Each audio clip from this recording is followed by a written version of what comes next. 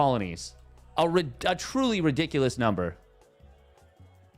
So it makes it very difficult to be like, okay, well, the name of this originated from Europe, from Britain. It's like, okay, cool. So you've narrowed it down to a fifth of the geography of the world. Oh, let's go. Let's go. It's time, baby.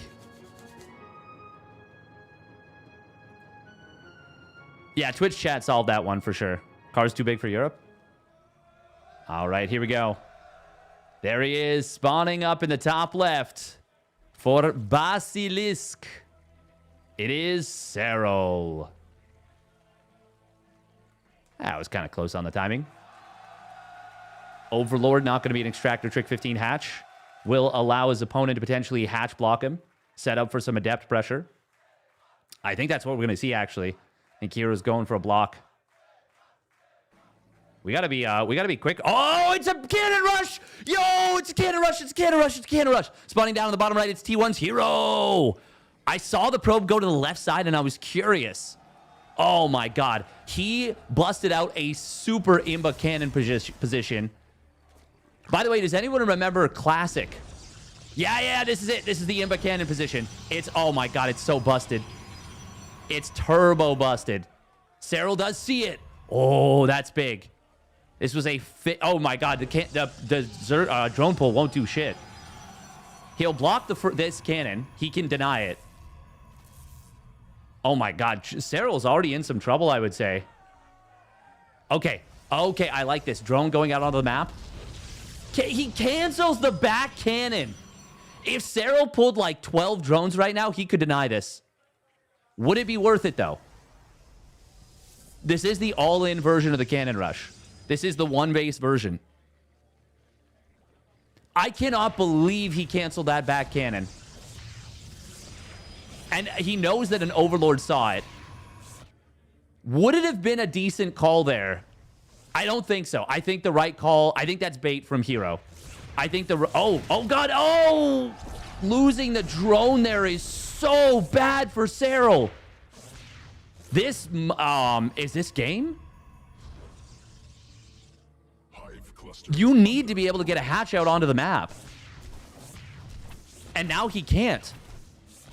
Oh my God, this is actually so bad for Serral now. Queen will pop out. It does its little drift move that it can do now. I don't even know what behavior they changed on the Queen that allows it to do that. No creep tumor or... nothing being dropped just yet here from Serral. 4 Roach is going to start up. He will be able to clear this up potentially. It's going to be a Stargate behind this. herO did not full wall at home. He's going about this in a very different way than I would have expected, but it's going to be one base versus one base. Oh, no. Okay, we're good. We're good. I think I like this for Serral, actually. If he can clear these cannons up quickly. But it's... I mean, herO expanding. This is such a different way of going about this. I said this cannon rush was all in, but the way herO is playing it is not all in at all. However, it means that Serral's going to be able to turn this into a macro game.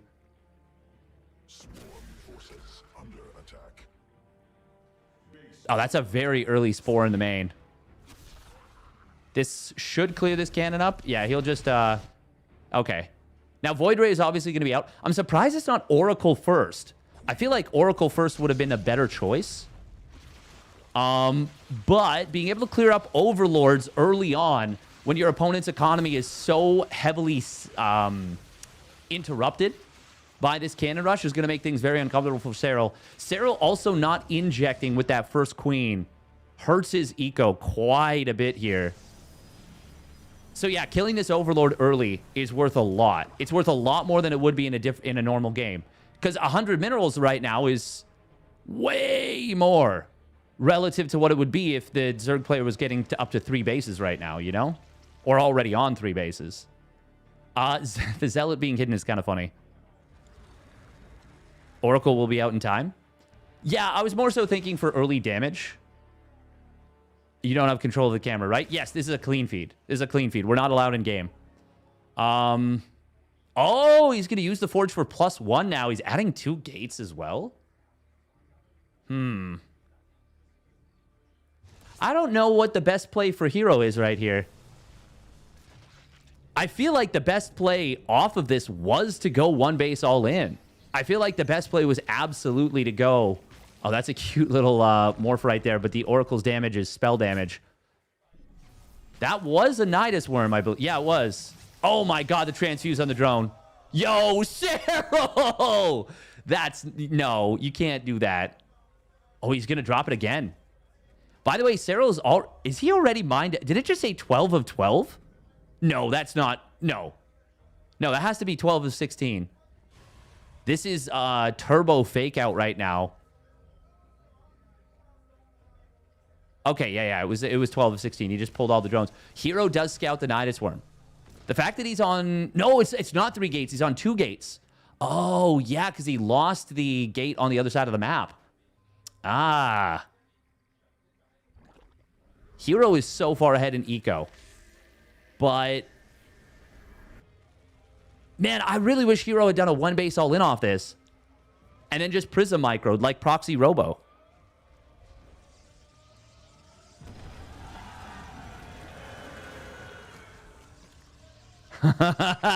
Yo, that's so sick hearing the fans, the crowd. I think... Oh, that's a nice heads-up play right there from herO. Picking off that first queen. It was a little bit too far forward. Oh, and he gets a kill on one of the Ravagers with that Void Ray. Nice job. Now, keeping the Oracles alive is going to be very difficult with this Nidus Worm showing up. I'm surprised we haven't seen a Creep Tumor dropped from Serral. There. Oh, he's trying, but it's blocked. One more Ravager does go down. I actually think herO's got what he needs to defend, but this is going to be really tough. He's got a lot of shield batteries that just finished. The Void Ray, oh, getting one of those Ravagers early is really, really good. Killing that first queen helped so much. Corrosive Bowels do find the double shield battery heavily damaged, but they've already used up all their energy. Corrosive Bowels do need to get dodged. Serral, oh, gonna get that Void Ray? Just barely not. Yeah, herO's got this. herO's got this, I think. The 2 Spores finishing up does complicate things, but Blink is actually almost done. And Serral is on just 26 drones. This is totally all in.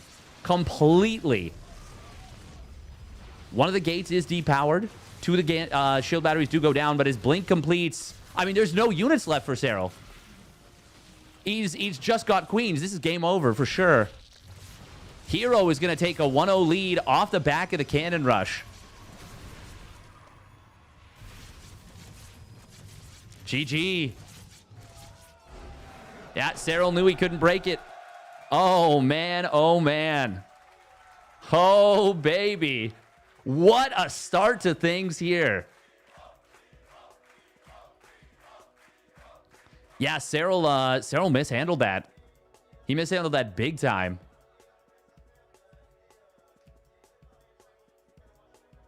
Did he mishandle it big time? Is that, herO drinking a beer? No, I don't think so. I think that's just water, probably.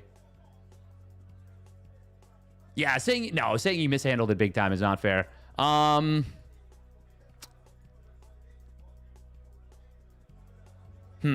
What could Serral have done there that would have been a lot better?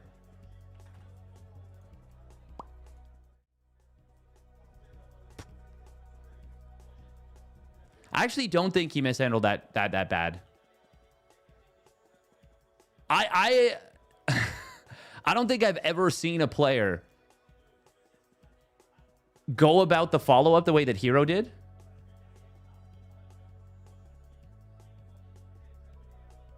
I wonder if the right call from Serral was to then pull a crap ton of drones. Serral does not look happy, by the way.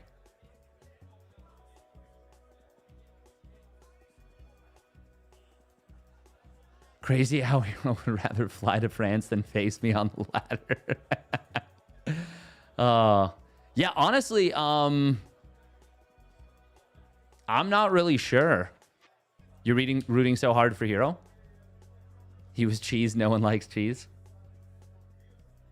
Oh, I'm so sorry, Gary Arganis. Goddamn. Goddamn. Trying to think of, like, what the best play would have been there for Serral. Because it was, like, weirdly uncommitted. Losing the hatch is so... Could he have done a German taxi? I don't even know if you can afford that on that economy. Probably not. Playing a macro game would have been really tough, though. But the Nidus Worm? I don't know. Yeah, I think... Actually, no, you're right. Yes, exactly. SC2 Triple X. He did mishandle it. Losing the drone on the map was huge. Yeah. Yes, that was the big... Yep. I was like, I feel like he did mishandle it. Because usually a cannon rush doesn't lead to a victory that easily. Yeah, you're right. Losing that drone is actually the biggest thing. The drone was being followed by a probe. What would he have done with it? You can drop a... So, okay. It depends a lot. But if the probe is on... Unless the probe is being actively microed at all times, you can stop the drone, and then the probe will either, if it's on attack move, it will attack it, and it will decelerate to 0, at which point the drone takes off and creates enough distance to drop a hatch somewhere. And as soon as you've got that distance to drop the hatch, you're good. Because you can force the hatch, you can force a response. And if it's on follow command, it's the same thing. Same thing. You can't... The probe needs to actually be babysat the whole time. Okay, here we go. Spawning down on the bottom right. It is Basilisk Serral. Going to be an extractor trick 15 OV once again. But yeah, you need to find a way to get a proxy hatch down or to get a third base down. If you're Serral, it's got to be one or the other. Just cannon rush 3 more times in easy series. Honestly, with how that went, I would almost be disappointed if we don't see another cannon rush out of herO. Serral is not a player to get rattled, but that is an unpleasant thing to deal with. I always, even though the people that are saying it are correct, I always find it somewhat strange when people are like, well, the cannon rusher's behind because they committed a lot of resource. And it's like, yes. Oh, that's funny. Someone has a Serral 4-0 herO and they crossed out the 0 and put 1. Exactly. You could have threatened to proxy hatch with it. You can drop a third base. Honestly, if he had put 2 drones on the map, I would have been okay with that too. Oh, it is going to be a patented herO wall. This one is on purpose. And this is one of the good herO walls, in my opinion. Welcome, CJ. Hound of Baskerville, salutations. Sal doing his second subathon.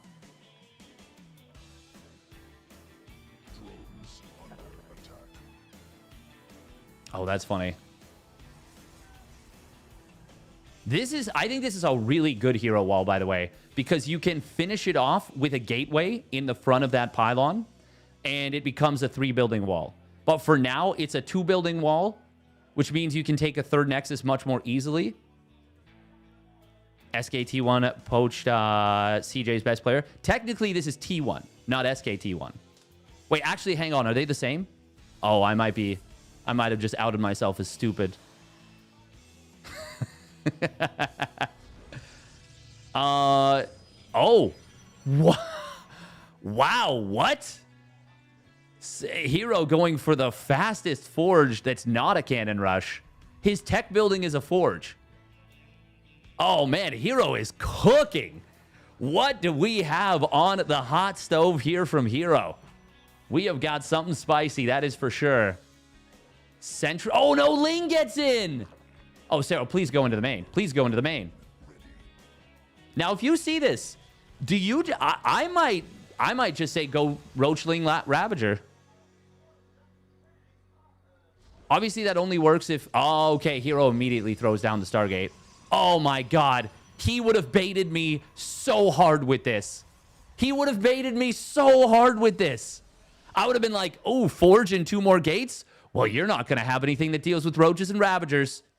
Is he... Oh, my God. Is he pulling off the sickest bait of all time? Serral just dropped another gas and a roach warren. Holy shit. If he does the exactly what I'm talking about, and Serral attacks in, and there's like 2 fully charged oracles at the 3rd base. Now, Serral is not a player that likes to all in. We know that about him.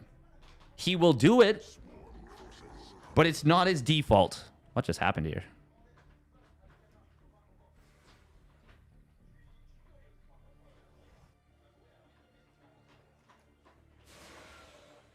I just turned my... Oh my God, he's doing it. Holy crap. Holy crap. herO, you're a genius. herO is actually baiting Serral into an all-in. No freaking way. Oh my God. herO is actually a freaking genius. Now, is he actually going to be able to defend? Is the other question. Twilight Council just started, by the way. +2 weapons will not be able to start up. Baneling Nest as well. Is he showing this Baneling Nest to herO's Oracle or something? Now, if Serral Queen walked with this would be quite difficult for herO to deal with. But... Oh, man, I really feel like this is a master level manipulation here from herO. The thing is, he does need to realize what is happening. If he doesn't see this coming, then it is all for naught. And oh, he's building another Oracle. This is so good if he just sees the attack coming. He's still building probes, though. He is not building army. He's only on 3 gates. He's got the +1 weapons. That's so good against the Zerglings.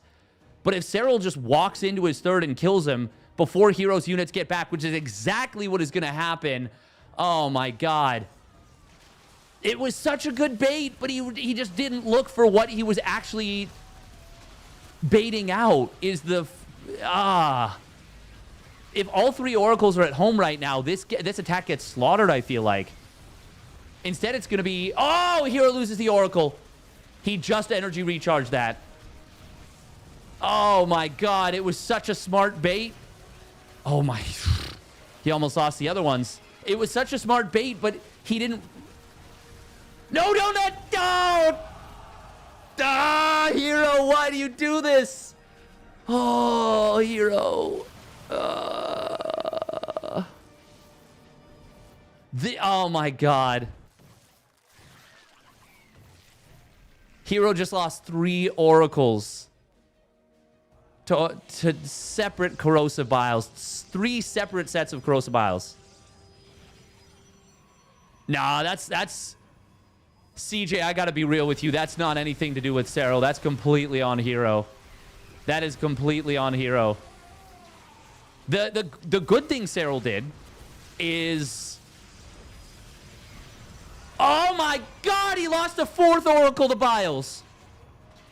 That is 4 sets of Biles that connected on Oracles. How did that just do this? If herO does this and he is a genius, he was, but he did everything he needed to do except put the puzzle pieces together. He assembled this beautiful Rubik's Cube, but then like instead of spinning the pieces together, there was like 3 left. He like threw it into a trash compactor. Oh my God. This is actually the saddest game. Game's not over though. Oh, it's completely over. It is completely over. herO should not even be... I mean, I know he's on 1-1 upgrades, and that's really good. Serral could have run by right there. He elects not to.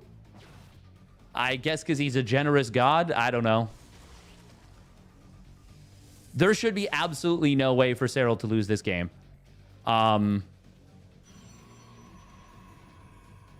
He's going to have Roach speed. He's going to have Bane speed.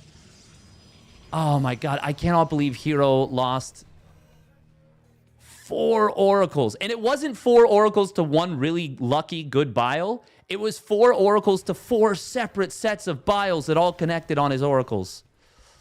Ay, ay, ay. Oh, man.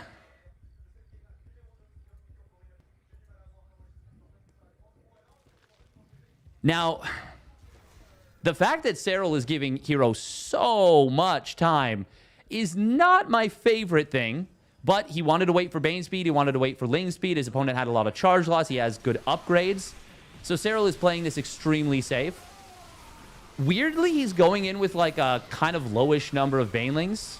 There we go. There's a few more behind that. Corrosive Bile is going to break the force fields, and Serral will be able to close this one out almost 100%. Banelings on the left side do connect on the Zealots nicely. They're going to get into the mineral line, and he's going to close this game out with absolutely no trouble whatsoever. That was a theoretical victory. We're calling that we're invoking the Hearthstone. We're invoking the Hearthstone on that one 100%. That was a theoretical victory for herO. He baited out exactly the response that he was prepared to deal with, but he just didn't check for it. Oh, man, I was giving herO so much credit for some master puppeteering. It did look like Showtime, didn't it, Manual 5 I was giving herO so much credit there. It wasn't even the lack of execution. It was just like, he just didn't check for exactly the kind of play that he wanted to go up against. He wanted to go up against that 100%. It's just very unfortunate. Oh, man.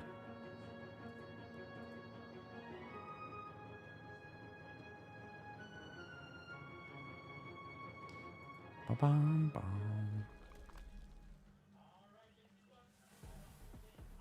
All right, here we go. Spawning up at the top left for Basilisk with the surprise all-in that herO just was not expecting for some reason. Yeah, I'm surprised he wasn't looking for it. It is Serral. And you know what? Serral doesn't tend to all-in all that often. But, like, if I'm thinking after... The thing is, oh, man, that felt like such a masterful level of manipulation out of herO. The fact that he let the Ling in, it saw the Forge, and then he immediately threw down the Stargate. It felt like such a, I'm trying to get you to Roach Ravager Ling all in me, and I'm going to have 3 Oracles out. And he did have 3 Oracles out. He just didn't have them in position. Ate the Biles. Because honestly, even without eating the Biles, he was going to lose that 3rd base. But he didn't need to be in that situation. He could have had Revelations being used. He wanted to use the Oracles as a sneaky play. But it just did not work out that well.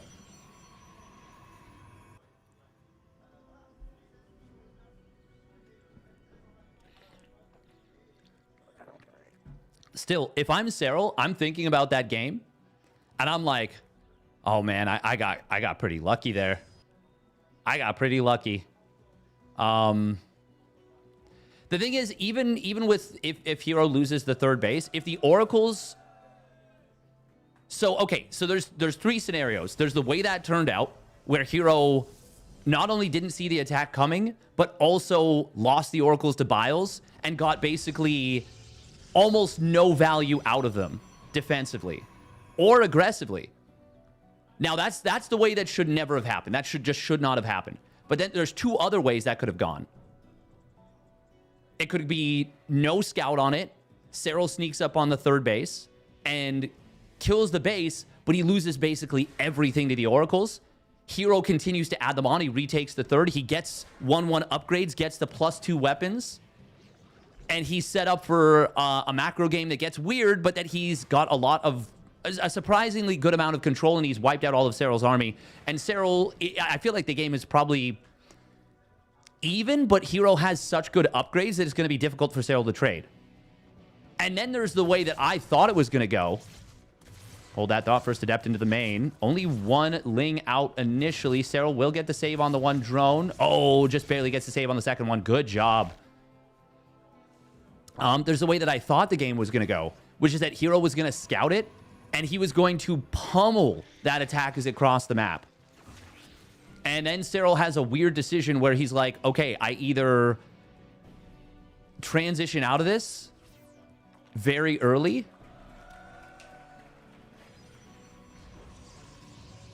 but I've done no damage, and I lose a fair amount of units on the other side, or I commit, probably kill the third, maybe kill the third, but like, or I kill a few probes, and herO just defends. He's way ahead in eco. And actually, I guess there's even a fourth scenario where herO cuts probes a little bit, gets a lot more static defense, and absolutely smashes the attack, and he's up 2-0.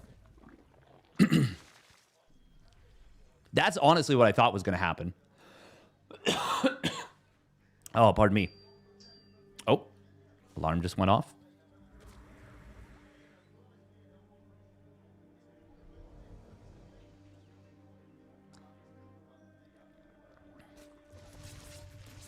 Oracle's going to look for an opening here. There was a hatch block here, obviously.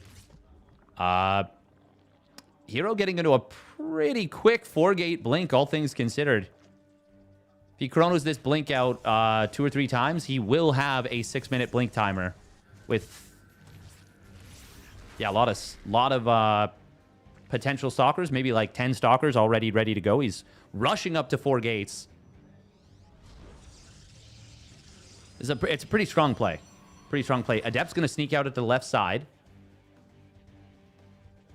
There is the Forge coming in behind it. No surprise. This is something that allows you to put on a lot of pressure early on and is uncomfortable to deal with. herO is not that fast up to a high worker count. Serral's had a nice, clean early game so far. Obviously, avoiding that stasis trap in the main base very nicely, dealing with the Adept without losing any drones. I don't think he's lost a drone yet. This is just a great early game from Serral so far. Very, very clean. And as anyone at the top level will attest to, trying to find damage versus Serral is just so difficult. He's so freaking good at defending.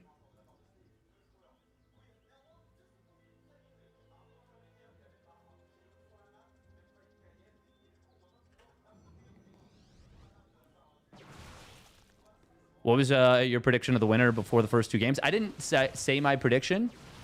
I mean, I can't really give an honest one because my money's always on Serral, especially on LAN, but herO is just a scary opponent, really difficult to go up against. We're going to see the blink into the main base. He will find this. Oh, no, he doesn't target the queen. Oh, he could get it, but he's not going to go after it now, and instead is going to just get out of the main. Adept's going to try and shade forward on the right side. No target fire initially, but there we go. He starts targeting down drones. And going to be able to get 5 drones. Not bad with these 3 Adepts. But Serral defending pretty well. How many stalkers went down? I'm not sure. He might have saved all of them. What did he lose that wasn't... Okay, so he lost 3 Adepts. Oh, that's a very fast fleet beacon from herO here. Obviously going for that storm upgrade. Just putting on an extremely light amount of pressure. Oh, Serral's going to go for the wraparound. This is really nice. Gross Biles on the Oracles. He's only got 1 bile, but okay. That was still a pretty good trade for Serral. That was a really good trade. herO was not watching for the flank. Very basic maneuver, but well executed by Serral. And that will put him into a nice position going into the mid game. Actually, you know what? Not going into the mid game. I would say they're both looking like they're going to skip the mid game. Oh, no unit in the wall. Zealot will be immediately taken out. And Serral is into the main. He is going to scout that fleet beacon. Was this going to be just a mothership rush? There's no second Stargate. It might still be a mothership rush. There it is. Mama ship coming in. Where did he start that? Not in the main, so he's hiding it from his opponent. Roaches are all going to get cleaned up. This is actually... That might not have been the best decision from Serral to go in there with the roaches. Maybe would have been better to just send the lings in. Pull back with the roaches. I suppose he is kind of like preemptively trading them out. So I'm actually okay with it. But herO did get a very cost-efficient cleanup in the main base, relatively speaking.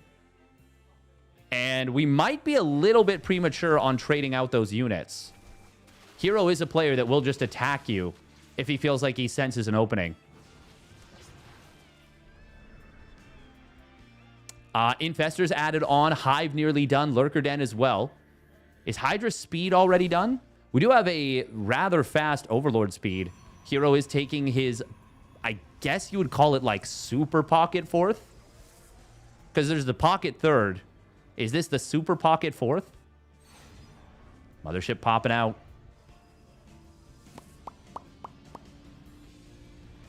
Okay, he did not get Hydra speed right away. It's Hydra range into Hydra speed. It is going to be a very fast Lurker range upgrade.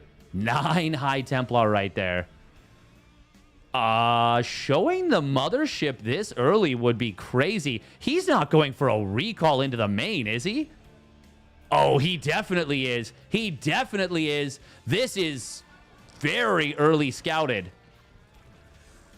Oh, take down those stasis traps. You got to take down the stasis traps.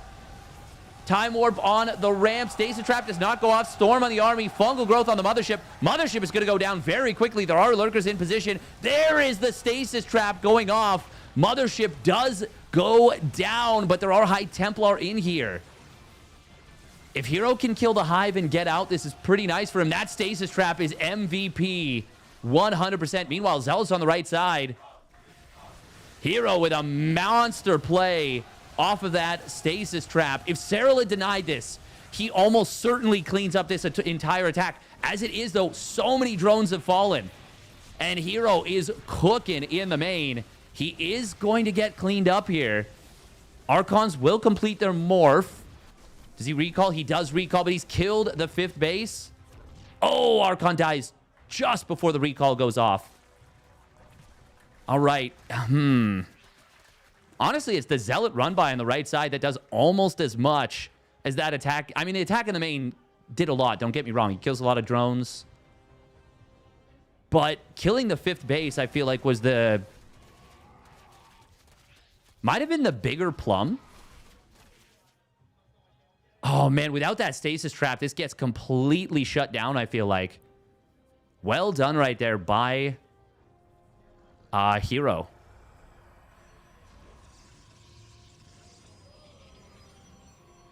Oh, what was the, oh. That is a lot of Zealots on the field, by the way. herO does need that transition to Tempests really badly. Like, his tech, his army is just not a fighting army against what Serral has. Oh, cute. Oh, we're using the thing. Oh, look, I love the Batman. I love that Batman cowl in the middle of the income advantage. That one always makes me smile.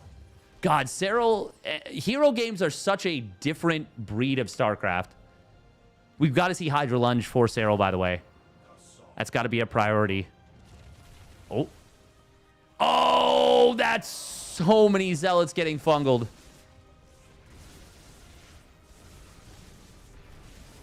Observer going to try and get produced. We are going to see a time warp with the Zealot drop on top of this. He's going to clean that army up very quickly.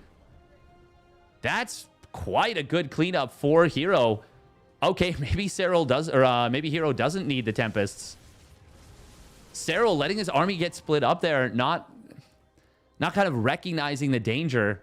Oh my God, he's not going for a recall again, is he? Oh, that Infestor sees the Mama ship. That's big. This could just be a fake. I think this is a fake. Yeah, it's a fake. It's a fake. Is it? Is it?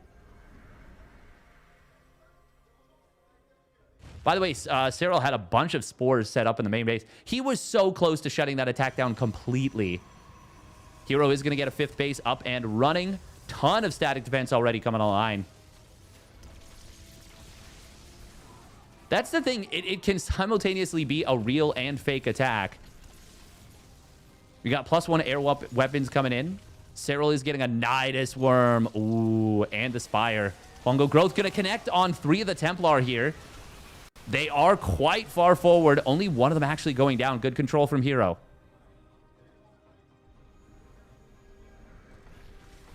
Man, I have not seen a player play so Zealot heavy at this portion of the game.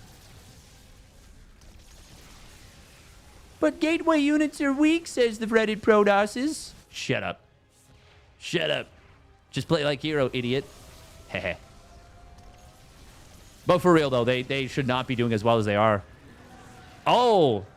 Nidus Worm got denied by Cannon. I do feel like herO is playing with fire. Like, really hardcore. But so far, he's been controlling the army very nicely. And that overextension on the left side from Serral with his first Hydra Lurker play. I mean, it was costly. It was very costly. That first night, well, I guess second Nidus Worm, first one that actually pops. Doesn't really get much done. Hydra's trying to lunge forward, but the Lurkers are kind of blocking them. These Tempests. They got to be really careful here. They are kind of getting pinned. They are super trapped away from the High Templar. Mothership is going to come in from the side. Overseers. Oh, man, he's going to lose a lot of Tempests, but the Lurker's going down rather quickly. Observers will get taken out. herO got marooned. Completely marooned with the Tempests. He should have just recalled out. He should have just recalled out with those Tempests. I don't... Oh, man. Serral set up a really nice little trap, but, like, herO's...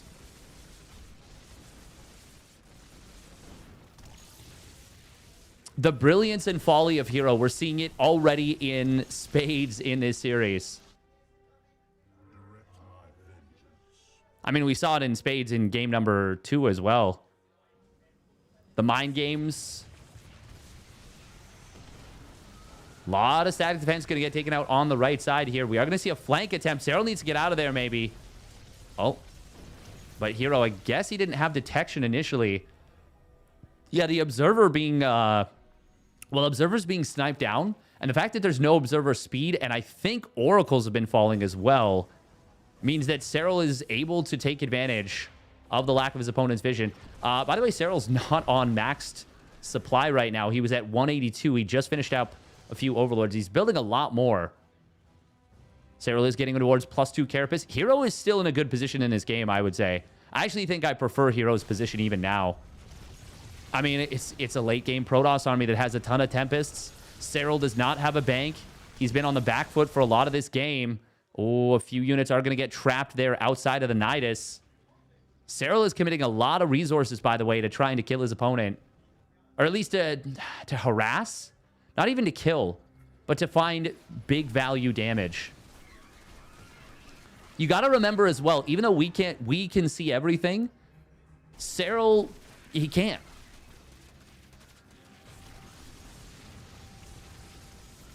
And herO plays so weird. It is really, really difficult to make the right decisions against a player that is so unpredictable. You think herO wins this? I think herO has the advantage for sure right now.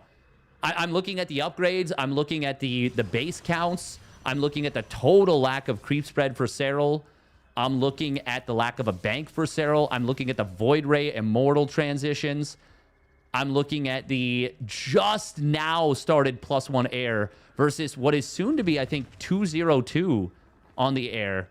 And herO's also going to be on 332 for his ground. Like, herO's upgrades are so much better. That does not mean Serral can't win this game, but it means it's going to be very tough for him. This is an attack that Serral did not see coming either. Actually, herO might... if he can just kill this base. He can just kill this base and get out. He does not need to get anything more than that. And with the Tempest Tectonic Destabilizers, he blasts it down. Serral gives up the position. And, I mean, herO's just in such a good position now. Look at the banks. Yeah, herO is super, super, super far ahead.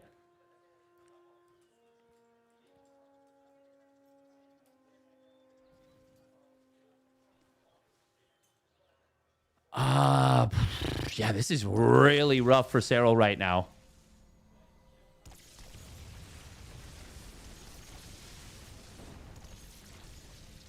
herO can actually just one-tap this base almost. The Tempests can just kill... Yeah, they can just kill the hatch almost immediately. Oh, Nidus Worm on the other side of the map. Actually, hang on. There is... Oh my god, he needs this Nidus to complete. Just get the units out of here. If the Void Rays click down the Nidus, he could deny a bunch of retreating units, but no, they will get in there. Oof. The cannon seeing this left side spot. That is... I'm calling that the Serral spot. The Nidus Worm right there. But it's going to get denied, I think. Oh. Well, he got like one unit out. But that's not enough. Changeling's looking at the army here. That is obviously very valuable, getting the informational advantage. I'm kind of feeling... Oh, I'm confused as to what they just cheered. What did they just... Okay, there must have been something said in French. I don't know. Zealot on the left side will clear up this Nidus. Yeah, oh my god, that's so many cannons. No, this is actually such a good position for herO. But we've seen Serral come back from such terrible, terrible positions. I'm really surprised herO isn't trying to do more with the Tempest right now. Like, just click down the hatch. At most, it would take 3 volleys. No, he can do it in 2. Oh, he's going to move in. He's actually going to get a bunch of lurkers as well as getting the base. Might even get the drones. herO, we can just chill. We do not need to go that much further. Oh! That is a lot of probes right there. But on the other side of the map, Parasitic Bomb, Storm, Parasitic Bomb, Fungal Growth, Storms. So much AoE coming in. Is there another Viper ready with another Parasitic Bomb? The Tempest did eat a big amount of damage here, but it's only gone through shields. The counterattack finding a lot of value. If he can deny +3 weapons, that would be really nice for Serral. Serral going to try and take the fight, but I think herO's just got way too much. Corruptors are going to die, and there's just no chance, no shot.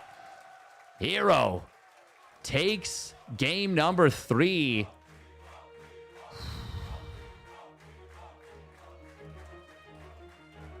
Well done. He played very unpredictable. Yeah, it wasn't even close. Yeah, it's too hard to beat Toss at this point. I mean... Yeah. It was so close to a shutdown is the other thing for... So close to a shutdown for...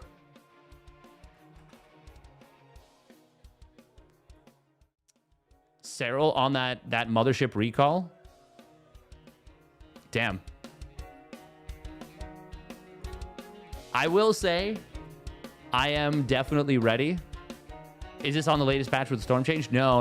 It is not on latest patch. But I am definitely ready for the next patch, for sure. And I think Serral might be as well. These are banger games. They've been pretty fun so far. All right, we're going to run 3 minutes of ads. Thank you, SCT2, for the Tier 1 resub at 6 months. For 45 months in total. All right, we're going to run 3 minutes of ads. I think the stream is taking a break as well. Stalker, but not the creep. Nice. Nice.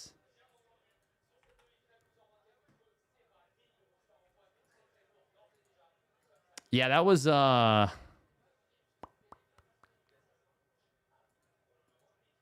felt really tough. That felt really tough for Serral to deal with. Does everyone at the event have to crowd around that one projector screen to watch? I'm sure they got a few screens set up. Okay, let's see. Oh, are we getting into game? Oh, we are. Okay. So it's just a very small break. All right.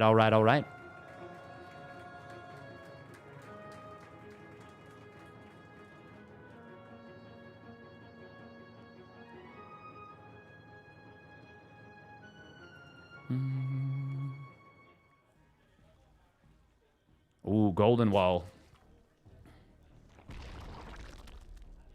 So if herO wins this, do we finally get the Reddit Protoss gang to quit talking about Protoss not winning majors?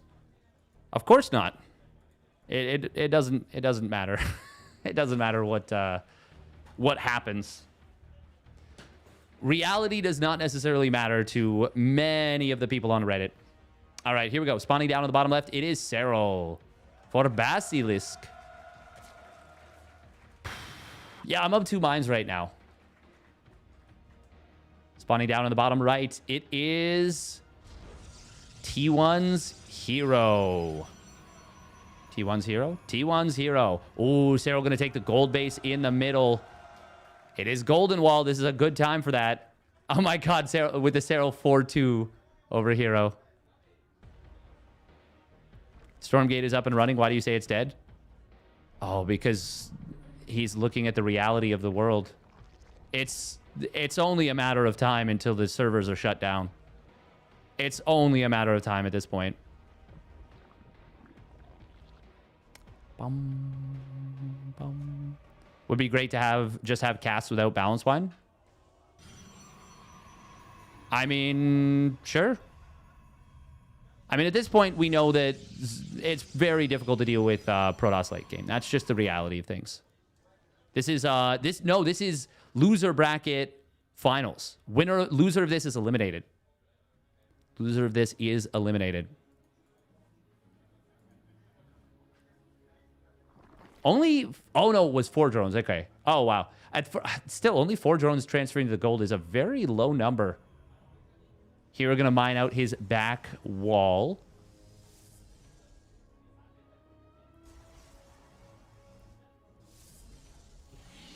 How much money does 4th place get? Still 1,600 buckies. And a trip to Paris. I do wonder how hard Serral will have practiced for this tournament, knowing that there's a balance patch coming likely very soon. For all we know, it could be coming next week. For all we know. I mean, it may be next month.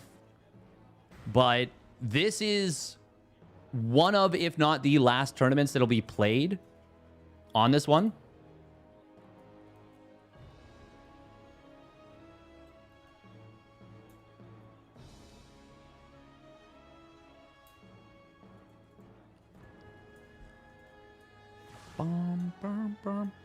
This is what the back minerals being mined out, by the way, enables. Lost mining time at a gold base. Oh, it feels so bad. herO has always been such a menace with his adepts. We do have the Zerg player mining out these minerals. Link speed will complete in a moment. That's going to allow Serral to jump on these adepts. herO will be able to get 1 drone. Oh, he gets a second one. Good little reach play.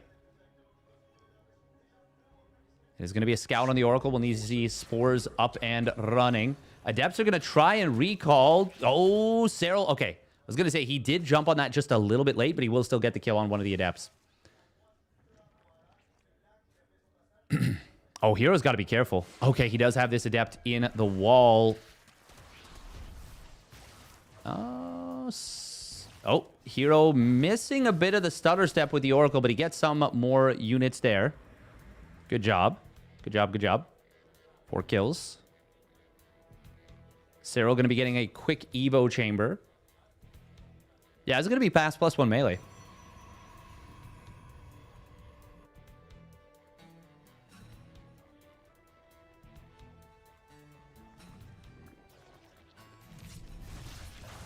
Okay, the double Oracle on the gold base getting 4 drones right there is actually huge.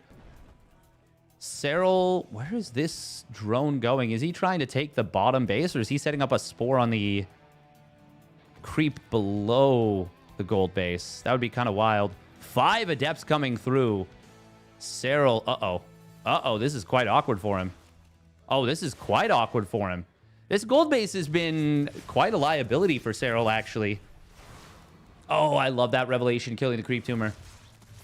herO is really bullying this position. Oh, man, these adepts are finding so much value. Ooh, but the Adept Shade into a surround on creep away from the Oracle. That, I don't know why herO just shaded like that. That was not ideal. That was not ideal from herO. Very good for Serral. Oh my god. herO, why are we...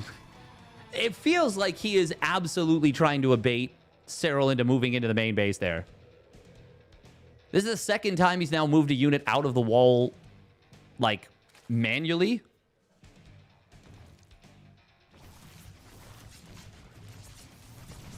Oh, losing one of those oracles. Very awkward. Do not lose the second one. Nice transfuse here from Serral.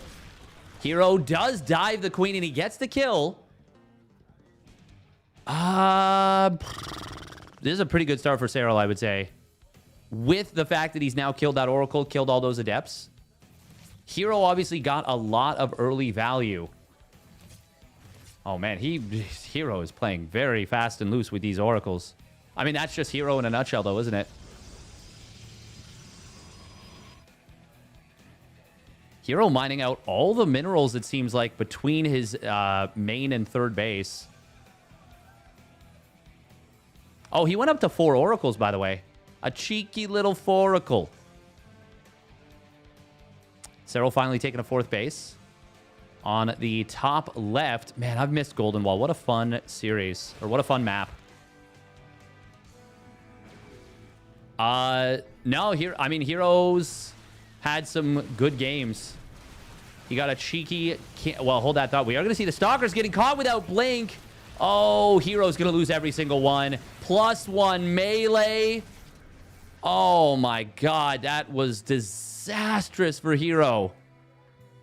Every single Stalker going down just before Blink completed. And now Serral starts up the Hydralisk Den. Oh, that is a straight-up disaster. Straight-up disaster here for herO. Hydralisk Den completes. Serral firing up a few more drones. Oh, he wants to pick the fight here. Gotta be careful, though.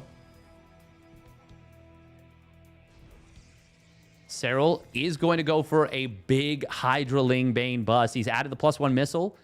Bane speed, Overlord, or Hydra range. Now, Hydra speed will not be done by the time the other 2 upgrades complete. Oh, herO trying to set up a little trap right here.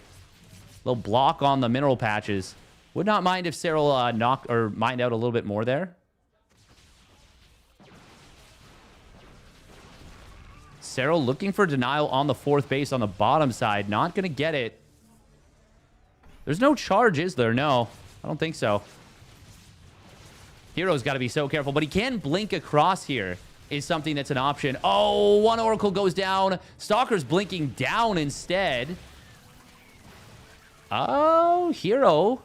Okay, this is very chaotic. Uber chaotic. herO was not expecting Serral to have this many units here, evidently. And this is a big problem for herO. Can the Stalkers blink away over the chasm? They do, actually, but 1 of the 3 goes down. herO does have a 4th base. Serral really wants to break his opponent here.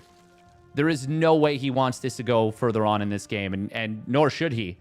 This should be a game-winning attack. With no storm, no charge, minimal static defense at the 4th. So many Stalkers having died. It looks like Serral is going to be able to push on through. herO. Yeah, he's going to lose another one of those oracles. Way too much Zerg here.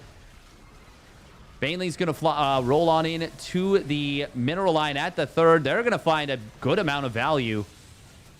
Serral is continuing to pump units here. He does not want to let this game go further, and nor should he. Oh, that's a big stasis trap. 7 Hydras getting caught. So, yeah, 7. That's a lot of Hydras getting caught there. There's another stasis trap behind it. More and more Zerglings do get caught, but there is still enough Hydras to fight straight up. It's +1 missile versus +1 on the Blinky Boys. And as Serral's next set of Hydras wakes up... Oh, God, the Oracles just flew into their death. Well, one of them went down. The other one... Honestly, I don't think it matters. I think Serral's just got too much stuff here. herO just lost way too many units early on. And Serral will even the series at 2 apiece.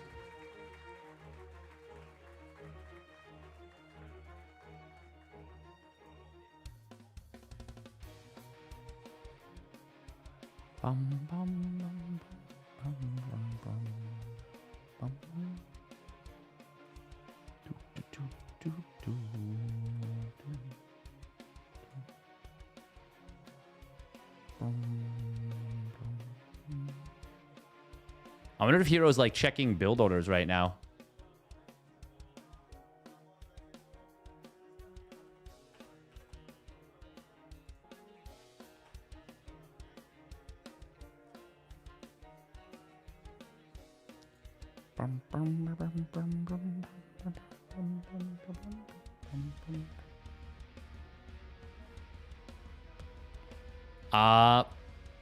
Honestly, it's not that surprising. It's not that surprising of a score. herO he's really difficult to play against for a large number of reasons. And that is... Picks of Yapper, man. Welcome for sure. Serral is a god, though? Oh, yeah. Yeah, he is. But herO is like... He's just a very difficult, tricky player to play against. Yeah, there's that big projector there. But there's also... I think there's also people sitting on, like, the left side. I'm assuming they have multiple screens up. herO is the god of mischief. Oh, he sure is. He's the god of mischief. By the way, if you guys are enjoying the stream, make sure to support the folks who put this tournament on. Exclamation MOTG will link you to the Ko-Fi for Comeback TV. I mean, this is a huge undertaking, obviously. And I mean, it's just super cool that they have this all set up. Like this takes a lot of work. This takes a lot of work to put something like this together. And I'm honestly I'm happy for them that this is already a close series. This is good. This is good for StarCraft. This is good for StarCraft. This is good for entertainment. His biggest problem is he's sloppy like Dark was.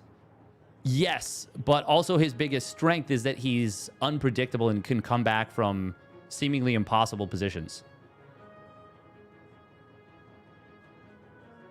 Hey, happy to hear that, Casper. Also, once again, on YouTube, hope you guys are enjoying. We got over 300 people watching on YouTube, which is pretty freaking sweet. You're good for StarCraft. Boom, roasted. Oh, well, thank you. All right, here we go. Pylon LE. Spawning down in the bottom right. It was herO and his opponent. There he is. It is T1's Serralian. Serral. Nope, that's herO. What am I saying? God, what's wrong with me? How did I miss that? For some reason, I thought they were showing the player stuff first.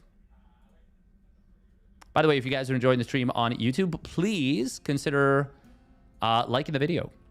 Helps a lot. Helps a lot. Is this the first game of the series where we haven't seen either a hatch block, a gold base, or a cannon rush?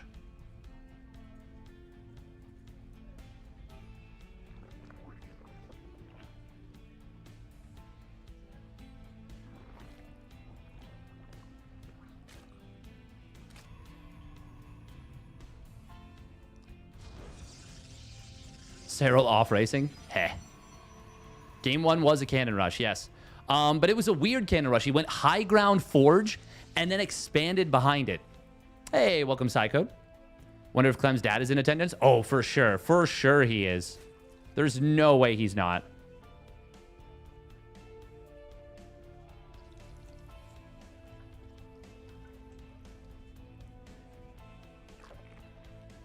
Oh, well, I mean, if you look at Danny ID, if you look at the O Gaming stuff, you'll see that they have put like a lot of money into StarCraft 2. Like the stuff that they've been getting money for is put on this tournament. Or sorry, not O Gaming, Comeback TV. Are they playing on the latest patch? They are not. They are not. This tournament was played completely on the old patch up until this point, so there's no way they were gonna move it forward. Clem's dad meeting classic. Damn. Wow. That is a damn. Sheesh. Stargate gonna get scouted. Honestly, Danny, yeah, most, I would say Wardy, I would say Comeback TV, I would say most people have been pretty clear about putting money towards tournaments. If you want to support a tournament where they're telling you exactly what you're getting, by the way, you can check out Safe House 2. Zombie Grub has the match Reynor that says exactly what is happening. Up to $3,000, 100% goes to the prize pool. After that, 50% goes to the prize pool, as well as there are stretch goals. Oh, Stalker's going really deep here for the Overlord. He gets it, but he will lose one. There's like no death animation, so that Stalker literally just disappeared. That is wild. Got lucky or forgot it was happening today. Ah. Is that worth it? Killing 3 Lings and an Overlord for a Stalker? I mean, I don't think it's apply blocked Serral very hard. If it... Yeah, that seems like it was kind of fine. Oh, a little bit of a juke coming in. This is nice, by the way, because we do not get to see these players play on land very often. And it's actually extremely rare that we get like a kind of prep-based tournament format either.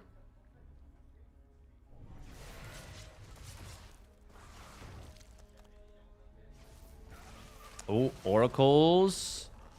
Oh, he's able to find 3 drones.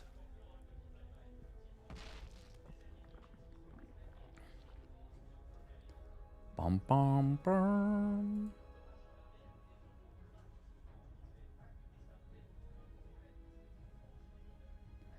Wish Microsoft and Blizzard had 20% of the passion of the game that their fans do.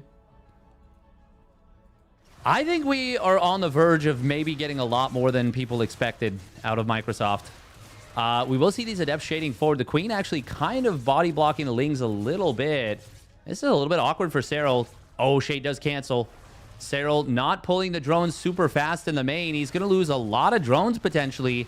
They will come into the fight now. He's got more Lings popping out. herO with a decent bit of Adept aggression, but nice little drone pull away there by Serral. Microing back that 1 wounded drone. You saw it as it was kind of walking away. 5 drones for 6 Adepts. There's a bit of lost mining time. Killed quite a few Lings. Oh, where are Lings dying right now? Looks like Oracles are shooting them from above in the middle of the map. Is this a no forge all in here? Out of herO against what looks like it's going to be an all-in out of Serral. Unless that's a Dropper Lord. Did he get speed? I'm not 100% sure. Oh, gets a 3rd drone right there with a shade forward. That's pretty nice for herO. herO is so creative with how he goes about his aggression with the Adepts. By the way, if you're here, Heaven, if you're still here, I do not consider you a Reddit Protoss. For the purposes of what I'm talking about. I think you're one of the good ones.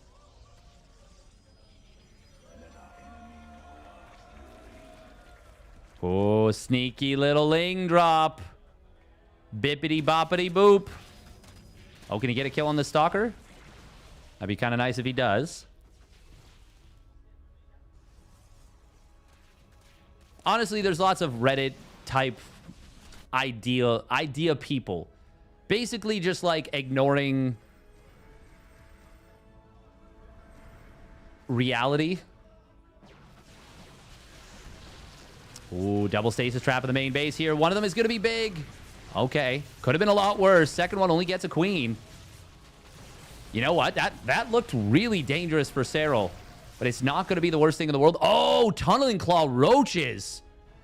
Okay.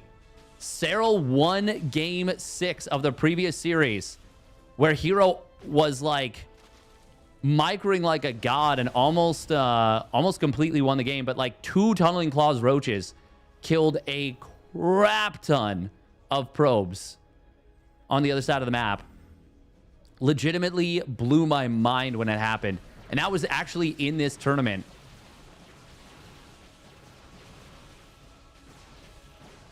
Technically, it was like a previous round to this that would have eliminated herO under normal circumstances, but didn't end up happening. Serral does lose the 4th base. That's a pretty big loss. That is a huge loss, in fact. herO is... Oh, roaches into the natural. Stalker's going to warp in here. Tunneling Claws and Burrow are moments away from completing. Serral starting up the multi-prong. It is not often we get to see him go on the aggressive side. Burrow is going to complete in a moment. herO losing track of the Stalkers completely. Or, sorry, the roaches in the main. That is a kill without a cancel coming in. Now, the supplies are heavily in favor of... Oh, my God, he revelated the wrong position. You see the kind of rumbling on the ground? But if you're not paying attention, you can miss that. And there goes the Unburrow in the natural while the main push is coming through. Serral. Oh, there's a stasis trap behind this. It doesn't get more than a single ling. That one ling actually huge. That stasis trap could have trapped like 15 roaches potentially. Infestation pit behind this. Hydra Den already done. Serral, though. Well, actually, this is not working out as well as it could have. herO's going to push this back. Only 6 probes. This is not critical damage by any means. Now, it could turn them to 9 probes very quickly. There we go. Yeah, gets the... Yeah, look at that. Look at that. I knew how those... I didn't even need to see it. I knew how those attacks were cycling. Look at that. Yeah, the fact that he had cannons and this still found even a little bit of value is not something herO's going to be happy with. Man, so many more cannons coming up, in fact. Oh, I didn't realize 3 of the roaches snuck out into the main base. Did Serral cancel the infestation pit, or is he building another one? I want to see the structures tab. I think he might have accidentally built 2. Serral does not have a crazy worker count or a crazy eco, by the way. He lost his 4th base. He's getting it up and running now in a different position. There's a hive fired up, the lurker den as well. Serral will want to get up towards 8 gases as soon as possible. This is a funny production tab. We don't often see +2 missile and +2 weapons finishing up at basically the same time. Usually the Protoss is quite ahead in upgrades.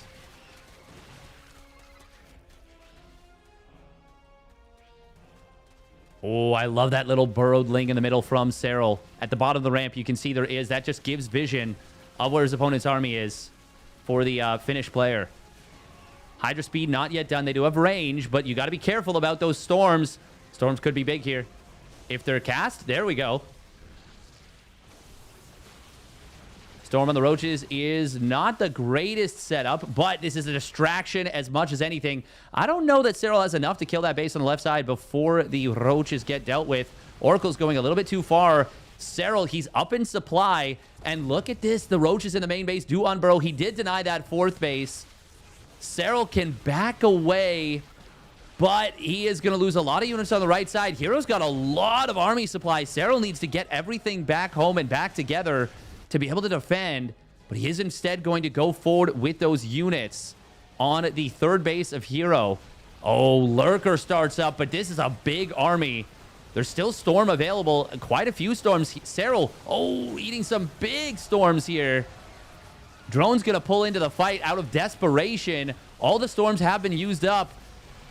I think Serral's got enough to defend, though. Archon's going to complete, but it's going to get taken out very quickly. 28 probes died. These Tunneling Claws roaches will escape out of the middle. Oh, he's got the 2 from the main. Great job from Serral utilizing the hold position to stay away from those cannons and still whittle away at his opponent's worker count. Blink forward going to come in. There's an Immortal out. There's an Observer just sieged up. I heard it. Yeah, there it is on the right side. But there is not enough for herO to break through. Not unless Serral makes a big mistake. He is not going to. Transfuses up the Lurker. There's another one to join it. And that is going to be too much. Storms are good. They're not enough. They are not enough. Serral has done it. He's going to take a 3-2 lead in this series. herO. He's on 45 supply. If there's one player in the world that could somehow make it happen from this position, it's him. But I don't see it happening. By the way, Serral actually canceled his hive. Recognize... Oh my god. I did not even realize he canceled his hive to make this happen. That is actually so smart that he recognized the chaos of the situation. Canceled the hive for a little bit of extra money. Oh my god, he's so much better than every other player in the goddamn world. It's ridiculous. It's ridiculous the little things he does. Oh man, that is so impressive to me.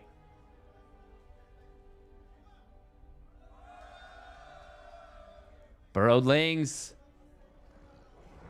Wow, that one Ling is feeling so happy. The entire crowd cheered for it. The other one didn't get a single cheer. Unreal. But this is so... Oh, my God. The fact that during a game like this that has been so chaotic already, he's got the presence of mind to burrow Lings at the new bases. So freaking impressive. Now, herO, he did rebuild his probe count a little bit. He's got +3 weapons. But there's no money for a Stargate transition. There's no 4th base.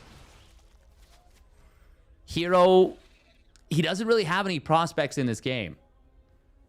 The only way...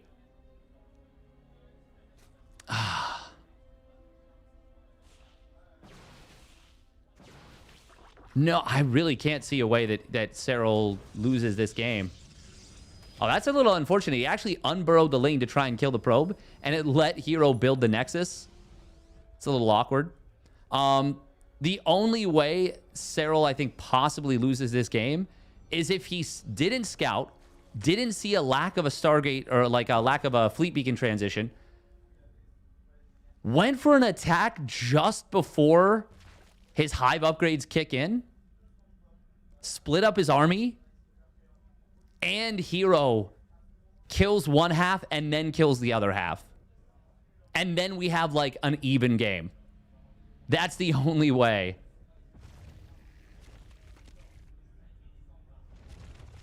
Now we're seeing that scenario potentially play out, but Serral's, I mean, his unit positioning is going to be very good here. And in fact, it's not going to be Serral caught out. It's going to be herO getting surrounded.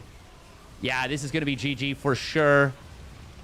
Not enough units by any means for herO. Serral won this game about 3 minutes ago, and he will recognize and take it now. Well done by Serral.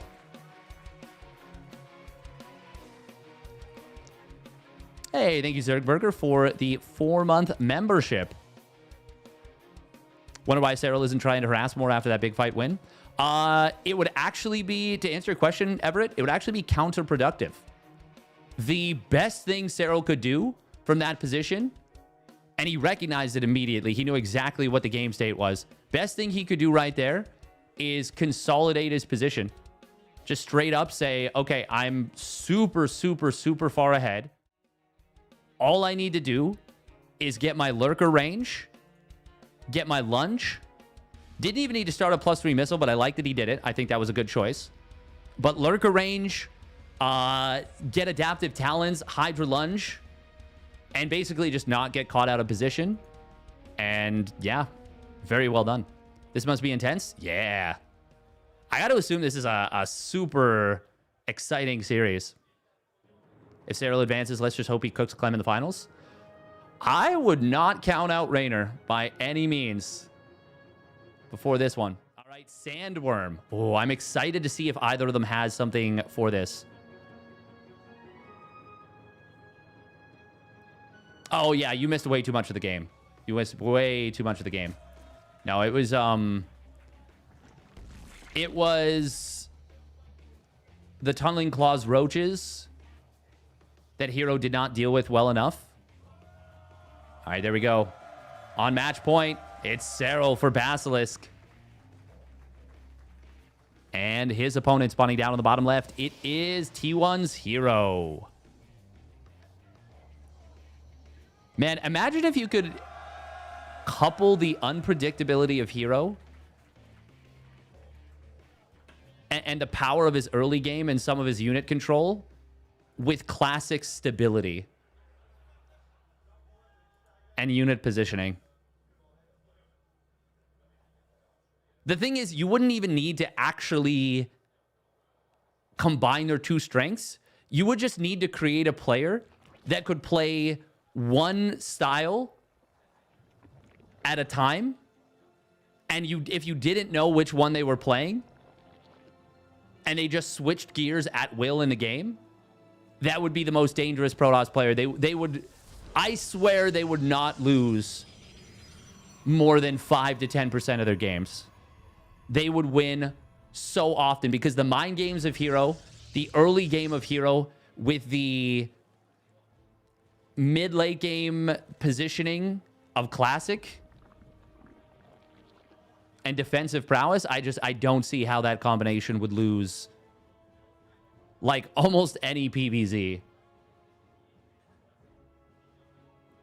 herO plays really well in all phases. It just depends on the game. Yes, but like eating the biles, for example, in game number 2, that Classic wouldn't do that. Classic wouldn't do that. Imagine Max playing offline. That would be a big deal too. Speaking of Archon, what happens with a High Templar fuses with a DT? I think they can they still do that? Oh, I had this question before and chat was like, no, they still can. But I'm not 100% sure that they actually can. But I think they can. It's just a regular Archon. It just changes up its cost. Oh, yeah. Sandworm. Dragon's Teeth in the middle of the map. Very small units can fit through. Medium size and above cannot. I don't think Classic is better than herO if herO is cooking. Yeah, I agree. I think herO at his best is better than Classic. But I think Classic stability creates just a difficulty to go up against. And that stability of like knowing that your opponent will never make a big mistake puts a lot of mental pressure. Oh, a lot of Ling's going to get pumped out here by Serral. Is he looking for a potential denial on his opponent's third? Meanwhile, though, herO's going for a double gas at the natural. This is going to be a 2-base play. On paper, I think this is very good for herO. Serral committing to a lot of early units. It doesn't mean it'll work out that way. Yeah, there it is.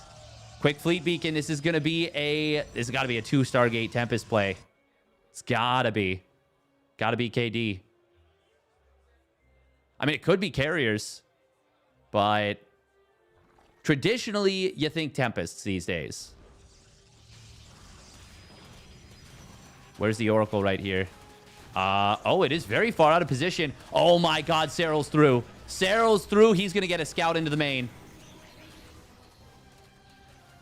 Where did the Adept just warp in or whatever unit warped in? Where? Oh my God, Serral's...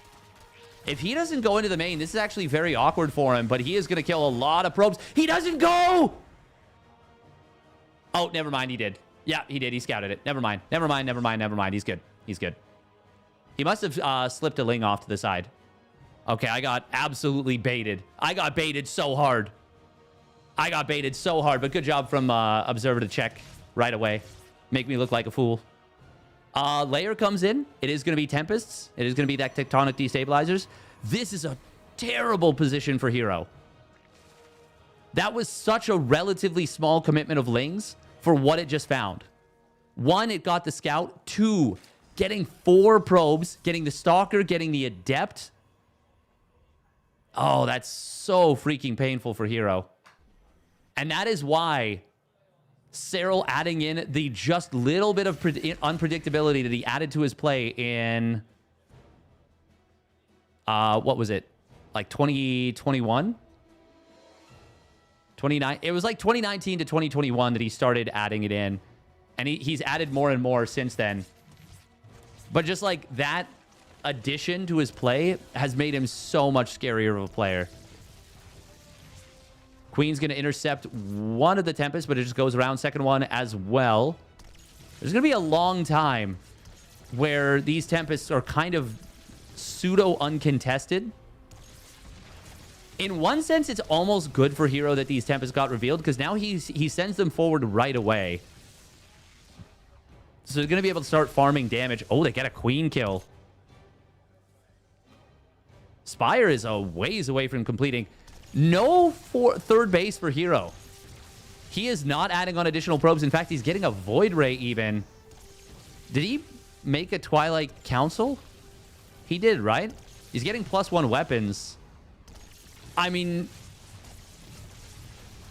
Adepts? 4 Adepts warping in. We are going to see the Tempest taking a lot of pot shots at these Queens. It takes 5 Tempests to one-shot a Queen. That is a lot of Adepts there. This is quite awkward for Serral to deal with. It is going to be just heavy Void Ray play. Nothing has gone down since the first few units for herO. He's abusing this position very, very well. Gets the kill in the spawning pool. That means no more Queens. First 4 Corruptors are on the way. This is really uncomfortable right now for Serral. He needs to pull those drones away, and he will. Another Queen going down in the main base. Tectonic Destabilizer has completed that. What is that? Oh, that's a Void Ray. So he actually stopped at 4 Tempest, which is super funny. He's going to kill this base. Transfuses, not going to be enough. In fact, they're heavily wasted, honestly. This is going so much better for herO than I expected it to. Oh my god, if he gets the layer, that'd be huge. But no, the Corruptors are on top of him. Can Serral get the kill on that second Tempest? Just barely not. herO creating so much chaos, though, on Sandworm. He's now got his third base nearly done. Serral is on a third base as well, but lost a lot of mining time. A lot of drones. He's still losing drones in the natural. He's still losing drones. 18 drones have gone down, and there's still... Okay, finally it gets cleaned up. Oh my god. That was so much value. herO going to add +1 armor instead of the +2 attack here. Serral does have a few larvae at the 4th base location. Do you just morph them in? I'm not even sure. Blink is going to start up. Well, I mean, it's about halfway done. It's already halfway done. More Corruptors being added in. This feels like a really good position here for herO. Oh, it's going to be a Corruptor sack for the Scout. He wants to see what his opponent's doing. Seeing the sentries is pretty big information. But is herO showing them on purpose? Did Serral scout the... Robo? I'm not sure. Spawning pool, by the way, yeah, just restarted. That is very awkward. It's going to be an Overlord speed play. We're going to see Serral going all in with this. Yeah.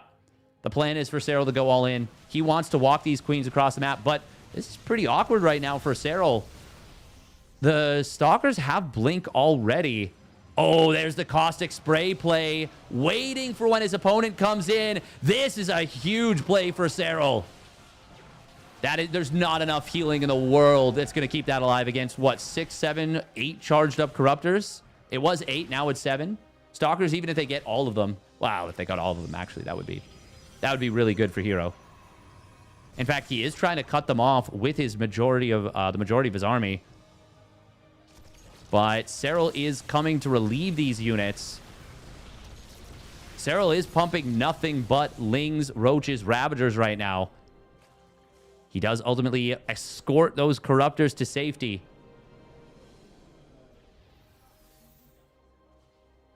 Oh, that's the one Tempest that survived 8 HP. Yeah, 1 Queen shot actually would have killed it. That was the one that recalled out and barely got away. Wow, it is going to be a double Robo Colossus or Disruptor play. It's got to be Colossus, right? But I don't think herO can survive to that. If he can, it's big. Man, this is some exposed tech. Serral he is going so all in, but he is not attacking just yet. herO's got to be careful. These stalkers are kiting nicely. They're going to stay alive. Doesn't herO need units now? He does. He does. That's why it's really dangerous that he's going for this. Oh, look at that. We see the dragon's teeth. I actually didn't even realize there's some on the right side. I was going to say herO should definitely be using those Tempests against these rocks. Their bonus versus buildings. I think it applies to the... Yeah, I'm pretty sure it applies to those rocks. They're all linked up. 2,000 HP, but they do die pretty quickly if you attack them with high damage units like the Tempest anti-building. Serral is maxing out. He's got the +1 melee coming online. He's getting an infestation pit. Wait, was that meant to be a Baneling nest? He didn't just cancel the infest. No. He's going hive. Oh, wow. Okay.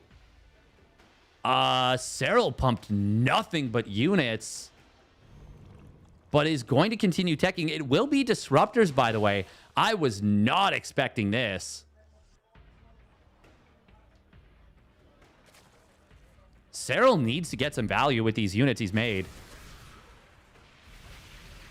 Oh, corrosibiling your own changeling is like the funniest non-impactful play. Disruptors getting scouted here. We do see a blink forward, looking for a couple of units. Serral turns around, snaps off one of those blink stalkers that was in an awkward position. I like that blink. Catching Serral kind of awkwardly around this, but Ling's on the other side of the map. They have +1 melee. Where is the shield battery healing? He is using it now. That will be enough to help keep this Nexus alive. Meanwhile, other side of the map, the stalkers move forward. Even with the disruptors, not able to one-shot roaches. This is pretty awkward. I like this position for herO a lot right now. Serral, though, I think he's going towards ultras. He is getting 2-1 upgrades. He just completed his hive. Disruptor. Oh, great split from Serral. Great split from Serral. The Lings need to come in on the flank.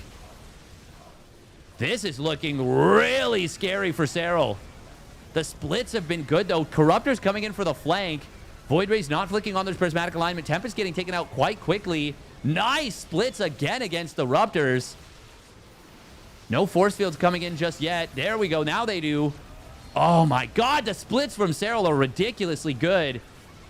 herO is attacking into a concave, but he is starting to break through a little bit. It's a very close fight. That Disruptor does connect nicely. Serral is running dry on units. He is adding on more and more, but this is really scary. Nice blink to avoid the corrosive bile. Corruptors with their caustic spray will take down the third Nexus, but Serral is slowly but surely being broken. That's a decent disruptor shot there. It's a last-second split from Serral, and it's a good one. Oh my god, the splits are so good. But Serral just does not have the units left, I don't think, anymore. Drones pulling into it. We're going to Game 7, baby.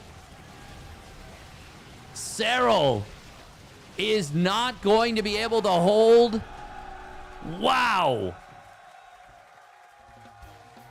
Damn. What a series between these two. What a series. Serral not looking too happy with that one, to say the least.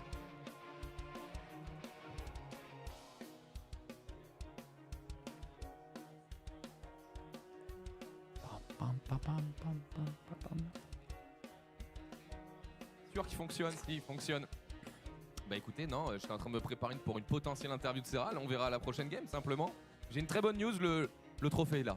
Le trophée est là. Hey, thank you, I appreciate it. I do my best. Nous avons un trophée, donc c'est beau. Et puis on a un premier banger, quoi. Premier banger absolu. Why didn't Serral send it like he planned to? Did he see something? I have no idea. I really thought that if he had gone right away, it would have been pretty tough to deal with. Like, right when the +1 melee completed. I don't know. That was a game only herO could play. I agree. Okay, we're going to run in 2 minutes of ads very quickly because I don't want to get an ad during Game 7. The French called you a fatty. Ah, damn. Guess I need to lose more weight then. I've only lost 50 pounds in the last year or so. I'll keep going.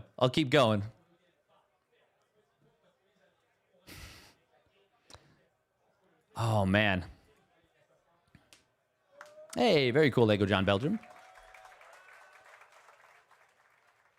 Oh, wow. Okay. It's going to be a 6-minute break. Oh, my God. They're playing beer pong. They're calling it water pong, though. Hey, I've got that same sweater that Clem's got. Be careful with the arm, man. Wait. We don't want to be Back exposed. up. Oh, yeah. Wait. No elbow over the table. Your arm is like... No, it's not. Honestly, you're allowed to go far forward. You just can't go elbow over the table. Oh, herO with the smack. Let's go. It's already. Where's my ball though? Get your ball back. Where's my ball though? Ah, there it is. Thank you. Oh, he's underhanding it. Get ready to smack it, man. Close. You can only smack it on the bounce. You can only smack it on the bounce. Yeah.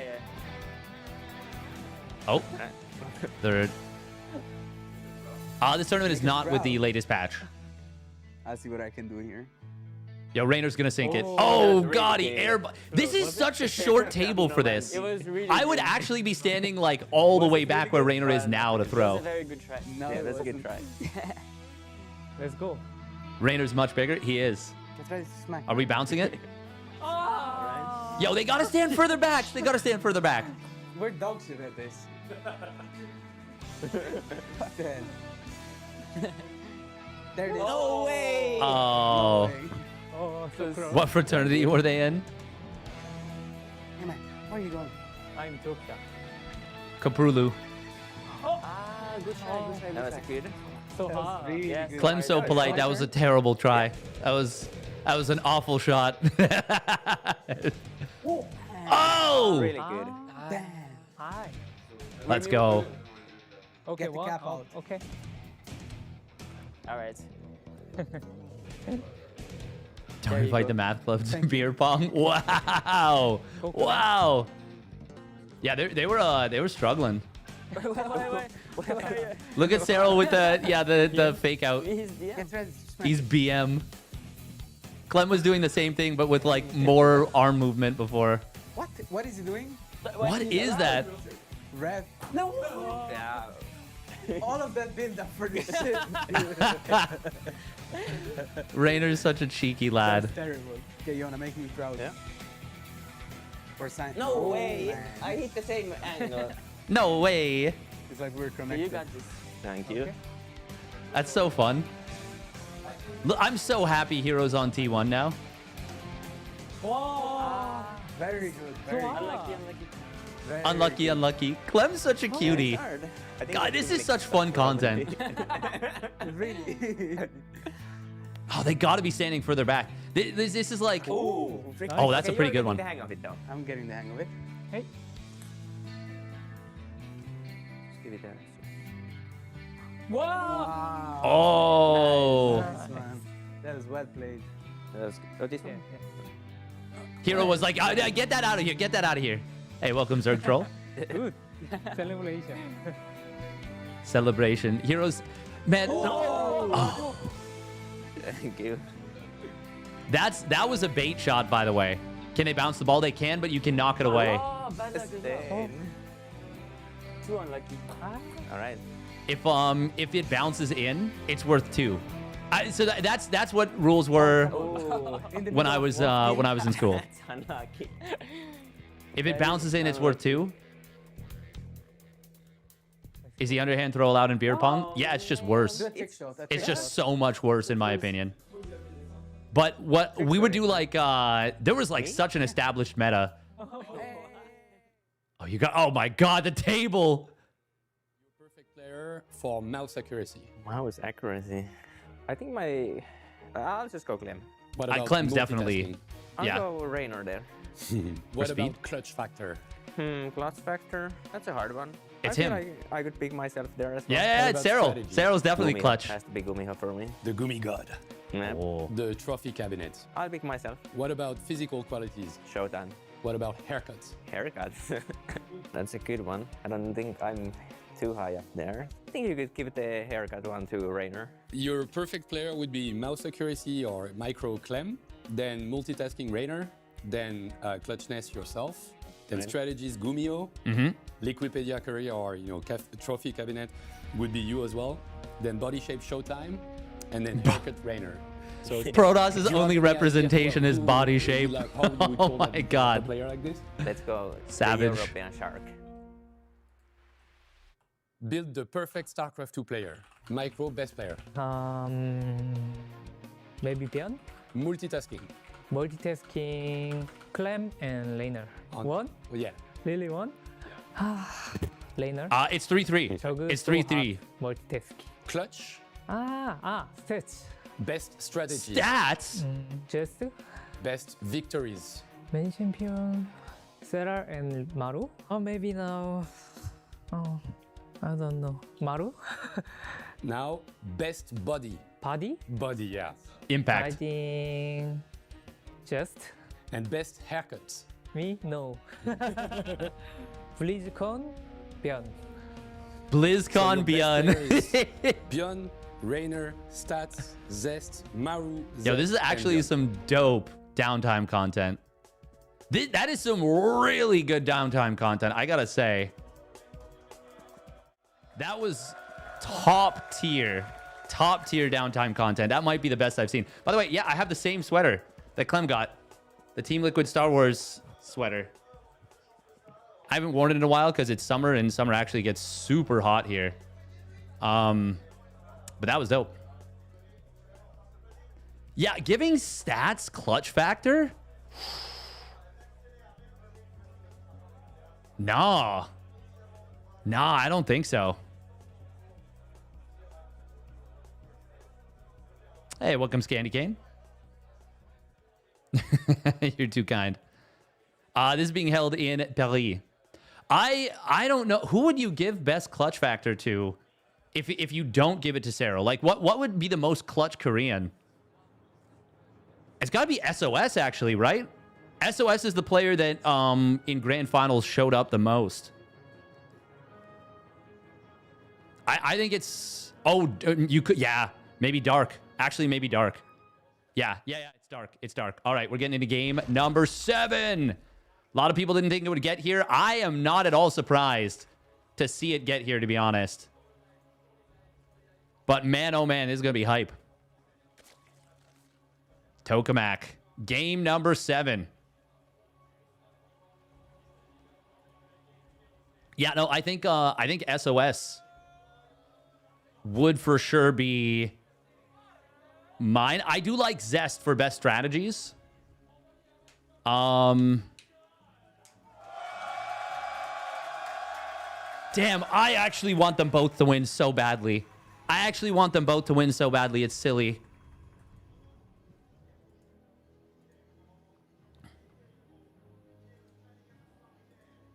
Rogue is up there too with the clutch. Yes.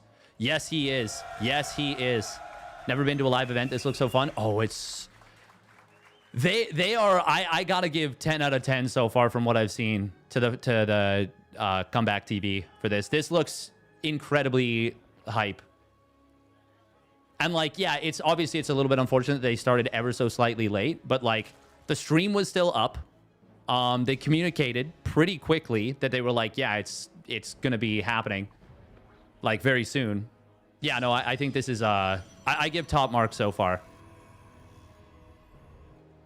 I wouldn't say that necessarily they're louder than every other tournament, but they're doing a really good job of miking the audience correctly.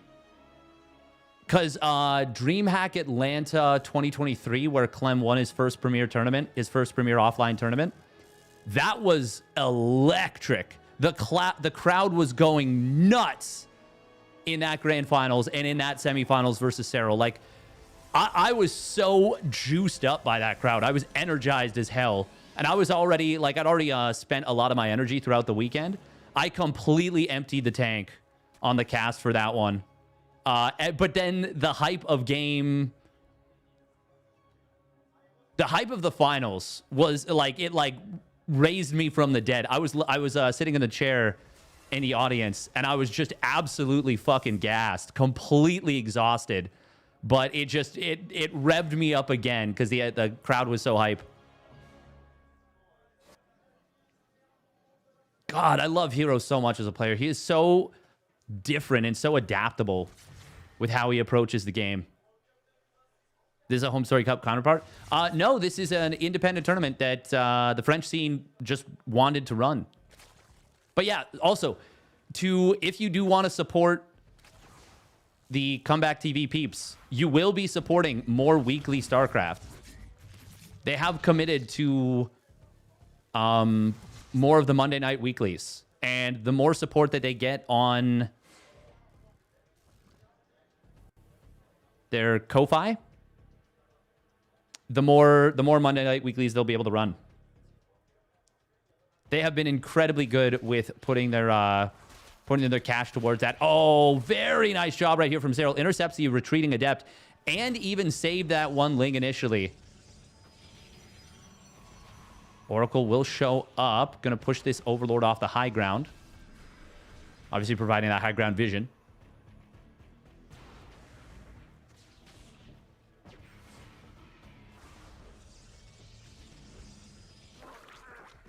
Yes, I'm just going to link MOTG. That is, if you want, where you can support them. I took my own Ko-Fi command off for this one because, I mean, I believe in what they're doing, and they've put in a lot of work, a crazy amount of work. Also, if you want to check out their main sponsor for the tournament, you can do that. Yeah, they've definitely worked very, very hard on this tournament, and it's paying off, and they deserve it. They deserve this to go well, and they deserve this to be an awesome event. Also, you can check out the main stream at twitch.tv/comebacktv.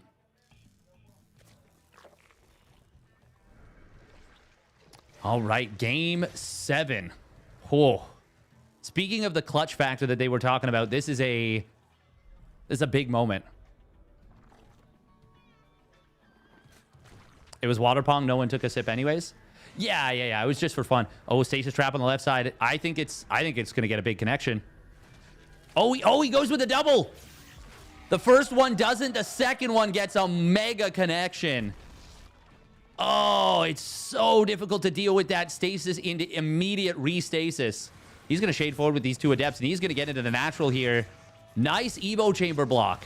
Very nice Evo Chamber block, but these Adepts are still going to get in here. How many drones do they find? Just one additional drone. Oh, he could stasis trap again. And he will. Serral, though, this time is on top of it once more. Does he redrop the stasis trap once again? Yes, he will. Yes, he will. He's dropping it again. Okay. It still gets a decent connection, but that could have been so much worse. Serral gets out of the early game without taking crippling damage by any means. And in fact, I would say he's slightly ahead off of all this.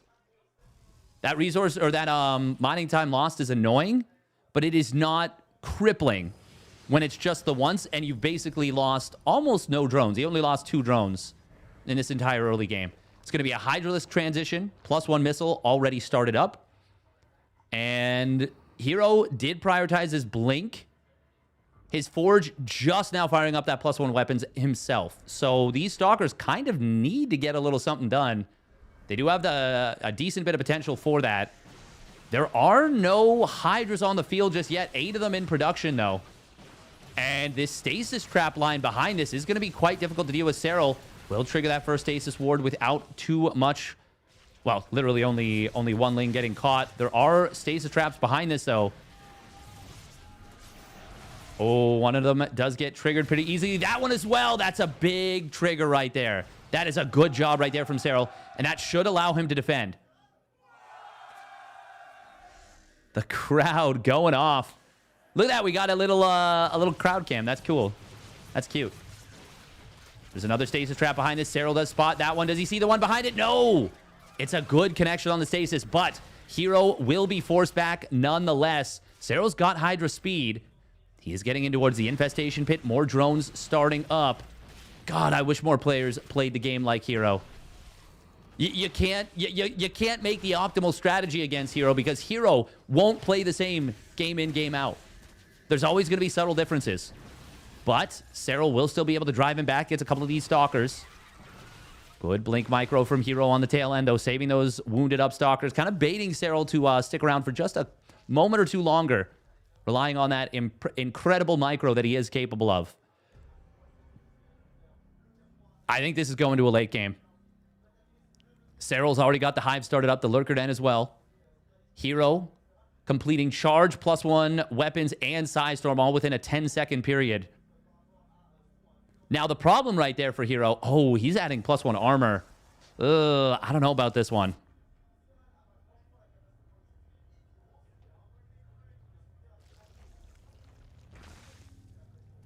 Oh, yeah, no, we're going to do what we want, Trevor. This is my channel.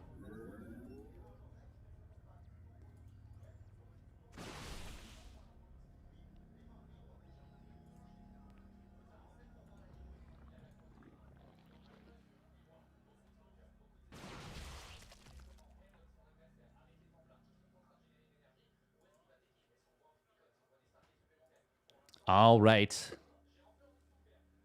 We got the lurker range fired up. Yeah, getting the +1 armor is good if you're going for a big timing. Storms are... Oh, they whiff pretty hard. Lurker is set up here. This is not the attack from herO. He cannot go for this. Almost all the storms have been used up. I think there's only 1, maybe 2 remaining. This is a very big commitment here. There is 1 more stasis trap. It's a big... Actually, 2. I didn't see that one on the right. The one on the right gets a massive connection. That takes a lot of Serral's army out of the equation. herO is going to start a transition now towards this next setup. Lurker, though, is set up on the left side. Storms are decent. Well, 1 storm is decent, but there's no more left. And herO, he has to retreat through a lot of creep. Oh, but the Zealots on the right side are going to relieve those Stalkers and High Templar. Specifically, the High Templar were in big jeopardy. Oh, why did he go back in? He went back in, he lands a big storm, but he loses 3 High Templar for it. That is expensive. 31 Blinky Boys have gone down. Serral starts up the Adaptive Talons. He has a timing before his opponent's first Tempests are out where he could possibly just win the game. He can't afford that Mothership. Oh my god, herO is playing with fire by going for the Mothership before getting both Tempests right away. Oh, this one lurker on the right side is on its own. Will get taken out. Zealot's going to try and buy time for herO. He still hasn't fired up his next Tempest. He's maxed out in terms of open supply. Out of 200.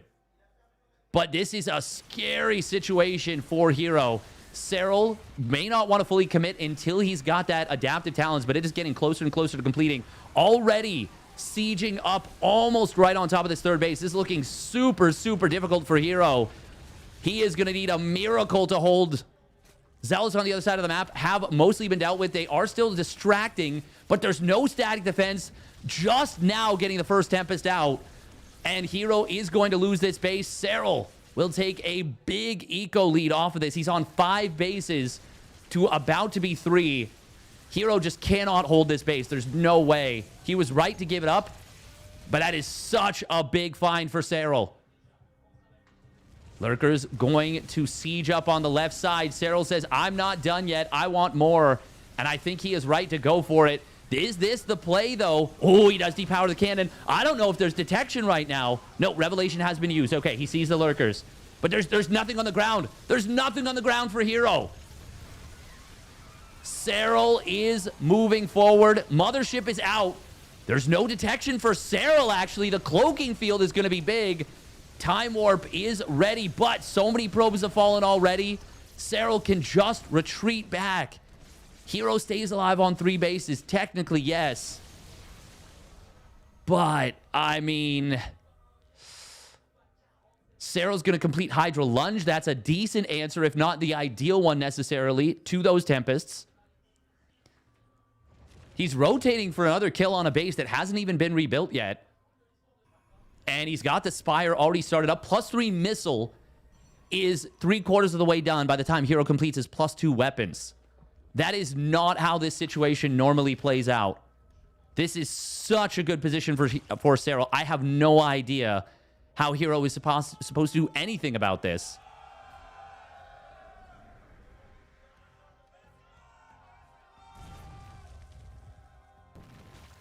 Adrenal Glands even started up now for Serral.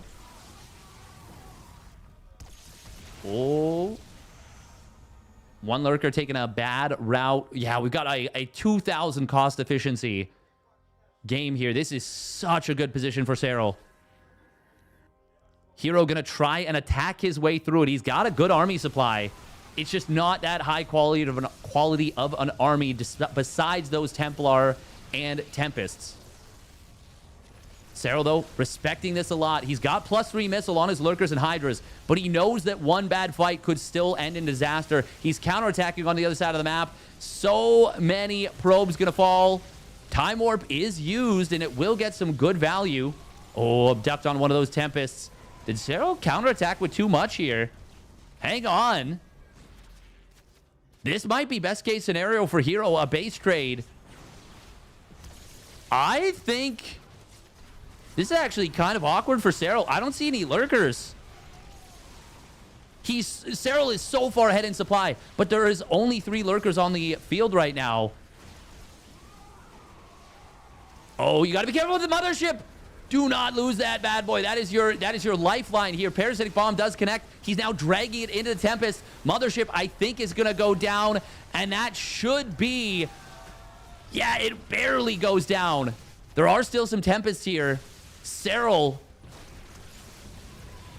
Yeah, oh my god, he just stormed 2 of his own Tempests to death. Oh, I don't know that herO was going to be able to get it done anyways once he lost that mothership, but that is an unfortunate way for it to end. Serral will complete the victory here in this one. GG, well played is called. Serral gets it done. What a series, though. What a series. I gotta go back to that game number 2.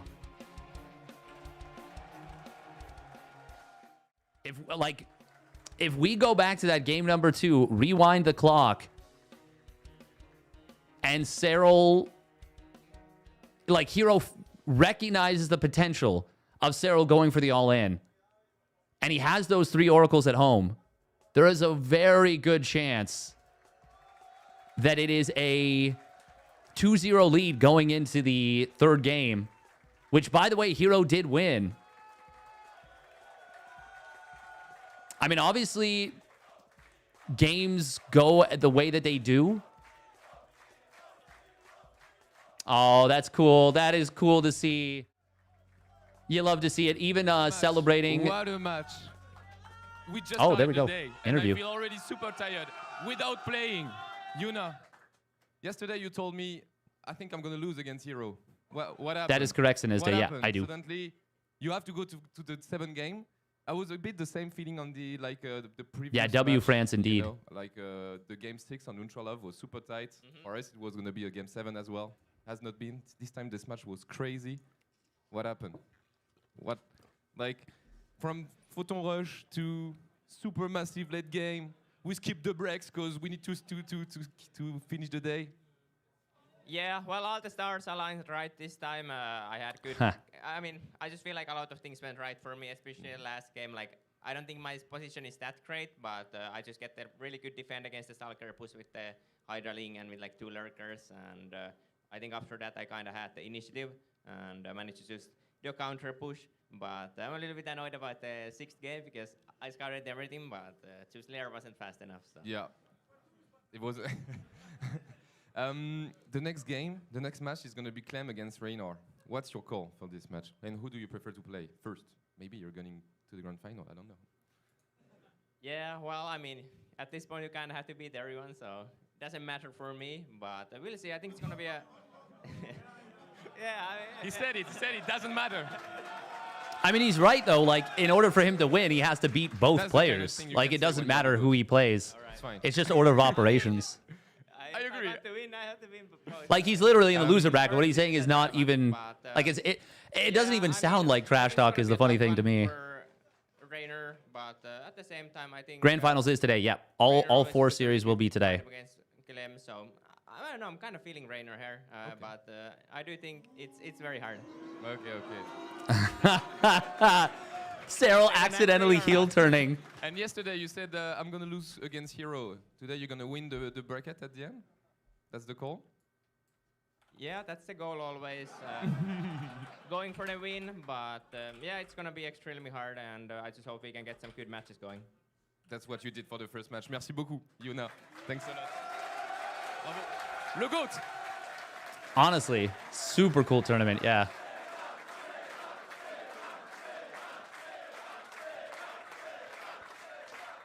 Je crois qu'on va choper herO qui va. Exactly, venir nous dire un Zinezda. petit mot aussi. Exactly. Est-ce que on a des informations en régie sur la venue de herO? Il est là, il est là.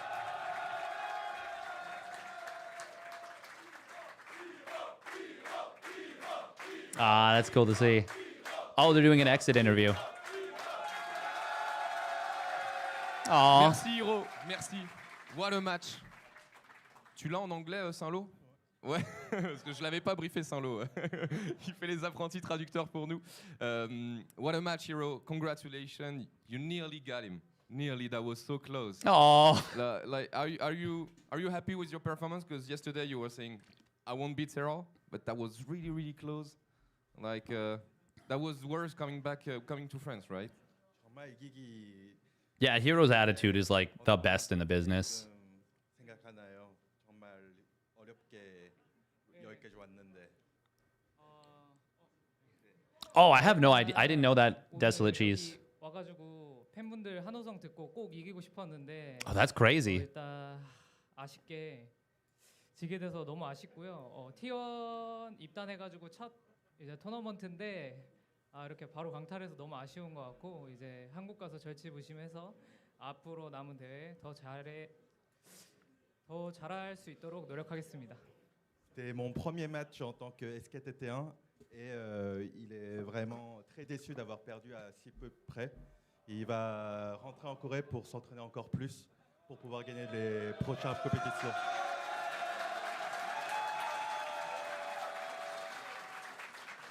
For English people, disappointing to lose for SKT1 on this first time with the jersey, but next time we're gonna do better.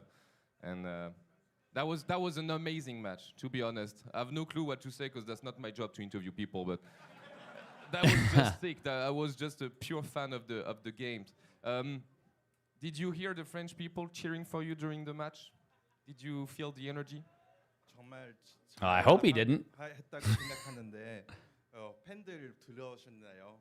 히로 네임 계속 외치는 거. 네네. 일단 이 공간 자체가 그렇게 크지 않은데 소수의 인원이 정말 파괴력 있게 응원하시는 거 게임 하면서도 잘 들었고 정말 많은 힘이 됐던 것 같습니다. Hey, thank you very much, Eggaraha, for the 5 gifted subbies. And that makes Valorant give out a gifted sub. I forgot that it's the bonus right now. In France, we say the third player, you know, le troisième joueur. Oh, the third player, like the crowd. Ah. Thank you very much for the support. Oh, Thermi getting one. And Thriving GG. Reynor or Clem is going to win home. What do you think? 누가 이길 것 같아요, 오늘? 챔피언 말씀하시는 거예요? 일단은 저를 꺾었기 때문에 세랄이 우승했으면 좋겠어요. Il aimerait que Serral gagne le tournoi. I'd love to see Serral win the tournament. Oh! Merci beaucoup, herO. Un tonnerre d'applaudissements, s'il vous plaît. Merci pour les super games. Honestly, this is such an awesome thing, having like the like, très vite, les amis, pour la ooh! suite. Clem contre Reynor. À tout de suite. This is very, very cool. What you laughing at? Oh, they're back into the thing. Okay, I have to run 3 minutes of ads, but He's laughing at you me. can watch this on YouTube if you want. Thank you very, very much. Or you can subscribe so you don't get ads. It's another option. Okay. Let's see. All right, I'm shooting. Eggaraha. Ah, okay. Oh, cool. Oh, that's cool. I don't know, So I'm you're, shooting too low all the time. You're Afghani then? Farsi is Afghani, right? First to three. First to three. First to three. Three? Okay. Very cool. Very good. Unlucky. All right, yeah, we got to run 3 minutes of ads. Next guy is proud. Iranian. Oh, okay, okay. Are you sure? Sure. Now we already suck. We don't need to add in Yeah, the I think so too. Come on. He interfered with the ball. No. He interfered with the ball. If anything, it was better for you. If anything, it was better. It's true, it's true. God, this is so fun. Oh, so close. But there's something wrong with the balance of like the atmosphere inside here. It's like, What does that mean? I don't know, man. It might be Sinista. I think if they get enough support, they'll do it again. It just doesn't go in there. It just doesn't go in there. Get ready to smack it. In Farsi, it's merci. Wow. Ah, so close. Arre. Is our technique flawed or something? Oh, Clem, good. Oh, 아, 감 잡아놨다. They need to be arcing it more. Sorry. The technique needs work.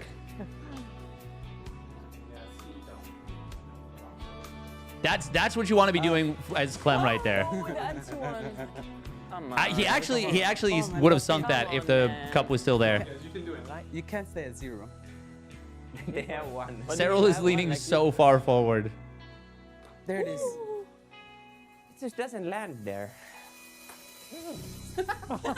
I think these are smaller cups than they usually play with, because usually use the red solo cups. So yeah, these are like All in his own face. 와. Ooh. 어렵다. the little hand on the back for the stabilizing. That's funny. Close to. Oh, Oh. wait. How did you hit the one? Theoretically, They it's are not having hard. a rough go of this. Oh my god. Check the arm. 아, so close. Check the arm. Check the arm. It's okay. They need bigger cups? I think so. I think the cups are a little too small. They keep bouncing. Did I not tell you guys there's too many cups? It's never gonna finish. Yeah. This is just standard beer pong setup though. You finish? Finish. Go. Oh, good try, good try. Good try. We need to be careful. Clem's so wholesome. He's so wholesome. We need to be careful. Oh! There it is. There it is. Making science proud. Making science proud. Science victories. Can you turn interview audio up a little? I will do that next time, yeah. And calculate the pressure of the speed and. Oh, nice you were so man. Oh, that you got to get a No replay for that balls one. are getting through you, man. Good try. That. The speed and. Oh, that was a top tier defense. Like that. No ball. Hang on it. That was actually so sick. Finish. Oh, there you go. Nice. Good too. Oh, match point. Nice points. I don't have a teammate, I have a cheerleader here. Wow, after that sick defense, damn. Reynor just, hey, that was big. That was big. Huh? He backed up the trash talk on his teammate with a proper sync. Is that true? Yeah, Lily. No, they started. You go. You can. You started. One chance. All right, give it to them. Give it to them.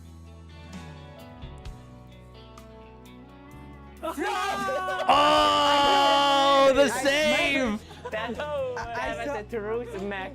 That was a sick reaction time. Was that defense legal? Yeah, yeah, yeah. If they bounce it, Like that. you He can turns the smack ball it away, sense, or you can grab you it. have to hop on it, jump on it. That's good.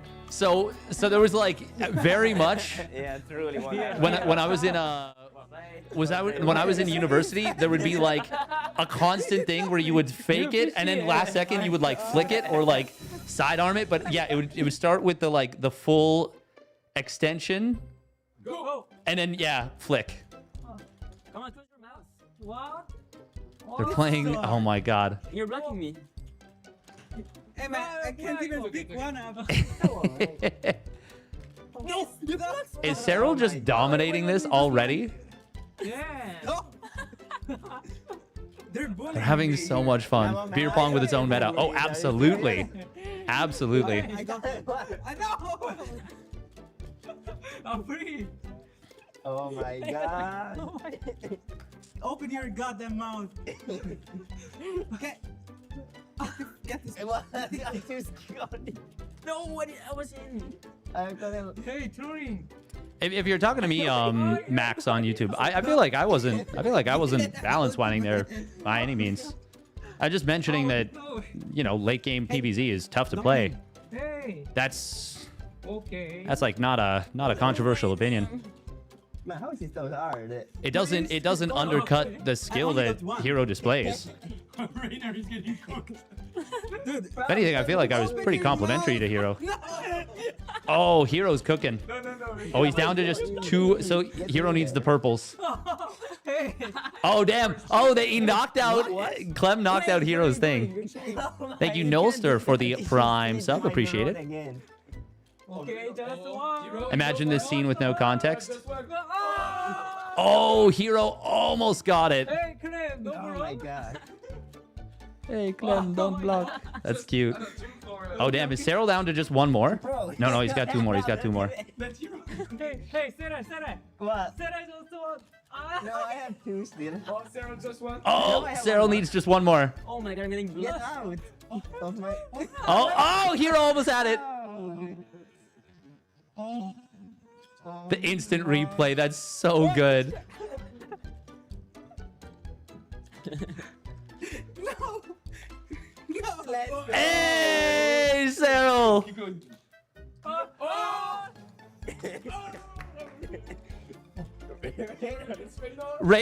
Reynor's using the back of the stick. He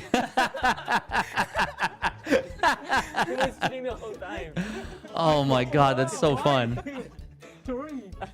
I can't believe I got last place while cheating. That's insane. herO's vibe. Yeah, herO has the best vibes. He has the most immaculate vibes in SC2. It's true. What the yeah, fair play. Oh, they all start getting 1. He's cheating, no? He has to be cheating if he has a good start. Serral is like so calm while doing this. He is. I'm just locked in as hell. It is unbelievable how calm Serral is at everything. Alright. Open your fuck, Reynor, so good. 뭐야 저거? I mean, your arm is blocking me, man. Stop pushing my arm, man. Oh, what this? Oh my god. Wait, what? The mouth didn't go close. All matchups in late game versus Protoss is tough.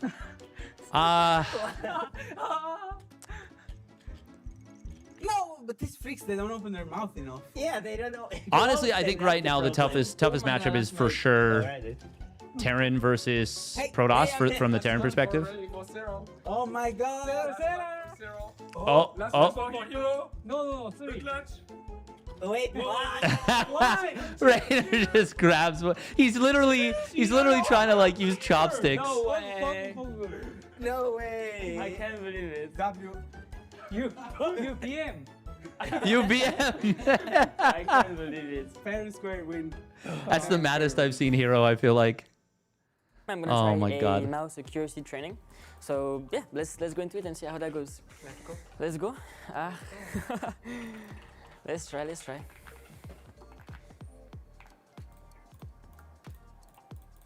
Oh my god. I do this thing. So many. Nice. Miss. Holy shit. Too many. Oh my, I'm getting anxiety watching this.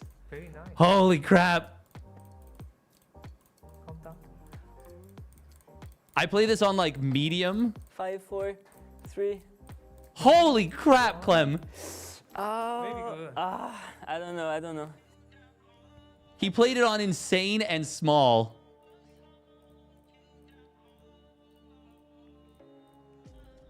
Okay. Very good. Oh my god, I'm so anxious. I cannot tell you. Oh. So many. I'm like pounding my chest. Okay. 와 이거 어렵다.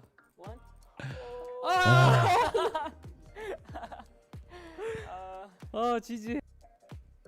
Good luck. What are you on about? Good luck. He says it in like the most sinister way. It's not a. Come on, man. I'm 20 years older than you. Like, what do you expect? I'm 20 years older than you. This is not a slow and steady wins the race type of scenario here. You know? Oh my god. I watch it. I can't. It's stressing me out so much. Oh. All right. Target's 96. All right. I won't annoy you. Oh, you can annoy me. I'm chilling here. I guess you see. Just this and that and this. I literally have to look away right now. It's It's myself. You gotta give some love to the small ones as well.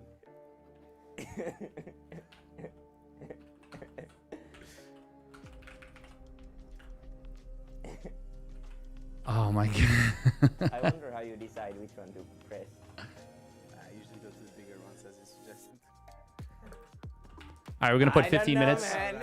That's not a good look. If I had my setup, yeah, this would be- yeah, for sure. thank you guys for watching the triple test, as we call it here. And tune in for the next episode. Thank you so Clem much. Bye-bye. dominated that. That was like...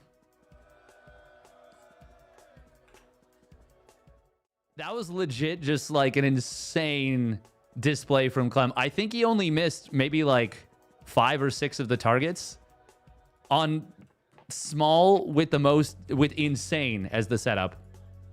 You're suffering without doing anything? Me too, honestly. I'm looking at that and I'm like, Clem should be playing FPS. He legitimately could be. But I think StarCraft 2 is just such a good fit for him. But like he could absolutely be an FPS player. Is this what you need to be able to play Terran? To be able to play like Clem? Absolutely it is. All right, let's take a look at the bracket right there. So it's Clem Reynor. Serral obviously winning 4-3 in a nail-biting series. SC2 is more demanding than FPS. In terms of speed, I would say yeah. But not just completely.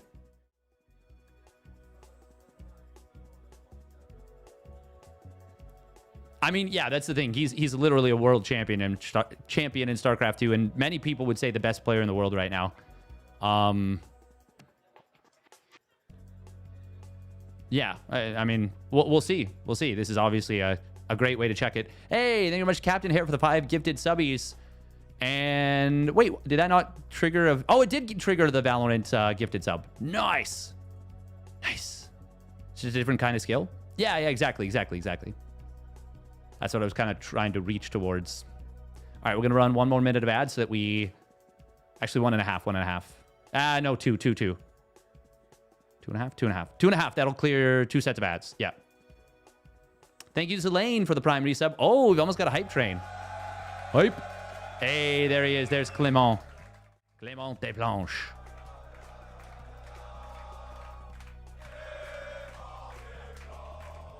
Oh, that's so cool.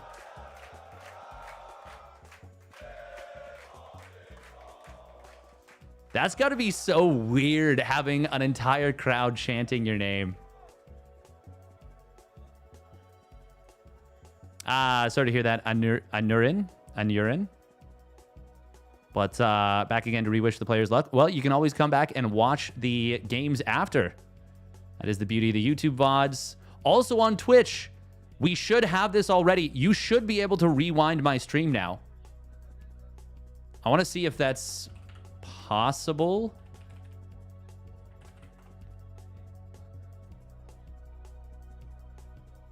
Yeah, you should. Yep. As a Turbo subscriber, you can pause and rewind the stream to catch up on any missed moments.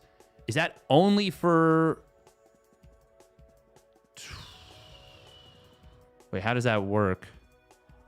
Is that only because I'm on Twitch Turbo?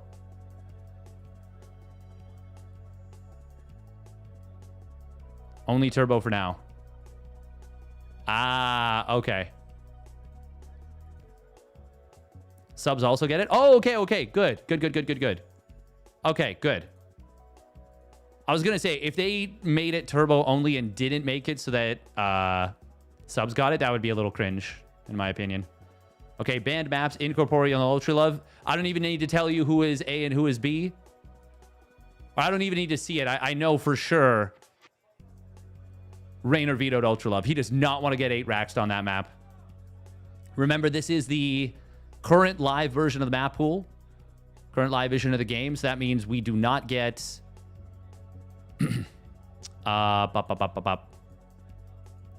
Baneling HP buff.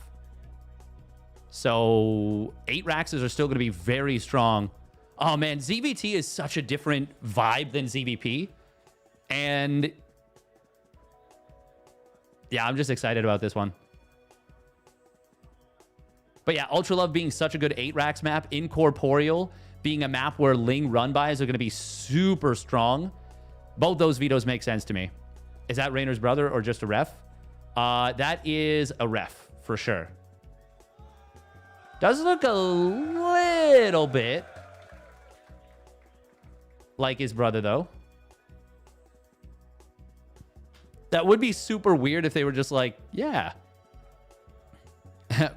Your brother does it.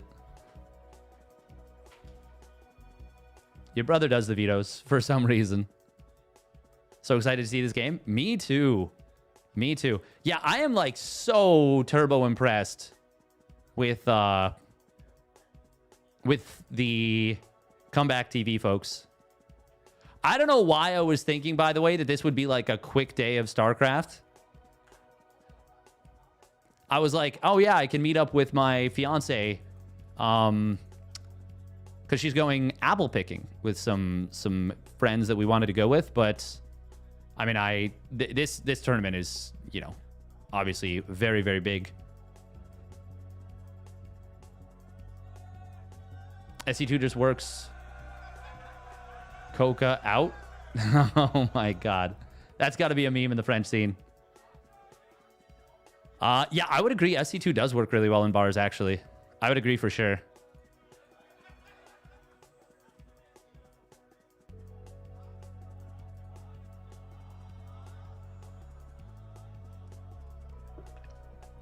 I think they're casting out of like the actual bar area.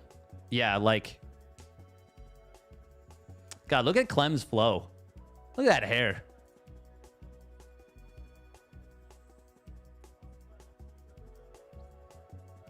That's some proper hair right there. Proper hair right there.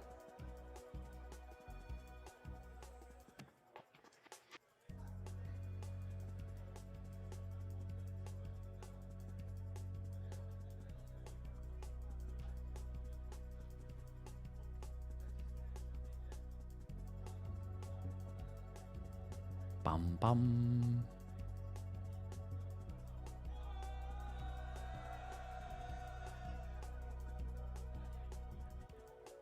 This is super cool. This is super cool. Reynor with Red Bull cap. Clem impression. We'll see. We're just chilling for now.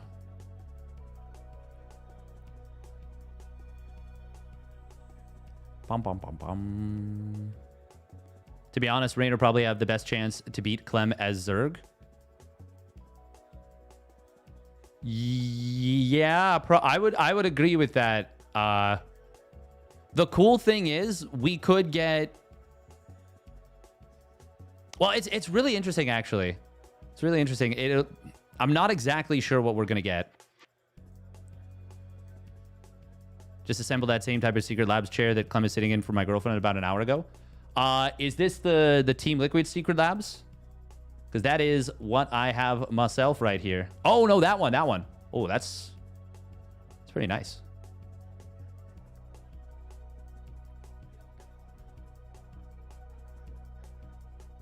Yeah, they have like such a hardcore, I feel like Monopoly almost. Not actual Monopoly, but it feels like every tournament uses Secret Labs these days. I don't even remember what the name of the other one is.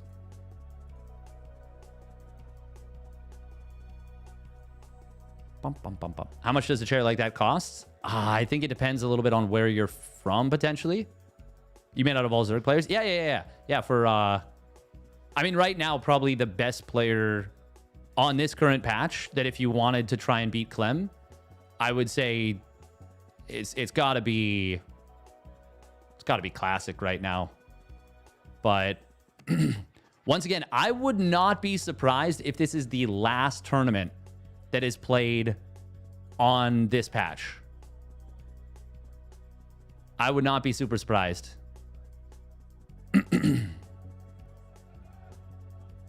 Oh man, I do have to go to the washroom right now. Ruh-roh. About 550 to 600 euro. Oh damn, that is a lot.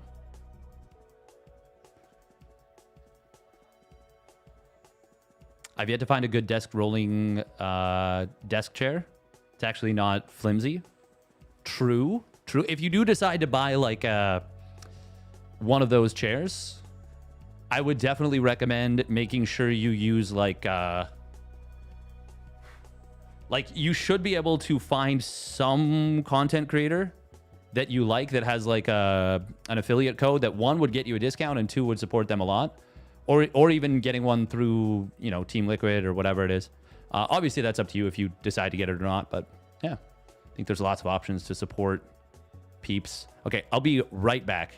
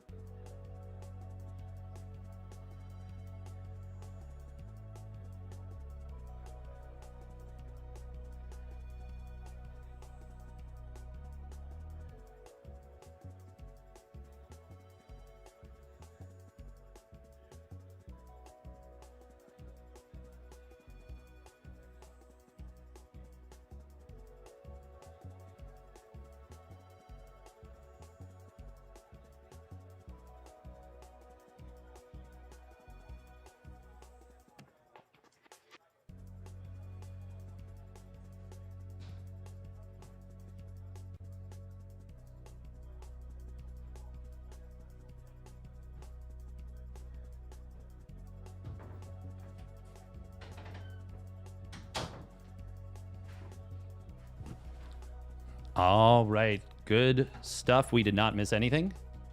Players are probably still getting a little bit warmed up.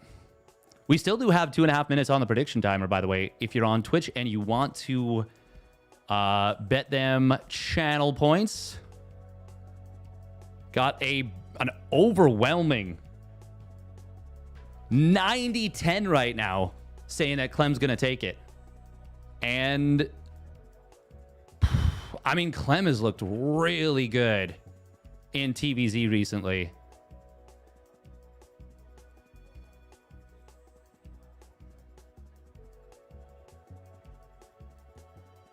By the way, with a good result here, I did not realize if you head on... Well, actually, let's take a look. Can you do... Do they have dark mode for Liquipedia? I don't want to flashbang you guys. I don't think they do. Which is unfortunate. But if you head on over to Liquipedia, you've got Serral at 3,706, Clem at 3,609, and then herO in third place at 3,443, followed by Maru just 5 points behind at 3,438. MaxPax 2 points behind Maru at 3,436, and then Reynor 20 points behind MaxPax at 3,416. Reynor, I mean, Aligalak rankings are by no means the most important metric, but with a good tournament result here, he could absolutely jump up 4 spots. Three spots.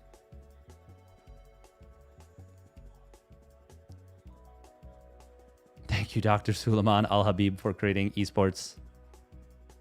Getting us to flashbang ourselves. Exactly. What is that? Is that's got to be the like trophy. A huge part is due to the branding. Mm-hmm. Thank you for the follows, everybody. Thank you for the prime subbies. There's a theme menu at the top. Oh, for the tournament?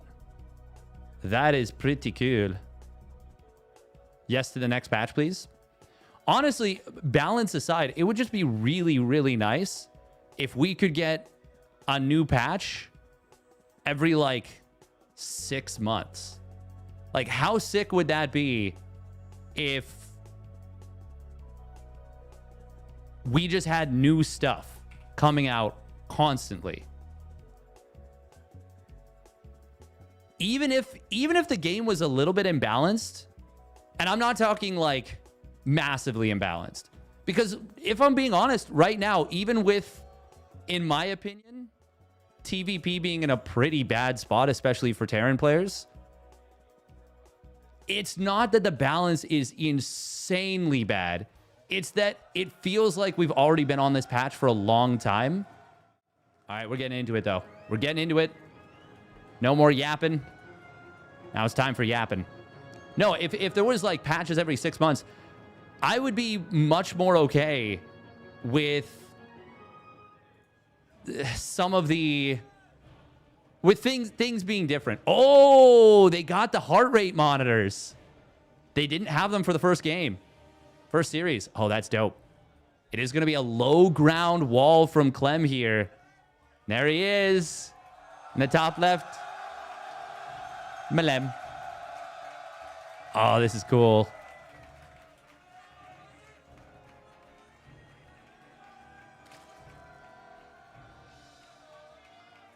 Oh, wow. There's people really close to Clem right there. That person that was holding the Allez Clem.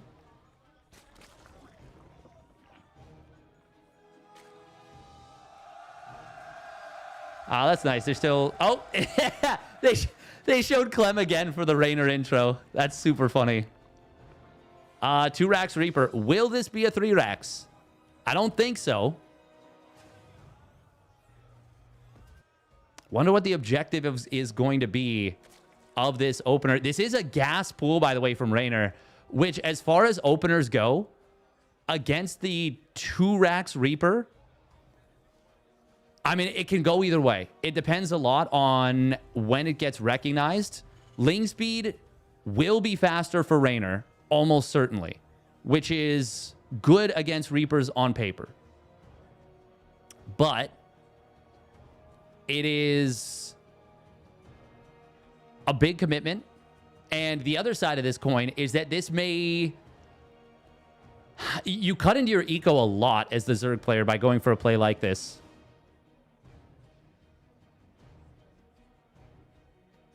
Now, I wonder if Reynor's happy or upset about this with the play he's gone for. I think it kind of depends a little bit on how many Reapers Clem commits to. Oh, it's going to be a Roach Warren. Okay.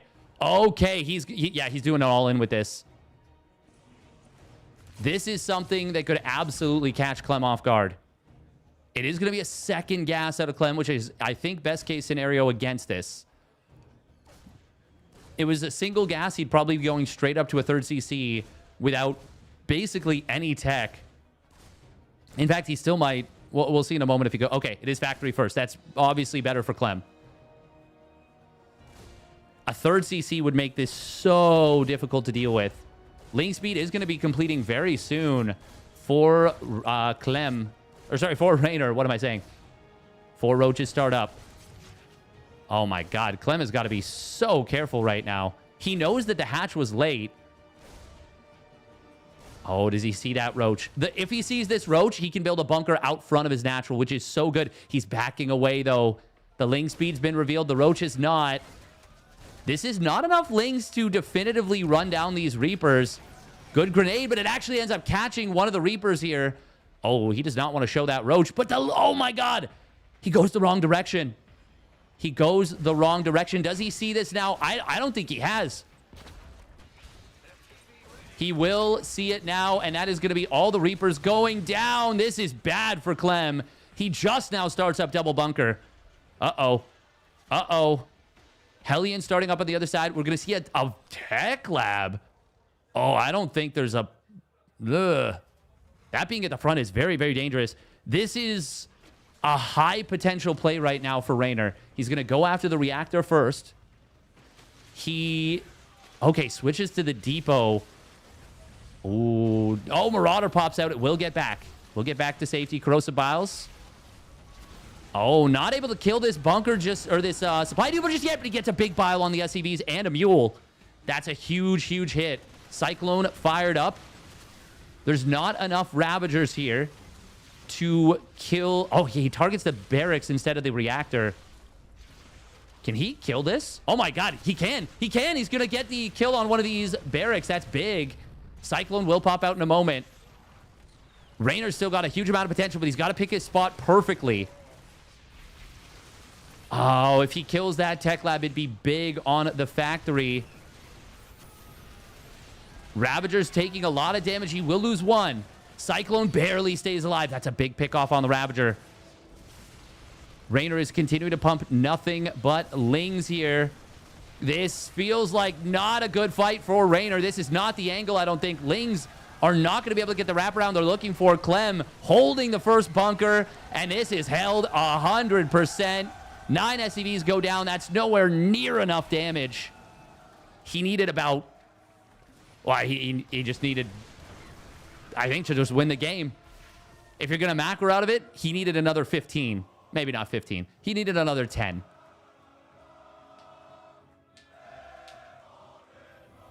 The crowd is popping off for Clem. That stim is a little optimistic. It does get denied. Reynor added a couple more drones, but will switch back into unit production once again. Third CC starts up. The only risk right now would have been a double bunker salvage, I think. Honestly, I'd be fine with salvaging one of the bunkers. Tank gets a big shot on the Ravager. Not quite able to kill it. Oh, this is unfortunate for Reynor because it feels like there was potential with this attack. But Clem... If Reynor keeps the roaches hidden, the double bunker doesn't start, and I think Reynor maybe just wins the game. Revealing this attack is so unfortunate. Oh, that's a kill without a cancel on that one reactor. This bunker does get canceled. Clem is like recognizing, like, you're trying to kill my wall.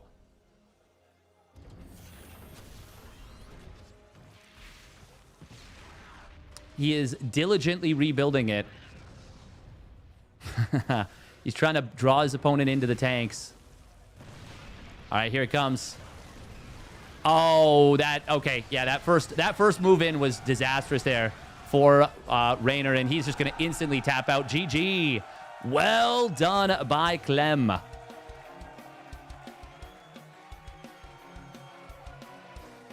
Giant Grant showed some numbers that suggested it was more balanced before the strong reference to achieve balance makes me want to check those numbers myself. If we're talking about, like, balance overall, what is money for the Cabal? Oh, it's just me being silly. It's just me being silly and goofy there, Danny ID. It's just a way to spend the points. Yeah, showing the first couple roaches, that completely changed the game. If those are hidden, there's no bunkers, and I think Reynor's attack just wins. Ah, that's so unfortunate. Like, because the power of that attack is not just that it's you kill the early Reapers. The power is that it goes unscouted. Bunkers are, I mean, they're perfect against that kind of an attack. Maybe Clem can still get up some bunkers with that. But if Reynor picks his spot really nicely and just blitzes the wall and there's no bunkers behind it and he hasn't started a bunker, there's no chance to get one up.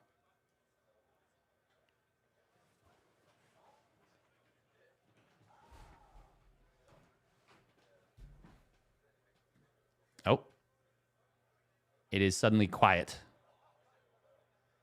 Hopefully everything's all good. Bunkers in the back were never in real danger. So many workers to mass repair. Yeah, the big issue right there for Reynor was that he showed the roach and it allowed the bunker to get started up. It was a great defense from Clem. Absolutely fantastic defense. And a really, really good job. Actually, the most impressive thing to me from Clem is not just the early defense, but how much he made sure that a follow-up attack would have no chance of killing him. That impressed me a lot.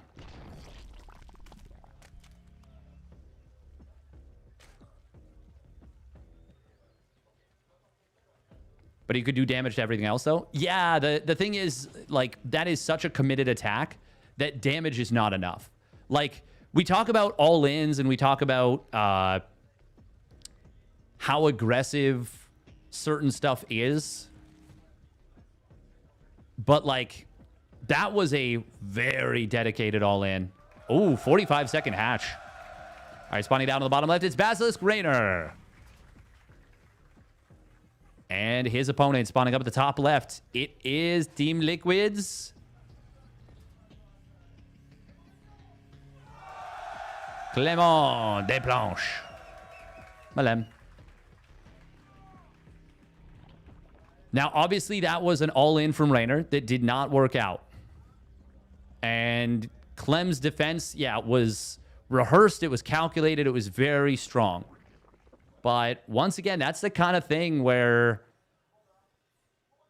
I feel like Reynor's setup for that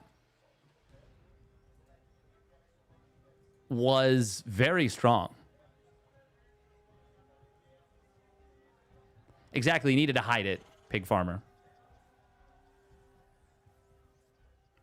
Could have held like 5 Ravagers in front of that wall and harassed for the next 3 minutes while droning. I mean, the Ravagers are so expensive. And even if he is droning, he's on 2 bases instead of 3. I really don't think after the first attack was held that there was an option to drone out of that. Not with the very low amount of damage that was done. 9 SCVs is a lot. But it's actually not enough. Oh, faking out going to the pocket base, but will in fact go there after all. Reaper coming into the main base. Oh, does force an extractor morph, which is not a big deal. It's only 6 minerals. Oh, but he gets the kill. Oh, that's a big deal. That's a big deal, and that's a tilter. Your all-in gets absolutely slammed down.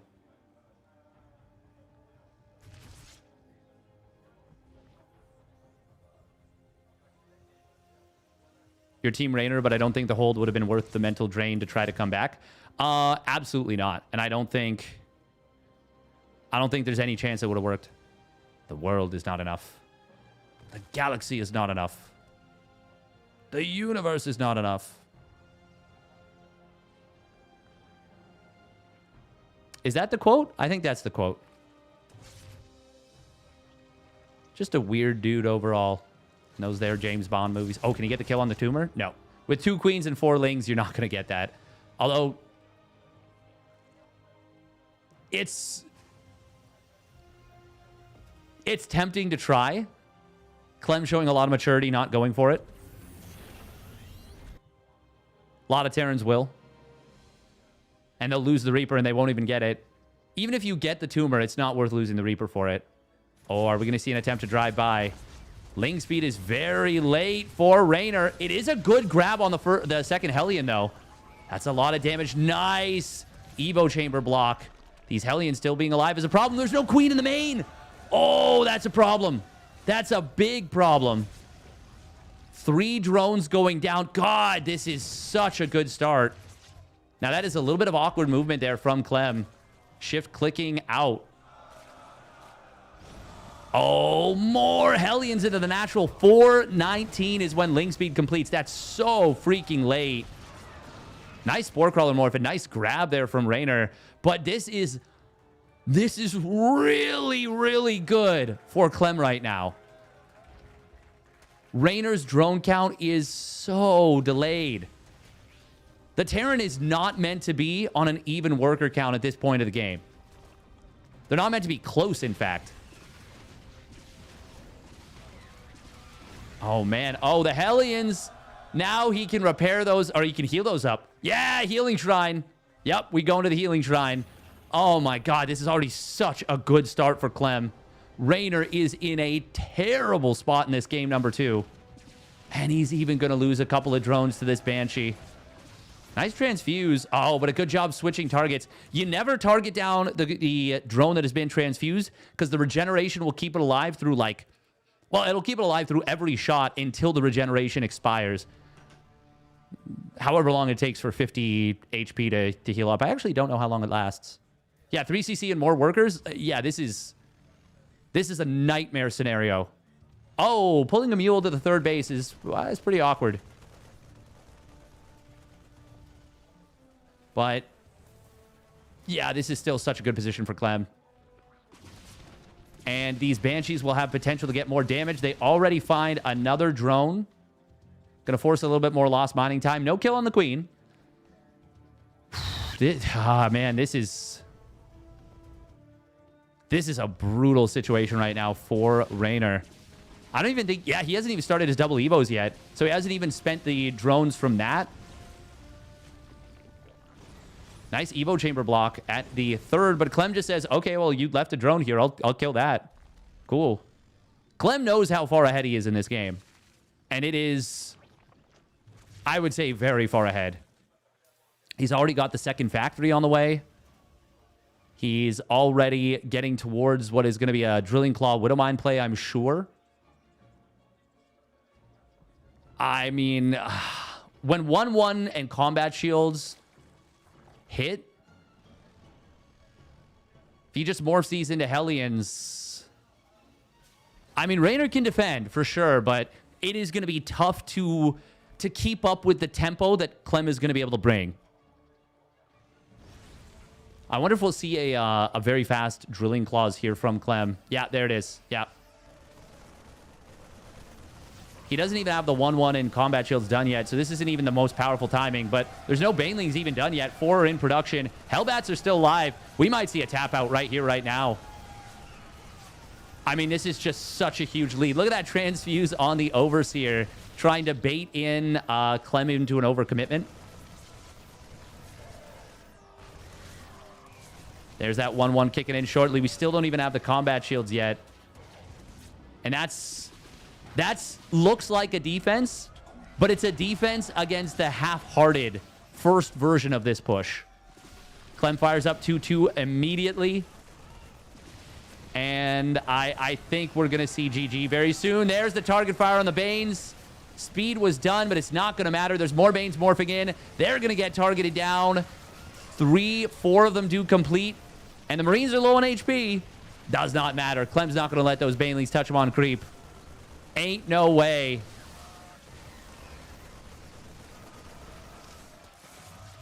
Oh, okay. That was a little bit of a misclick right there from Clem that almost cost him big time.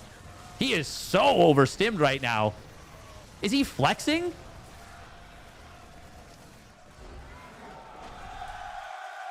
That look on his face makes me think he might have legitimately... Okay, I'm gonna make a call on this. I'm gonna make a caster call. I think he did that on purpose to actually get in Reynor's head. I think he actually did that on purpose. Misclicked his Marines a little bit. Overstimmed them a lot. And said, oh, I'm just gonna, you know, like, look, I'm shook. I'm shook. You should try and take these fights when the game's more even like this. Clem's early game is so much better than every other Terran in this matchup. Yeah. Yeah. I would say Beyond's can rival it. Maru's too.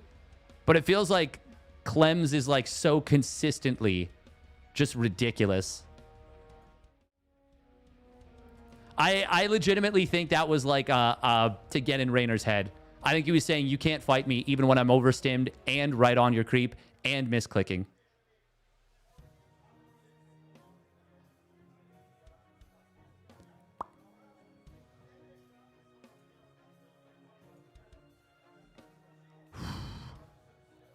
You don't know about that caster call? I think was happenstance.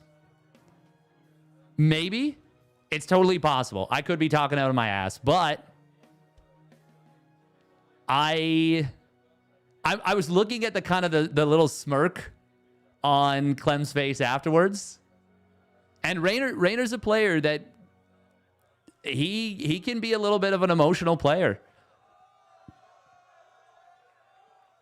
If you can kind of throw him off his game when he's already a little bit down,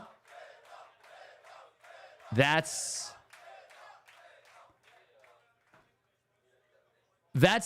a big edge. And for these two who are so even, like constantly, it's a, yeah. Any little edge you can gain is almost always going to be worth it. But once again, maybe I could be completely wrong. We'll see. So Clem probably knocks Reynor down. Reynor defeats Serral again in ZVZ, then Reynor versus Clem finals, and we avoid Serral versus Clem yet again. I wouldn't say for sure. Oh, I agree, Pig Farmer. That's the thing. Even if he loses that one, it's just I've seen Clem control those Marines so many times, and it's not that he's immune to misclicks by any means. We all misclick, but Clem does it a hell of a lot less frequently than the just about everyone else, I would say. And that's the other thing too. He didn't just misclick the Marines forward. He was constantly stimming. Constantly. Way more than he normally does. Actually, you know what? Yeah, I'm going to die on that hill. I think he did that on purpose. Yeah, just because of the stims in addition. I've convinced myself. All right, here we go. Spawning down to the bottom right. It's Basilisk Reynor. Oh, man, he needs your energy. Oh, going up to 17 drones. Is this going to be another gas pool? Another early pool build? Down 0-2 in the series. I don't know about this. Yeah, it's an early gas once again. Spawning up at the top left, it is Team Liquid's Clem. I will say, trying to beat Clem when you are anything but your world championship form, is going to be so tough. Nah, he's not giving up. He's absolutely not giving up. Might just be trying to chill himself out. Take it easy. Not freak it. Yeah, it's going to be another gas pool opener. It is interesting posture, though, for sure. Are we going to see? Yeah, this is going to be an SCV scout. This is obviously very good for Clem. Knowing that it is a gas pool early on, pretty important. When you're up 2-0 in the series, I think that's good. Now, the other thing about this is Reynor did an all-in, obviously, in game number 2. And it's going to be difficult to make sure that this isn't another all-in. I'm kind of surprised Reynor didn't build any Lings until just now. Clem does not try and go into the main base here to get a scout. Okay. I'm actually kind of surprised by that. Like, he doesn't even check. Oh, there we go. Okay, he does now. Yeah, that's what I was confused about. Reynor's going to take drones off gas right now. Right? Yeah. Wait, is he? Or is that 2 drones? Yeah. He did. He took everything off gas. Maybe 1 left on gas right now. More Lings will start up. Yeah, just 1 left on gas. Okay, so he wanted Clem. He wanted Clem to see that. To see that drones were still mining on gas. The thing is, Clem's not even building a bunker. He's not even building a bunker. He's not freaking out about this. The Reaper can see anything leaving the Zerg base. Oh, fast Evo. Are we going to go fast melee? He's only mining with 1 drone, so he'll hit 100 gas pretty soon. He could resaturate a little bit and try and make Carapace, but no, this is definitely going to be melee. All right, Lings will kill this Reaper. Ooh, that 1 Ling on the right side could make this look more committed than it is. This will force a bunker. Okay, so we'll force a bunker on the high ground. SCV canceled at the natural. Do you lift the command center, bring it back into the main, and start pumping SCVs off that? If you don't, you're losing out on a lot of SCV production time. I say a lot. It's actually not that much. But a little bit of lost mining time. Okay. Okay, Reynor has forced out a response. And it will be Carapace. This is not bad for Reynor. Clem's wondering what could be coming. The thing is, though, this... So someone like Dark would do this, and he would all in. Again. Clem is like... Or rather, Reynor, as a player... He doesn't do that, like, extra level of commitment to really, really keep you guessing. Like, there's always a saying of, like, okay, you should always all in sometimes to keep your opponent honest. But if that's a mentality you subscribe to or ascribe to, that you do, if you're constantly doing that, but it's like, okay, well, I've done my 1 all in for the series. Now they'll respect me. It's like, well, if that's how you always do it, then they'll know once you've all in once, you're not going to do it for the rest of the series. And it's going to be a fake every time. So you have to vary it up. It's not enough to just all in once in a best of 7 and say, I've all in'd you now. Now you have to respect it for the rest of the series. Because they don't.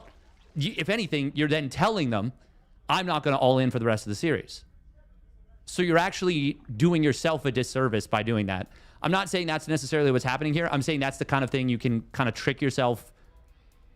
You can trick yourself into thinking it's better than it is. And also, it's a testament to how good Dark was at the mind games. And how valuable it can be to be so aggressive. Now, I will say Reynor's play with the double fast Evo is pretty cool. I'm interested to see what he can do with this. The Carapace being done is actually going to be nice for the Queens. Oh, but these Hellions are going to find some drones. Ling's going pretty far to try and chase down those Hellions, but not going to be able to get anything just yet. Banshee, oh, he loses one. That's a huge loss right there. And a big pickoff for Reynor. That 1 Hellion shot, by the way, did not get an additional drone. This is a good start for Reynor. But he's still not in an amazing position worker-wise. It's going to be straight Infestors. Ooh. Infestation Pit very quick here out of Reynor. He's been playing a little bit of Ling Infestor straight into Hive. No Banelings. And this is the kind of thing that is a great mind game if you can get away with it. If your opponent knows you're going to do it, they can go for a big Marine Hellbat timing before the Infestors are out. It can be a really big problem to deal with. 1-1 is done. Stim just completed. The medevacs are not here yet. They're joining soon. This might be just a really great fight. Yeah, he gets all the Marines, basically. Hellions barely escape out of this round. Siege Tank going to get surrounded and taken out. That's a great cleanup for Reynor. And this is the best position he's had in this series by far. Now, he does need to start up his +2. His +2 attack. He's already going into the Hive. Does not even get an Infestor. It's not even Ling Infestor. It's Ling into Hive. Now he adds an Infestor. Oh, okay, that is a well-timed armory right there. Man, we really need to start the +2 melee as Reynor. He's only on... Did he just get his 5 gases up? Yeah, his army value, yeah. He has not yet made a gas unit. His first gas unit is that Infestor. This is crazy the greed he's been able to get away with. Banes are... they're rather inconsistent sometimes these days.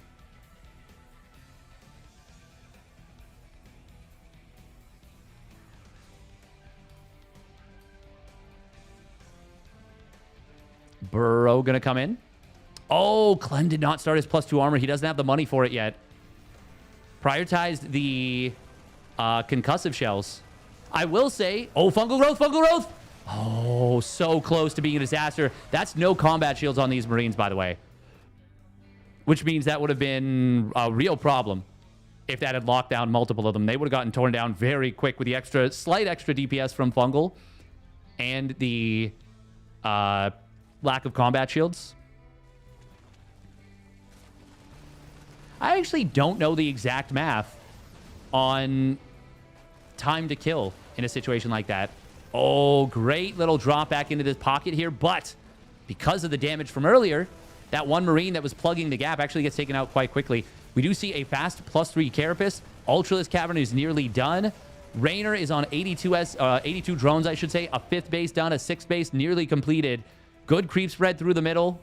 Clem just now landing his 4th. He's still absolutely in this game, Clement. But I am very much a fan of Reynor's position at this point. Now, because his worker count wasn't as high in the mid game as it could have been, he never had a worker lead over the Terran until basically just now. It's actually not that bad. Oh, the Shark Fester. This is so early for a bird infester. We're going to see the base going down. Reynor gives it up. Fungal growth connects on the front line of units. Widow Mines. Oh, it's a big connection that barely burrowed up in the middle of the army. Reynor is in a little bit of trouble. He's adding... oh, my God, the fungal, though. The second fungal. Another fungal from behind. Widow Mine will burrow. Oh, it just barely didn't go off. So close to a huge connection. Ultimately, this is a good position for Reynor still, as now the first 3 Ultras are, I believe... oh, first 2 are out. 3 more in production. Chitinous plating nearly done. Ling counterattack is going to find these siege tanks at the 3rd. Widow Mine, good split from Reynor there. And now the Ultras coming forward. Fungal growth. Oh, he almost got a huge fungal right there. Even without chitinous plating, that would have been a good jump for Reynor. As it is, he's got that burrow done. Lings jumping into multiple locations at once.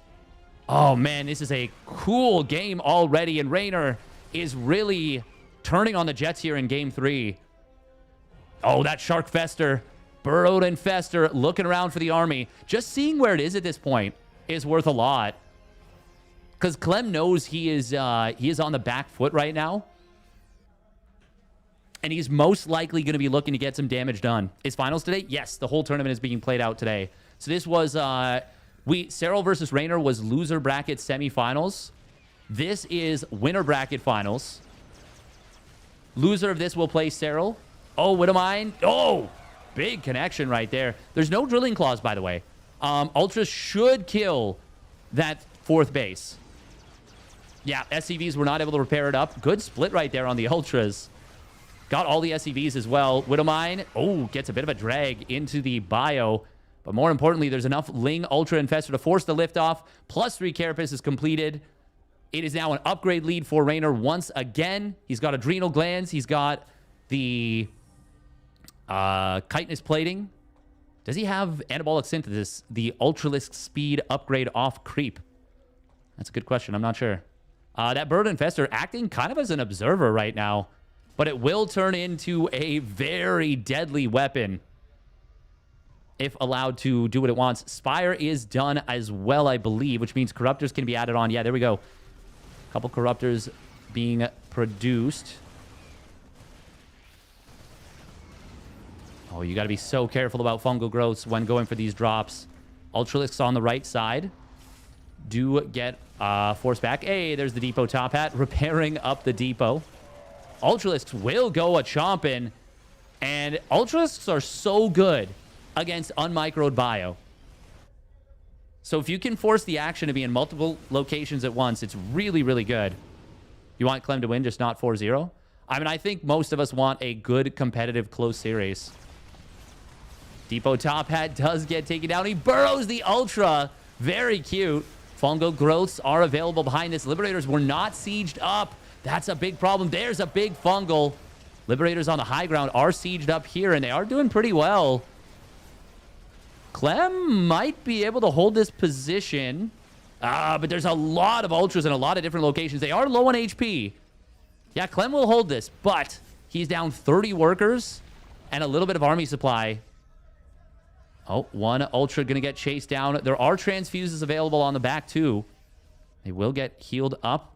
Hey, there's that 11-kill ultra that is actually blocking a depot from being built there. Oh, my God. The reburrow. Retarget. Oh, my God. No. Huh? No. No. Just pull the drones away, Reynor. Why are you doing this to yourself? Counterattack coming in on the other side of the map. Oh, my God. Reynor letting Clem just go for the multitasking challenge. The flex. Clem used Mad Micro on that mine. He did. He did. That was very impressive. But Reynor, you sometimes get yourself in this trap where you're like, oh, okay, I can out micro you. And it's like, yes, you can. But you could also do this the easier way by just pulling all your drones away except one.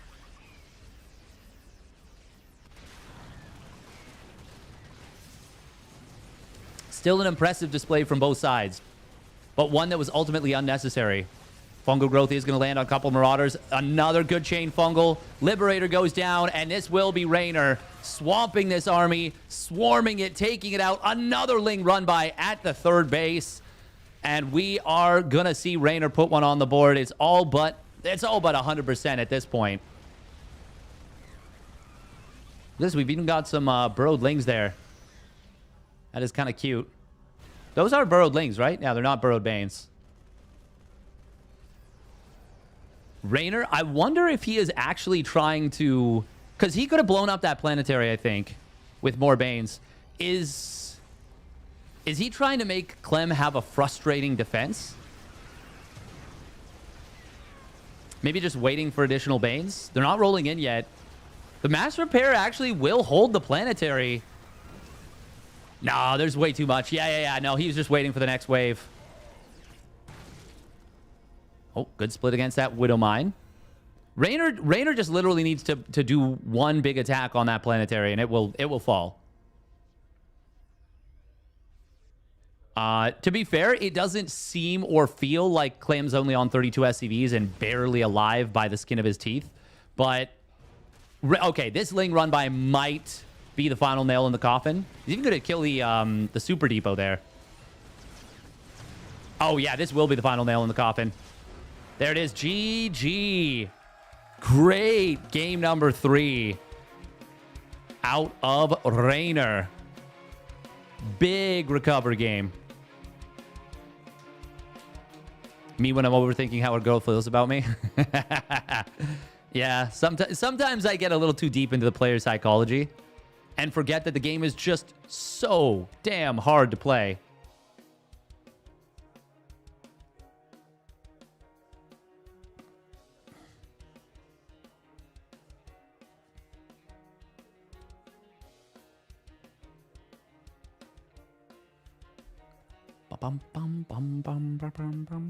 Can you tell the players I need a little break?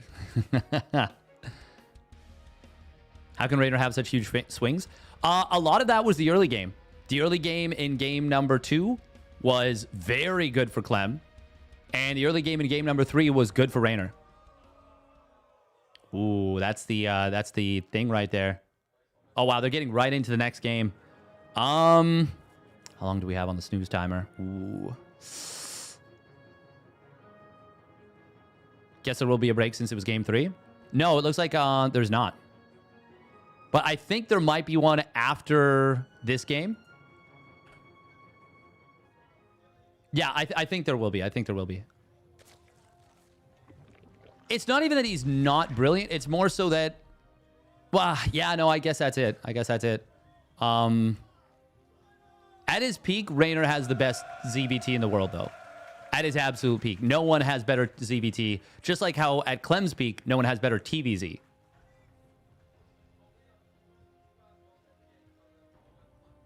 We got the mineral boosting coming in from Clement.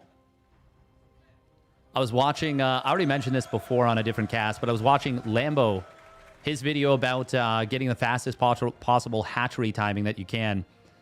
And, oh, man, it broke me a little bit because I know that both Lambo and Hearthstone constantly say, well, actually, I don't think Lambo says it as often, but I know Hearthstone says that he considers himself to be a very slow player. And I think Lambo considers himself to be a slower player as well, which I disagree with, to be absolutely clear. I don't think either of them are particularly slow players, and I especially don't think Lambo's a slow player. But to be fair, they're comparing themselves to, like, Reynor and herO and Serral and, you know, Clem. Like, these absolute speed demons. But with all that being said, I do think... Oh, that's going to protect the add-on, isn't it? Oh, that's pretty cool. Oh, that's a really cool little wall. Only thing is, there might be a triangle spot where a Ravager Bile could hit the add-on. Yeah, there is. I think there's a spot where the Ravager or set of Ravager Biles could hit both depots and an add-on. If I'm Reynor, I look at this wall and the temptation to do a Roach Ravager Ling all-in is so high right here. What was I going to say? But yeah, sorry. Watching Lambo do the split on his early drones, I was like, my God, it's so impressive. It's a 2-1-3 split, I think is what he said. I'll see if I can show the video at some point. It was pretty cool. I love that kind of stuff, though, the little optimizations that people do. It allows you to get a 43-second hatchery down if you do everything perfectly. Oh, drone kill is big right there. That's a huge pick. Obviously, with the 2-Rax Reaper, it's going to be hard to secure a third base for a while. What is the timing on that Ling speed? I want to say it's going to be just... it's going to be about 333, 334. Oh, losing that first Reaper is very awkward, actually. Oh, Clem. Oh, no, that's not it. That's not it. And this might be as a result of the previous game in the series. Oh, if he can get an interception and a kill on this third Reaper. Yes, he does. That is really freaking good for Reynor. Oh, my God. That is so good. I was actually wrong. It's even later than I thought. It's going to be 337? 337. Damn. Oh, that's a big deal. We are going to be seeing a very quick Evo once again. Is this going to be the same setup? If Clem doesn't punish it with a Marine Hellbat timing, Marine Medevac Hellbat timing, I really like this. Oh, okay. I was going to say, if he commits to that, that would be very dangerous, but potentially a huge pickoff. Oh, these Hellions are going to... Okay, okay. Just going to be a disengage. Hellion Liberator. God, it's so good when you can get away with it. If this had been a Roach Ravager Ling play, which it... I mean, to be fair, Clem did scout everything, but we could have seen a Roach Warren thrown down immediately after the Reapers went down, as well as the second gas. If this were what I was talking about, Clem would have had a world of hurt trying to deal with this. Liberator does not act as a defensive tool the way that a Banshee does. Not to mention the fact that that stim pack would have been in huge peril. Would you have been able to get in with a Roach Ravager timing, though, that would have hit before stim completes, even if you build the Roach Warren right afterwards? I'm not sure. Either way, I mean, with how well Clem defended the all-in in game one and it already being a 2-1 lead for Clem, do you really want to hand him a third map, potentially on a platter? Because you don't know that Clem's going to open up Banshee or Liberator. And if it is Banshee and you go for that attack, you're a little bit dead in the water. The attack itself is, at the very least, going to get defended. We are going to see an attempt to wrap around. Oh, he gets the grab. Clem will try and slip his way out. Hellions get themselves into a pocket, but it's a great wraparound. Liberator reveals itself. And Clem, he has no recourse but to shrug. That is a phenomenal pickoff for Reynor. Hydralisk Den comes in. Still no Baneling Nest yet. He's skipping it once again. Such a fast +2 Carapace startup timing. Second Evo will be able to start up that +1 melee. If you wanted to... Oh, wow. Oh, these Lings, they're going to get in on an undefended third base. But... Oh, this is very, very weird and awkward. Lings will get... No, okay, they do retreat out. There's a tank that's well positioned enough. There's, like, nothing on the field, though, to defend with this Marine... Or defend against this Marine attack. Carapace is done. Oh, Liberator harassing the natural is going to be a problem. That forces a cancel. Medevac will get forced back and is killed even. I still think that's okay for Reynor here. He kills the Liberator. He kills the Medevac and a decent number of Marines. He got a good number of SCV kills and a lot of lost mining time. Oh, it's going to be Missile. Okay. Yeah, Reynor's skipping Banelings in the macro games. Clem will need to remember to build an armory like now. But obviously, this has been a super chaotic game already. And Reynor's in such a good position. This is a great, great early game. I love the way he is approaching these early games in game 3 and 4. Games 1 and 2, obviously a lot did not go his way. In games 3 and 4, it has been a complete reversal. Lurker Den, very fast Lurker Den and a quick hive as well. Oh, that creep tumor getting killed at like 99% completion. Overlord will get picked off. Not going to supply block Reynor, but obviously a big pain. I mean, even 100 minerals here and there. It's annoying. It feels bad. It is going to be a second factory coming in. Do we have continued tank production? Not just yet. 3 more barracks. 4th base on the way for Clem. Reynor has slowed down his opponent quite a bit. But Clem is trying to stem the creep spread as much as he can.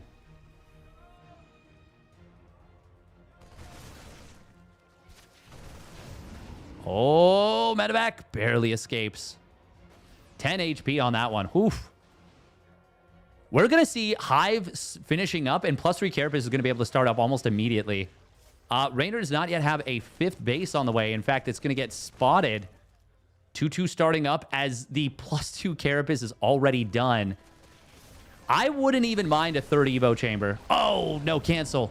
That's a really nice pickoff for Clem. Now, it's not even that big in the total amount of resources. It's just a nice feeling, and it kind of swings the mental momentum back a little bit in your favor. Because it feels like so far in this game, everything has gone Reynor's way.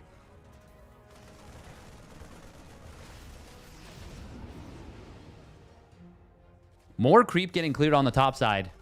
A player like Reynor that is so renowned for his creep spread, it is really important to keep him from enveloping the map when you're behind. And Clem is a little bit behind, for sure. Now, he's not crazy behind. He's got a 4th base done. It is now turning into a planetary fortress. He's getting more and more tanks, 2 at a time. But Reynor's already maxing out. He's on a pretty great economy. He's ahead in the upgrade timings. And he's got those Vipers on the field. Will Reynor be able to find a timing with the Viper, Hydra Lurker Viper to get something done? Oh, this is a little bit funky right here. I don't think he was anticipating the counterattack. Can he just get the base? Transfuse is going to need to come through, but I don't think it's going to be enough regardless. Blinding Cloud. Maybe he could have gotten the save with a good Blinding Cloud. Oh, those medevacs. Oh, my God. Wow. 6 HP. Wow, wow, wow, wow, wow, wow, wow, wow, wow. Looks even to me. I would say now it's pretty darn good. And the biggest fear right there for Reynor, or for Clem, was actually the push that was about to hit. But because he not only forced it back, which bought time for ghosts and for tanks to get set up at the 4th and for 2-2 to complete, now I would say it's I mean, even just forcing that army back would have evened the game out a fair bit. Now with the kill on the original third base, I would say Clem probably has the advantage.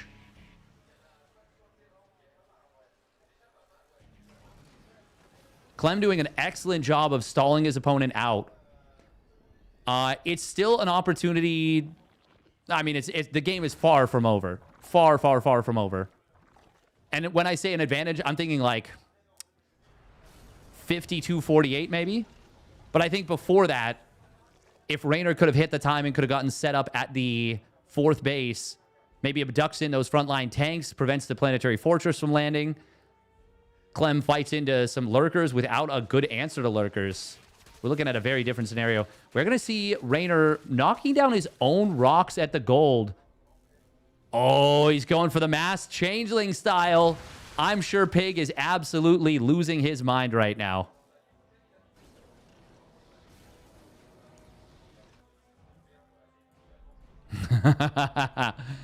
My fiance just sent me Tylenol Bert. We're going to see the planetary getting set up very quickly by Clem. Oh, man. I'm going to have to run some ads after this. For sure. Pre-roll ads are now back on, which I mean, I just don't want that at all.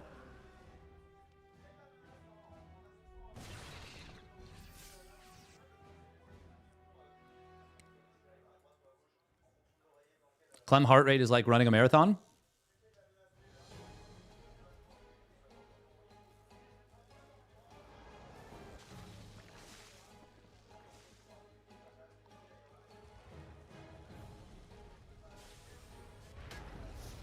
I'm actually surprised Reynor's isn't higher. Bane speed not yet done. We do have +3 carapace done, +2 melee, or +1 melee, +2 missile. Lurker draw or lurker unload in the main base. Always a devastatingly powerful play. Oh, and the goats. Oh my god, they were in such a funnel right there. Good job disengaging. These lurkers are going to unload en masse though. Reynor was threatening an attack at the front. Instead, as the Nidus Worm gets up, he goes for this. 3-3 is almost completed. Clem does not want to lose that 3-3. Reynor, if he can get that +3 attack, that would be huge. It is going to be an attack coming in to break this. First couple of lurkers have gone down. More lurkers pop out, though. And this is a very good spot for Reynor. The 3-3 does complete for Clem. That's huge. Would have been really painful if he'd lost that. But now Reynor is moving in on the 5th base. And this is going to be a kill on this base. Does he get both command centers in addition? I think so. Oh, Hydras are wandering forward a little bit into some high ground tanks. Clem is still not fully cleaned up the main base. Just now going to get the answer to that. Even an abduct coming in on a tank from the other side. SCV is getting absolutely murdered here. And Reynor has cracked Clem wide open at that 5th. And is now in such a good position. There's the mass changeling conga line. Yeah, oh, man. They are both trying so hard to get in each other's heads. This is cool to see. It's no secret that Clem was very frustrated when he went up against Rogue, and Rogue did the mass changeling strat to him. That is not some kind of ridiculous thing to say. It was very clear on his face. We are going to see another attack coming in here. Will get a tank, finding a couple of units, getting an orbital command on the ground as well. Banelings now able to find some value with the Lingbane Hydra. And GG gets called. Reynor snatching all the momentum in this series away from the French Terran. God, what a great showing from Reynor in games 3 and 4 after a pretty brutal games 1 and 2. Old Steadfast would have played Witcher 3 with a wig. Yo, it's true. Someone tell Reynor you're not supposed to abduct siege tanks? Heh. Okay, regardless of whether we get a break or not, I do have to run some ads. We're gonna run 3 minutes. We're gonna take the risk. We have to get these mid rolls out of the way, and we have to get the whatchamacallits out of the way. See, Old Steadfast wouldn't play ads. Yo, new Steadfast sucks. I hate that guy. Bring back Old Steadfast. Hey, there we go. Oh my god. Wait, 40-minute break? Reaction test, I guess. Yeah. Let's see how let's it crack goes. it. Let's crack it. Yeah. Okay. Okay, it's down to 4.5 minutes now. I was like, that's... Long ass thread.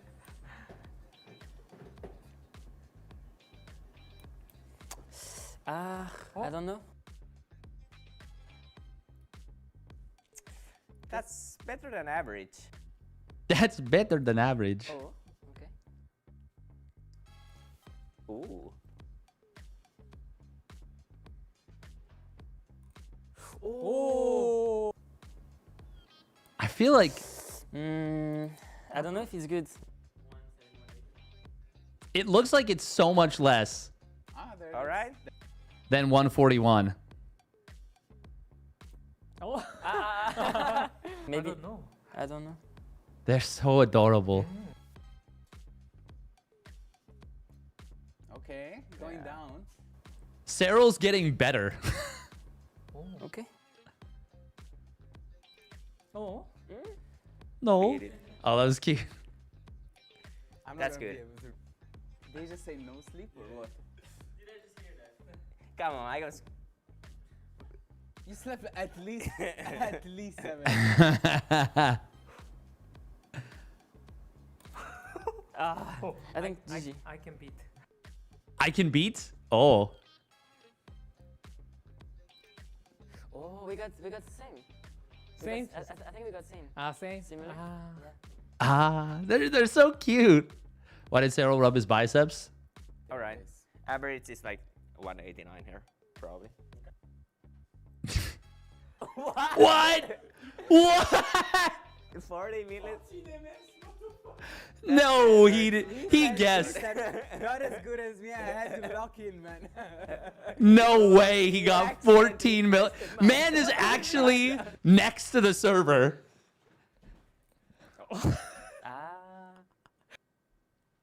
Oh, same. Oh, sorry. 왜 안 되지? we got same. Yeah. God, that's so To build funny. a perfect player, who would be in charge of micro or mouse accuracy? I'm gonna have to say Clem. What about multitasking? I'm gonna say Reynor. What about clutch factor? A few years ago, Reynor. I think I was really clutch. Oh, What they about used the old strategies? picture. That's awesome. But I think Lambo. Trophy cabinets. Unfortunately, the guy that's standing over there, Serral.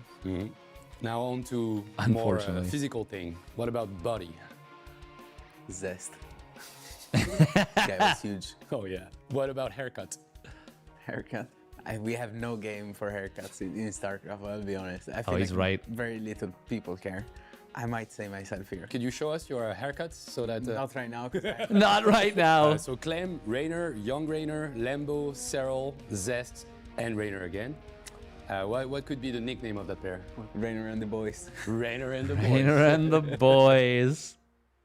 Who the perfect player would be with different players for God, each that's so category. dope. So who would you pick for perfect player for micro or mouse accuracy? I'll pick myself. Badass. What about multitasking? I have to go with Reynor. What about clutch factor? Oof.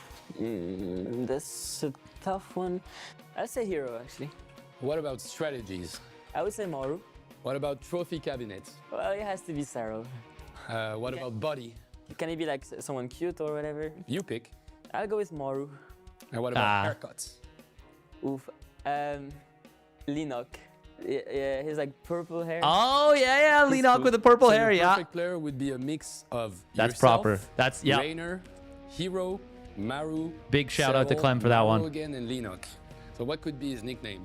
His nickname could be The Machine. The Machine. La Máquina. I love it.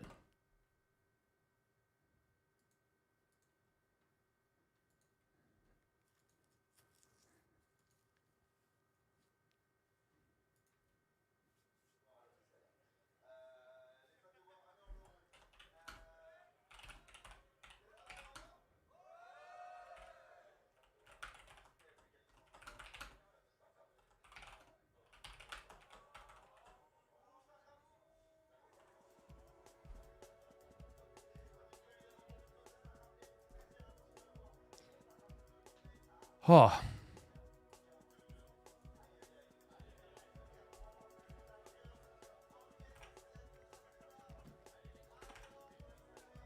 God, that was okay, so ESL like raised the bar for the downtime content, and these guys are raising it even higher. Like this is even better than like I would say this is probably the best downtime content we've gotten. Like period.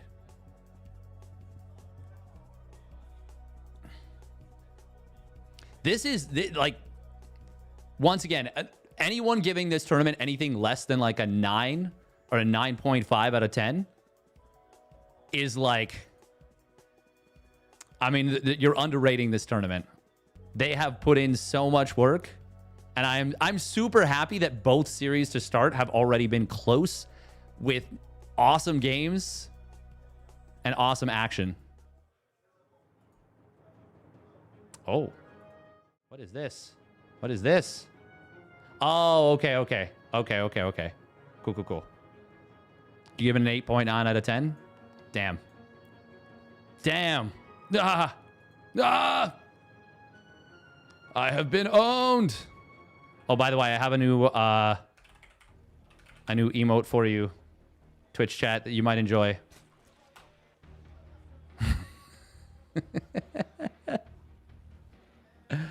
Spawning up at the top right for Basilisk. It is Reynor.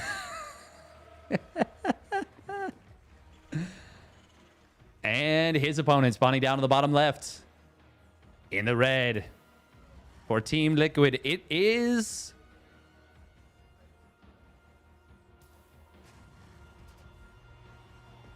Clement de Blanche Malom. Pop Nemo. Oh, look at all those cats. That's perfect. Pop Nemo, Glitch Cat, Cool Cat, DX Cat.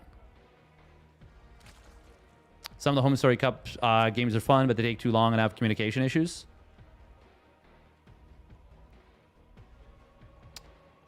I mean, I will say this has kind of worked out like a dream so far for Maestros of the game.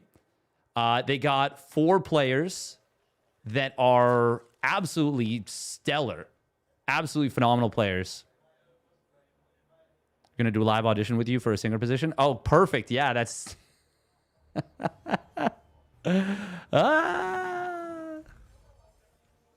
Oh no. Oh no. Red Bullet gives Lings wings. Happily pay for YouTube Premium. Me too. I currently have both Twitch Turbo and YouTube Premium. I don't actually subscribe to channels anymore on Twitch. I use Twitch Turbo.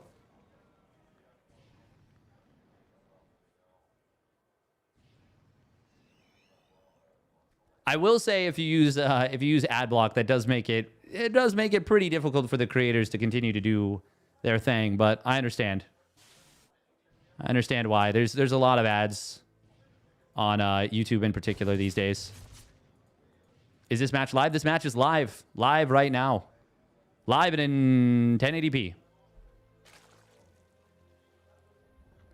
Another fast Evo out of Reynor. Oh, he wants this. He's going to get it too.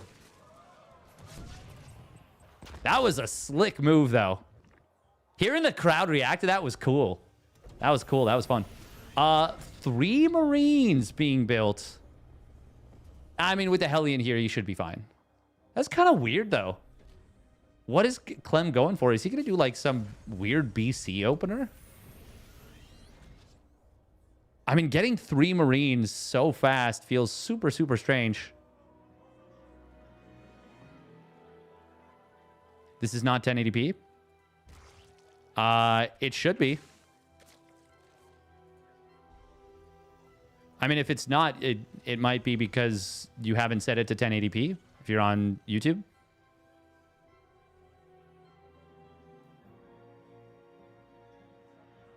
What is the mist over the game? I don't know.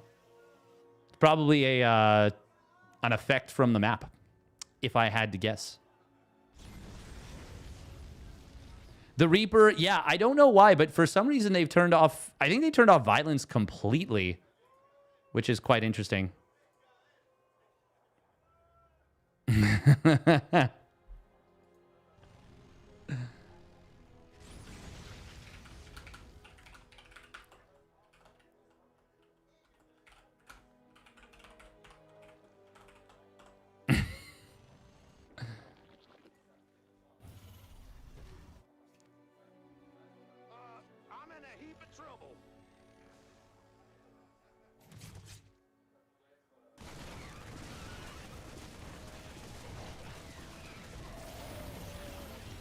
We are going to be seeing the Lings getting into the natural, getting all 3 Marines, getting a couple of SCVs. Well, he gets an SCV and a Mule.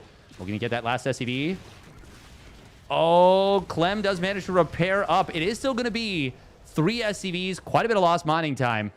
And once again, it is Reynor with all the momentum here. Now, that could have been a lot worse. That was some great SCV micro. Really limiting the damage. What's the major downside of an early Evo? Weak to Hellbat timings. Weak to... Well, it cuts into your eco quite a bit. Slows down your layer, which means that dealing with the Cloak Banshees is going to require extra spores, potentially. Like, look at this. He cannot transfer drones right now. Oh, but that's a trap! Oh, the couple of Lings that just popped out in the main... Oh my god, the drones, the split from Reynor is very good. But Clem gets himself in a good position, gets an extra drone more than he should have. Air quotes should have. But now that the cloak is expired, drones will be able to transfer more safely again. Yeah, the main drawback of the fast double Evo is it's a very high cost. Yeah, honestly, that's most of it. Very high cost means you can't drone up as hard as you normally would. Like, look at what Reynor's drone count is right now. It's taken him a long time to get up to 66 drones. Normally, these days, benchmarks are well before the 6-minute mark. Oh, please tell me this wasn't... Okay, we're good. We're good. Best of 7, best SC2 format? 100%. 100%. Best of 5, best of 7, best of 9.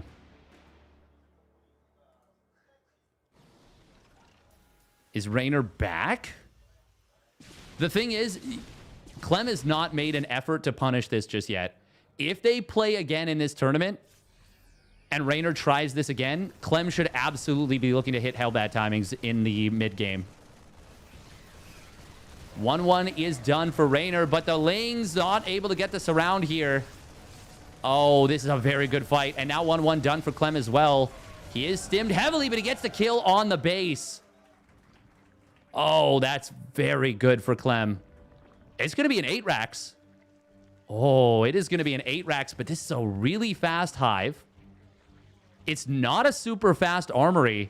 Reynor will want to go into that +2 melee as soon as possible. Banshee poking back in on the bottom side. He must have lost one of them. Oh, he's actually adding on a 4th CC. By the way, this is a really good map for the 8 racks. If you can set up around those rocks at the pocket base. But Reynor should be looking to knock those rocks down. He's not doing it, though. No 2-2 started up yet for Clem. Reynor, though, he is counterattacking with a lot of Lings. He's going to need to give up this base almost for sure. Oh, but he's in. He's in on the natural with this. There is a tank on the high ground. Clem raising the depots. He will eventually hold this. The tank makes sure of that. +2 armor is going to complete momentarily. Infestor is done. The loss of the base is annoying. It's very unpleasant for Reynor. But Clem needs to really hit hard with this attack. The 8 racks, though, I mean, he's already got a tank very far forward. Oh, that's a big stim coming in from Clem. He's got a good number of medevacs, but 2 of them are already out of juice. Actually, 3 of them are. Clem just now started up his 2-2. +2 melee is far along. It's already an upgrade advantage for Reynor. Clem is trying to bait Reynor in, and Reynor is taking that bait a little bit. Fungal growths, there's still, I think, 2 of them available. That's a decent one. One more fungal does, well, one more infestor gets taken out. Fungal growths are big, but that's all of them used up. Clem is able to keep pushing. There's only a few lings on the field. And even with that armor advantage, they're going to have a tough time. Oh, the stim expires, though. And a lot of those Marines are low on HP. Dropping back to the tanks. He unsieges. Wanted to avoid the friendly fire. Oh, transfuse on the infestor. Keeps it alive, but it does go down. Good target fire from Clem. Oh, this is very close. Oh, but there's the reinforcements. I was just going to say, I know the supplies are really far in favor of Clem, and there is the rest of the supply. Ling's going to cut off reinforcements after this point, but Reynor, he just can't do it anymore. He doesn't have enough. Fungal growth is decent here. Oh, the dodge on that next fungal. Big Widowmine drags into the tanks. Not enough to kill them, though. And he needs to kill them. GG is going to get called, and Clem gets it done. Snatches that momentum back away from his opponent. Oh, man, that is a big one.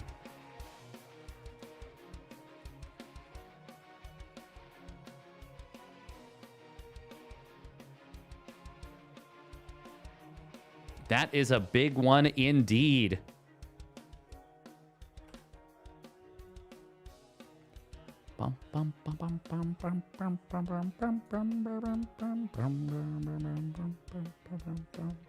The thing is, I think the Ling Infestor can actually...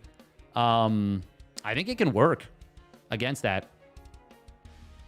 Sing us a song, you're the piano man. No. Oh, okay. One quick minute of ads. Very quick. In and out. 8 racks is difficult to counter. It's not an easy attack to defend. No, for sure. Well done, though. Well done by Reynor. Hired? Oh, fantastic. All right, so if you are on YouTube and you are watching, please consider subscribing to the channel. And I would very much appreciate it if you like the video. That would be very helpful. Very, very helpful.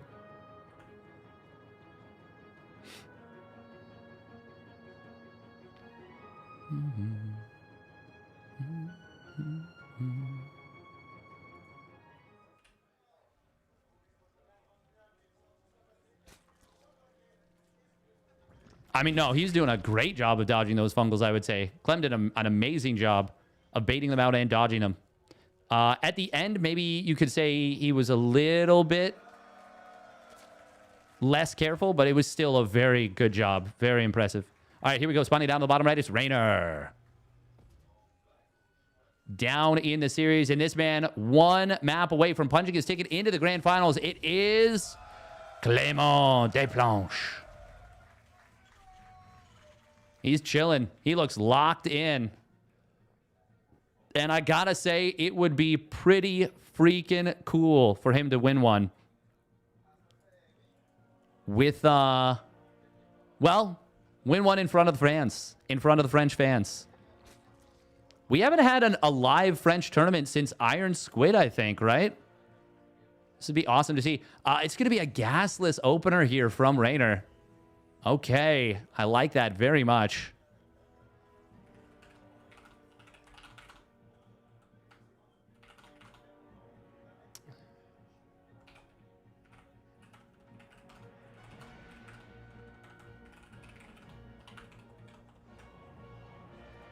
Bum, bum, bum. Dude on the right looks like Kratos. Kind of cool. Nice. Just subbed. Thank you. Thank you, thank you. Appreciate it. Map was great for 8 racks. Distance so short. Yes. I will say, though, yeah, I think... I mean, it started off very well for Clem, getting the cancel on the base on the pocket position.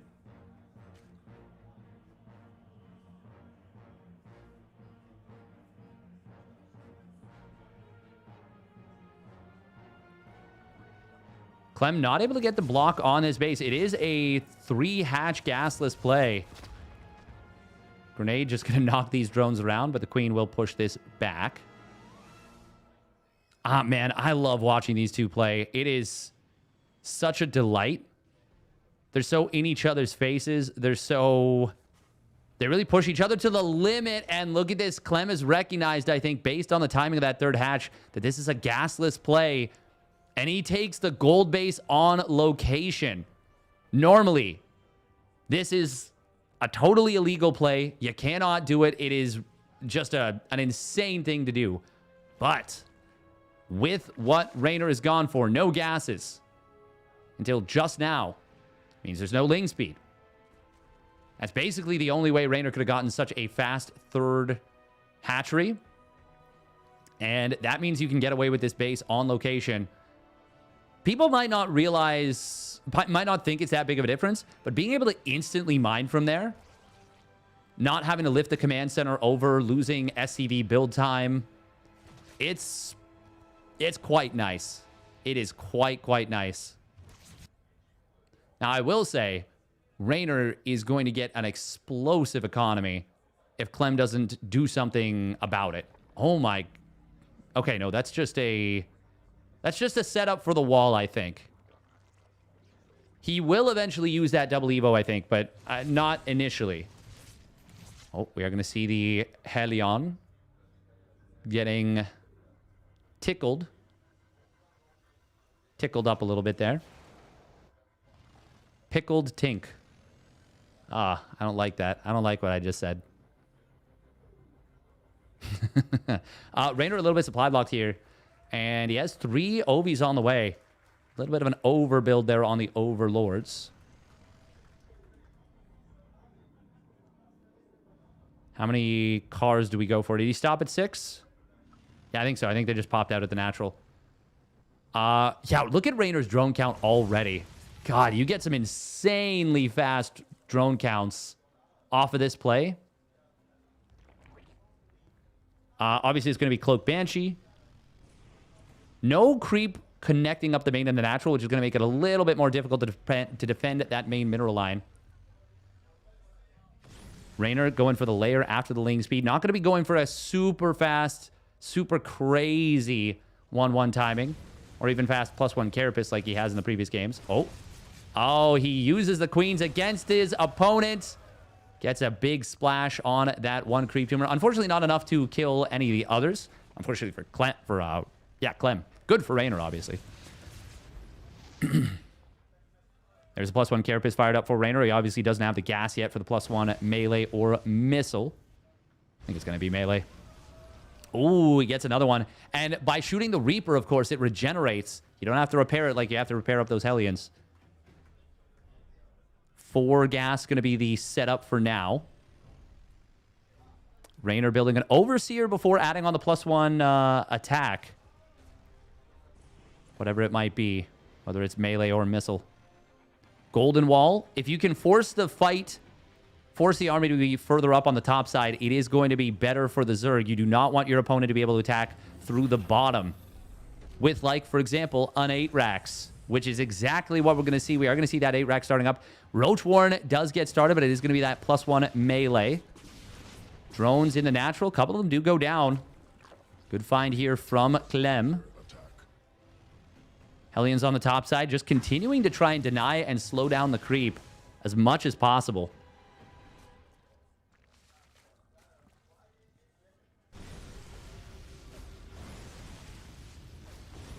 Pickled Tink, that's a Terraria thing, no. Is it? That's funny. We're going Widow Mines here, by the way. Oh, man. I always wonder, and I know that it feels so bad to do it, but against a player like Clem, when you're going for something like this, you've gotten such a good drone count already, is it worth it to just build the second spore in the main? When it's... The Hellions are going to be harassing in a position that is so far away from your main. Is it just worth it to go for the second spore in the main? I mean, obviously, in hindsight, it is at this point. A lot of creep, by the way, has been cleared up through the middle. And Clem, he is not going for tanks. It is going to be Marine Mine. I don't know that I've seen a Marine Mine 8 racks before like this. Widow Mines, oh, trying to be retargeted here. Banelings don't have Bane speed. In fact, it's very far away from completing. Roaches don't have speed either. There's the 2-2 fired up for Clem. It is late, though. Reynor already on 77 drones, getting an infestation pit. I mean, it's going to be a long time before Hive Tech kicks in. This is, of course, a gold-based powered 8 racks. So Clem going to be mining a little bit more than normal with it. Oh, Queen does go down. Still no Bane speed. We're going to see an attempt to go for the fight. Is this the play? I don't think so. Most of the Banes going down. Oh, that Widowmine somehow not connecting with the Overseer. I think Clem might be about to punch his ticket into the next round. Look at the supplies. There's a lot of roaches, and it is a supply lead in the army supply for Clement. It's going to take a big friendly fire Widowmine. That wasn't it. That one does go off on his opponent's army.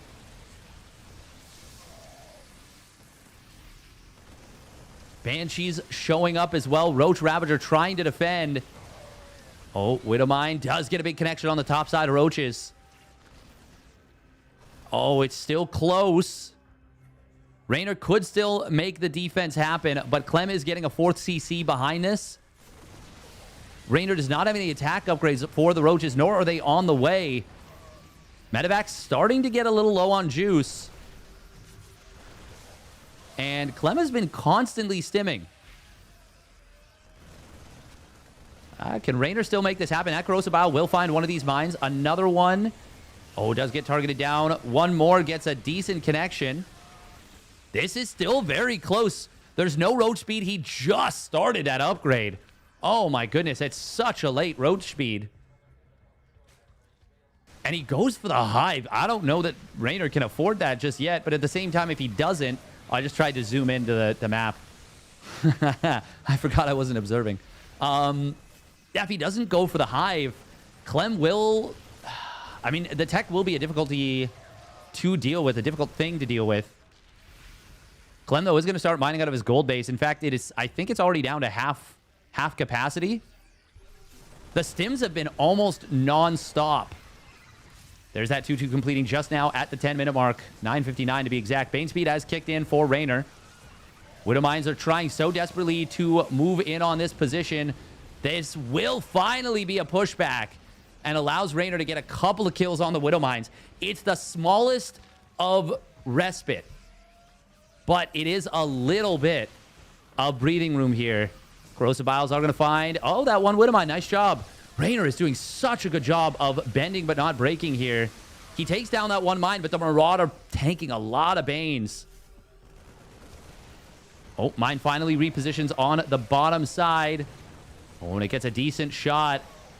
Roach's Ravager still trying to hold. This has been a crazy tug of war here.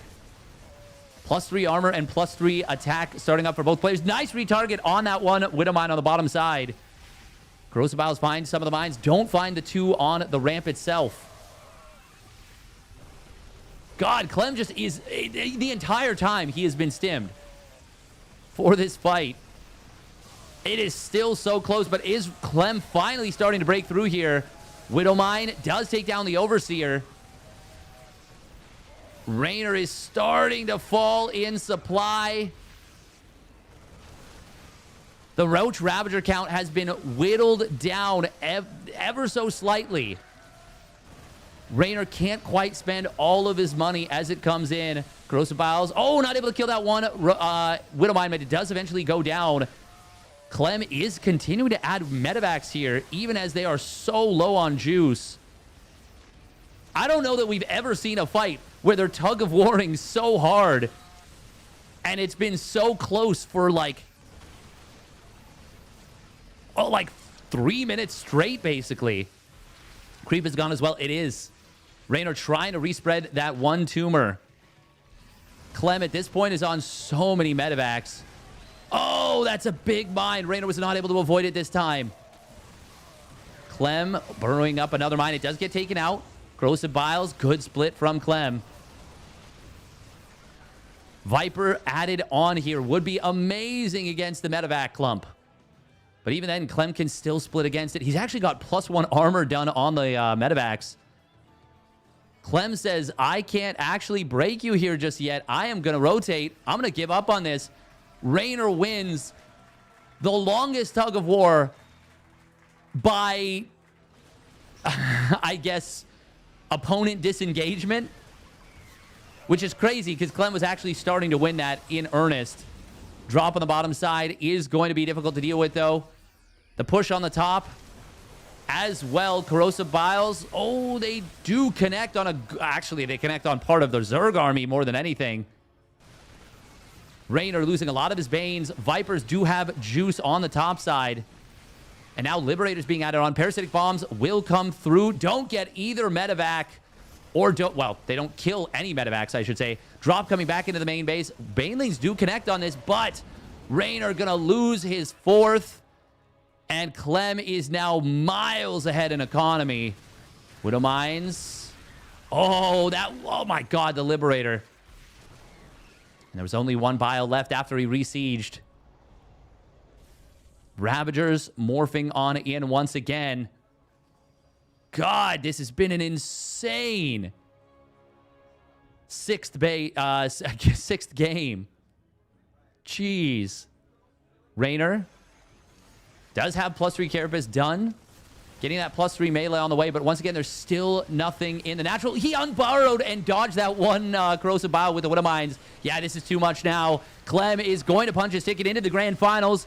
It's going to be a ZVZ rematch here. Blinding Clouds are not going to be enough. Reynor fought on so well from a disadvantaged position, but Clem has too much. He's got the 3-3. He's got the bio. He's got the medevacs. He's got the army supply, and he's got a ticket into the grand finals. Listen to that crowd. Oh, my God.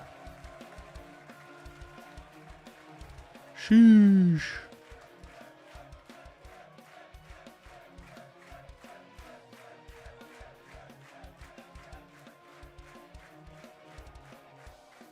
Yeah, he really didn't have any time to split off units and go behind.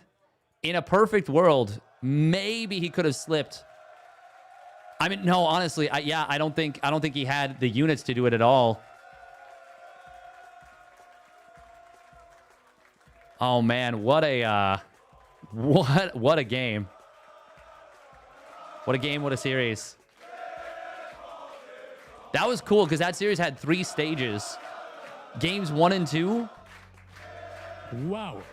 Clem dominated. Games 3 and 4, Reynor dominated. And then games 5 and 6.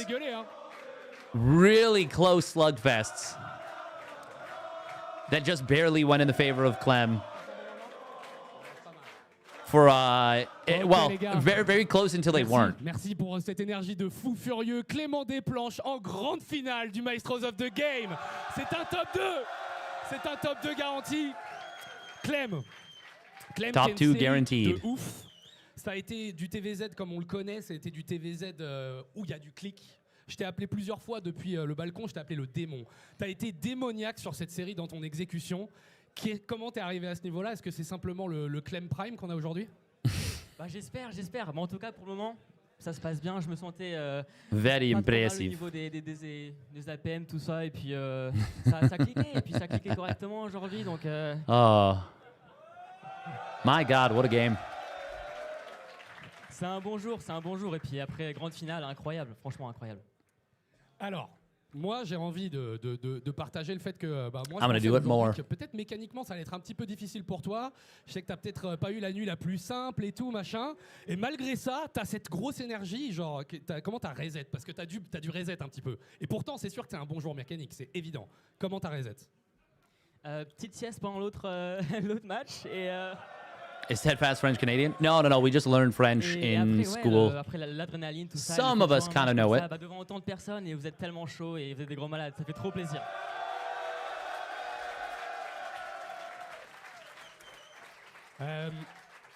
Tu vas jouer du coup. Alors déjà, d'une part, tu as peut-être le temps de faire une autre sieste. Voilà.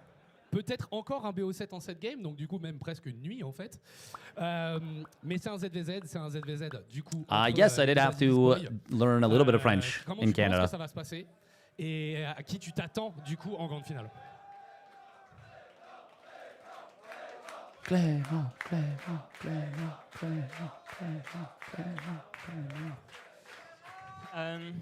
Ça me ferait plaisir de jouer contre les deux honnêtement. En général. Sleep deprived and still playing this well, damn. Yeah. Et contre les deux, c'est super serré. Gonna sing French in our newly formed band. J'aurais joué les deux, mais. Je sais pas s'il y a des gens qui sont capables de faire ça, mais vous voyez le même là avec la mort qui approche et qui défonce tout le monde là. Vous nous faites un petit classique. Yeah, Clem played phenomenally well. Serral, du coup, si c'est lui qui gagne. Obviously, the 8-Rax is strong on this patch right now, but like Clem's execution was very good. Écoute, félicitations, c'est insane ce que tu as fait, bravo. Un petit truc pour le public. Elite. Dernier mot peut-être? Merci à toi Funka et merci tout le monde, vraiment. C'est juste incroyable, l'énergie que vous avez et franchement pour tous les joueurs, hein, pas que pour moi et pour tout le monde, c'est juste incroyable. Merci beaucoup, merci tout le monde et on se retrouve en finale.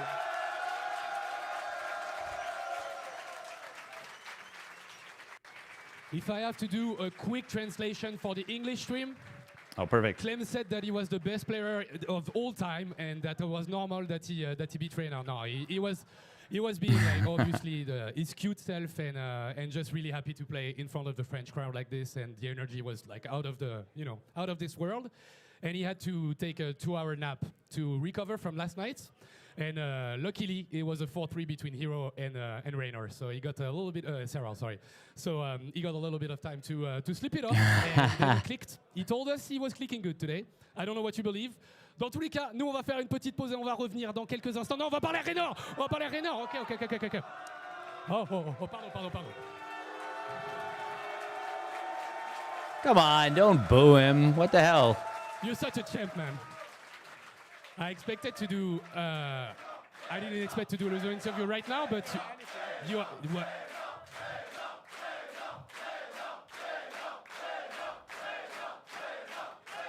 All right. I know it's like an easy question after that, but what about that crowd? Do you think it's epic and it's hype or what? Hey, it's powerful, man.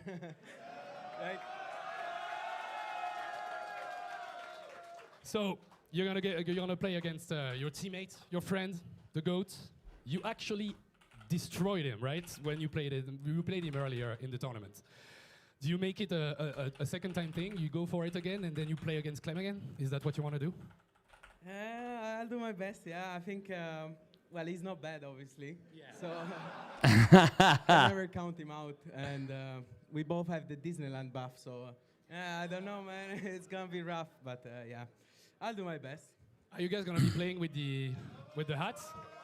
You think it's possible? No, not possible. No. Oh, okay. It's too hot in here. Anything you want to say to the crowd? And anything you want to say to the crowd before we hear from you again, I guess? No, I just want to say it's really powerful. It's so powerful. I had to put on Spotify to the maximum after the first game. Because I lost like one drone and everyone was like, oh, I was like, all right. No, jokes aside, can definitely hear the crowd. It's good fun. I think I didn't play that well against Clem, especially the first 2 games. I think I hard trolled, and hopefully I can do better now. Turn up stream ball. Yeah, we can do that. Thank you so much, Reynor. It's such a good spot. Reynor, please. Can't hear anything.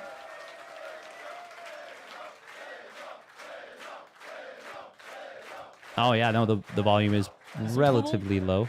Ils sont trop forts, il est trop fort, il arrive, il donne de l'amour, il vient game, qu'il a un peu balancé les 2 premières games et que du coup ça a rendu le BO7 super dur. Okay, that's a little bit louder. Il trouve que vous avez une énergie de The thing is, we want to keep it évidemment un not très too bon joueur loud. de StarCraft et que ça va être très compliqué, mais que voilà, il sait pas ce qui va se passer, mais qu'il a hâte de rejouer devant vous et avec vos applaudissements. Et vous l'avez tellement tilté à un moment donné quand il a perdu un drone qu'il a mis Spotify à donf parce que il était en train de devenir fou quoi.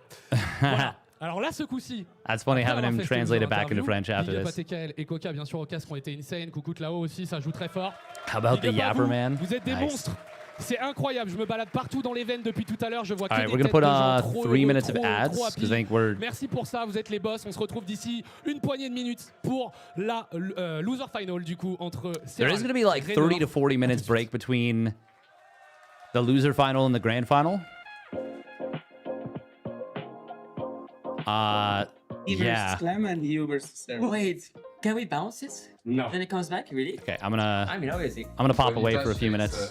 We make the rules, no? I'll be We make back. the rules. Yeah, you can start. I'm gonna we put can push like each other's, 20 minutes. things, Can I right? do 20 Yeah, of minutes? course. Who'll win this best of 7? ZVZ.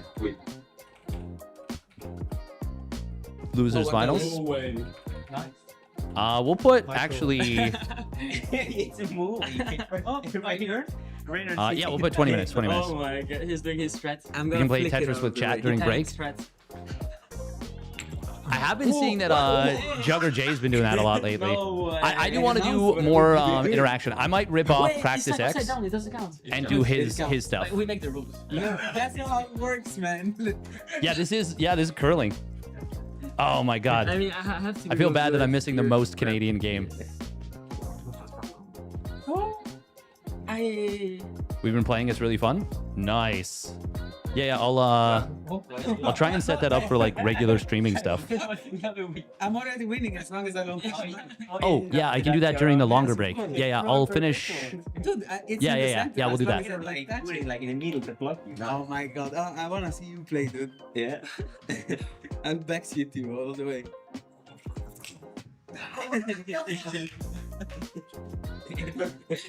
That's so bad.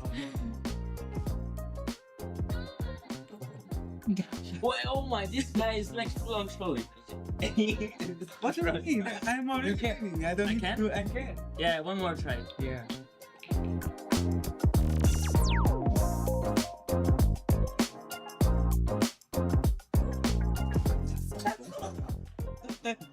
Oh my god. Hey, your dog shit. First one was good. You beat. Yeah, the first one's free. Oh my god, you're on. That's like risky, dude. That's crazy. So funny. Go on, that's a win. Clearly. 1-0 for you. Oh, we finished the best of 3, yeah? Yeah. You're yellow, you start. That's a strat. The strat doesn't work. Don't worry about it. Did you actually get it completely online? So lucky. But you think it's the first one that wins in the game? Come on, guys. Yeah. Chill it out. Oh, Oh, okay. That's fine. All good.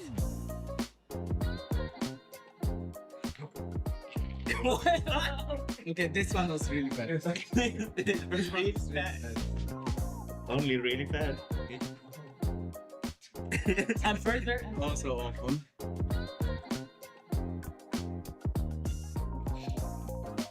Well, I mean, alright. No, I'm still winning. What do you mean? I'm still winning. I'm close winning. oh, you win. There it is. Wait, I'm winning. Same. Yeah. Blue takes it now. Okay, one last one. Blue takes it. Yeah. Closer to the You city. need to fix the situation. Oh, you have one last try. No pressure. No pressure.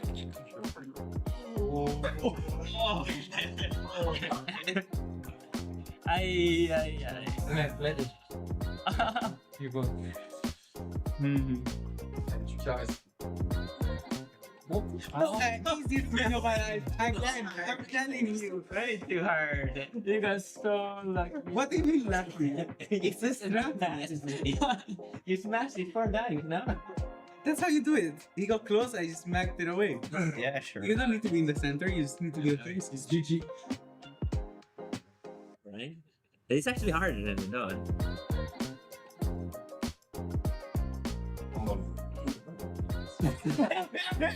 You're terrible.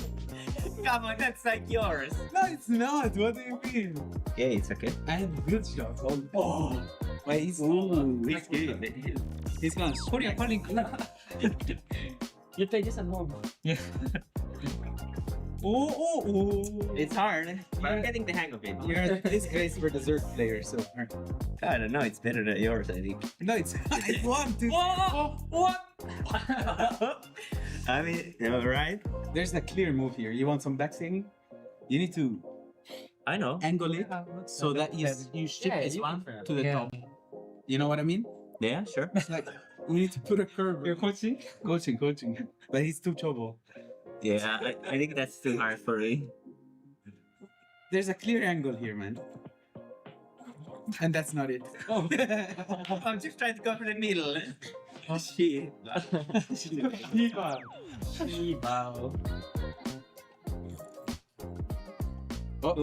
Keep it closer. He almost did it for you, man.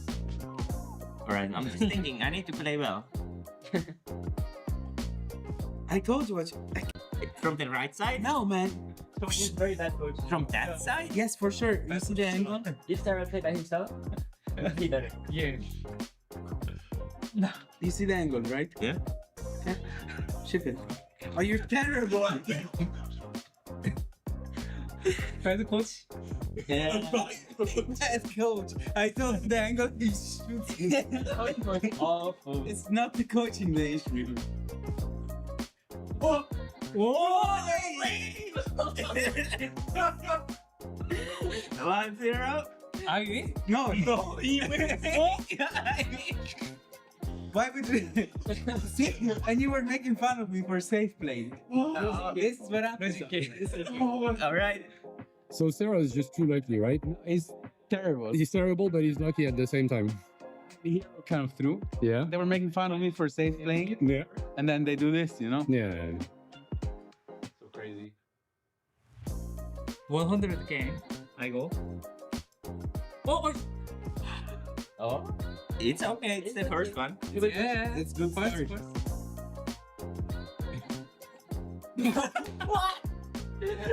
It's fun, doesn't.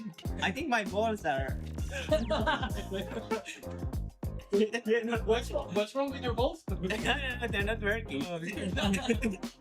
Get him checked out. 나 왜 이래? 누진 게임? Okay. 오! That's sorry, that's a good shot. That's It's the best one so far.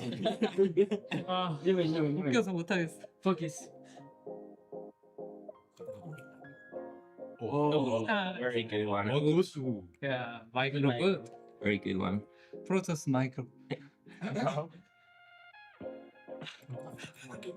Oh! 와. Balls are working, man.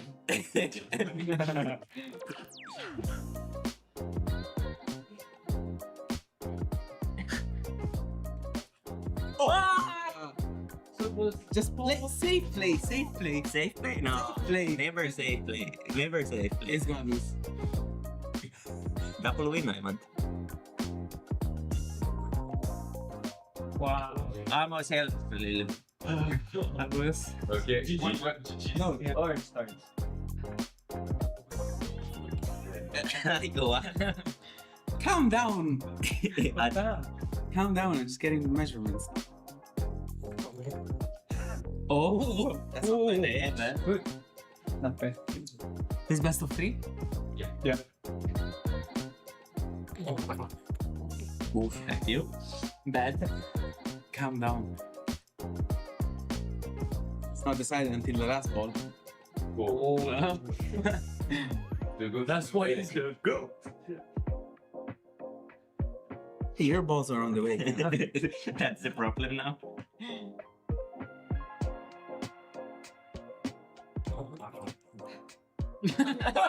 Exactly the same. It's your freestyle. He is some coaching. Don't worry about it. I'm still confident in my position. Oh, well, a bit hard. Last one. Oh. We. Safe play? Safe play.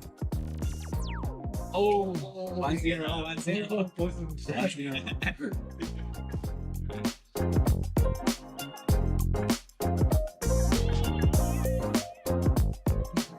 Soft. Feather ball. Yellow feather ball. Yeah, maybe.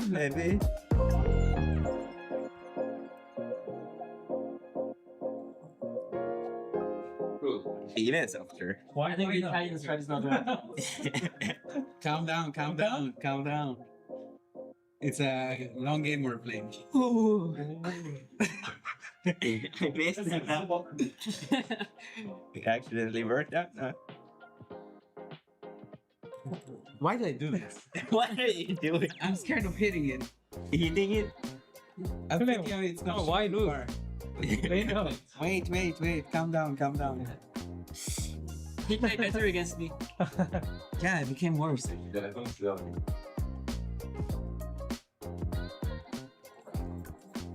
Ooh. It's a good try, yeah. I need to change my technique. Just blocking.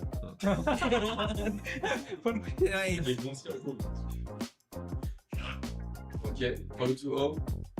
What do you mean for the 2-0? Calm down. I'm 1-0 up, man. Calm down, both of you guys. Calm down. Let me take my measurements. No way. I moved it.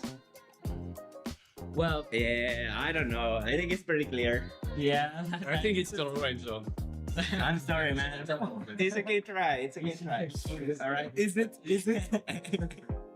it orange final verdict? I do think it is. Yeah, it's tied. I mean, this one is not. Hey, he moved it. He moved it. He touched the blue ball. That's what you do. Yeah. All right, I'll take the loss. All right. Well done. Good game. Well played. So we know. What a game. Very happy with this one.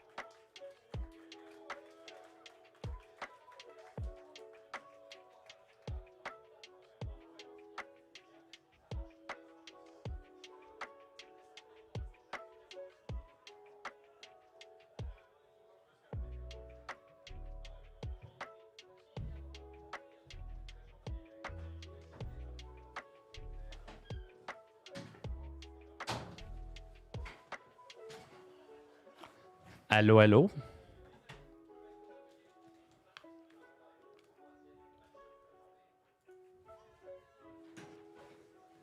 Who's winning?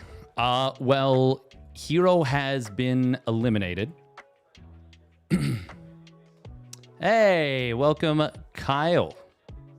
Let's go, Basilisk boys.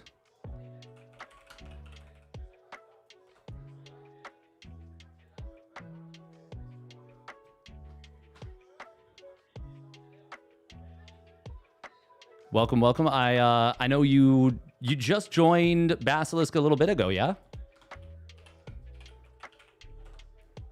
Very cool. Nope, that is a year ago. Oops. Well.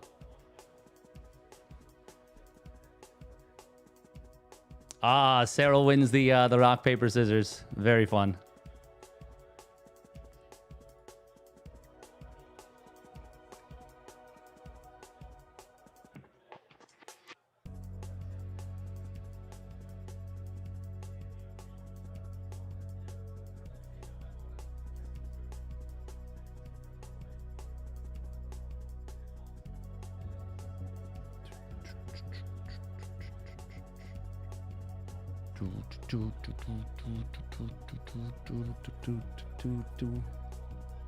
Are you winning, son?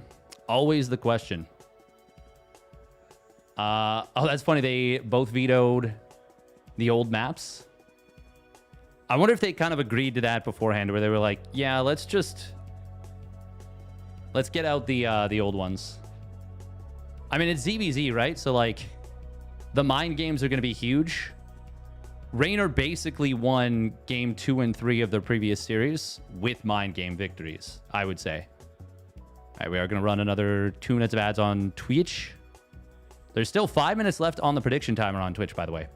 Hey, thank you very much, Meow Downtown, for the tier 1 reset at 48 months in total. Damn. That is 4 years. That's cray-cray. I wonder if it ends up going to Game 7. Are they going to leave Sandworm to the last map? I mean, these two have obviously played a ton of matches against one another. Advantage Reynor because he's fresher, or advantage Serral because he's rested? Honestly, I was just going to talk about how it is so hard to predict who will win between these two, because they almost always have such close series and such competitive series.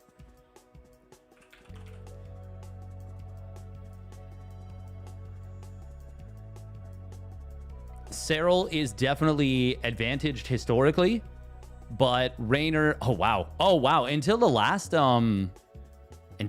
meeting, I did not realize Serral had a huge win streak versus Reynor in series. Oh man. He had a win streak stretching all the way back to the beginning of July 2023. Damn, I did not realize. Wow, that is a really long win streak that got snapped actually in this tournament, in the upper bracket, in the winner bracket. That's kind of crazy. Cool to see. But I definitely think of them as being much more even than that. Wow, that was, how many series was that? 1, 2, 3, 4, 5, 6, 7, 8, 9. A 9-series win streak for Serral was snapped between these two. That is kind of bonkers. Does that stretch back to... Wait, when was TSL 9? TSL 9 was 2022, yeah? TSL 9 main event. Yeah.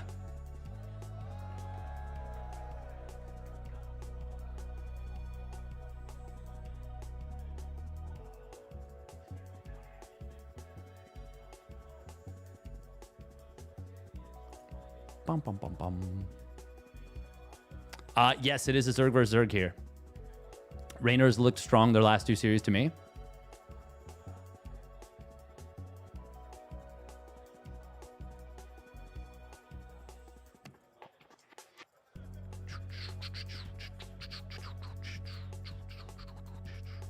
Oh, I gotta sneeze.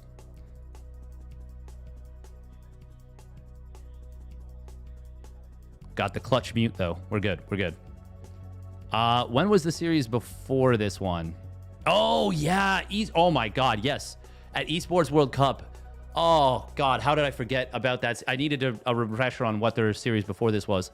Holy crap. That will go down in history as maybe the most heartbreaking series in StarCraft 2's history. I don't know if there's one that would be a bigger heartbreak. Creators Series versus Dark at IM Katowice in like 2022 comes to mind. But yeah, this one was... It's nuts that it didn't go the way... That it didn't go in Reynor's favor. All right, here we go. Spawning up at the top right. It is Basilisk Reynor. Yeah. Still a minute and 45 on the prediction on Twitch if you want to get that in. There we go. We were off by a lot on the timing, but that's going to happen. Once again, if you're on YouTube and you're enjoying, would love a subscribe and especially a like on the video. Helps a lot. Be super duper cool. And there we go. Spawning down to the bottom left, it's Serral. Or Basilisk. Basilisk Serral. Serral's heart rate is so low it doesn't even exist. I mean, he does stay extremely calm during matches. It is very cool. Bugs versus Bugs. That's the one. All right. We've got... Hatchcast pool. Nothing crazy. They both keep their second overload at the natural for a little while. Don't want to get proxy hatch spine crawler rushed. You can do an all-in off this. Or off of that, I should say.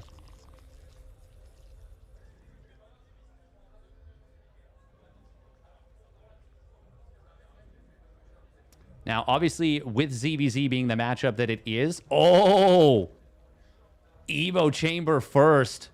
Oh, baby. Reynor's going to be doing an NA special. Now, will it be Carapace or Melee? Meanwhile, Serral doing something already a little different on his end. He does start Ling Speed, but he takes 2 drones off gas instead of the more normal 1. This will mean that he wouldn't be able to get as fast of a Baneling Nest, which would actually mean trying to punish a play like this becomes a lot more difficult. It is going to be that fast +1 Melee. Okay. So he will go Ling Speed behind this. The only question is, does Reynor add on a Baneling Nest when he does this? Or will he stop at 100 gas? Oh, he's building a second Evo. Okay, that's at the front. That's at the front. Oh, this could be really cool out of Reynor. He can build an Evo chamber at the front and a Roach Warren here. Continue to mine gas and get +1 Carapace. Make this look like a 2-base... make this look like a 2-base Roach play. Like, that's +1 missile that he's getting. But in reality, he goes for the fast +1 Carapace and eventually gets 1/1 Lings. Oh, that's a cool play if that's what he goes for. Now, he could also go into Mutas from this position. There's a lot of options here for Reynor. Serral, for his part, is going to go for the Roach Warren. He skipped the Baneling Nest. He's built a few of these units. That's a kill on the Scouting Ling. That's very good for Reynor. Serral has no idea what's coming right now. And fast +1 Melee against no Banes and small numbers of Roaches.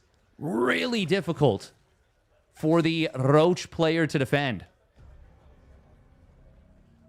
Serral is going to be getting across the map, but he's hitting into his opponent's Ling Speed timing. Now, seeing this number of Lings should already raise a little bit of an alarm bell for Serral. Starts at 4 Roaches.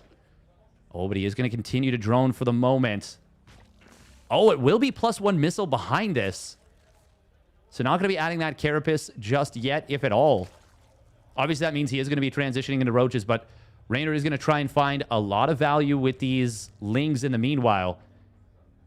Serral will add on a Baneling Nest himself. Okay, he's seen the Lings, and now if he clicks one of those Lings, he'll know they have +1 Melee. Baneling Nest is not yet done. Serral going to try and tuck himself into a corner.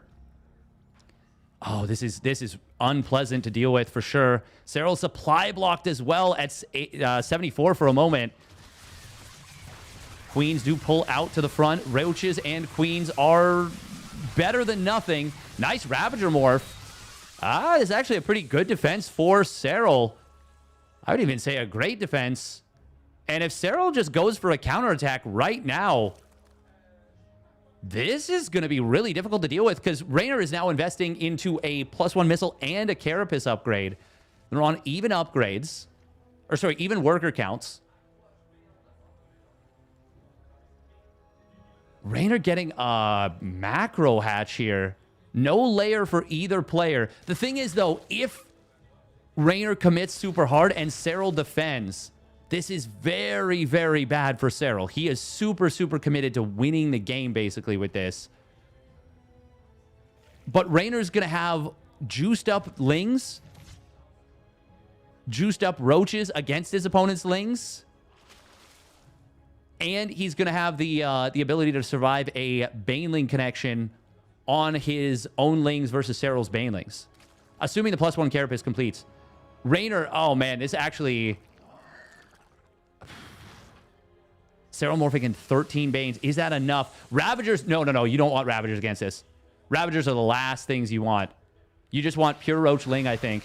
Oh, that's a big Baneling connection on this Ling counterattack that was going to be attempted. This is the first of Reynor seeing that it's Banelings.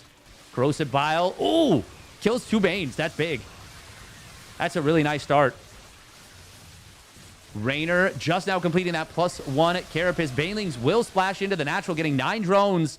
Reynor, these Ravagers, they're going to be helpful here. Corrosive Bile's on one of the eggs, canceling that Roach.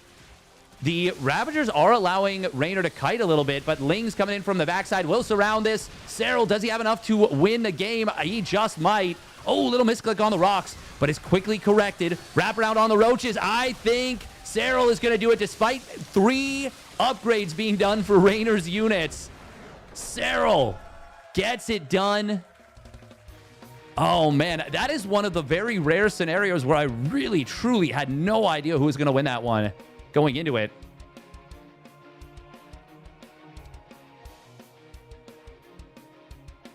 Well done, well done.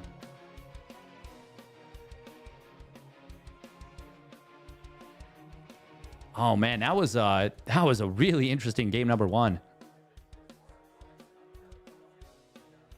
I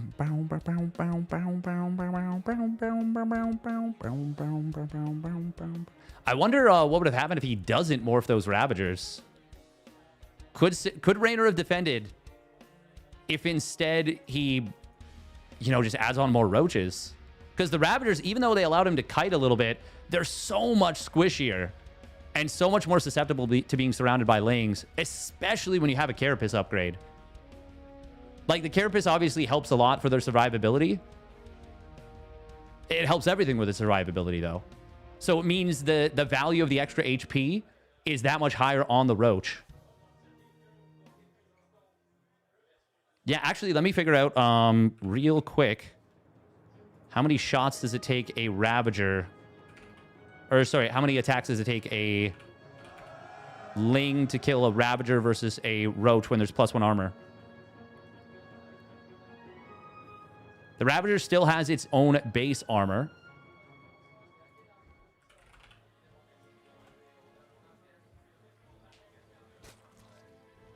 So it's just the extra 25 HP, but there's also so much more surface area on a Ravager for Lings to hit it.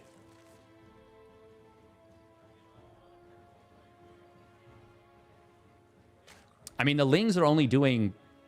Are they only doing 3 damage a shot? Yeah. Wow. Wow.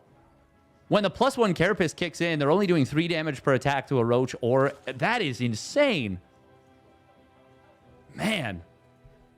So it really was a lot closer than the ending supply would have us believe. Yeah, wow. You're only doing 3 damage per attack with a Ling versus a +1 armor Roach or Ravager. So the fact that you have... Actually, yeah, that is enough to convince me that morphing the Ravagers makes a huge negative difference. 1, it prevents you from having more units on the field, and there would have been enough larvae with a 4th hatch done. Damn. Yeah, it's only a 25 HP difference, but that's 9 extra attacks.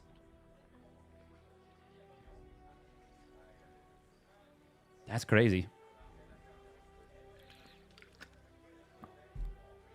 I suppose Lings attack really quickly. Range doesn't help much when your opponent built all melee units. Like, oh, having range. Or do you mean +1 range? Because +1 range helps a ton in the +1 missile versus no Carapace. Roaches normally take 3 attacks to kill a Ling. When they get their +1 missile, they take 2 attacks. That's the other thing, too, is the Ravager doesn't have that breakpoint. Actually, it does. No, it does. Oh, it has the same breakpoint. What's this?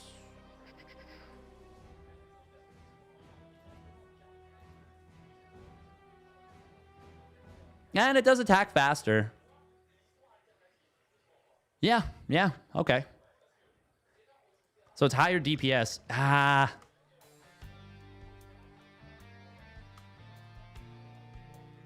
No, I still think the extra HP, the fact that it costs you just so much less, in that specific situation, having Roaches would have been better. And not to mention the fact that it's so much extra gas, too. But I think Reynor was gearing up for his own attack at the time. He wasn't thinking about a defense. We do see Reynor with a hidden Baneling Nest. He's already playing some decent little mind games in this series. Serral is going to go for a bit of a Ling Flood here. to sustain the fact that he has not gotten his own Baneling Nest. So it's probably going to be a Roach Warren behind this. This is how Bly used to play. Oh, no, it's going to be his own Baneling Nest, but it's still going to be the same concept. You can, however, follow it up with additional aggression. Reynor, he will have the ability to morph in Banelings defensively. We got 2 Banes morphing in. Serral, mostly just putting on pressure with this. This is not intended to do any kind of crippling damage. If it does, obviously, that's amazing. It's meant to punish an opponent that is playing greedy. Oh, if he gets the kill on the 3rd, he might get it. Baneling number 1 is good. That's going to be a dead 3rd. Wow, Reynor got baited around by the Lings of Serral, and they even found 2 drones. Oh my god, that's a disaster for Reynor. 2 drones going down to the couple of Lings that ran by in the main for Serral. Got a scout, and he loses the 3rd hatch. The drones are annoying. The 3rd hatch is crippling. Now, the counterattack will get a queen right away, but it is going to be tough to get anything more than that. We do have a +1 missile starting up for Reynor. He doesn't have a Roach Warren, though. Whereas Serral is adding his own Roach Warren in. There we go. There's the Roach Warren now for Reynor. Does Serral follow this up with just an all-in?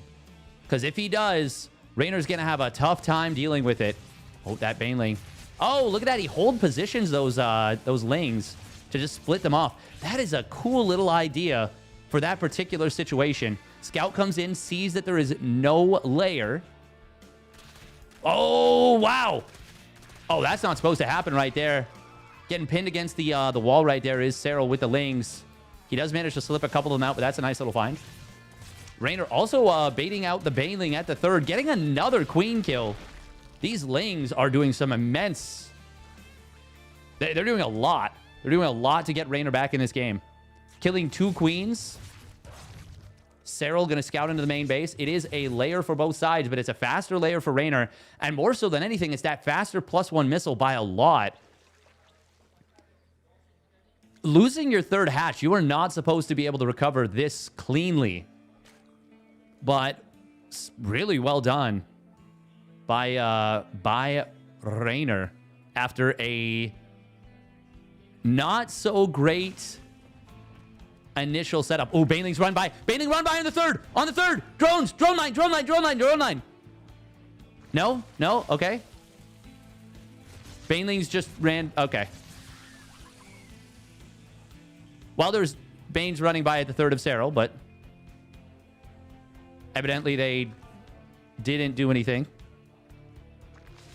Oh, Spire coming in. Serral actually fell victim to Reynor's Mutaplay in game 1 of their series earlier. Oh. Okay, looks like we're good. +2 missile. Not going to be the best here. Being too harsh, it was sloppy to lose that queen too. Yeah, but I mean, it's hard to stay on top of everything.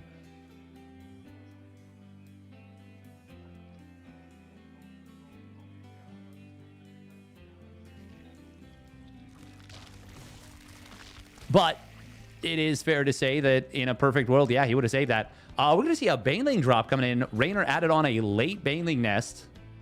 No, he didn't. What am I saying? I'm thinking game 1. No, he added a very early Baneling nest. It's just that the Banelings didn't defend him initially. Serral is getting his own +2 missile and building a lot of roaches. Is he anticipating the Spire out of Reynor and getting ready to build counter corruptors if he needs them? No, it is going to be 4 mutas. Okay. I mean, this will be really good against the Baneling drops. Serral did see both Dropper Lords move out. The question is, does he recognize what they are? Okay, Reynor must have... No. Did he? Is that... No, that's the Evo Chamber. So he's just getting Hydras, I guess, in preparation. This Overseer will get a Scout. Meanwhile, mutas are going to help contribute to this fight. It is +2 missile far along here for Reynor.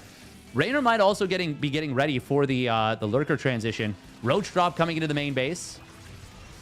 Baneling's at the third. Oh, good job from Serral, but that's a lot of lost mining time. Still, obviously, it is far better to lose a bit of mining time than lose 15 drones. And that's going to end up being ultimately a very good defense from Serral. He's also going to be adding on a Baneling net, or a Baneling speed upgrade, I should say. Ooh, that is something that can be very difficult to deal with if you don't have the lurkers out in time. Now, Banelings are...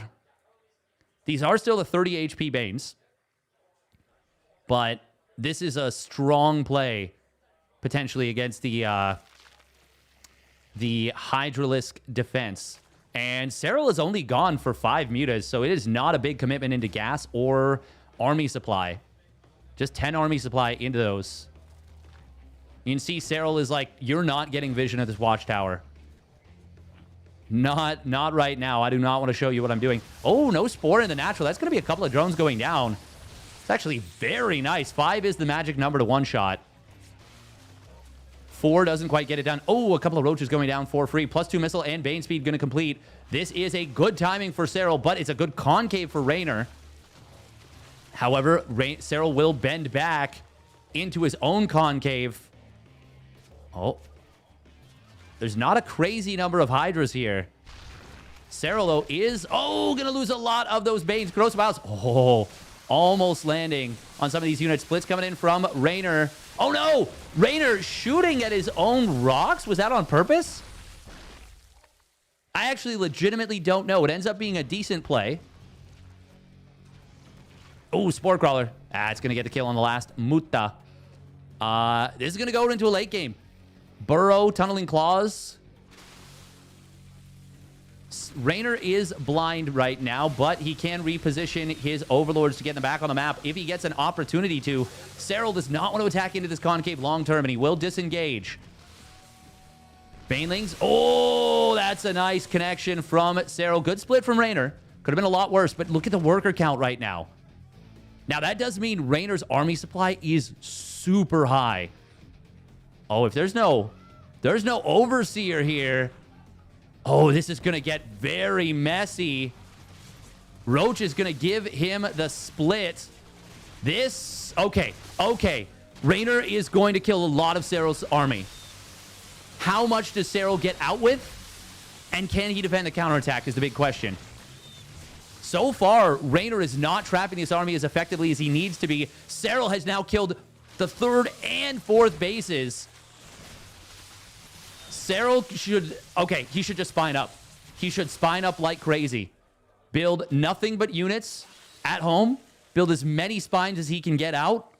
And just defend. Because Reynor is so turbo all in.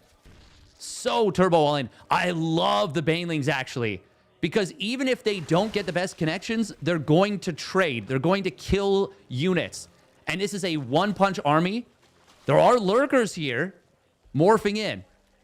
But it is not a crazy number of lurkers. They don't have their hive upgrades. Reynor is going to have to push down a rep. Now, Serral's got to be careful. He might not know about these lurkers. And the lurkers are going to be a problem for the Banes. Serral is going to go for the fight. The Banes are trapped behind a little bit. Oh, a couple of roaches coming in from an awkward angle. They're actually going to aggro one of the lurkers, which is kind of good for Serral. Front line of lurkers. One of them goes down to the Banes, incidentally. There's still 2 alive. Serral just needs to defend. He still has an army supply advantage, but a lot of it is in production. Oh my god, the lurkers are actually starting to move forward. Is Reynor going to do it with the one-punch attack? He is starting to break through. Serral actually still has such a huge supply advantage, but a lot of it is in drones. Corrosive Biles, not quite able to kill that lurker. However, the reinforcing roaches, I think, are going to be enough. And there it is. It's a break on the line. Oh, man, that got scary, but it's ultimately a victory for Serral.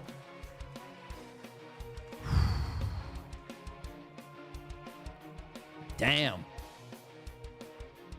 Even just a handful of lurkers right there, making that so scary. Serral made it look easy. Way easier than it was. But at the same time, it was also... It was a little dodgy. It was a little dodgy.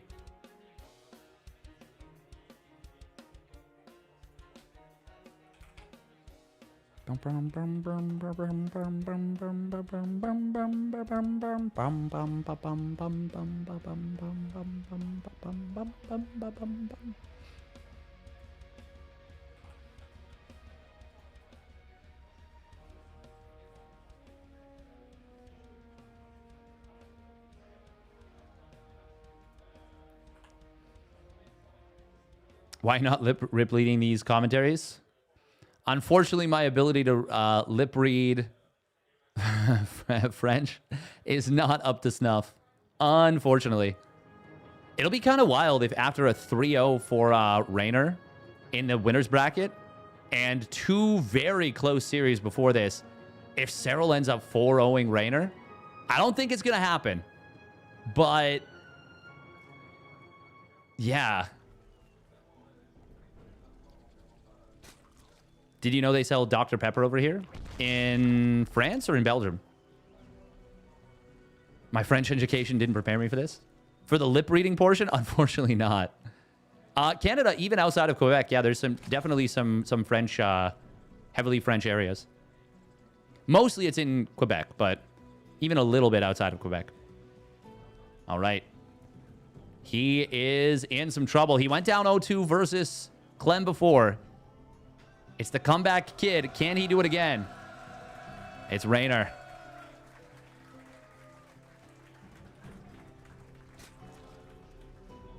Meanwhile, his opponent spawning down on the bottom left. It is from Basilisk. The man, the myth, the legend. It's StarCraft. Yeah, he's so good. Look at him go. He actually is so freaking good, though. So freaking good.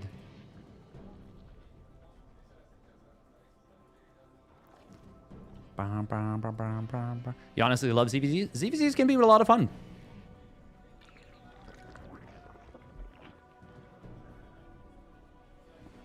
Here he didn't play badly. Yeah, I would say the biggest mistake so far of the series out of Reynor. Well, there's one big mistake in each game. One, morphing the Ravagers in game number 1, but at the same time, I just don't think he recognized what was coming necessarily. Because I think the Baneling showed up very late. Like, Serral kept them hidden very well, so it's tough to recognize how committed that was. And 2, in game number 2, not dealing with the big run by from Serral, not cleaning it up as quickly and as efficiently as he needed to. But it's tough. It's tough when your opponent goes for the mutas and they blind you. Reynor is usually the one that's, I feel like, against Serral in particular, he's usually the one that is getting aggressive and trying to throw his opponent off. But instead it was Serral, you know, kind of bringing the heat to Reynor with those mutas, pushing all the overlords off the map, giving him the opportunity to sneak up on his opponent.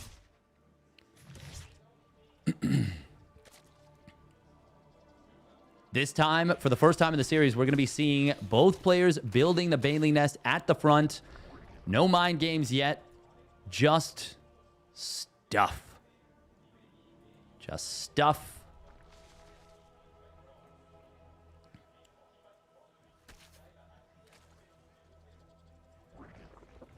Man, the music is actually starting to stick in there. Feel like I haven't seen Serral or Reynor in a while. Where do they play now? I mean, I don't know if they actually practice against each other. I know there was an old school feeling of don't practice against the other Zergs because you're going to play them in a big tournament. But they have both adopted the new-ish Korean style of ZVZ. By the way, Serral putting on a little bit of pressure with double Bane. Oh! Okay, he's fine. Reynor going to try and... No, not going to be able to target that down, but it is going to be Serral letting one of his Banelings detonate on a Ling. A little bit of miscontrol out there, honestly. Meanwhile, we might see a very similar setup out of Reynor to what happened in game number 3? I think game 3 of their series. where Serral kind of tapped out without a fight. Okay, it's actually going to be a layer coming in. Is this a real layer? Yes, okay. He builds the Evo chamber now. He's just going to have a later attack upgrade. But yeah, what happened before is that Serral went for a big Roach Ravager Ling attack off 3 gases and no layer, while Reynor was doing the same thing but with a +1 melee. Or, sorry, +1 missile. And that is such a massive advantage. Like, I don't know if there's a matchup, actually, where it matters more having just that upgrade. I guess the only thing would be if it goes Mutiling Bane... Or, sorry. Actually, yeah, Mutiling... +1 Carapace on mutas versus no upgrades on the mutas, but you never play that way. But if it did happen, that would be one situation where it would be as big. Mass Ling and one player has melee and the other doesn't. But they're on like the identical army supplies. Ooh, that is going to be a scout on the finished layer. Serral did transfer some drones away from the main. This is going to be a big attack, I think, from Serral, but... Wait, why did he transfer drones away from the main? Reynor's attacking in. Oh, this looks very bad for Reynor on paper, unless he can kill his opponent right now. It's actually Reynor going for the all-in. I don't think he's got a layer. No, he doesn't. Serral's got Roach Speed, which is going to make dodging the Biles... Wait, does he have Roach Speed? Did it finish? Or did he cancel it? He might have canceled it. Oh, yeah, he canceled it. Yeah, okay. I was like, man, that would have been really fast. Spinecrawler going to be produced. Banelings for defense. Reynor's got a couple of Banelings of his own. Spinecrawler will be done just in time. That's going to help out a lot here. Corrosive Bile. Oh, connects on 3 roaches. One of them does. Serral's got to dodge those Biles. He finally gets out of the way. And this is looking pretty darn good for Serral, despite the upgrade advantage for Reynor initially. Ravagers can kite very effectively. And actually, hang on, is there enough lanes to keep pushing?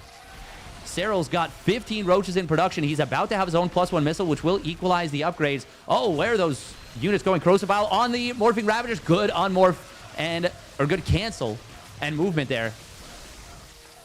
No, Serral's got this defense. The crowd is getting a little ahead of themselves here. Reynor is not breaking through. Serral is holding, and he is going to be so far ahead. He's up 7 workers. It looked very good for a moment for Reynor. I don't blame the crowd on that one, but Serral is held, and he is so far ahead now in this game. Oh, the Spire is a very cheeky little move. This kind of an attack is definitely meant to punish a player that tried to rush Spire. Corrosive Biles. Oh, actually, not all of them connect, so the Overlord survives for another few moments. There is a Changeling coming into the main base. Finally, we do see that Overlord getting taken out. Where did the Changeling go? Oh, it just got killed in the natural. Okay, yeah. Reynor. Oh, man. Serral not getting Roach Speed at all now, by the way. Honestly, even just getting... Oh, there it is. He forgot it. He forgot to restart. You're conflicted? Yeah, I get it. Sneaky Lings on the right side could be very nice here. Serral, I wonder if he actually completes this +2 missile. It is going to be very difficult for Reynor to know how hard Serral is committing to the mutas. Okay, yeah, it's just going to be a small commitment to the mutas. Same as last time, might actually just be 5. They got a crazy amount of value in the previous game, by the way. Oh, he goes up to 6. Bane speed starting up as well as Overlord speed, Roach speed, +2 missile far along. Lings on the right side may be able to get a cheeky kill or cancel on the 4th base. Reynor shuffling them around here. I think just trying to tuck them as much against the edge as he can. Reynor's going to try and hit a 1-1 Roach speed timing maybe. But it ain't going to work if he does. Yeah, he just threw down a Hydra's Den and a couple more drones. This is so rough for Reynor. He does have some outs. Particularly those Lings on the right side. If they can get a kill on the 4th base, But, I mean, look at the, like, +2 missile is a better upgrade than +1 carapace. It's not massively better. It's only 1 damage point value extra per attack, but over the course of a long, big fight with a lot of units, that's a big difference. And the scouting overlord on the top right will find these Lings. That is really, really freaking good for Serral. He's also going to look for a Ravager here. If he can get the kill, that'd be nice, but Spore Crawler will protect those units of Reynor. Serral sniping down 3 drones. Ooh, Reynor is in a tough position.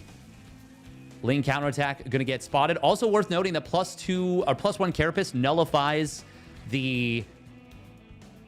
Yeah, +1 carapace nullifies the 2-shot factor of roaches versus Lings. +2 missile brings it back. Baneling's going to be bringing their booties forward. Oh, that's a big jump actually coming in from Reynor. Serral was not really ready for this fight. Banelings will show up a little bit late to the party. Very awkward fight for Serral. Reynor getting a great jump. Serral kind of getting rushed here in a way that he was not prepared for super well. And he needs to wait now for another round of units. Good read from Reynor there to recognize, wait, you don't have everything here. I've got slightly more units than you do in this particular position. It is going to be Tunneling Claws and Burrow coming in for Reynor. Or for Serral's. Nope, for Reynor. For Reynor. We're all over the place. Reynor getting cooked feels bad. He was, but he's starting to get a little bit of something together. The problem, though, not in position to defend his 4th base. Oh, Banelings. Oh, that was almost like 4 Banelings taking out 30.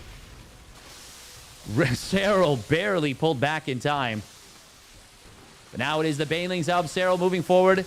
The Roaches are a little bit surrounded here. Corrosive Bile does get avoided, though. And Serral is going to be able to take a decent fight. He's not expecting these Roaches coming back home. Yeah, Serral more than anything. He is very far ahead in economy and bank. So as long as he doesn't trade terribly, it's okay for him. But Reynor has now completed his +2 missile, which does give him an upgrade lead for the moment. It's the Hive, though. It's the Hive, it's the tech, it's the kill on the 4th base. The Hive, the eco. Normally, the economies in ZVZ, when it gets to this phase, are almost always equal. Oh! Oh, that was a big set of biles on Reynor's army. You cannot imagine he is feeling good about that one. Has Reynor been able to slip any roaches across the map with the Tunneling Claws? I don't think so. Oh, Serral somehow avoided that bile. Fungal growth bile combo, though. Oh, there were no biles available, so the fungal landed, and it was a big one, but he didn't have any follow-through. Serral going to re-engage. Oh, got to be careful with those roaches. Oh, they're going to get trapped. That's 2, almost 3 roaches for free. But once again, it's 4 base to 3. And for a long time, you can actually go 3 base to versus 4 and be okay. But eventually, your main, your natural are going to start to mine out. And your opponent's just going to transfer drones to their 4th. And that's where things become a problem. And that's where we're at, by the way. Serral did get Burrow. I think he thought he started Tunneling Claws. But it's still going to be a valuable upgrade for just healing up those roaches because so many of them did get hit by fungal. I mean, he probably healed up, what? 700 HP? 500 HP right there? Let's say the roaches all took 40 damage, 30 damage. Well, I mean, fungal growth is like 20 damage after the regeneration. This is a good defensive concave for Serral. He's got a blinding cloud. He has got another one ready to go. It's an all-in attack from Reynor. He never retook... Oh, no, he is retaking a 4th. It doesn't matter, though. This attack has to get going, and it is actually going to start to... Wait a minute.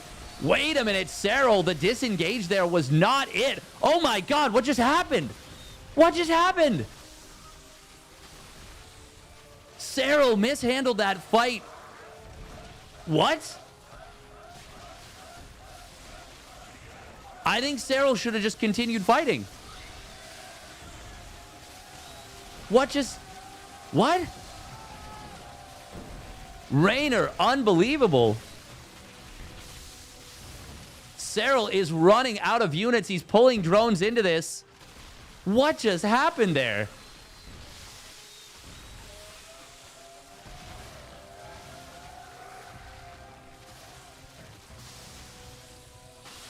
They were on... Okay, I got to rewatch that fight. They were on even upgrades. Oh, tunneling claws. Okay, Serral sees it. He's not going to get ambushed by that. But he's down like 45 army supply now. 40 army supply. Oh, Serral going to look to intercept reinforcements. This is a very cute little maneuver. Serral did cancel his tunneling claws. They're both super poor. And Reynor's got to be a little bit careful. He was actually doing some kind of roach burrow micro. Reynor does have a new base up and running. Serral's going to tap out. What happened there? I gotta look at that fight again.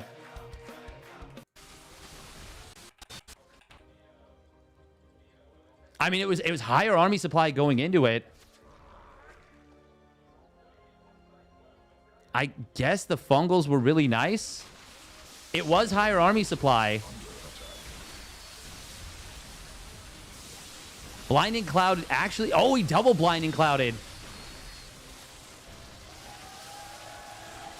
Wow. Yeah, there was just more army supply in the fight for Reynor. And the Blinding Cloud, the second one, didn't help as much as it needed to. Damn. And the retreat from Serral was very clunky.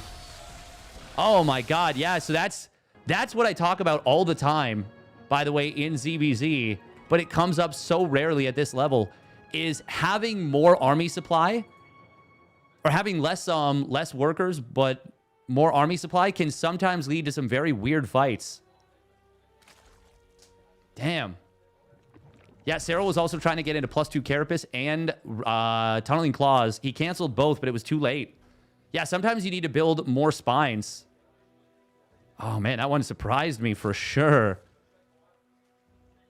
Reynor getting in with the last-ditch effort, and it breaks through. Okay. The retreat was really, really painful.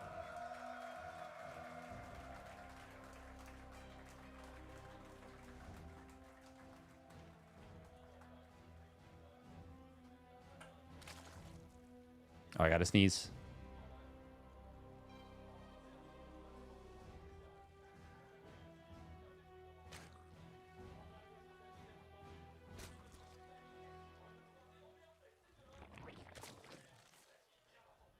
Damn.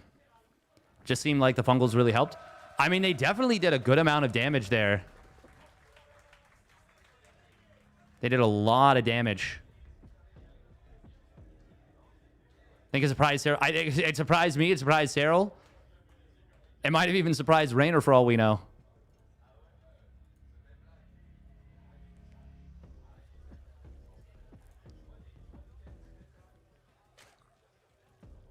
You're probably right about that, Thas Arnail.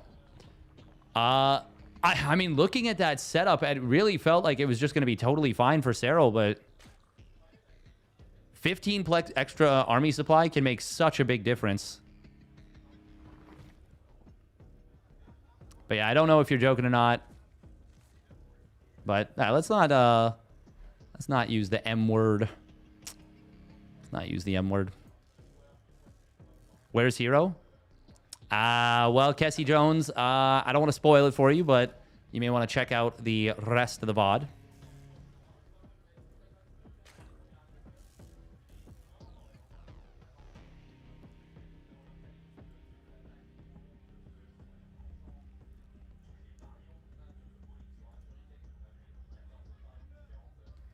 Bum bum bum bum ba-dum bum bum bum bum ba-dum. Is either player doing anything suspicious in this game? They both opened up a hatch gas pool. Third hatch.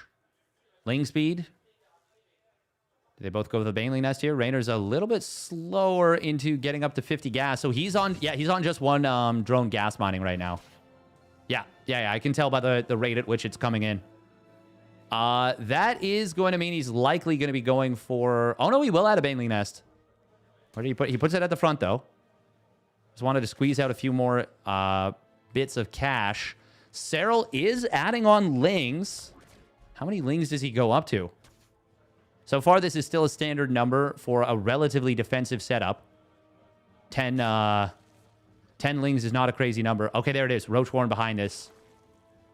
I mean, he's been doing this in most of his ZVZs at this point. At some point or another, getting a rather quick Roach Warren. Not 100% of the time, but a lot of the time.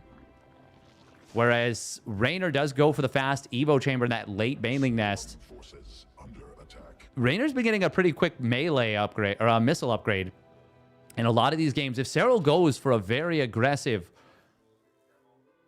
Roach Ling Bane all-in, I mean, this would be quite difficult for Reynor to deal with. Is that a real +1 missile? And if it is, Serral sees it. Does he decide to commit? There we go. Roach is starting up. He built a couple of Overlords very quickly as well. Oh, that's a lot of Roaches being produced. This is all off one gas, by the way. Wow, we got a layer starting up. Reynor is playing extremely greedy without a lot of information.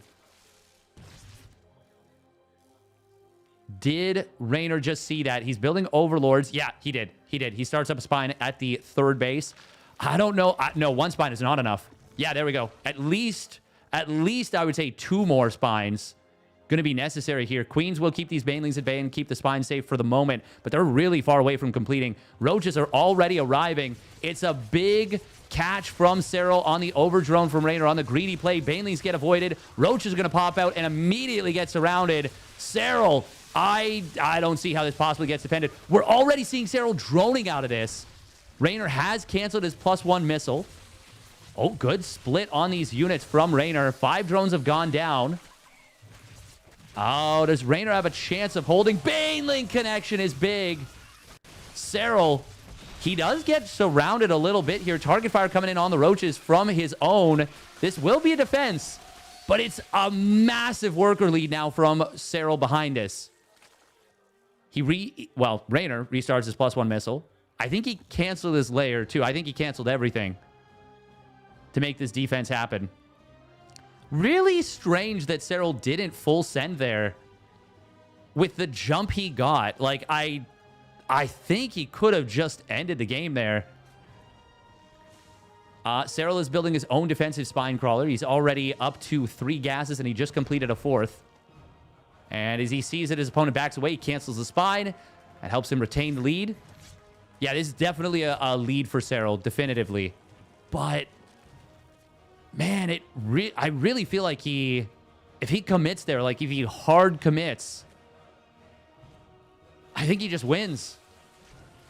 Makes me wonder if maybe he missed some injects because he started 11 drones all at once. Or was he supply blocked? Oh, yeah. Okay, he was supply blocked at the beginning of the fight. No. That's from that's a comment from a previous. Okay, we're gonna take a quick cheeky peek.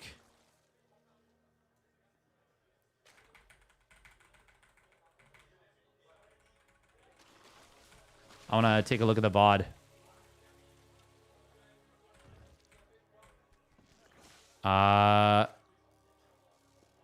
Serral, he's at 72 of 74.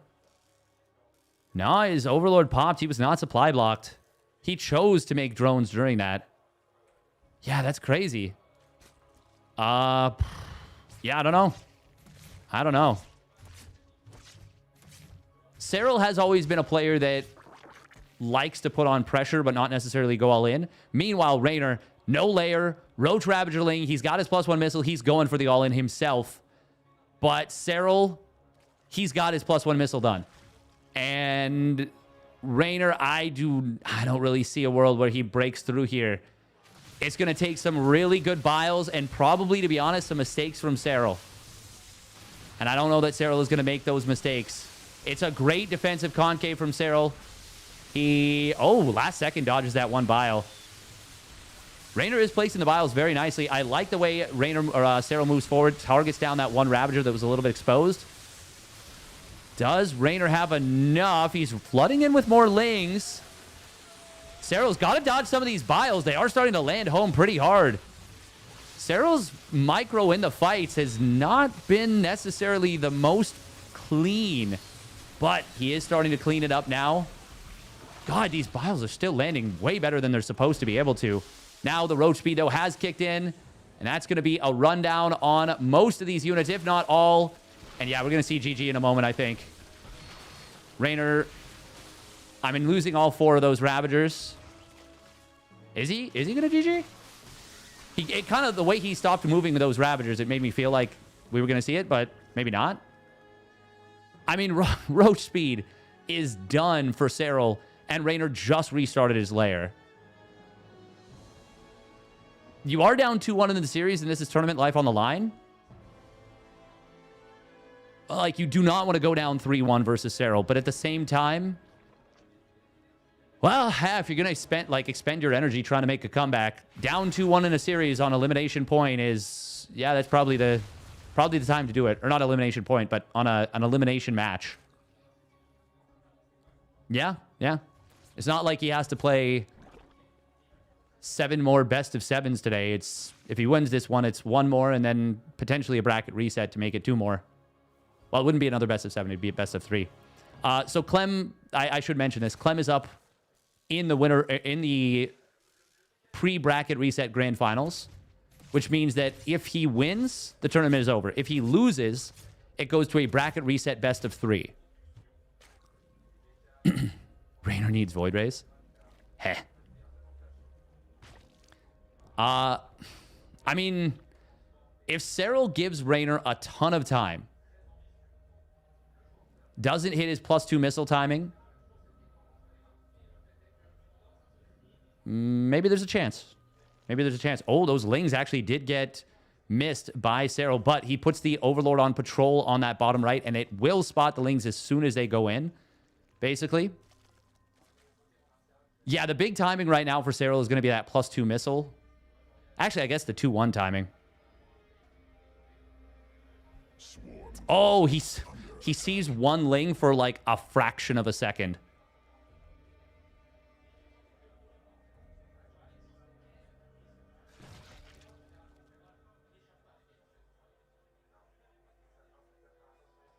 Tunneling Claw is going to complete for Serral in a moment. Is there a defensive overseer here? I don't think so. Corrosive Biles. Oh, not the best. That was a good concave for Reynor and a great jump for him into Serral's army. Ling's looking for the counter or the reach around here. Heh. But they're not going to be able to get too much done. There's the Tunneling Claw Roaches running by into the main base. And you feel... Oh, no, it's the drop. Oh, it's the drop. Forgot about the drop. Killing the Queen, getting 3 drones is very nice. But if Reynor can just survive, force this into a late game, that's better than he should be able to get in this, given the game state. It is 2-1 versus 1-1. That's a big upgrade advantage for Serral, but the concave is pretty good defensively for Reynor. And once again, because he's lost some drones, because he was on less drones to begin with, the army supply for Reynor is relatively quite high. Serral, though, doing such a good job with these Tunneling Claw Roaches. It is way more difficult than it looks to defend against this. Oh, he gets the corner snipe on that 1 Ravager. Yeah, they're on even Roach counts. And in fact, more Ravagers for Reynor. Oh, but Serral's going to get a kill on this base. And that is... Ooh, that might be too much to handle. Roach drop once again being distracting here. Serral's got to be careful. He does not need to go for this fight. This is like the worst possible situation for him to fight into. Potentially getting surrounded. Oh, man, Serral, you got to get out of here with this army. You got to get out of here with this army. Stop eating piles. Reynor's on such a huge army supply. He's going for the same maneuver he did in the previous game. That +2 carapace for Serral, I mean, it's great if it finishes, but he's got to be so careful. Oh. Oh, no. Reynor cannot let him get away. But also Serral. Oh, my God, Biles. Oh, wow. Serral is trying to do the multitasking game, and it's a dangerous thing when your opponent can drop, you know, 6 mini nukes on you into a fight. Serral is... he's really playing with fire with no spines behind this. Unless he has spines. In which case, he's not so much playing with fire as he is... Oh, okay, he did make the adjustment. He did make the adjustment. He added more spines. Biles, though, are going to land. Uh-oh, is this going to be the same thing as the previous game? I don't think so. I think the spines are adding too much extra value. Yeah, and there's no fungal growths for Reynor. He doesn't have that massive army supply advantage. It's a very close fight. Can Reynor still do it? Hang on. Serral did complete his +2 carapace, but Reynor is finding a way better fight again than I expected. But drone's going to be pulled for the moment. And Serral will push this back. And now his big bank kicks in. Now his eco lead over the last period of time kicks in. But Reynor is really giving him a fight. A great fight.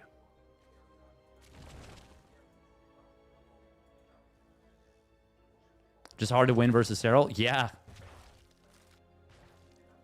So freaking difficult.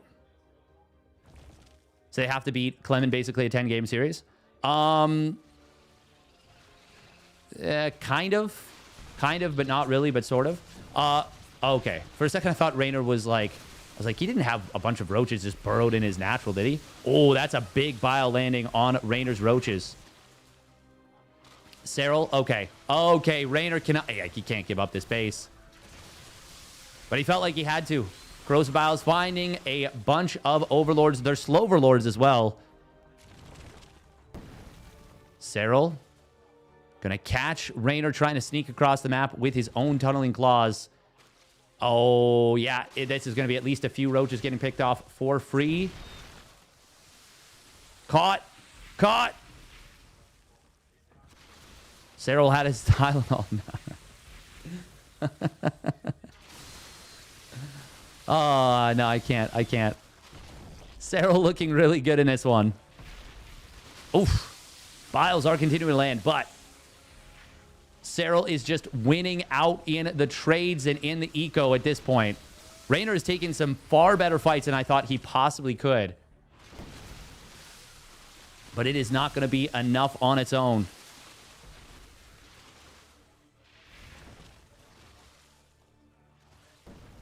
Technically, Clem could lose the best of 7 4-0 and then win the best of 3 2-0 or even 2-1. So technically speaking, Clem could lose in the aggregate 5-2 and still win the tournament. But that is highly unlikely to happen. Highly unlikely. This is a good defensive concave from Reynor again, but Serral... I mean, he knows how far ahead he is. He's even adding more spines behind this at home, while continuing to whittle his opponent's economy down. The only thing I'll say is that Serral doesn't have a crazy amount of money in the bank at this point.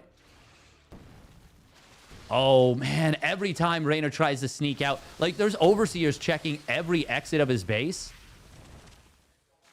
Serral, I do like the usage of the roach burrow play to just replenish his HP on the roaches. Obviously, Reynor doing the same as much as he can, but Serral gets to control where the fights are. Now, this did slip out to the right side. Oh, Serral going to get into his opponent's natural. Reynor is basically going to be on one base mining in a moment. And it should just be a matter of time here. Corrosive Biles are continuing to do quite well. Oh, man, that is a lot of damage from these burrow moved roaches.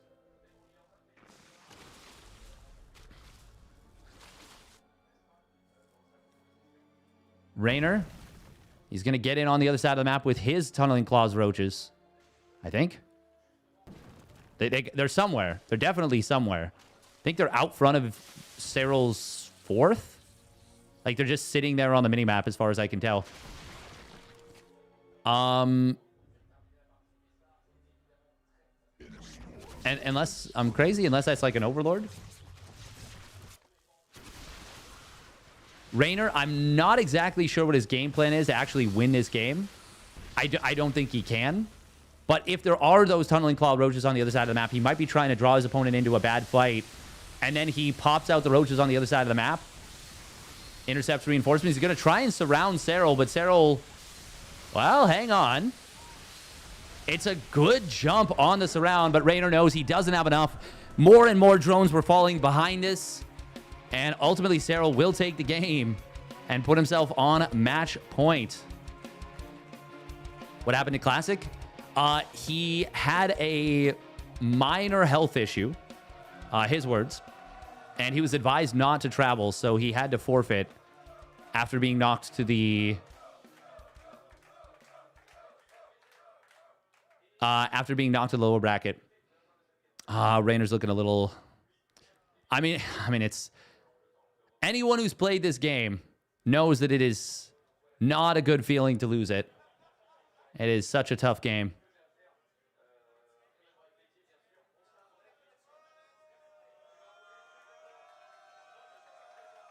Is that Yogo? The French Zerg player? What's up, Ricardo? Hello. You good? I'm doing good. We're trying to find out what's your favorite thing in life. First of all, what's your favorite movie? I would say Inglourious Bastards, probably. What's your favorite animal? Dog. What's your favorite food? Are you going to run Steak. 3 minutes of ads? What's your favorite StarCraft unit? Zergling. Who's your favorite athlete? I hate to say this because it's right there, but I will have to say Serral. Who's your favorite streamer or YouTuber? Roti. Ooh. Oh, yeah. What's your favorite obvious destination for vacation? I want to go to the Maldives. I've never been. What's your favorite music band? I don't really have a favorite band. I think my favorite song of all time, though, is Boulevard of Broken Dreams. So now round 2. Inglourious Bastards versus Dog. Who Dog. wins? Steak versus Zergling. Zergling. Serral versus Rody. This is a hard one. Yeah. What the fuck? That's funny. I don't know. I mean, I'm closer with Roti, so I'll go with Roti. Maldives or Green Day? Maldives. So now it's Dog versus Ling. Dog. Roddy versus Maldives. Roti. Roti versus Dog. I'm gonna have to say... I'd go Dog. Is it my dogs or just dogs in general? It could be your dogs. Oh, that's a hard one. My dogs versus Roti. I'll just say dogs in general. So I'll go with Roti. Your favorite thing in the world is Roddy, man. Yeah, man. You feel good about that? We're tight like that. What's your favorite movie? One of the newer Madagascars was one of the movies I liked when I was a bit younger. Favorite animal? Pig. What's your favorite food? Pig. Probably go like pretty standard pasta bolognese. What's your favorite StarCraft unit? The Infestor. Just because it can do a lot of stuff. Favorite either esport player or sports player in general? Tiger Woods. He was in PGA Tours. I remember playing Tiger 2004. Woods. He was on the title screen, so that's pretty amazing. Favorite streamer or YouTuber? Let's go Steadfast. A favorite destination for vacation? Just take the car and drive 3 hours towards the north and yeah, enjoy summer next summer. Favorite band or artists? Martin O'Donnell. Who do you prefer between Madagascar the movie and Pig the animal? Epic wins that easily. Pasta Bolognese and the Infestor. Infestor wins. Who wins between Tiger Woods and Steadfast? Oh, that's a hard one. I kind of feel like Steadfast has a better Lake number. and Martin O'Donnell. The Lake. Pig versus Infestor. What do you prefer? The Pig wins. Between Steadfast and the Lake. Yeah, Lake wins. Who wins between Pig and Lake? The Pig, no question about it. So your favorite thing in the world is a pig. How does that make you feel? Makes me feel good. Hello, Clem. Hello. How are you? I'm doing great. Yeah? Doing great. We're trying to find out what's your favorite thing in life, okay? Okay. What's your favorite movie? Favorite movie? Well, one that comes to mind is Shutter Island. And what's your favorite animal? I could say cat, but it's a bit too basic. I'll go with bears. Polar bears? Or just Yeah, polar bears. What's your favorite food? I like cheeseburgers. What's your favorite StarCraft unit? The Widow Mine. I think it's the coolest. Who's your favorite athlete? Oof, that's a tough question. I don't... Who would I pick? I'll go with Donk. In CS, I like Donk. Oh, Donk's a good Who's your choice. favorite streamer or YouTuber? I'll go with Coconut Games. What's your favorite destination for vacation? I want to go somewhere in South America, I think. I'll go with Mexico. What's your favorite band or artist? I'll I'm go actually with giggling. Nirvana. So what do you prefer between Shutter Island and Polar Bears? I like polar bears way more. What do you prefer between cheeseburgers and widow mines? Widow mines more. What do you prefer between Donk and Coco? I'll go with Coco. What about Mexico versus Nirvana? Well, I like Nirvana more. Now it is between polar bears and widow mines. I have to go with polar bears. What about Coco versus Nirvana? I'll go with Coco. So now it's bears versus Coco. This is so I'll cute. go with bears. So your favorite thing in the world are bears. So is that okay with you? Yeah, that's Sounds good. okay. Hello, herO. Hello. Bonjour. Bonjour. So we will try to find your favorite thing in life. So first thing, what's your favorite movie? K-pop Demon Hunters. Oh, Favorite nice. Dog. Favorite food? Korean food. 김치찌개. Favorite StarCraft unit? Stalker. And Bling Stalker. Ah. Favorite athlete or pro gamer? 흥민선. Always body good. Favorite streamer or YouTuber? 서재로. Favorite country? 가보는 곳 중에 재팬. Favorite band? K-pop Demon Hunters. Huntrix. Golden. We do versus. So K-pop Demon Hunter or Dog? Dog. Kimchi Jjigae or Stalker? Stalker. Hongmin-sun or Sojiro? 흥민선. Japan or K-pop Demon Hunter Golden? Demon Hunters Golden. Dog or Stalker? Dog. Hongmin-sun or Golden? 흥민선. So Dog or Hongmin-sun? Dog. Malawi. I like So your that favorite three of thing them is chose Dog. their Your favorite. thing in life is Dog. You happy with that? Yeah, very good.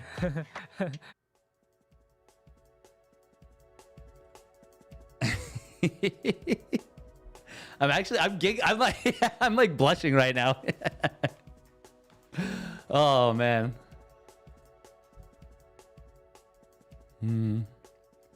Paid actor.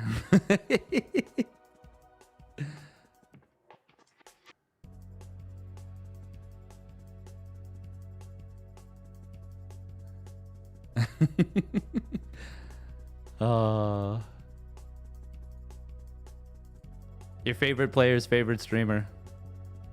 I did not know that, Telebrun. No, I had no idea.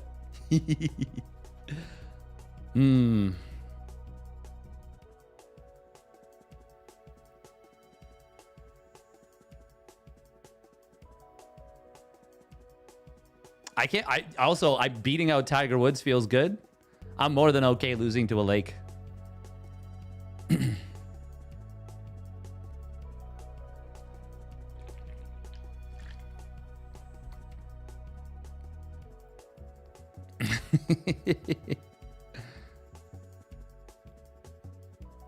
Now I can put Serral's favorite streamer on my on my Twitter.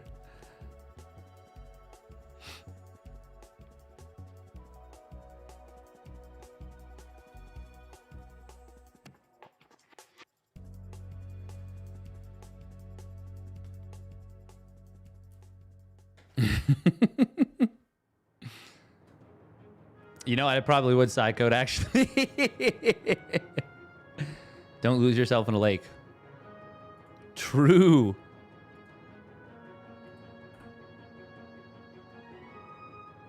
Mail him a poster of me and sign it. But then, like, also send him a picture of a lake.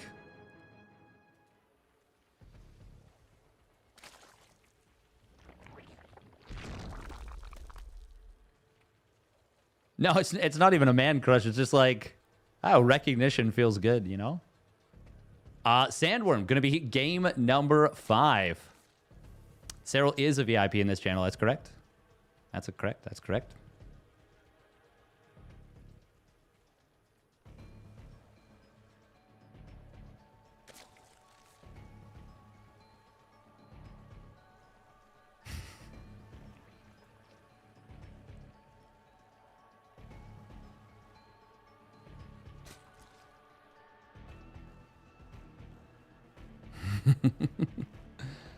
Gotta focus. I think he's gotten a few gifted subs.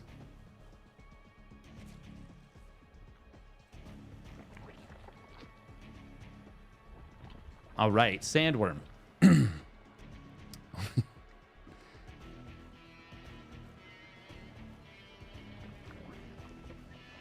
No, he's chatted in here a few times. He's chatted. Serral chats in here a fair bit. Not a fair bit, but a little bit. A little bit. Ba-bum bum. Ba-dum bum.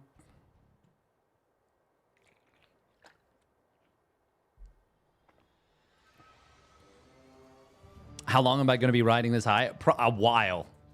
A while. Like.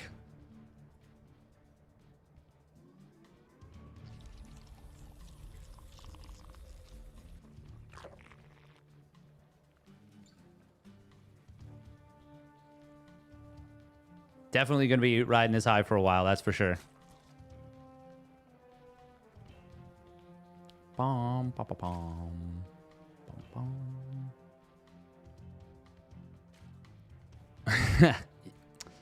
Definitely made my day for sure.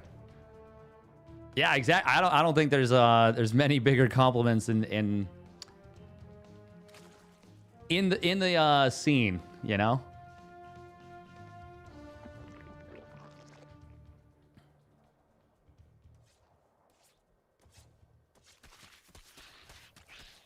Oh, okay, Baneling Nest coming in from Serral.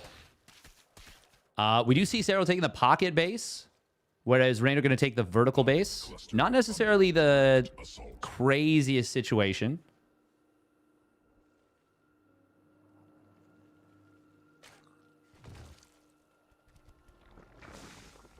Oh, but a lot of lings getting started up here by Serral. Reynor did play late Baneling Nest in one of the games earlier.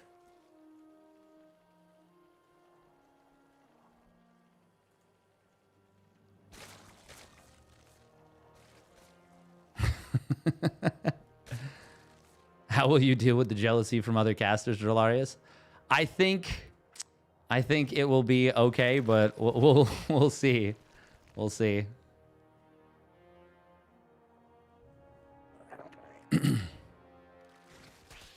Oh, sneaky Banes from the right side. Reynor was not prepared for this. He does have his own Banes morphing in, but Serral is getting a lot of damage done to this hatchery. And his own Banes will show up. Oh, good micro from both players, but it is going to be Serral winning out in the lane fight in a pretty big way. Both players were droning during this. Two more Banes morphed in defensively. Okay. I was going to say, are they defensive or aggressive out of Serral? And defensive is going to be the answer. Roach Warren is quite a bit faster for Reynor. Oh, the sneaky Bane does get a decent connection there, killing a pretty good number of lingers of Serral. Serral does not know yet that Reynor is going for a lot of roaches right now. He has built his own Roach Warren and it's done. But unfortunately... Oh, actually, hang on. Reynor... Oh, no, Reynor is continuing to drone right now. So this is a fake out as much as anything. Serral is currently ahead in the worker count, but Reynor is going to be droning very hard behind it. And this is an attack timing that could feel like it is absolutely completely all in. And that is the kind of thing that Serral's going to have a difficult time kind of recognizing. Ooh, Queen barely getting saved. Nice micro there from Serral. Gets a good wraparound on one of these roaches as well. Reynor has to be careful about overcommitting and overextending, overstaying. Serral might be able to turn around on him and go for a counterattack, a counter kill maneuver. And in fact, I think that's what he's aiming for. Oh, no, we got drones coming in from Serral. Reynor is very far ahead in the worker count right now, but his base at the third, like this is a really short rush distance from Serral's pocket third to Reynor's vertical third. Okay, Serral is not going to go for the commitment on this base. Reynor will enjoy a small eco lead over the period of time that he had the extra drones. Serral is going to catch up in that worker count. That is a lot of roaches, though. Serral's got to get out of here. Oh, he's got... Okay. I was going to say, if he takes the wrong direction, this could be very bad for him. Lot of Lings being added on here by Reynor. Reynor, oh man, he's going to be able to get some roaches as they go through the Dragon's Teeth. You can see right there, it's a very awkward little retreat angle. Ooh, Baneling run by at the third, got 5 drones. Reynor was able to pull the drones away and avoided taking catastrophic damage, but this is already pretty tough for Serral to be able to hold. He is building a spine crawler defensively. He is not going to cancel his lair.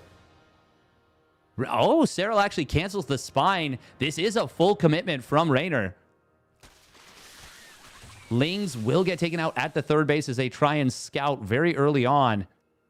As long as Serral continues to build units, I think he can defend here, especially if he completes that +1 missile. The roach speed, though, is not going to be anywhere close to completing. Reynor is waiting for his own roach speed.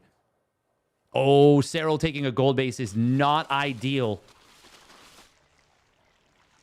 Okay. Okay, if Serral sees the drone count at this base... No, he sees the move out. That's enough. That's enough. He's canceled the gold.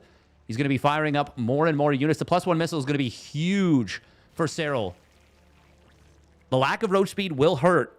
Will make it difficult or more difficult to defend, but the +1 missile is going to be massive, especially against any kind of Lings. However, the Banes not able to defend against the Ling run by coming into the main base.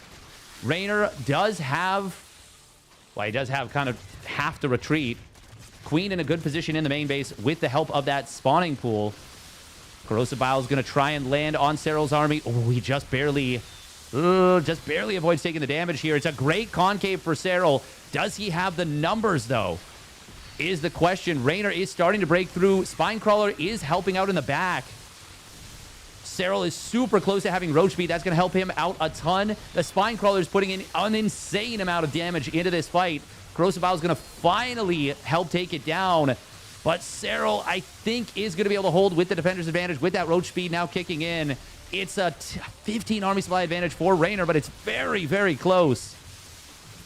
The HP and the defender's advantage, though, will be enough for Serral to hold this. He snipes down his opponent's Ravager. Those low health roaches of Reynor getting picked off on the front line.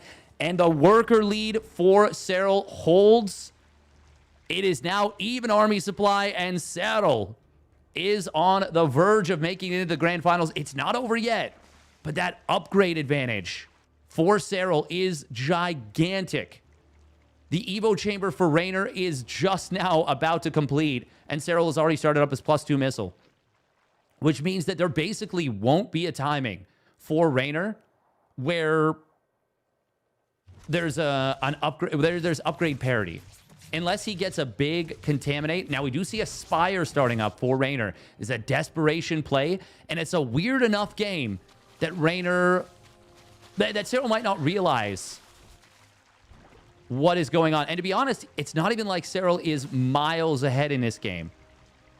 The only advantage he has is that upgrade timing. Now, it's a big advantage, don't get me wrong.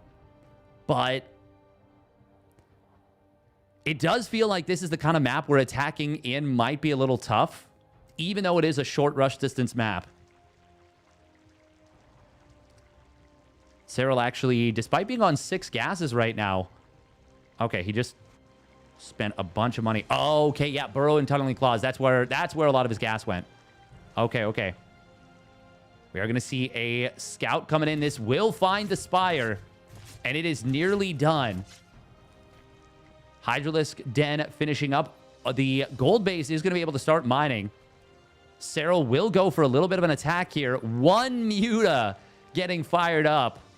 Obviously, the Tunneling Claws and Roach Speed can be very, very good against your opponent's Muta play.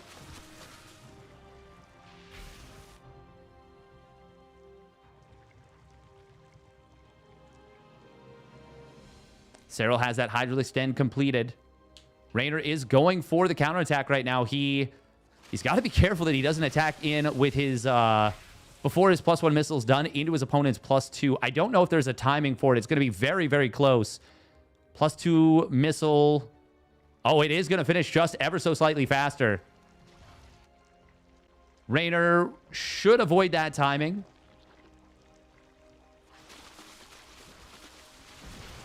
I mean, actually, a couple of volleys came through for Serral before that completed. Big Corrosive Biles landing on this army.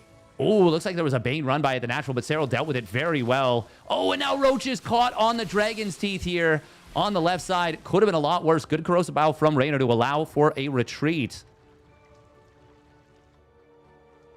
Muta cover blown. I like that. That's a good expression for that. Hydralisks are done. Oh, man. Maneuvering your army through the middle is so awkward and clunky because of these Dragon's Teeth. Oh, those Tunneling Claws Roaches are going to be able to slip past. The Overseer is not here. There is a Spore Crawler in the natural, but Serral going to start to multitask, and it is going to be difficult for Reynor to deal with the push at the front and also defend his worker lines in the back. Queen already going down. A lot of lost mining time. Gold base is going to get taken out. Reynor has no choice but to forfeit it, and now the Infestation Pit comes in. We may very well see this go into a late game, but if we do, it is going to be a big advantage for Serral going into it. I mean, unless Reynor manages to find a miraculous fight, which he's already done a couple of times in this series. Big defensive concave here for Reynor, but Serral still has a lot of units attacking, and the Hydras are really good with that extra line of DPS. It's when the Corrosive Biles force the Hydras to not fight that they lose some of their efficacy. Meanwhile, Serral once again tunneling Claw Roaches into the natural. Muta's come back home, but the Hydras are going to clean them up with impunity. 15 worker lead for Serral, 30 army supply advantage for Serral, 4 bases to 3. It's a gold base to none. And this looks like Serral is going to punch his ticket into the grand finals at this point. Reynor will complete his 2-1 upgrades very shortly. But, I mean, this just... How do you possibly deal with this? At this point, Serral could take down those rocks and just use them to more easily reinforce. It does open up the counterattack potential of being scarier, but considering the supplies... Yeah, I don't think he has to worry about that at all.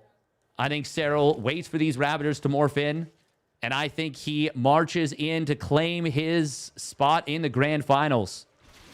Reynor just not going to get that +2 missile in time for this next fight.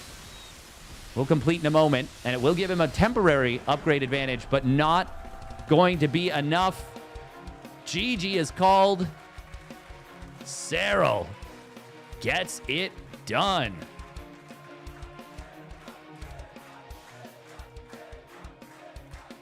Roach is caught on the Dragon's Teeth goes hard. It does, doesn't it? I didn't even think about the actual, like, sound of that sentence, but it's pretty sick. It's a pretty good one.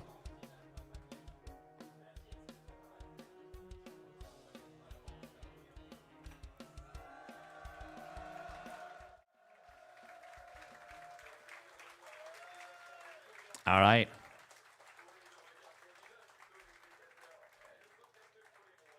Gonna get the interview in a moment. Congratulations. You just access to the final of Maestros of the Game against Clem. How does it feel?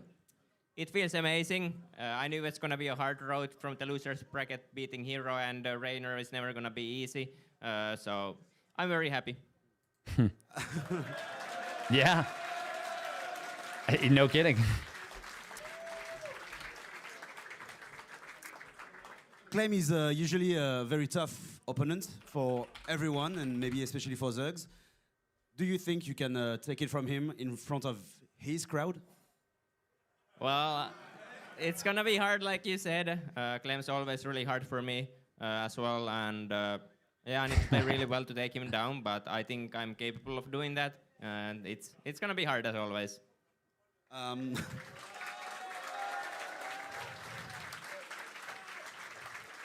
And if you were to win Maestros of the Game first edition, would you come back for a second?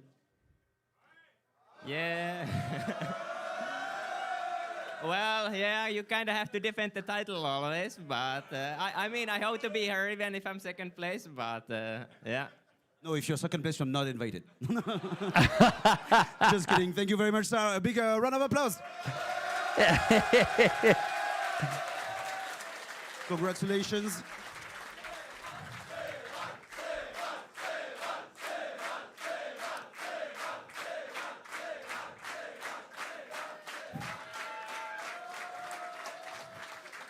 Il est plus sur la scène, vous pouvez arrêter. Donc pour résumer quand même vite fait, pour ceux qui seraient moins anglophones, dans l'idée, il est très content de s'être qualifié pour la finale. Évidemment, Clem va être un adversaire difficile, mais il pense pouvoir l'emporter. Évidemment, il reviendrait volontiers à une Yeah, the seconde French édition. crowd is awesome. They have been super, super awesome here. Ok, on me confirme que Ricardo arrive pour une interview. Si on peut l'applaudir, bien évidemment. Ah, they're gonna do another interview. Oh man, that's kind of rough. Reynor gets interviewed twice after losing series.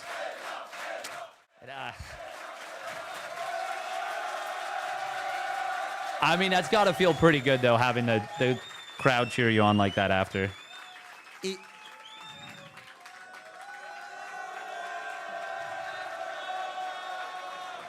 Aww.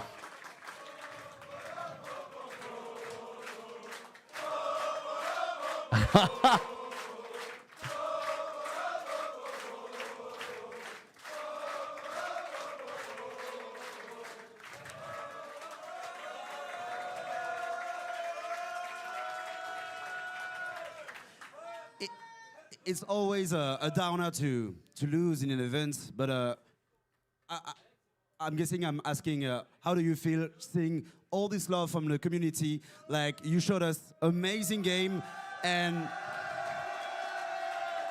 how do you feel? Well, even though I lost, to be honest, I'm still happy because I'm happy I came. I'm happy I played in the tournament.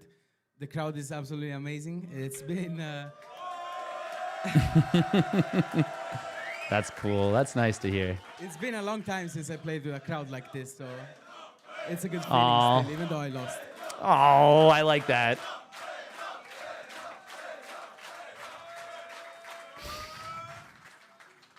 Who will you be cheering for in the finals? The teammate or the rival, the homeboy?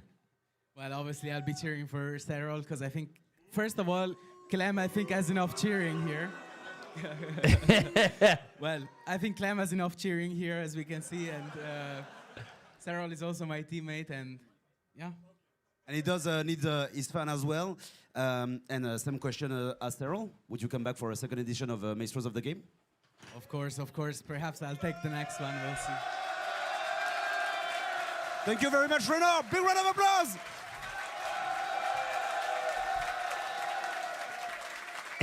His favorite streamer is steadfast.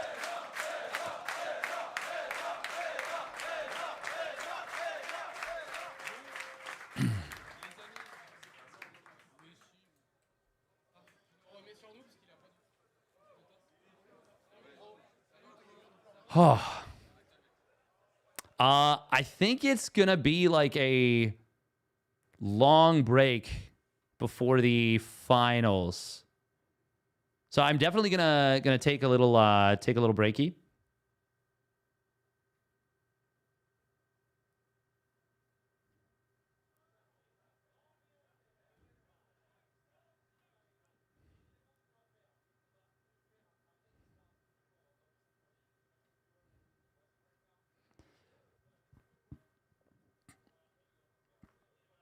What time is it? Okay, so it'll be like not 8:45 right now. Local. Tournament will... Yeah, 25 to 30 minutes break. Yeah. Which is good. Obviously, even though it was a relatively short series, I mean, it's important that they give the players rest. Clem's obviously going to have a good amount of break. Un petit break. 24 and a half minutes. Okay. Do they have... Hello, everyone. Oh. Hello, everyone. Hello, everyone. Hello, everyone. Hello, everyone. Hello, everyone. Oh, no. Oh, no. Wait. Oops. Well, that happens to the best.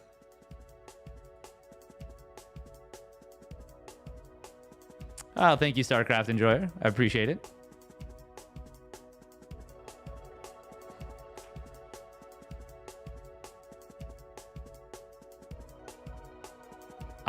we are going to run a few minutes of ads. Oh man, this grand finals is gonna be so hype. Oh, they accidentally put Reynor beating Serral. But that's okay, that's okay.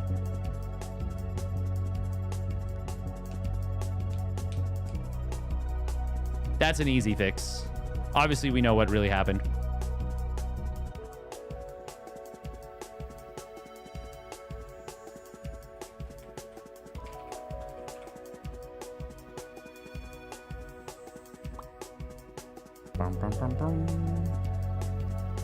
Okay, we are going to take a little break, stretch our legs. It's going to be a grand finals, a TVZ, what you guys want. It's good stuff. Kids go for it. It's been a very good matchup for Clem versus Serral in recent history.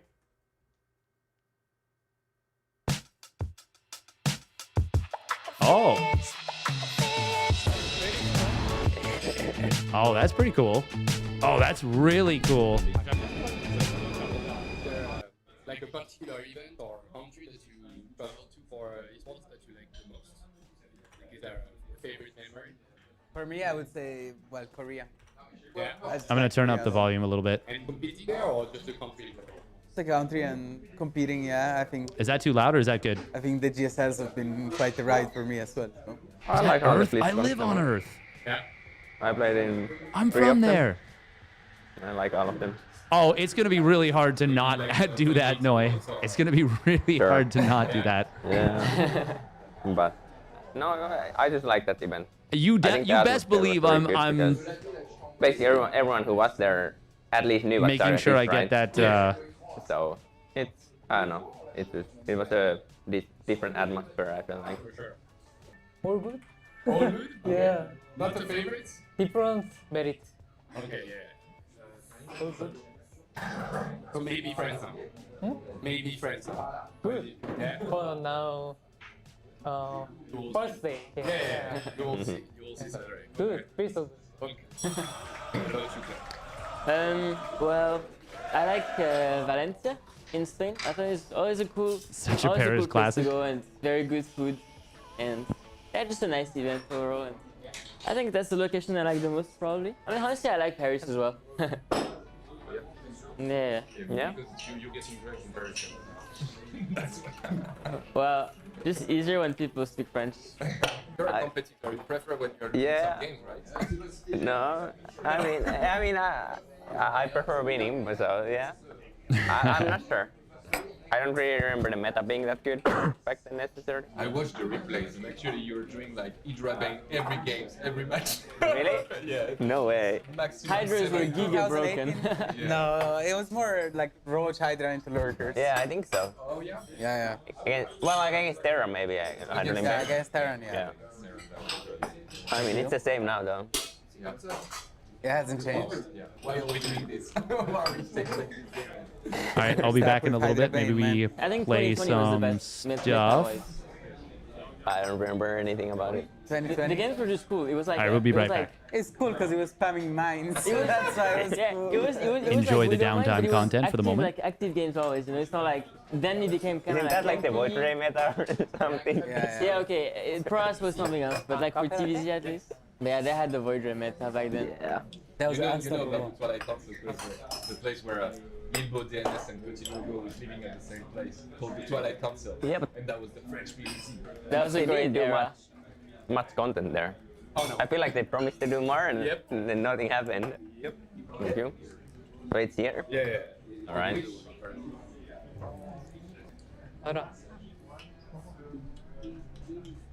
How about you? What do you think was the best meta? He's just gonna say whenever you want something. No. 2024. Guys, 2024 was really good. It was. It was a good meta. Yeah, very good, man. Wow. Watching Zerg between 2018 and 2021 was rough. Like all the lurkers, the Nidus and everything.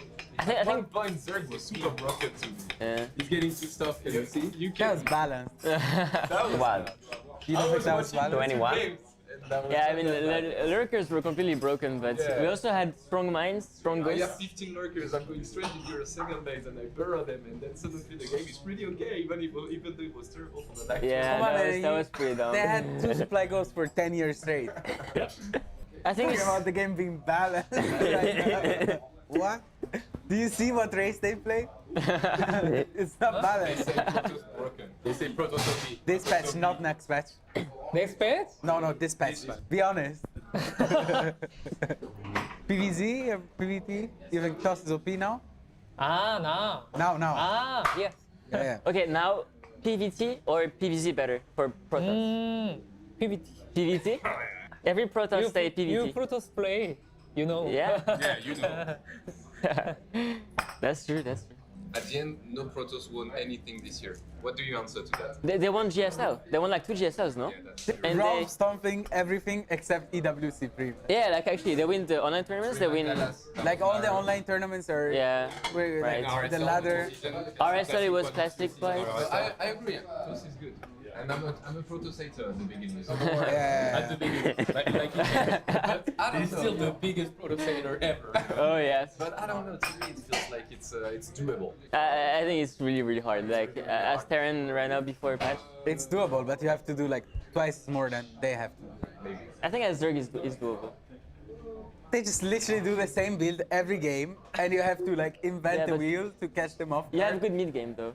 What? What mid game? They skip it. You go lurker. They go second target They at can 7 skip it, minutes. They can kind of skip it. Well, There's no mid game. They have 120 supply and. if you have a clean early game, you can just go lurker timing or like some Hydra all in. You hearing this shit? Yeah, I'm listening. Lurker timing with some clean early game, and then Yeah. 4 Tempest. I around. defend Protoss. Whining about Protoss. Good job. I defend.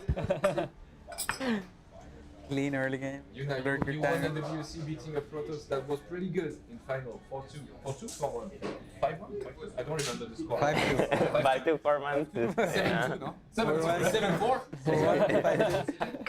How did that happen? Apparently it's not doable. But he's like, come on, man.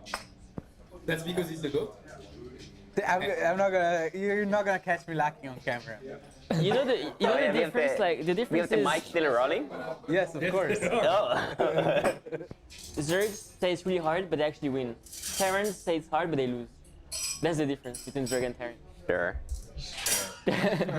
Who is the most whiny in every races? Who is the most whiny Protoss? Arstem? Parstem? No. Hoxton is literally a Zerg player. Like he's biased towards Zerg. Okay. I don't even know who Who is would the be guy very you whiny. read what he thinks and you're like, that's dumb. I mean, I feel like balanced whiners don't really exist that much. Yeah. Like DNS? Who? DNS maybe? DNS? Really? DNS? Bro, he's retired. He has a family now. Maybe 6 years ago. He does have some opinions. Yeah, he does. Yeah, but he doesn't even play anymore, does Yeah. he doesn't okay. like wine these days or anything Risky, like you know. Baby Sola. I see. Always. Yeah, that's what I'm talking about. Zerg. And But I suddenly think it makes that. sense. What about Terrans? Like, Terran? yeah.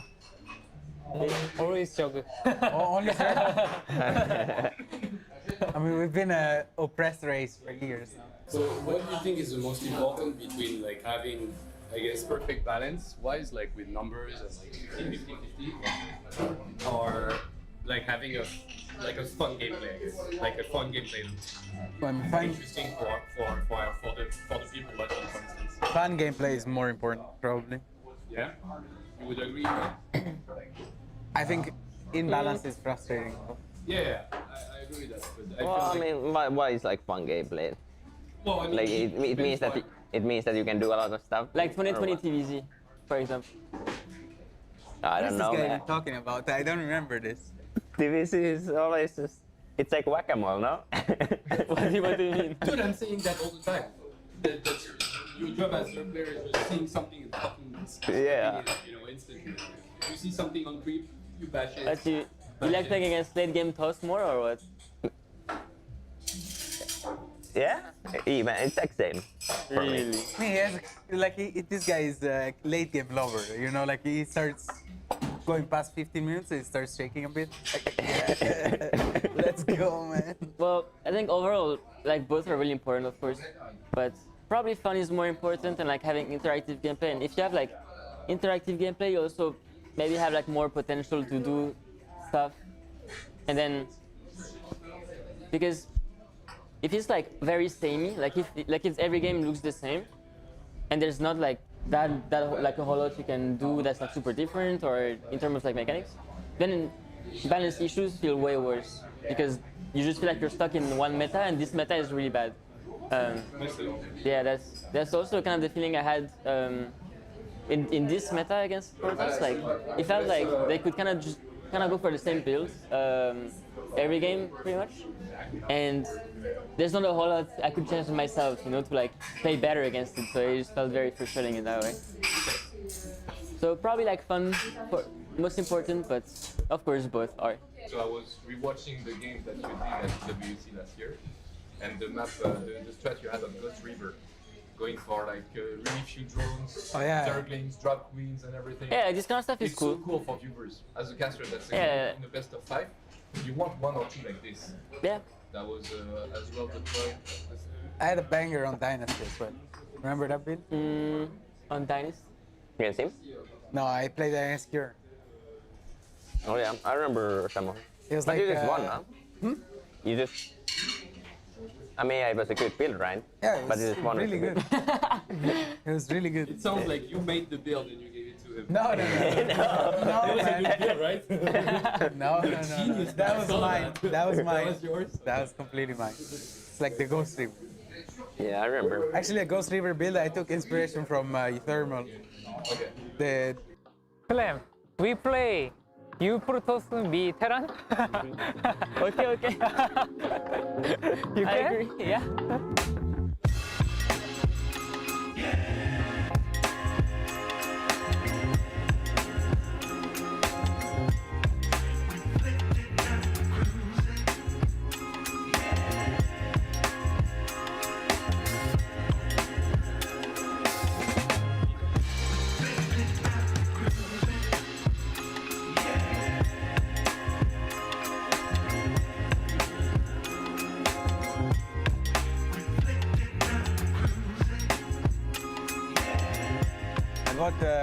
I bought my car the first day I turned 18, and I couldn't drive it yet.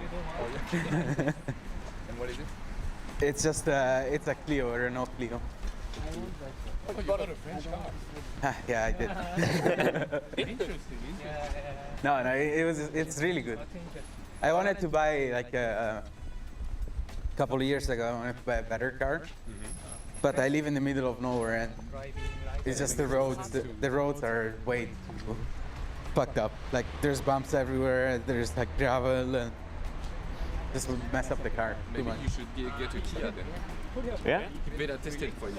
I think I'll stick with the Frenchies for now. You trust the Frenchies? I thought you were into Korea though. Yeah, but Yeah, because Kia is Korean, right? Yeah. I'll stick with my car. Would be sad to just turn the back on the car now. You know, whenever I get into the water, I'm like, all right, I guess I'll die today, but let's make it fun, you know?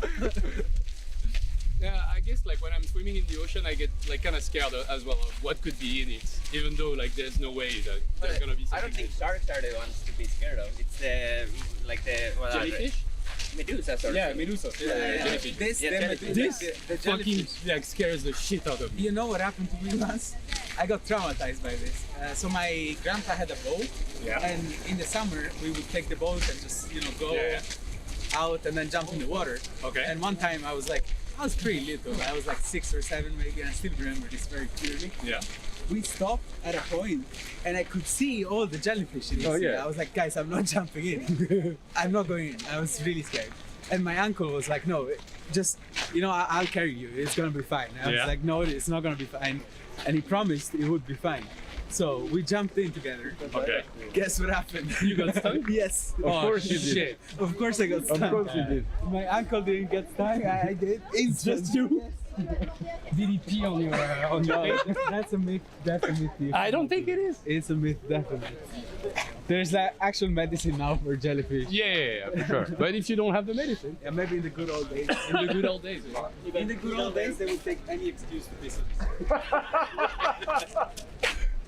It's not because it was good, it was because they wanted to. No, they wanted to. They wanted to. Think about it. Like, just let me pee on you, bro. Oh man, you got stabbed. You got You stabbed. got stabbed, let me pee on you.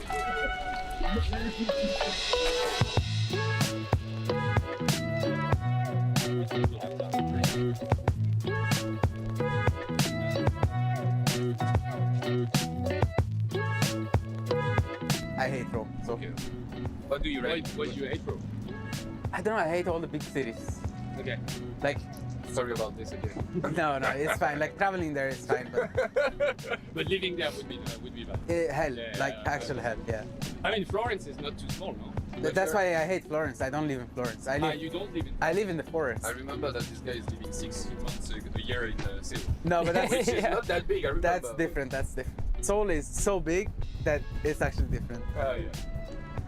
The whole planet is a It's like district Seoul, you know. Yeah, that's right.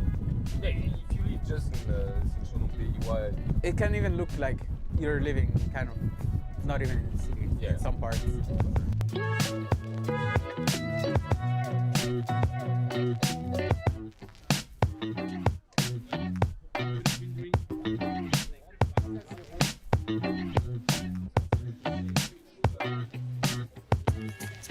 A little bit less than 20 minutes, I guess. Put me back in the forest.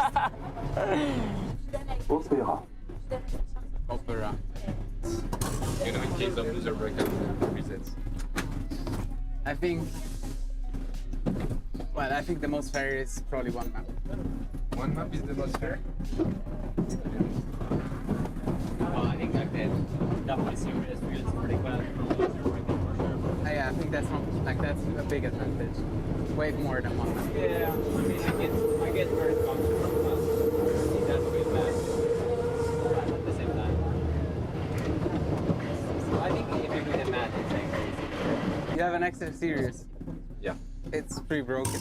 Like a whole best 3 more. Yeah, well, it only feels bad if you like 3-0 into That's what happened to me against him or something. In terms of energy? Where I lost like. What? I won the first best of 5, like 3-2, and then I lost like 2-1 or something. I don't Best story of cup 3. now. Yeah. Story cup 20. Yeah. Yeah, but I mean, Yeah, what do you lost mean? the That's best of 5 like you did before in the brackets. No, What do I you won mean? the best of 5, and then I lost the best of 3. no, that's not how. Because I came from losers. I won 3-2, 2-1. Yes.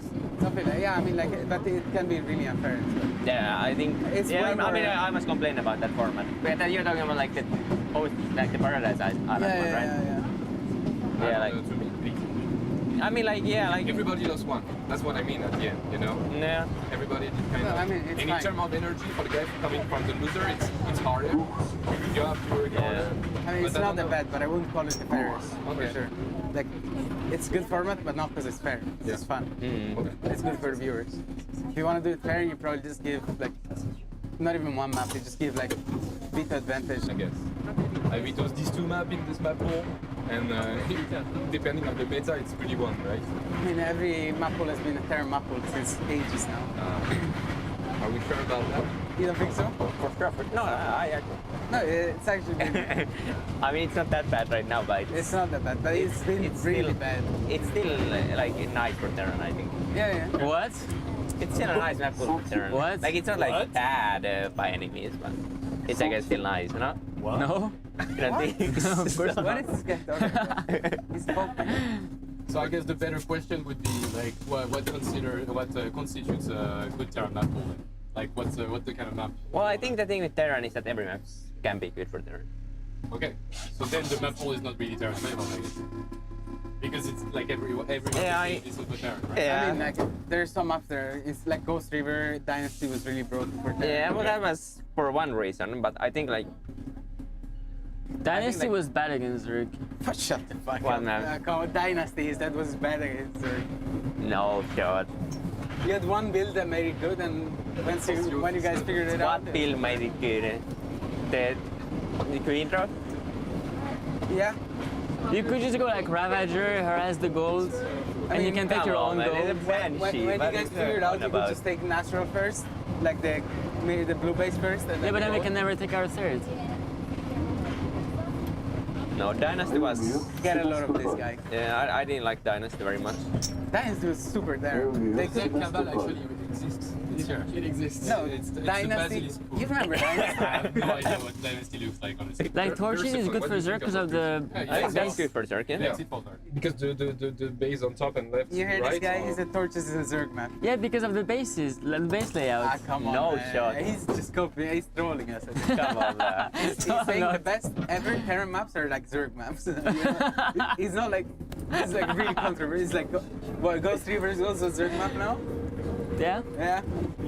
Yeah, I mean, Torches is like playable a bit like the Gasless, but. Yeah, because you can take the fourth base in the corner and I can never attack it. What do you mean? If you play like Lion, like you're just fucking. A Zerg? Yeah. What? Why? You can't play Line. You don't even have a fifth base on that map. What? You can take 1, 2, 3, 4. He's He's in the bottom. Don't get rage baited. He's just rage baiting. Yeah. He's winning the psychological war. He's just rage baiting. 2v1. 2v1. It's pretty sick. That's how we do. Clem just picks the best Terran map ever and it's like, yeah, this is a Zerg map. From there, the scale is kind of. He's been doing right? this forever. It's like, ah, this is actually a Zerg map. What's Ghost the River? best Zerg map in like the 4 last years? 4 last years? Well, Yeah. Pride of Altaris. That is older, man. Which one, sorry? That's Older than older. 4 years? Breath of Alder is like 2016, isn't it? Yeah, that was way No, later. it's not that old. No, it's not that old. It's like 2021. What are you talking Oh, about? yeah, it's 20. Yeah, it's 20 or 21. Yeah. Yeah. No, it's actually 22, isn't it? It's something like that. I mean, it's not that. No, it's 21 for sure. It's not like 2016. Yeah, I missed it for the Otter. There was like this Otter map with like 2 gold bases. But that was like 2016. Post-juice? Post-juice? What's that? was shit. That was. It was also one of the. Yeah, that one was so bad. That was actually. It was like Pride of Altaris level. I don't think anyone liked that, man. No, that was terrible. What do you mean, dude? I remember your game on Post. You have like 3 goals. He couldn't do anything. I think Postio, well, no one liked it. Yeah, no one liked it. Sorry to the map maker.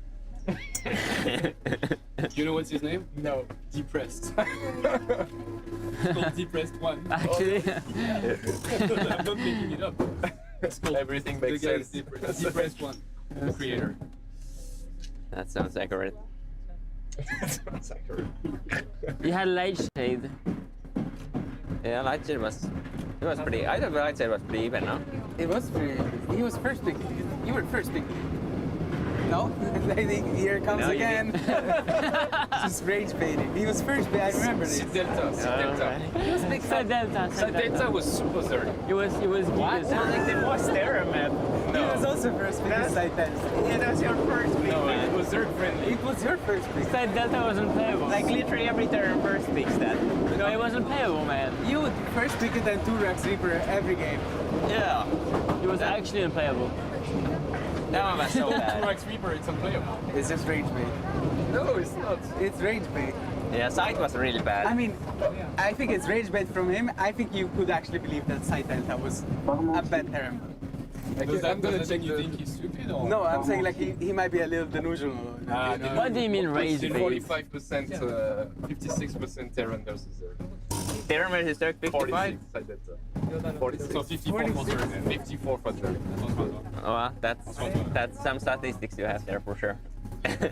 This is like some rigged On statistics. 2,300 games. They had that many games as well? Yeah, it's like 2 in years. TVZ, it's 464. Oh yeah, no, sorry for Zerg. Yeah, sorry. 464. So 251 for Zerg, 250 That's interesting. for Terran. That's interesting for sure. Yeah, fuck that.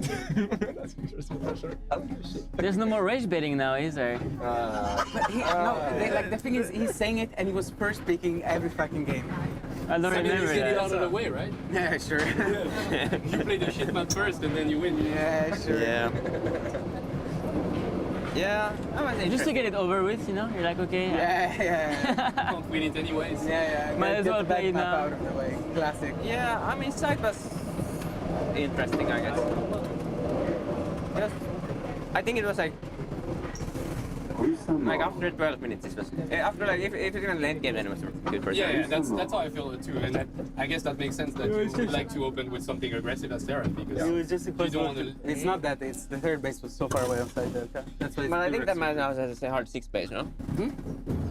The map had a hard 6 base. It was so hard to Yeah, get but 5 bases. There are these 5 big spaces Oh, close to if 6 you take base. 5th one on the bottom, it's for good, no? And No, here, the 5th one you couldn't take in the bottom. for Terran, it was super hard to cross. No, because they had tank spots there. I mean, the tanks are sieged Yeah. here. They can't shoot at the hatchery. It's like it's so far away. Yeah, What I think bottom? you can Wait, take wait, fifth on Yeah, that. this, the lower, either here or here. Oh yeah, I mean yeah, that's the one you had This to take. was like literally impossible to attack. Zerg Cope is so funny. If Creep was there, like, there's no way to attack this base. Impossible to attack. So to me, I see, Like, I that's how see I a felt map it, that but tells I'm a lots scrub, right? statistics. Is trash bait. I mean, I think now thought they're that. actually race betting you. No, we're not. No, I vetoed that. Yeah, we That both was my veto. We both That was my No way, no, that you was my didn't. best of 5 veto. Yeah, You yeah. didn't. No, but like, did we have best of? Did we have 9 maps then? Like that was my second veto, I would say. No. I know Not my EWC 2024. You played it both on the 3-2 score. You played side bet. Yeah. And I'm gonna check who picked it. No shit, I had to be to Crimson Court, Dynasty, and was- it Ghost was last Stream. night, it Of was course last I'm night. playing Side Delta. What the fuck? I mean, Crimson was like, He's like, Crimson was like so bad. Crimson was maybe like 52 Go to for their Terran, man, 48. I had to use 15 vetoes. Yeah, Crimson I was. mean, Crimson was like 52, 48. Yeah, right. Here comes another rage bait. Oh, that's funny. Oh, that's fun. They got Funka coming back in with the little bit of Biru.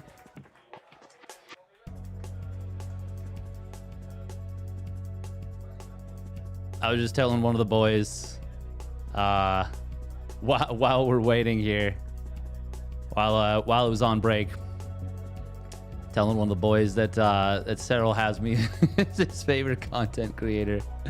Oh, I'm blushing so much. I'm like just giggly.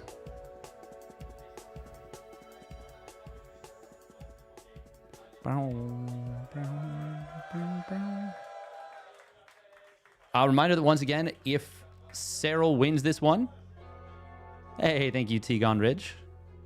If Serral wins this one, it is a bracket reset and goes to another best of 3.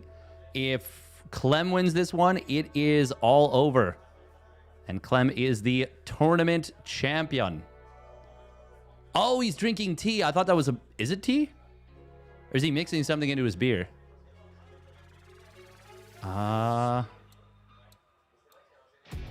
Yeah, that's got to be tea and honey. He's just drinking it out of a beer glass. I realized I was not showing that on stream. All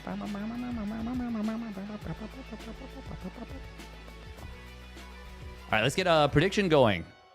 Who will win this best of 7 TVZ Grand Finals? Will it be Clement or Serral? We'll put 10 minutes on the timer. We're going to run another quick minute and a half of ads. 10 minutes might not even be enough.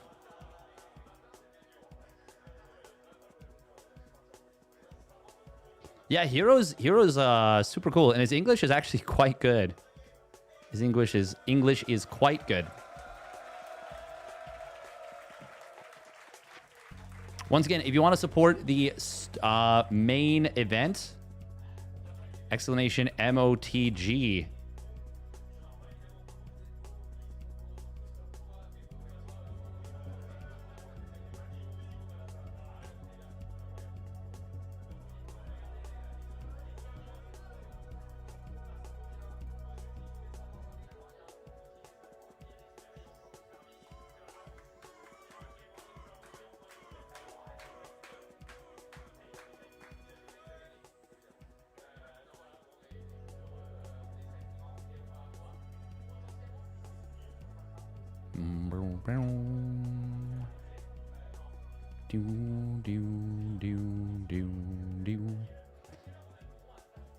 Oh, okay. Incorporeal? Yeah, that's definitely Clem's veto. Then will we get Ultra Love as the veto here? Yeah. Yeah, okay. No surprise there. No surprise there.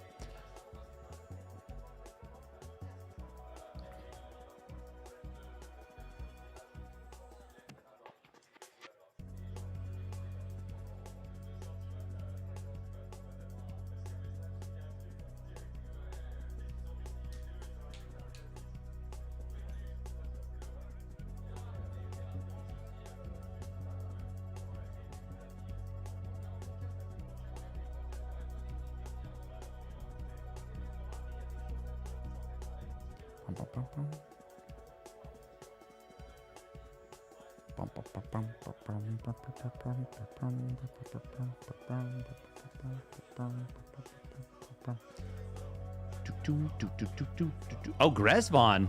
Ah, Clem picking Gres. Oh, that's such a cute little handshake out of Clem. Oh man, this is gonna be a banger. This is going to be a banger.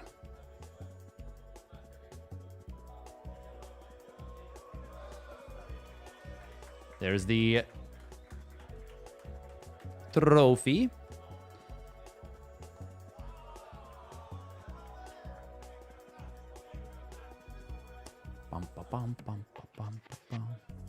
Oh yeah, it doesn't help. It doesn't hurt work there. I will just write that in. I don't know if I can actually do chat commands on YouTube.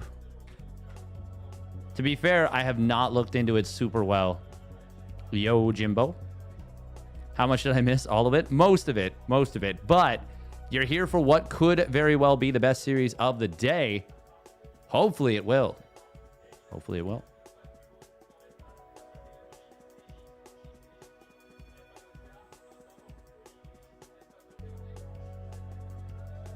Hey, thank you, Sergeant Slugman. Appreciate it. Appreciate it.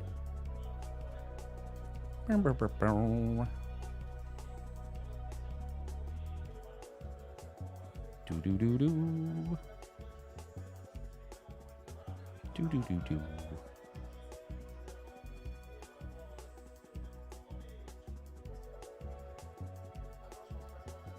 It's chill vibe.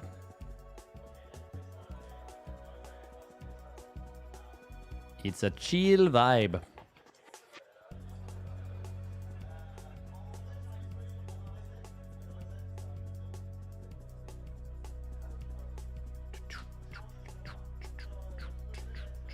Yeah, it would be very cool for Clem to win in front of the home crowd. Serral already had a pretty nice start. Pretty nice start to this one.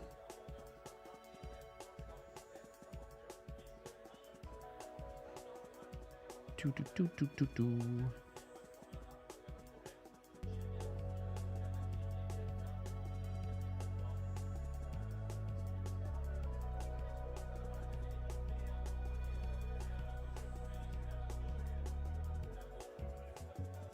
Do, do, do, do. Pop, pop, pop, pop. Hey, welcome, Esna. Oh, you subscribed too. Nice. Very cool. Very cool, very cool. I appreciate the support. Bum, ba, bum, ba, bum, bum, ba, bum, ba, bum, bum, ba, bum, ba, bum, bum. Do, do, do, do. Oh, what happened with the show match between Rhett and Artosis? Did it already happened, yeah?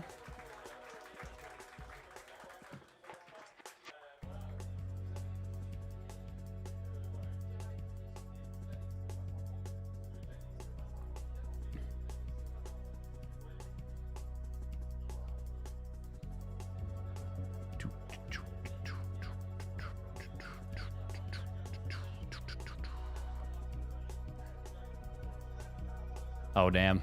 Oh, damn.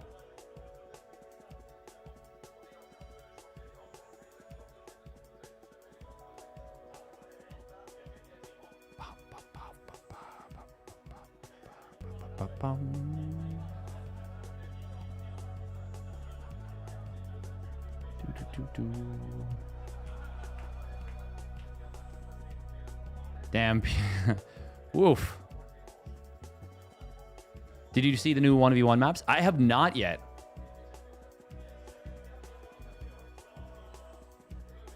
I don't really think ZBT is Zerg dominated.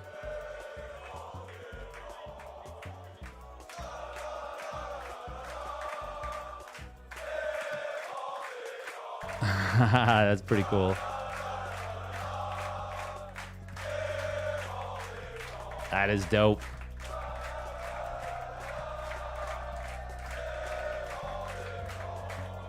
ZBT right now is like, the design might not be the best, but statistically, it's definitely not Zerg dominated. This is pretty cool too, because we did not get the ZBT finals between Serral and Clem that I think a lot of people were anticipating and looking forwards to at EWC. So this is pretty cool, honestly, getting that. But yeah, no, I want to take a look at the new maps. I will almost certainly be doing that this week at some point. It is going to be a busy week coming up, by the way. Going to be qualifiers for Stellar Fest.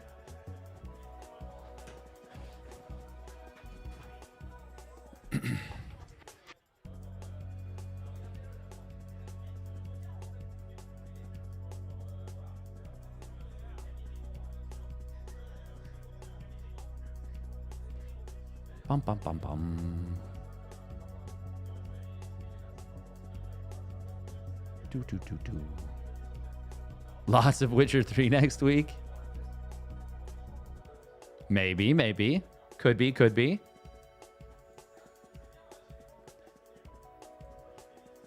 Do, do, do, do, do. Bum, bum, bum, bum.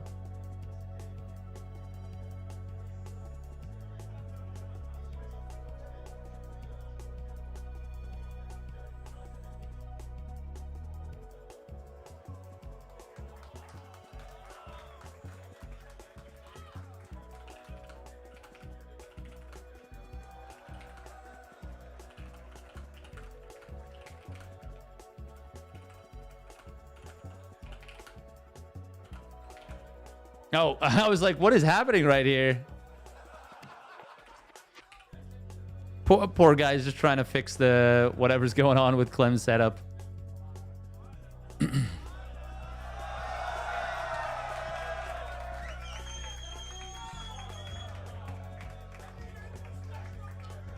I mean, BCs are annoying, but I don't think they're overpowered.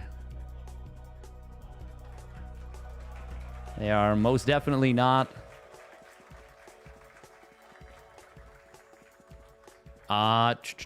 If you don't send him the info, he won't look for it by himself. True. Yes, I do have those. I do have those.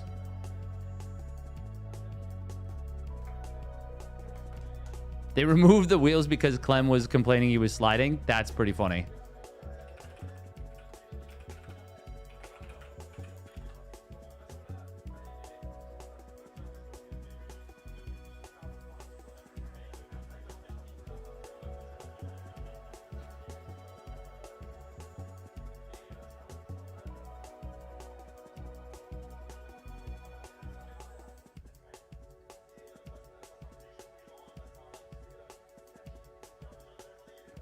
Do.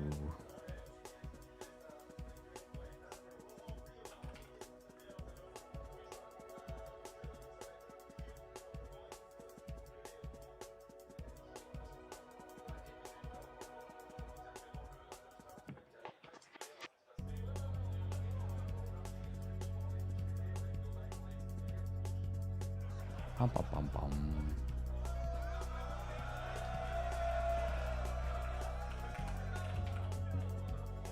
I have no idea what's going on, but it looks like they're having a good time.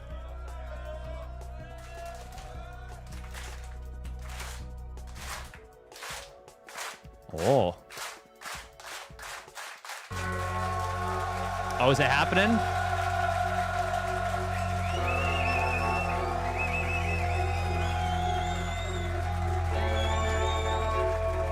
This is the Americas qualifier.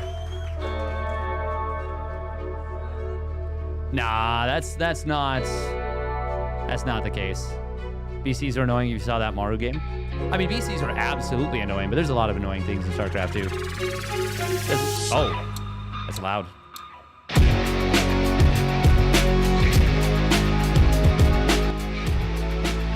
Not necessarily overpowered.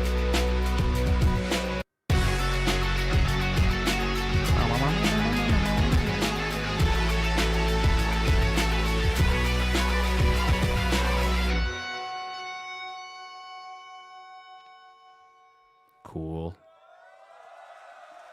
Pretty freaking cool. What do you think they're talking about? Oof, their shared love of French cuisine. Yep, that's it. Little on the nose since they're French, but that's probably it. Oh, man. Okay, yeah, we're getting into it. We're getting into it. It's grand finals time. Spawning down to the bottom right.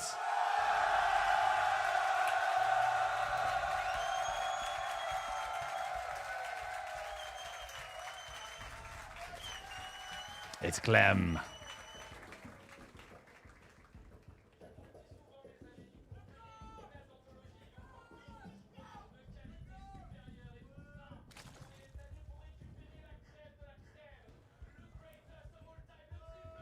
Ha. The greatest of all time.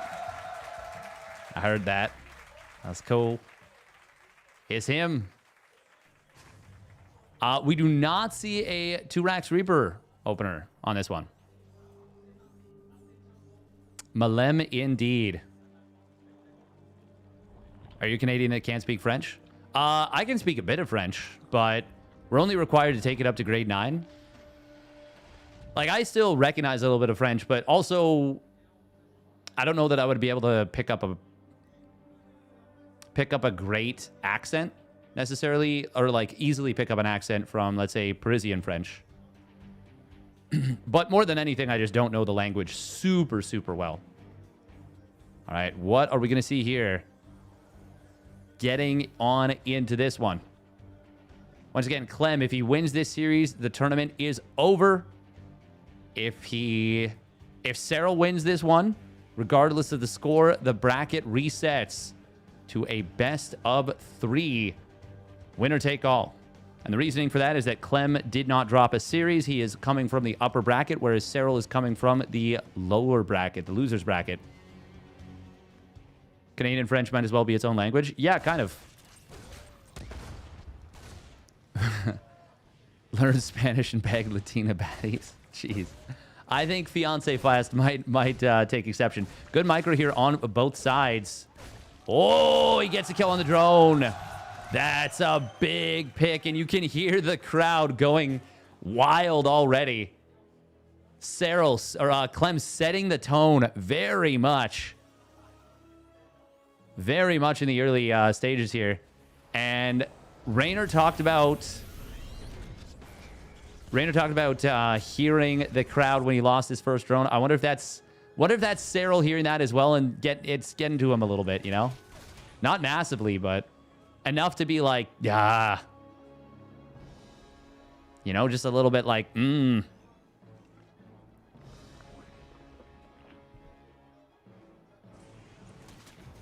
Oh, lane speed will complete in a moment. Clem, can he get out of here? Yes, he can. Just before that 3:30 timing. Bum, bum, bum. If there's one thing Serral is phenomenal at, it is at hitting his timings. Hitting his timings. He knows them very well, and he hits them like a damn truck. Like a damn truck. We do have Hellion Liberator, which is a very nice way to play if your opponent doesn't go for a Roach Ravager Ling all in. It's obviously not as safe as going for Cloak Banshee, or just Banshee in general. Banshee is a very safe way of opening. We're going to see a Ling scouting Does not get to see more than just the Hellions continue to be produced. Doesn't get to see the third CC. Doesn't get to see the starport with no add-on. Clem keeps it hidden. Keeps it secret. Keeps it safe. Going to be a quick layer out of Serral. He is not playing Ling Speedless in Seattle.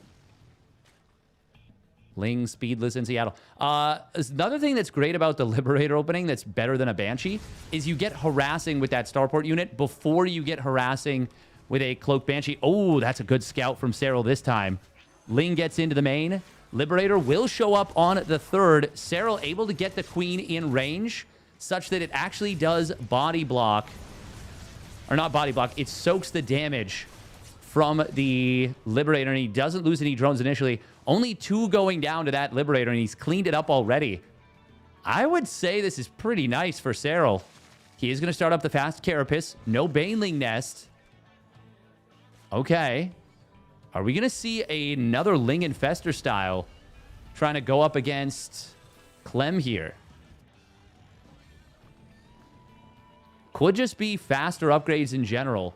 This is cool to see, by the way, that Zergs are starting to do this. They're starting to go for the faster Carapace. Instead of pairing their upgrades up, they're like, well, I mean, if I get my Carapace up faster, it's done in time for the first attack. And that's one of the most important things, is being able to actually get on top of your opponent's Marines.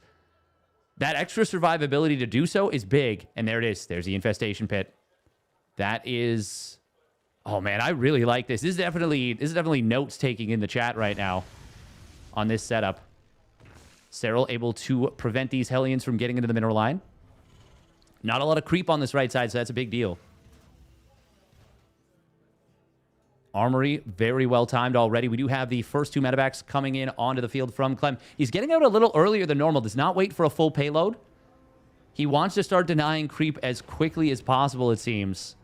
Oh, that Overlord is going to spot this drop. Couple Infestors are out for, or are started up for Serral. And it's a very quick hive. Ooh, transfuse on the 1 Queen. Actually, a couple of Marines are going to go down. Not usually what we see here, but there is less DPS and no combat shields and no armor as well. So the Queen's damage is actually not bad. Scan comes in.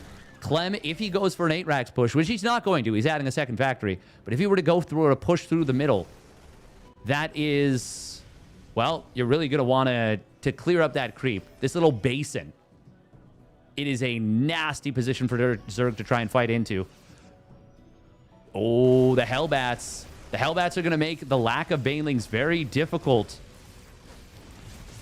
for Serral to deal with. First Hellbat does go down. Oh, Ling counterattack on the inside of the map. There wasn't enough units fully in position. Fungal Growth locks down some of the bio. Widowmine does get dragged in a little bit. Oh, 2 Widowmines do. On the other side of the map, Serral gets out with his Lings and got a very good fight. Oh, these Marines, they're going to be able to clear, or rather get healed up.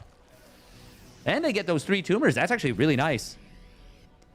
Good segment, though, from Serral. Like, good sequence, I should say. 2 more Infestors starting up for Serral. 2-2 in Adrenal Glands. He's already got the hive done.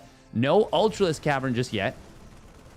He's only on, what, 5 gases? Oh, Fungal Growth does mostly whiff, but he gets a couple of units. Counterattack coming in from Serral on the other side. Will it get into the natural? It will. Same problem for Clem. He had units in the wall, but not quite perfectly positioned. Look at that concave of Queens, by the way. Widowmines. Oh! Clem retargeted last second, it seems like. Oh, these mines are putting in so much work. They don't have drilling claws yet, so they will not be cloaked. Meanwhile... Oh! That dodge on the Fungal was big. Nice little split on the Queens from Serral. Lot of Lings being produced right now. Clem is finding some value here. Of chain Fungal on these Marines would be devastating. Serral does get the first Fungal. There's not a whole lot of medevac healing, and you can see... Oh, oh my god, I didn't realize how low the hatch was actually getting. The fact that it gets saved right there is massive. Nice wall on the third base from Clem. And with the sensor tower, he sees this counterattack coming from very far away, and he will defend. Oh, man, I did not even realize how close Clem was to getting that hatchery. The crowd kind of alerted me to it. Liberator, by the way, going to be a bit of a nuisance here. Ooh, that's a big interception on a lot of Marines. +2 Carapace is going to kick in for Serral a little bit faster. Look at the stutter step from Clem as he gets out of that mini surround. There is one Widowmine here. The Microbial Shroud could actually help clear up that Liberator if he's so inclined. But he can also just use Queens and kind of overwhelm it. No Spore here makes things very awkward. Oh, big Widowmine shots. Meanwhile, counterattack of Lings. Widowmines. Oh, big connections on the mines. There go those Queens. Transfuse. Oh, going to be able to keep the Queens alive. That's a good fungal. A lot of SCVs going down. Another good fungal. Widowmines trying to get dragged into, or Lings trying to drag the mines into the Liberator. Good unburrow, though, from Clem. Medevac's boosting away. This is a sick game number 1. Absolutely awesome fighting.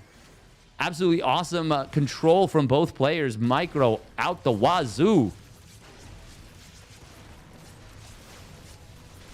Liberator will get taken down. Oh, drones getting hit by the Widowmine from the low ground. This is a strong position that Clem is setting up for, and he is going to be able to kill off this base. He wins the tug of war. Widowmines. Oh, they get some big connections on the defense. Lings do have Adrenal. Depot top hat barely going to save that one depot on the top side. If Serral had continued to attack it, he would have gotten it. Oh, the Infestor's there. He could lock down these units. Get a big fungal. It's 10 SCVs and 10 drones going down at the same time. Fungal growth does whiff. But he's actually going to lock down the Medevacs, interestingly. Widowmine? Oh, was it big? I can't tell. I think Serral split against it last second. Ultralisks should be joining the field pretty soon. Ooh, Liberator plus Medevac combo can be very tough to deal with. Very tough to deal with. This is where maybe you do want the Microbial Shroud. Did he drop it? No, that was a dead Spore. Man, drones and SCVs dying at the same time. Ooh, Medevac goes down, but it is Clem starting to carve a big lead out for himself. Liberators are becoming a huge problem. Fungal growth lands, but 2 Ultras going to die very quickly. And I think it's the Liberators that, yeah, Serral just, unfortunately for him, does not have an answer to super well. Infestors getting blasted. Widowmines are finding huge value. And this position in the basin. It is the basin of Zerg death. Clem doing an excellent job. So too is Serral, but the position is really, really helping Clem out a ton. Oh, man, this position. God, these Liberators. The Liberators kill every Queen. Yeah, that's going to be a game. That is going to be game almost for sure. Serral losing way too much. The Marine blocked the burrow of the Spore for just a moment there.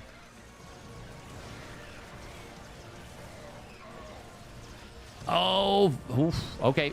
Oh, my God. Finally, that Liberator goes down. The Super Liberator.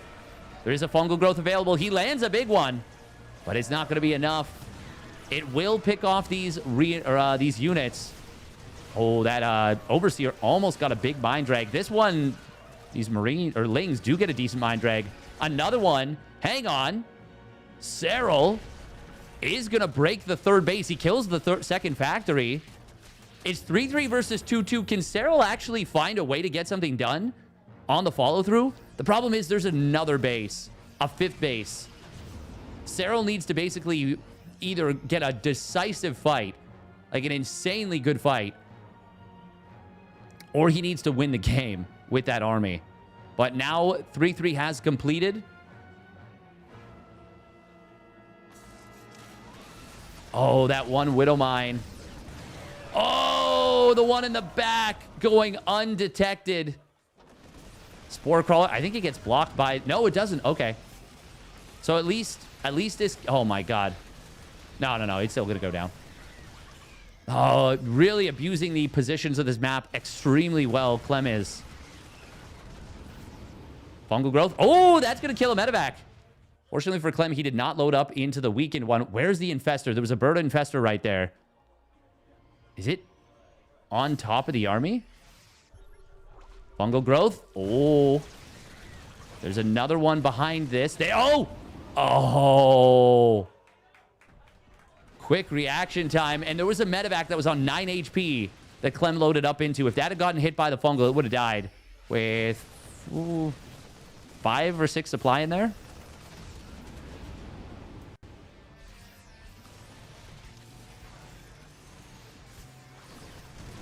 Oh, big fungal growth coming in from the side.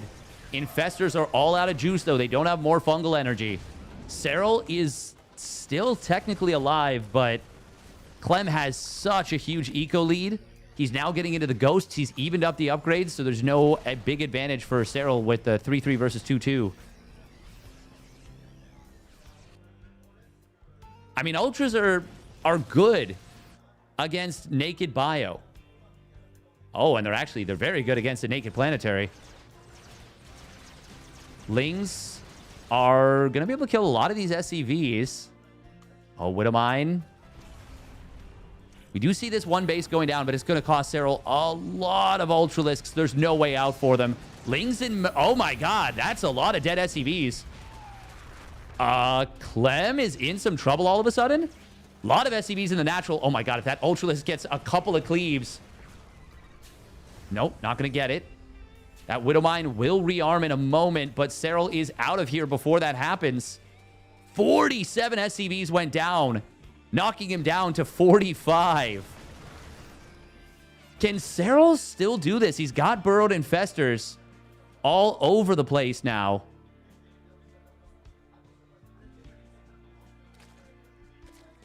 I can't believe this. If Serral wins this game, that would be so incredible. There is a drop moving down to the bottom side. Oh, this bird infestor going to see a huge clump of bio. Oh, these Lings, they unburrow. They're going to go for the counterattack again, potentially. Going to force the army back home. Oh, fungal growth could be good here. Oh, that planetary fortress. Oh, he's going to maybe kill it. No, he doesn't commit. And he didn't have enough. Big Widowmine shot as well. Serral is fighting tooth and claw. But Clem is still maxed. Well, he has maxed out.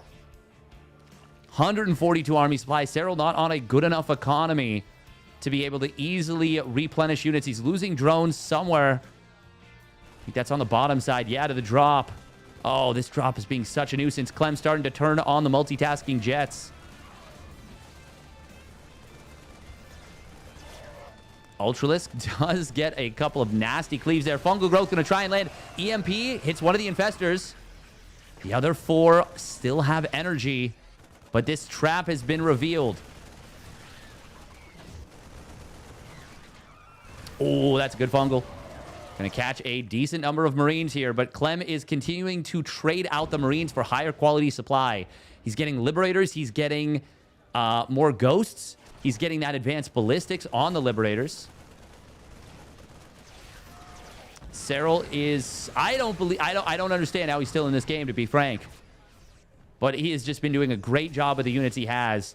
However, Clem is starting to find the kills. Getting this base on the bottom side might be too much. 14 drones have gone down. Even if Clem lost everything here, which he won't, even if he did, this would be a great value trade, killing that base. Well, maybe not a great value trade, but in the context of the game. Oh, scan comes in. The infestor just avoids it. Oh, a fungal. Oh, he gets the kill. Massive scan. Nice split from Serral against that Widowmine. Ooh. God, the action in this game number 1 is nuts. I think Clem is finally going to do it there. It's going to be one last-ditch effort for Serral. Liberator's going to siege up. If they kill the infestor, which they do. Nice lift on this base. Not enough room for the ghosts to get their snipes initially, but there we go. As there's pulling back behind the wall, the Ultras have to funnel in more or less single file. GG gets called. what the game and what the showing from Clement. From both. From both. Absolute turbo banger of a game number 1.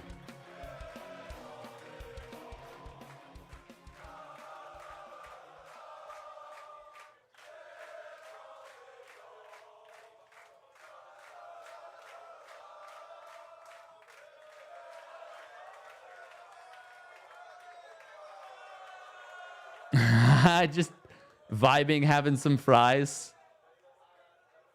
That's adorable.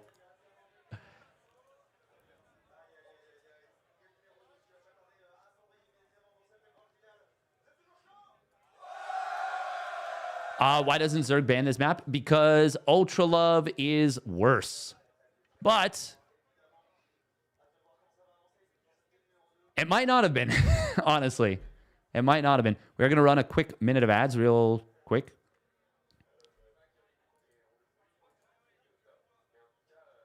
Clem with a cheeky snack break. Yeah. Yeah. What does that room smell like?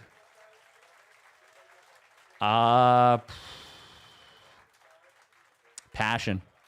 Passion and ecstasy. But yeah, no, that Grespon is a very good map for TVZ. And particularly that position in the middle. I mean, it does take a player like Clem to utilize it to its full potential. Well, especially against a player like Serral.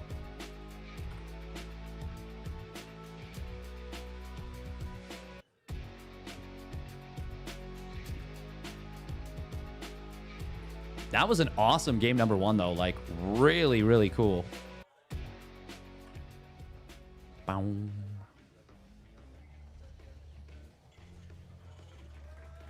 All right. Spawning up at the top left, it is the French Terran for Team Liquid.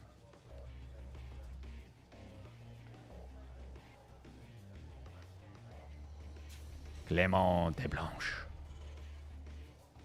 Clement de Blanche.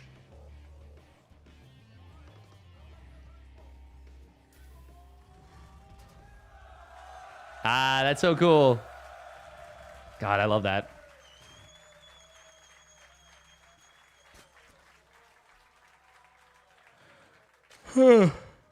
Oh, pardon me. There he is. You know him. You love him. Putting on a bit of a show. In the bottom left, it is Serral for Basilisk. I don't know about y'all, but I was impressed. Damn, we've been live for almost 8 hours. Really? It feels like this day has flown by. I mean, honestly, the Liberator transition from Clem was much faster than we usually see it. And that made it awkward for Serral. It was a smart decision going for the Liberators as fast as he did.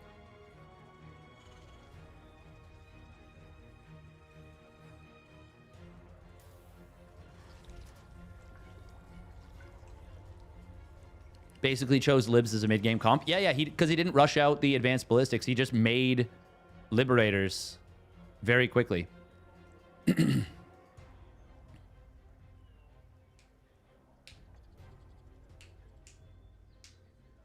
Yeah, no, it's very uncommon to go that quickly into them. We're going to be seeing the Reaper showing up very early. Oh, the block. I think the idiot drone blocked the other drone. Oh, God, that makes me so mad. Oh, stupid idiot drone blocked the drone. Now, was it Clem? If it was Clem, then that's, you know, well done by Clem. But if it was the idiot drone, then I'm mad at the drone, you know? I'm rewatching right now. Oh, no, it was actually both Clem and the drone. But it was Clem using the grenade to knock the drones away. Also, the Reaper was on top of that gas. Serral got caught trying to save that. Excellent usage of the map number 2 on Persephone to get into the main base very, very quickly with that Reaper.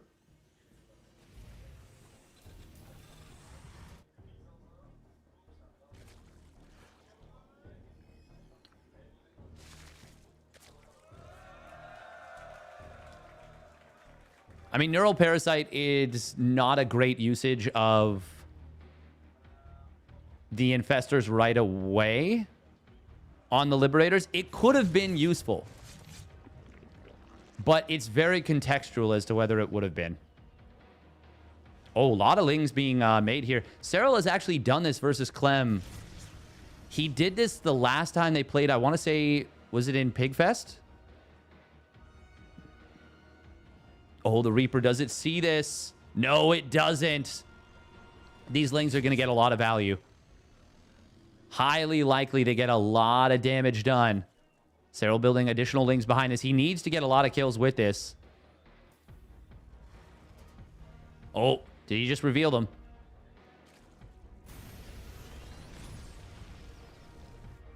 Oh, Serral cannot not go.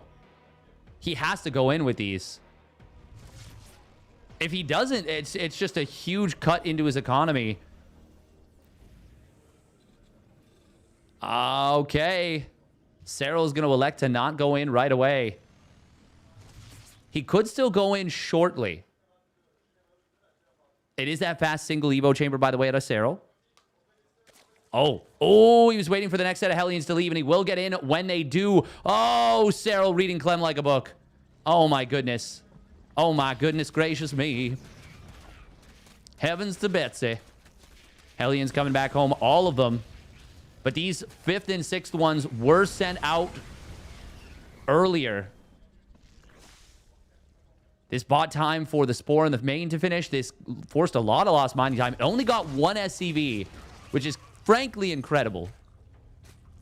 Very impressive that Clem was able to limit the damage as much as he did. By the way, Serral did manage to split some of his lings off, so they could actually potentially get back in here and cause a ruckus. Yeah, there's no full wall right now. Oh, that's going to force the Hellions back home again, potentially. These SCVs are wounded up. Good stuff right there. Ooh, Clem looking for a drive-by, but Serral's ready. And now look at this. No rally on the SCVs at the 3rd. Depots are late. Serral has really gotten a massive wrench in the plans of Clem here. Ooh, transfuse. Oh, he didn't have it for the other queens. It was just the one queen that had transfuse available.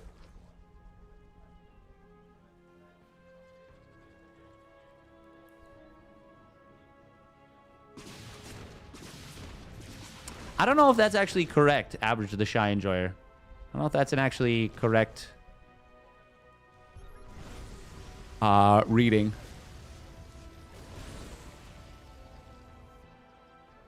Not sure, not sure.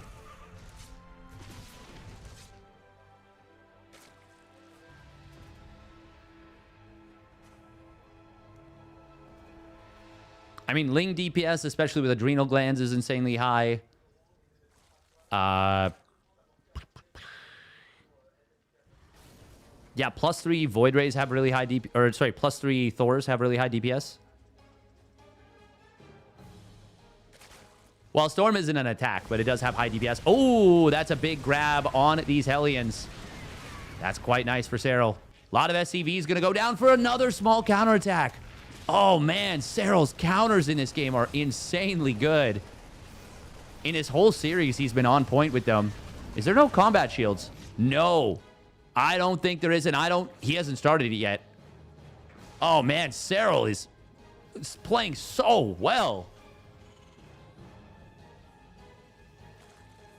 Yeah, there's no combat shields.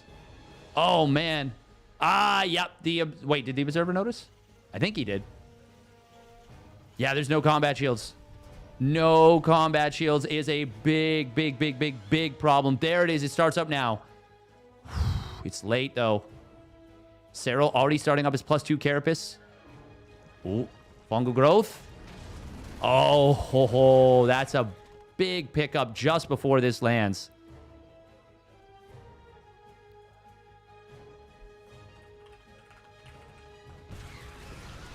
Ooh, does Serral commit in here? Yes, he does. He's going to get the wraparound on these units. Siege tank will tank up quite nicely. Oh my god, does he keep the tank alive? No way the tank survived. No freaking way. 1 HP. 1 HP. But Serral takes the opportunity to get a good jump on a drop on the right side, still holding his lead nicely.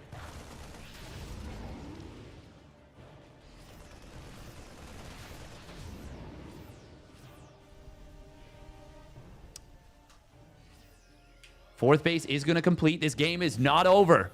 There's a lead for Serral, but this game is not over. Now, it's a big lead. It's a big lead for Serral. I do wonder if we'll see Clem play Battle Mech at all at any point. Burrow going to be coming in. Once again, this no Baneling style. It's punishable. It is absolutely punishable. If the Zerg gets away with it, though, it gets them into a roaring position into the mid-game.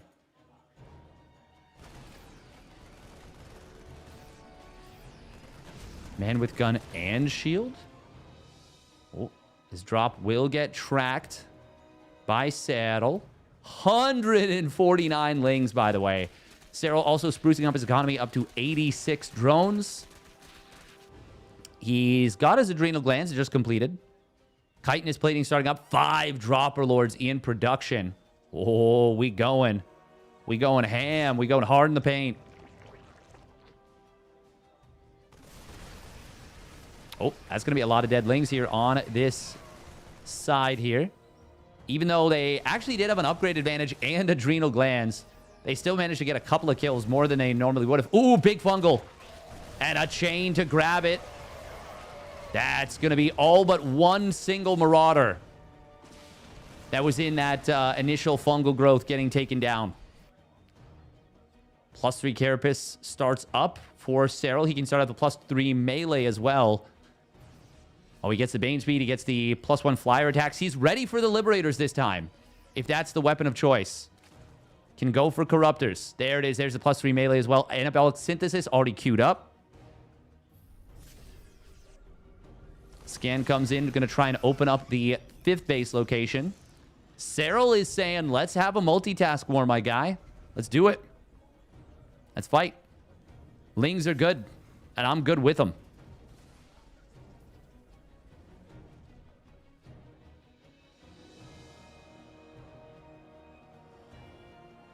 We do have this huge doom drop of lings coming into the main base. 40 lings going to be popping in. We're dragging and we're dropping. And Serral now setting up to hit the 3rd base, potentially the 5th base as well. Already a lot of SCVs going to fall. 3rd base will get defended. Lings. Oh, is that an F2? Or were they just not taking off the hotkey? I'm not sure. But Clem is now maxed out. If he can secure this 5th base, actually secure it. It's not the worst situation for him by any means. Sensor tower going to get taken down, but this is expensive for Serral. He's not really making any progress with this setup either. The drop got some SCVs, but it was still expensive. Starport died, did it? Did he kill the Starport? I never look for that kind of thing, but he might have. Clem not set up for an exhaust style play. Not yet. Not yet. But if he can get that 5th base up, he can absolutely go for it still. I mean, Clem... You can always play an exhaust... Oh, look at this fake. Okay, no, the Starport survived. I think he lifted it up. Widowmine. Oh, man, these Widowmines for the defense doing some good work there. Banelings. Oh! Clem almost just got blindsided by Serral. The Bane... Oh, man, he split off too many Banes. He split off too many Banes, and it wasn't enough to kill the Planetary as a result. He tried to blindside Clem, and it almost worked. It almost worked. But then it cost him too many Banes. We're going to see a Hydralisk then starting up. Gold base has been taken by Serral. He's continuing to spread creep on the right side, but he doesn't actually have a crazy amount of creep spread on the map right now. And Clem, look at his army supply. Look at his bank. His 3/3's getting close to completing. We got Advanced Ballistics and Ghost Cloaking, both about to complete. Those are big upgrades in the late game. Oh, these Bird Infestors, they're maxed out on juice. Siege Tank, not going to be able to hit them. It gets taken down. Planetary Fortress falls. Serral gets some good value with that attack. Clem going to counterattack right now. He's about to have his 3/3. Oh, that is... Yeah, that's going to be enough to cancel this, or force this planetary to cancel. No drop coming in to the main base just yet, or no, not again. Serral does not want to go through this tight choke, but he is going to attempt it for the moment. Clem, though, says, yeah, you know what? We got the base. These medevacs are caught fully loaded, and they can't just unload on top of this. Oh, Ultralisk getting blasted there by a Widowmine. There is a lot of power in this army for Serral. A lot of power. Fungal Growth. Oh, just barely whiffs. But planetary number... Well, 4th base goes down after the 3rd base fell. Serral going to try and retreat back out. Oh, an interception attempt on these Infestors. Gets one of them. Good Fungal Growth, though, behind it. There will be at least one more Infestor going down. Nice target fire on the far one to get the slow. Gets all 3 Infestors ultimately. Oh, and great usage of the Healing Shrine here. Just poke in. He's got an insane amount of medevac energy. But, I mean, it lets the bio not even have to worry about it and just get right back into fighting. God, this is such a sick game right now. This series is so good. Already we're having so much multitasking and so much action. Feels like it's been a while since they've been truly on par with each other in the multitasking war, but so far in this series, they are absolutely matching each other tit for tat. I know it's only 2 games in, but this...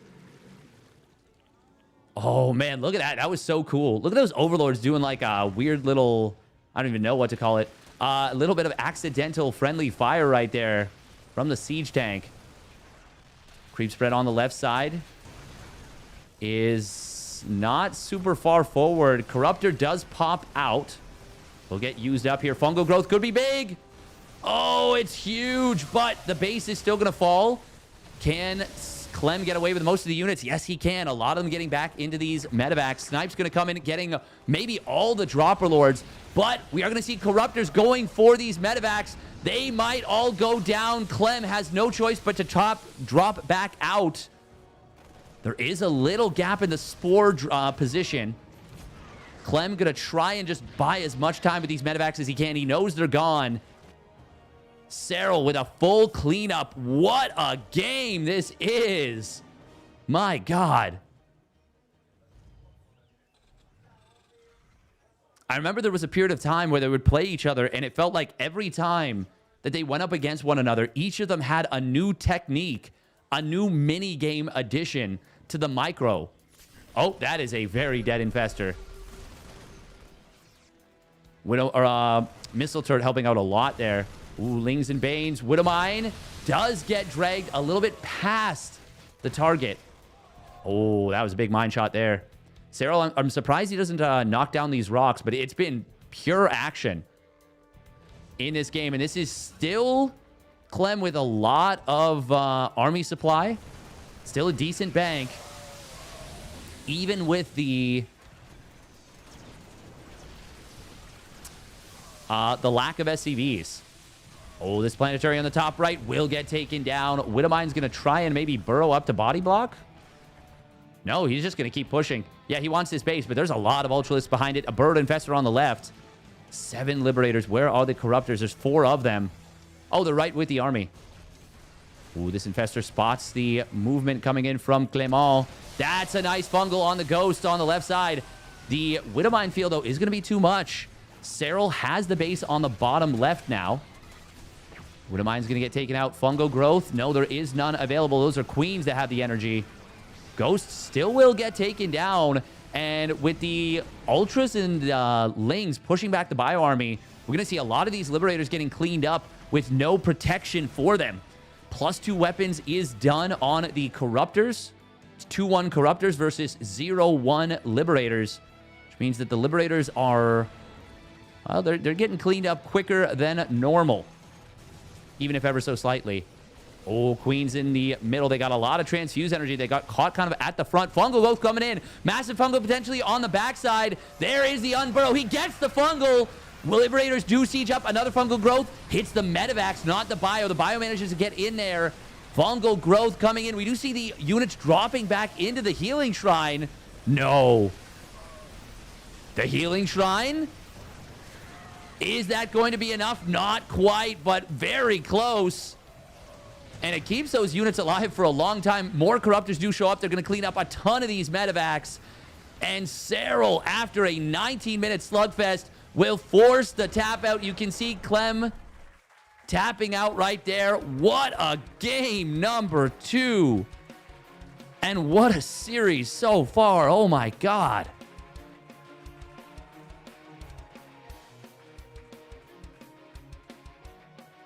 Is this the series we've been waiting for from these two? Yeah, it absolutely is. Are we going to see Clem start to try and punish the early... The lack of early banelings?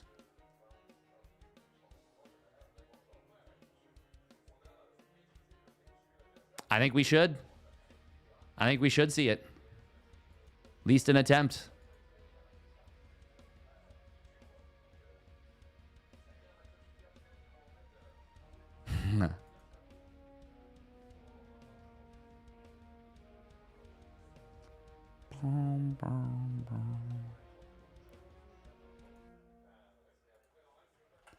Once again, if you guys are enjoying the stream on YouTube, make sure to like the video. Would be very, very helpful. And additionally, if you want, you can subscribe to the channel. That would be helpful as well.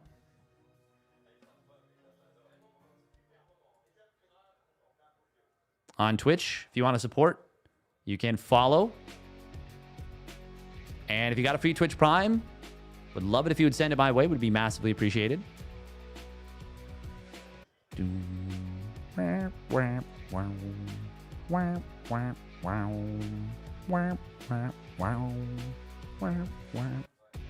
This incorporeal?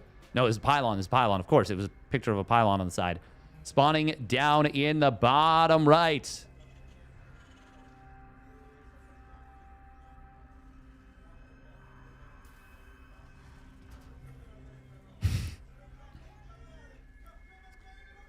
For Team Liquid, it is Clem.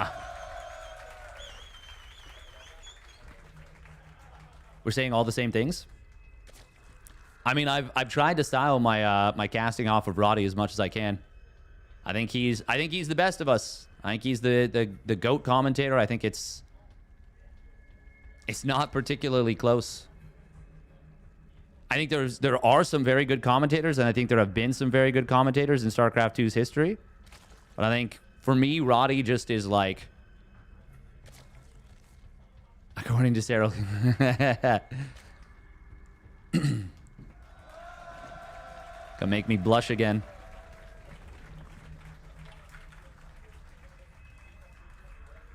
All right, everybody remember to take your Tylenol. Lock in.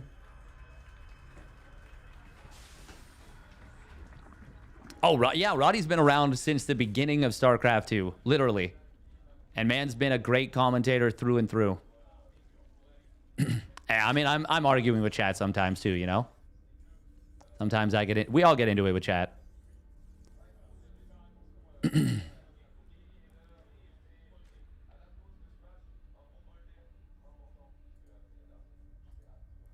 Yeah, Serral with the Serral with the big ups for me felt so good.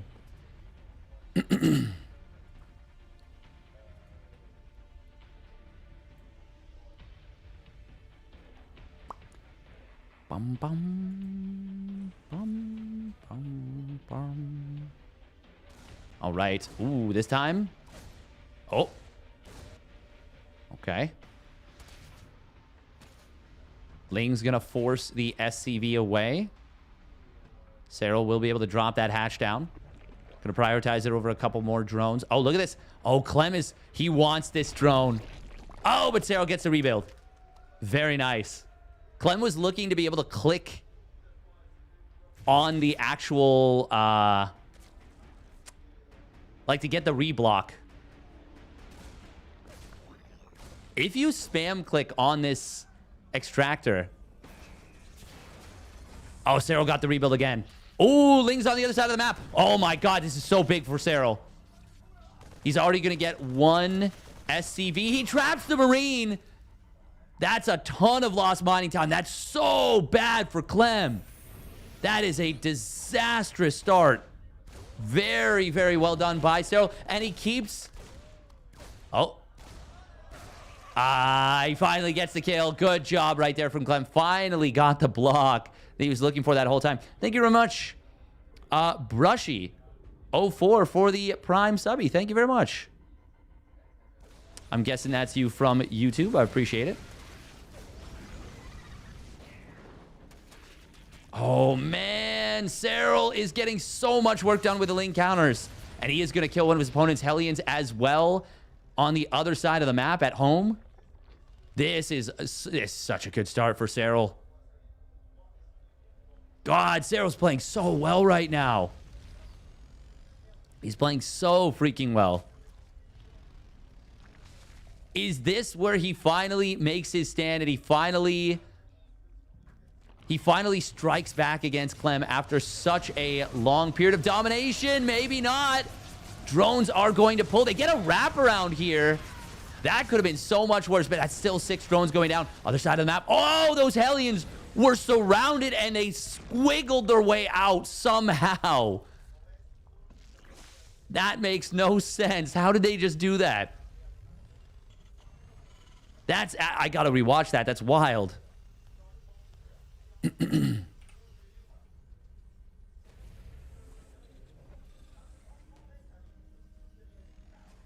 weren't as surrounded as they looked. Still. Damn. It is going to be the quick carapace once again out of Serral. He does get the layer before adding that +1 melee, though. So you have a second Evo done. Oh, Hellions on the right side getting deflected. Or rather, they don't go in. Banshee Cloak is not yet done, so he can't go in despite the fact that the spores aren't ready. Oh, these Hellions. Uh-oh. Uh-oh, this could be danger for Serral. The Lings getting kind of avoided and evaded quite nicely. 2 drones go down. A big Hellion shot, but you need 3 to kill. It's only 2 drones. All the Hellions get cleaned up. And I would say, yeah, this is still a great start for Serral. Clem. Oh, Baneley Nest for the first time in this series. Where is the second Evo? Where is the second Evo? There it is. He just started it now. 2 more SCVs going down. Serral is doing so much with these Ling counterattacks. It's insane. It is nutty.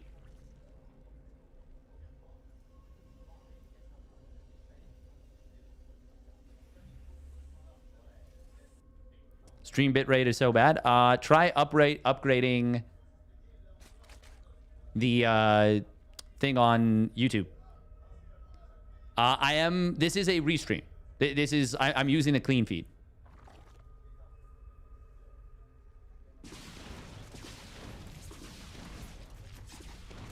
Banshees on the right side are going to find some good value. 1-2 upgrades. This is still going to be a decent timing for Serral. He might have synced it up like this on purpose. Oh, wow. Ling drop coming into the main base. Oh, this is so freaking cool. Oh, he's waiting for it, though. He doesn't want to go in right away. He knows he'd be revealed. This is going to be something that he'll set up while Clem is attacking in a perfect world.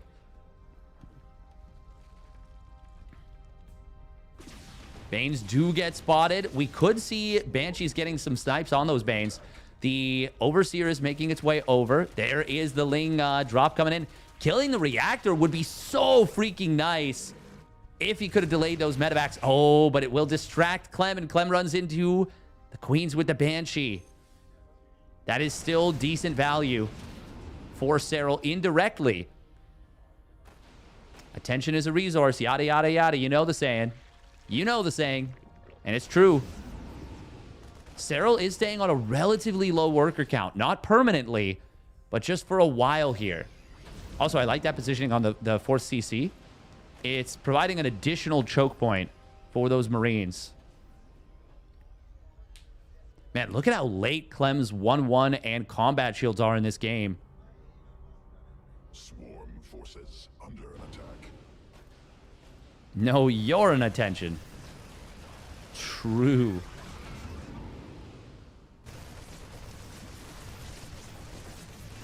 Widow Mines. Oh. Hits a queen. Did it kill a couple larvae? Oh my god, Clem is so difficult to get on top of with this. Oh, the Infestor. Instantly sniped. Serral accidentally killed his own creep tumor there.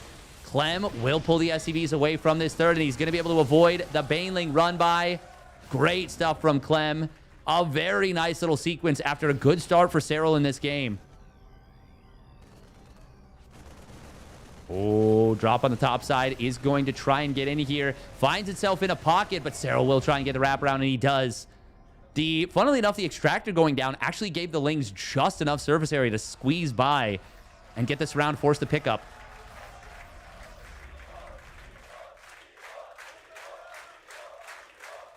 They're cheering on. Who are they cheering on? Okay, sorry, guys. Can we get back to the game, please? We just missed him.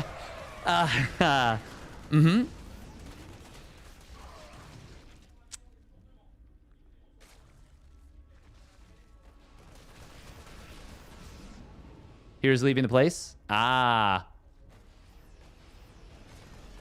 was a good fight there for Serral, I think. He landed some big fungals. Hydralisk Den is being added on. We got a very big upgrade lead timing for Serral. He's up a single upgrade right now. And there might be a very narrow timing window where it's 2-3 versus 1-1. And that would obviously be very good for the Finnish Phenom. Fungal Growth does get dodged. Oh, Clem baits the Lings away. Counterattack going to come on in. Widowmine. Oh, God, that's a big mine shot. 17 kills. Serral was not able to get the split off against that. Drilling Claws being added on. We got 3 mines at a time. Oh, my God, these Marines.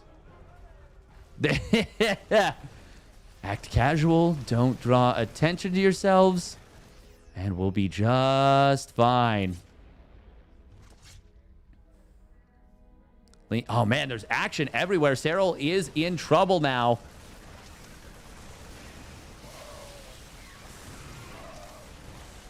Widowmine's unburrowing, reburrowing. Ooh. Oh! Big friendly fire mine. Oh, that fungal was almost monstrous. It was still good, though. Hydras are now out. Drop on the left side did get cleaned up. Do we have adrenal glands? I actually have no idea. It's been so hectic and chaotic that I really couldn't tell you. Hey, thank you, Spawn Larva, for fun for the tier Prime resub at 14 months. Happy Saturday. Happy Saturday to you as well. Another starport being added on. 2-2 will complete. That's single Marine. Widowmine. Oh, barely getting taken out before it can burrow. There's another one back here. What do we look? Oh, did he get the kill on the Marine or did it get saved? I think we're talking about that.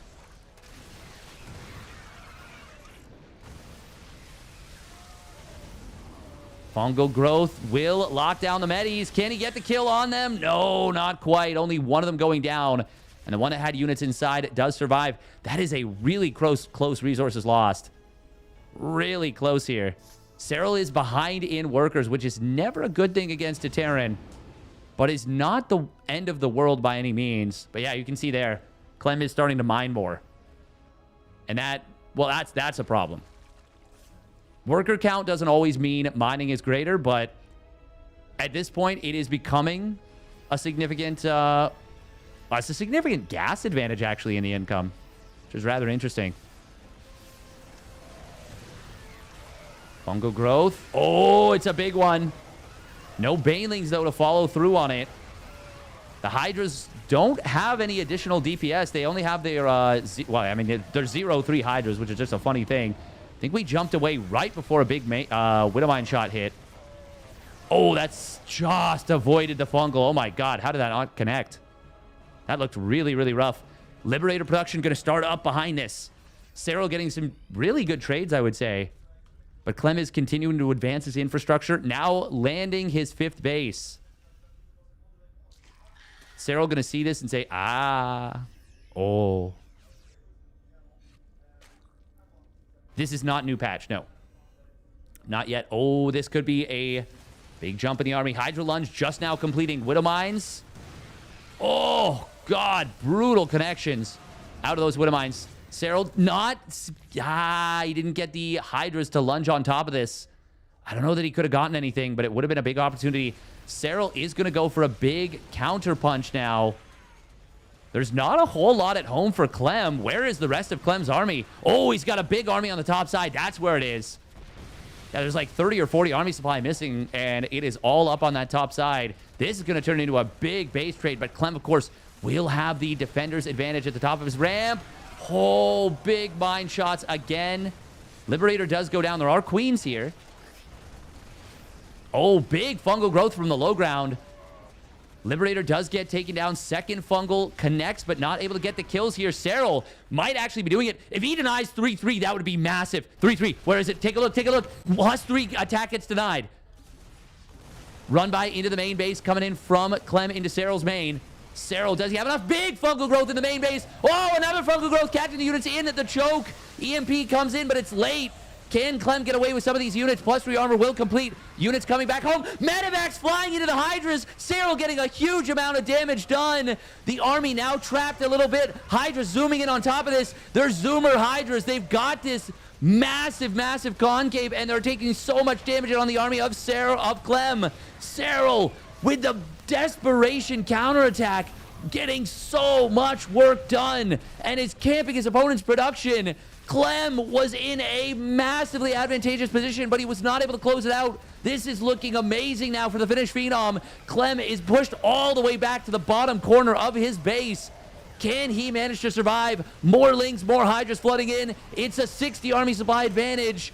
Serral will force his opponent out of his own main base and takes game 3 with a brilliant counterattack maneuver. What the hell?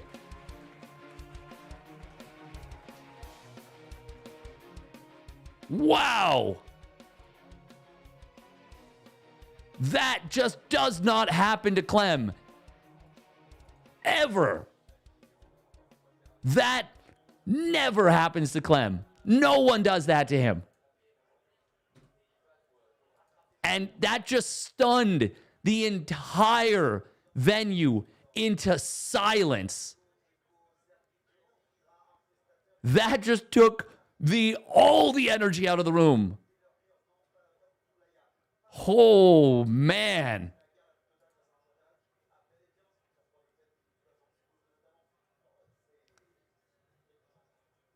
All right, 1 minute of ads.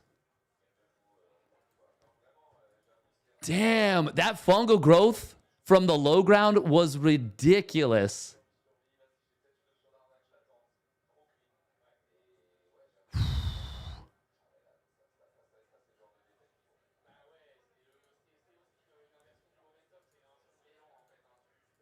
One mistake is all Serral needs.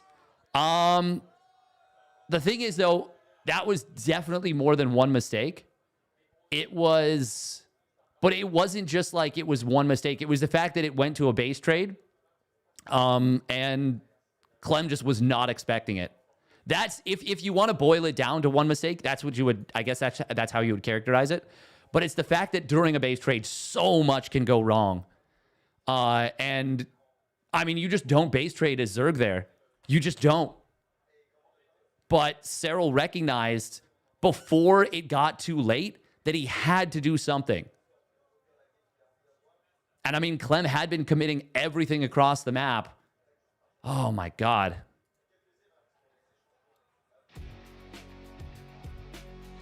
How did Clem lose the attacking armies? There was too much chaos to see it all, honestly.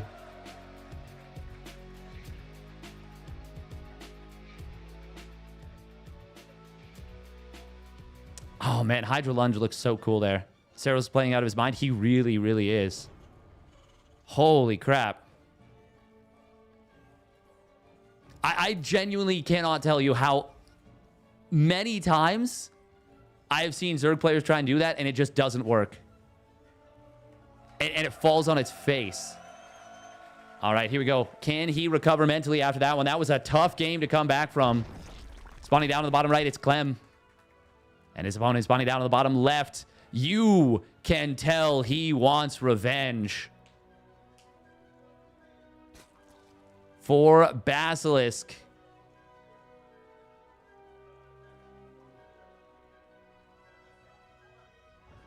It is StarCraft. Thank you very much, Helgi, for the Prime resub at 10 months.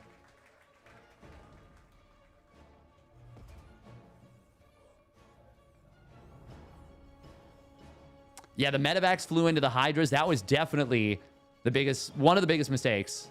But the thing is, it's so hard to avoid mistakes like that during a base trade. Like, there's so much to do, and especially when you're controlling bio and you're on creep against Lings, against Banes, against Hydras that have that lunge ability, it is so difficult to juggle all the plates. What's the prize money for first and second place? That is a great question. First place is 6,600 USD and second place is 3,000 USD. So it is a more than doubling up of the prize pool.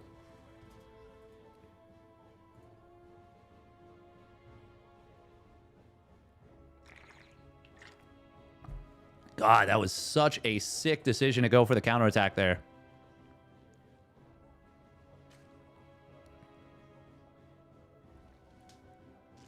We are going to be seeing the gasless opening here out of Serral, taking advantage of the fact that you can take this backdoor base as a third. And it's a really good play to go for. Ooh, Serral going to pull the Overlord back here after taking a couple of pot shots from the Marine. Clem not going to be dropping the third CC on location like he did versus Reynor. God, this is such a freaking treat.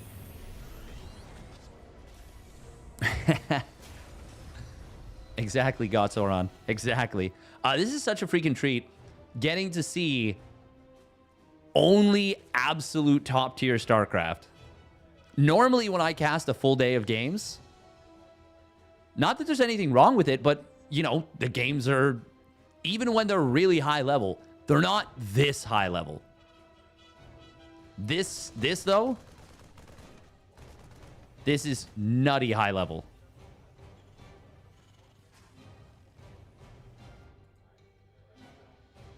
Feel like this map often leads to great games? Yeah, it certainly can.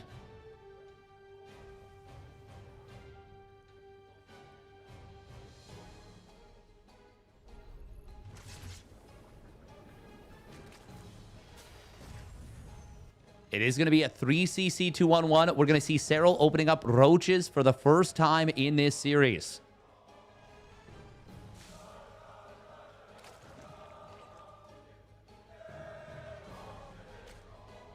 Clement des Planches. They're going to try and rally him here. It's just the 2 Hellions, not going up to 4. That is kind of... There was a period of time where I think you wouldn't build any Hellions. You would just go straight 3cc 2-on-1, and it was kind of crazy. But now we're going to be seeing, yeah, it's going to be 2 Hellions, and it's either 2 or 4 these days. Serral, by the way, is going to mine out these minerals between the base. Not just the opening for that pocket third, that backdoor third. He wants the... He wants to fully mine this out. And as a Zerg player, you absolutely should be doing that, in my opinion. I think if you don't do that, you're you're committing a crime against yourself. You're just going to have the worst time trying to deal with stuff. I was just going to say we just got up to 150 gas, so Serral should be dropping the Carapace upgrade, and he will do exactly that. When Serral plays this way, I mean, this is almost always going to be a fast hive. Gold base up and running for Clem. Will he try and go for an 8 racks on this map? Maybe. Maybe. Wouldn't surprise me. Ooh, could be a nice little find for Clem right away. Potentially able to get a denial on this base. He's going to reveal the Marines immediately. Does he get the kill on that tumor? Oh, how did that not complete? That was like 99.9% complete when it finally died. Felt like the Marines almost passively killed it.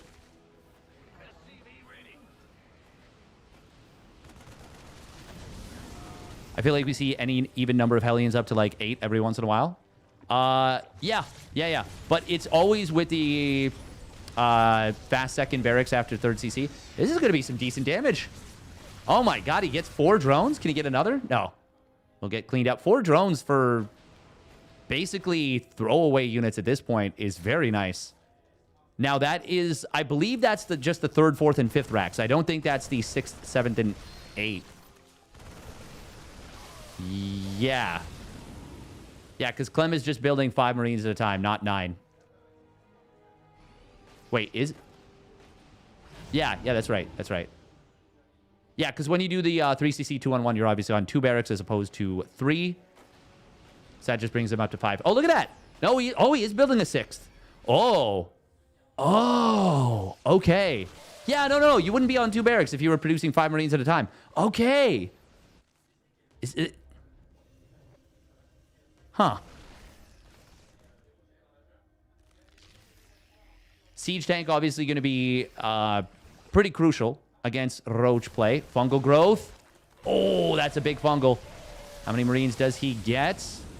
Not that many because the Lings are not they're not the weapon of choice. Roaches don't have that bursty damage that Lings do, especially when they get the big wraparound. Yes, okay, he is going for the 8 racks. Ooh. Serral backed away from this base. He is going to add on the quick +2 Carapace. Good creep spread on the bottom side. The problem right now for Serral defending this position is that it's going to be really difficult to flank unless you can mine out a lot of the minerals in the middle. And even if you can, it takes a long time for those units to get through. Oh, these Lings. Is he gearing up for a counterattack with them? Or is he just looking to defend this? Vipers being added on, Infestors being added on. That's going to be very good against an 8 racks. Fungal growth will connect. One Baneling got targeted down. Second one was too far away, so Clem just lifted up.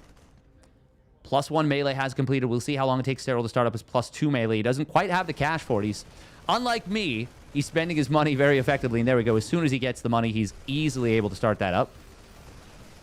Fungal growth is potentially available. Siege tanks going to not be able to target down those Infestors.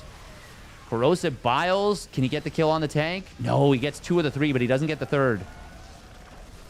That actually went pretty well for Clem. That's a decent fungal, but it could have been a lot worse. Banelings trying to connect. Oh my god, they melted. They absolutely melted. Hey, don't talk about Serral's favorite caster that way. Ooh, nice Blinding Cloud on the backline tank. Frontline Blinding Cloud is not amazing. Corrosive Biles do take this down, but Clem is grinding through, and he gets it done with the push. The 8 rack sustained push. God, I cannot believe how quickly those Banelings got blasted.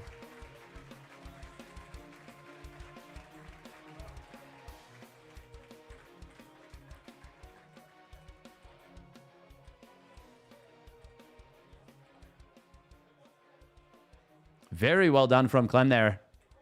And he regains the momentum in the series. Yeah, I'm like looking at the fight there with those Banes.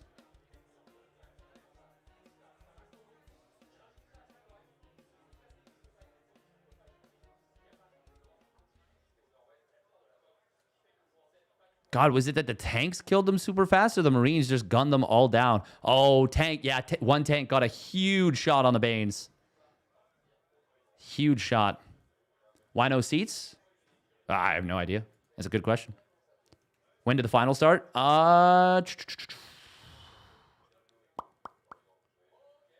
Maybe like 45 minutes ago? Might be a little bit of a break right now. Oh, yeah. Yeah, Clem's taking off the... an hour? Okay, that sounds right.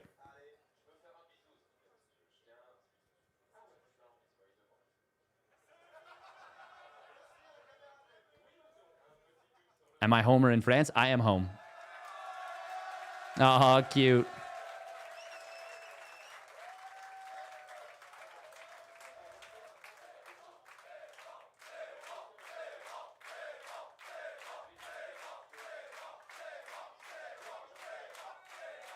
I think the Baneling HP nerf was always too much for TVZ. That's why the 8 racks is so strong. Well, I mean, the 8 racks is just quite strong, but makes it even stronger. We are going to run 3 minutes of ads. Clem is actually eating French fries. The score is 2-2. 2-2.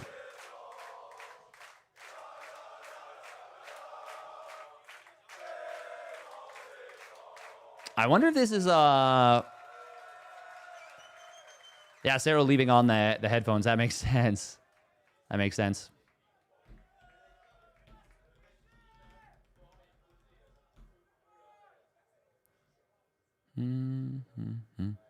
Well, I will say, I think before the Widowmine existed, Banelings were too strong because there wasn't a great way to deal with them.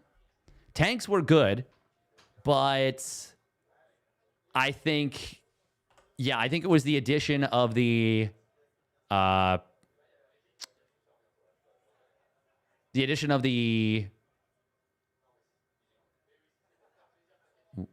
Widowmine that it really made it feel like there's equivalent difficulties on both sides, I would say.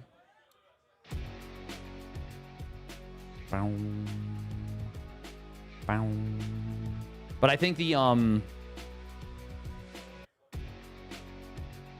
questions were rigged. It's true. It's true.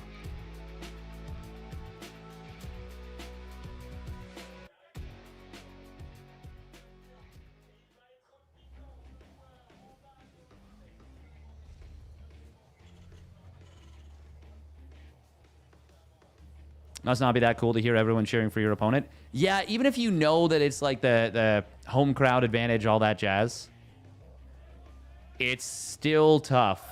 It's still tough. Hey, there he is. Spawning down in the bottom left.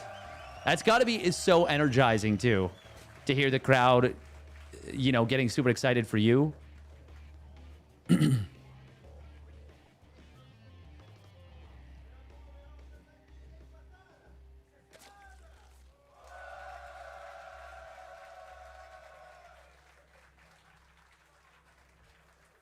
And there he is, spawning it down or up in the top right.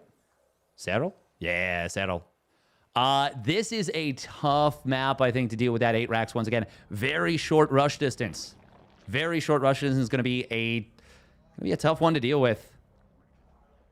No guarantee that we see, you know,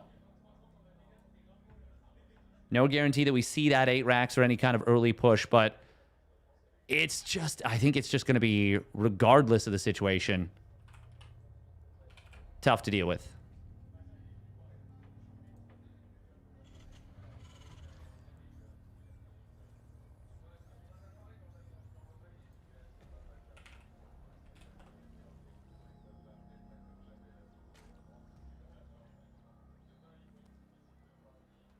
Oh, okay.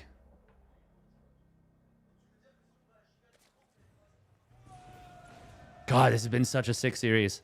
I'm actually not even sure how you approach this map versus Clem.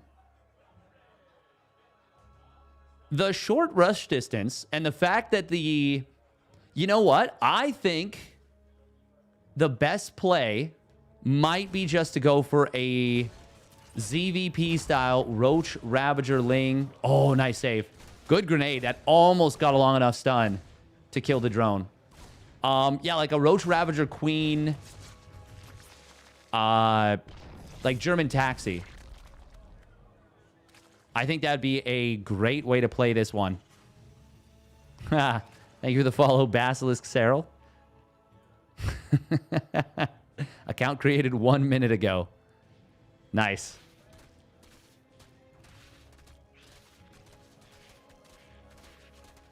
I am sure that this is the very real Serral. Only for my favorite streamer. Thank you so much. Appreciate it. Oh, that's funny.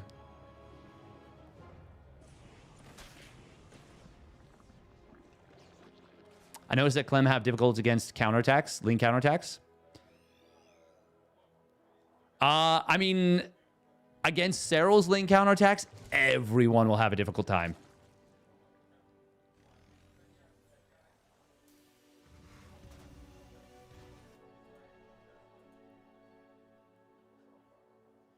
All right, we are going to be seeing a Roach Warren once again. Ooh, Creep Tumor does get sniped. That's a nice pick. That's a really nice pick, getting one of those early tumors.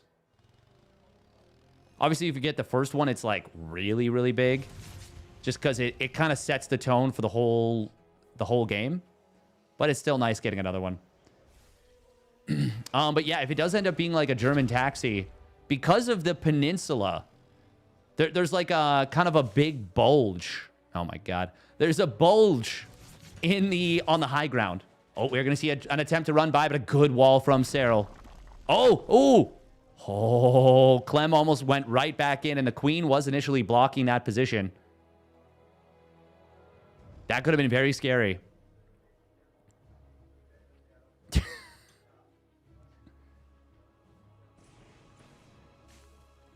Serral is going to be droning out of this, so it's not going to be some kind of 44 drone Roach speed bust.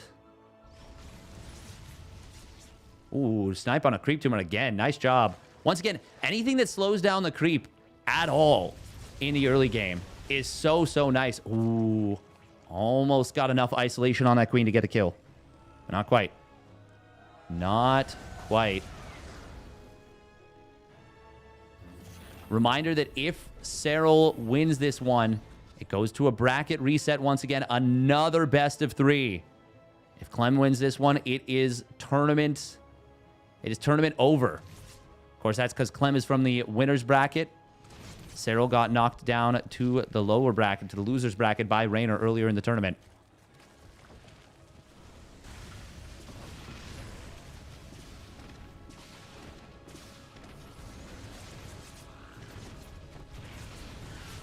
Oh, Banshees. Not able to get anything really done. Serral getting some good value. There's the Infestation Pit. Second Evo.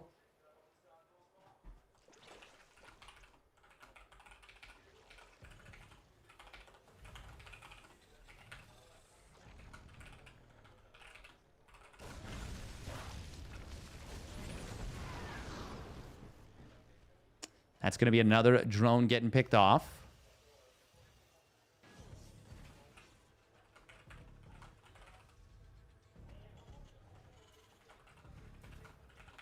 Oh, +1 melee instead of +1 missile coming in from Serral.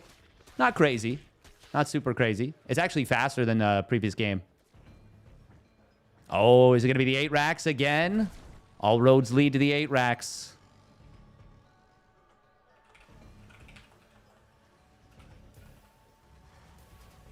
This is, I mean, once again, this is a great map for an 8 racks play.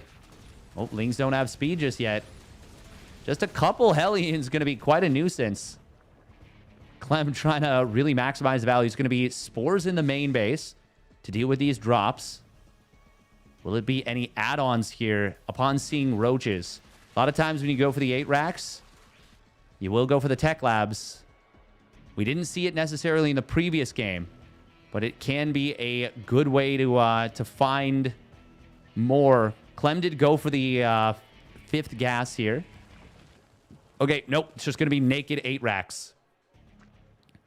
2-2 upgrade starting up. That's what the extra gas is for. He does get a single Marauder. Single Marauder at once. Will we see concussive shells? I mean, you can still continue to add those upgrades or the Marauders on, even if it is just one at a time. +2 Carapace fired up for Serral immediately. Oh, Ling's getting baited into a bad little fight. A little bit unfortunate for Serral. Even a few Lings going down for free is not a good feeling, not a good vibe.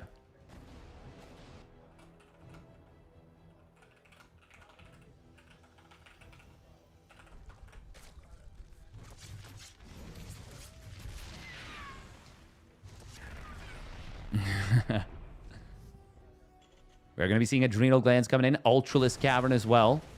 No Vipers just yet. Vipers could be, of course, very good against this. Oh, Changelings coming through. Interesting that Clem is knocking down these rocks. Serral going to try and jump his opponent as he comes through. Fungal Growth does land. Corrosive Biles. Oh, they mostly get dodged, but that was a huge fungal. There's no combat shields. Oh, I did not notice he did not make combat shields. Wait, what? That was a Marine. That was a Marine that just got killed going a little bit far forward. Not a lot of medevac energy here.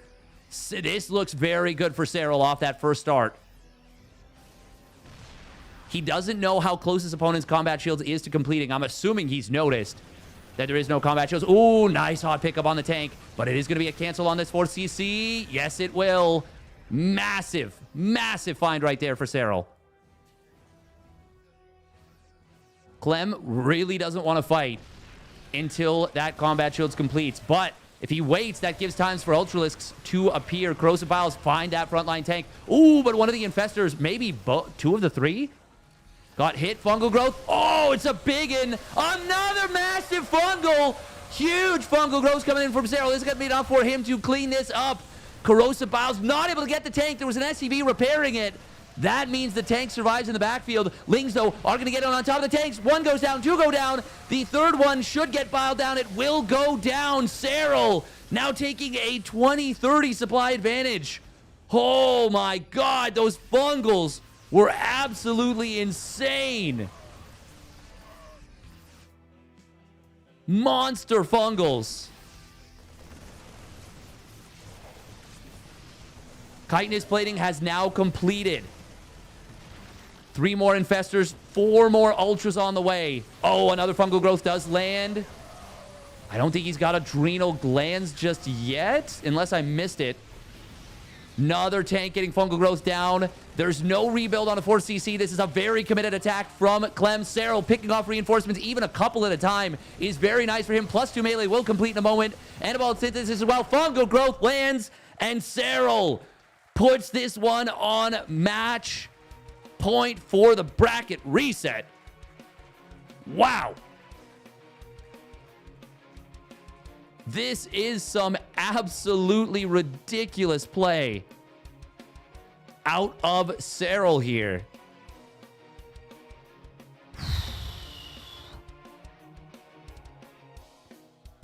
Just when you think he cannot impress you anymore, he finds a new gear. He finds more. More in the tank. How long will they play? If Serral wins this series, it will go to another best of 3. And I'm actually not... I think they'll just veto down.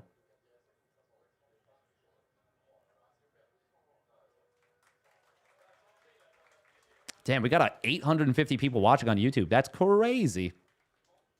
Thank you very much to everyone tuning in. Once again, if you're enjoying the video, would very much appreciate a like on that video. Very helpful.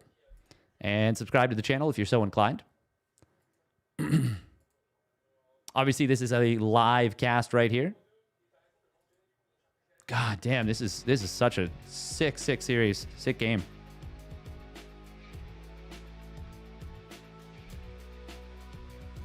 And if Clem wins that one, it goes to a new best of 7, but Ray swapped.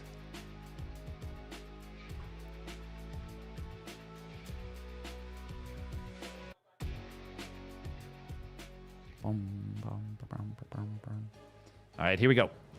Spawning down in the bottom right.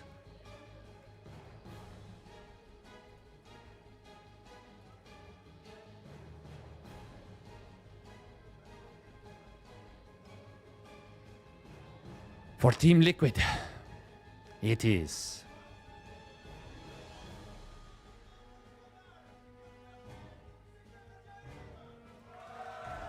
Clément Desplanches. Clément Desplanches.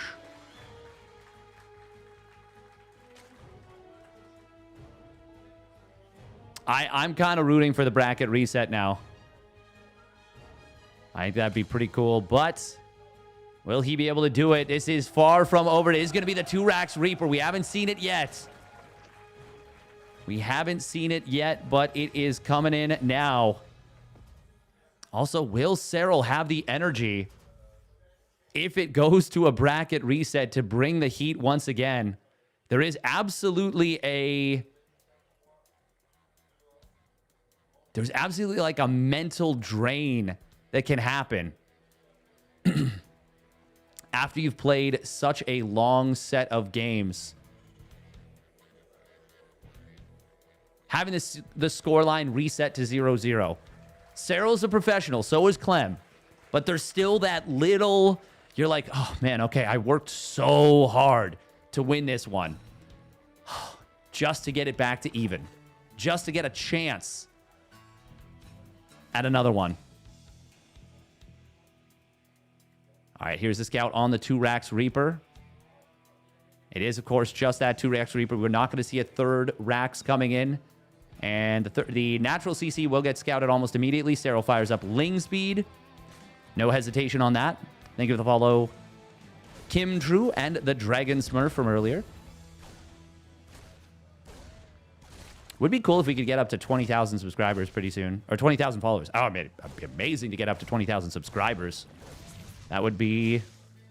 Well, if I had 20,000 subscribers on Twitch, I would run a full-time league for StarCraft 2. 100%. 20,000 subscribers on Twitch? Yeah. Does Serral need another win for bracket reset? Yes, that is correct. That is correct. Hey, thank you, Captain Hare, for the 20 gifted subbies. Thank you very much. Isn't your main job casting? Yes, but what I'm saying is if I got 20... I'm saying I would love to have 20,000 followers on Twitch, but if I have 20,000 subscribers, I would have a lot of cash to put towards StarCraft 2 content, is what I'm saying. X that by 1,000, and there you go. Thank you very much, Captain Hare. That is huge. And triggering the 4 gifted community subs. Very, very much appreciated. 07's in the chat for some huge support. Thank you very, very much. Massively appreciate it. Hey, look at that. Gemini getting a sub. Ariatha as well. Active in the chat just now. Cool to see.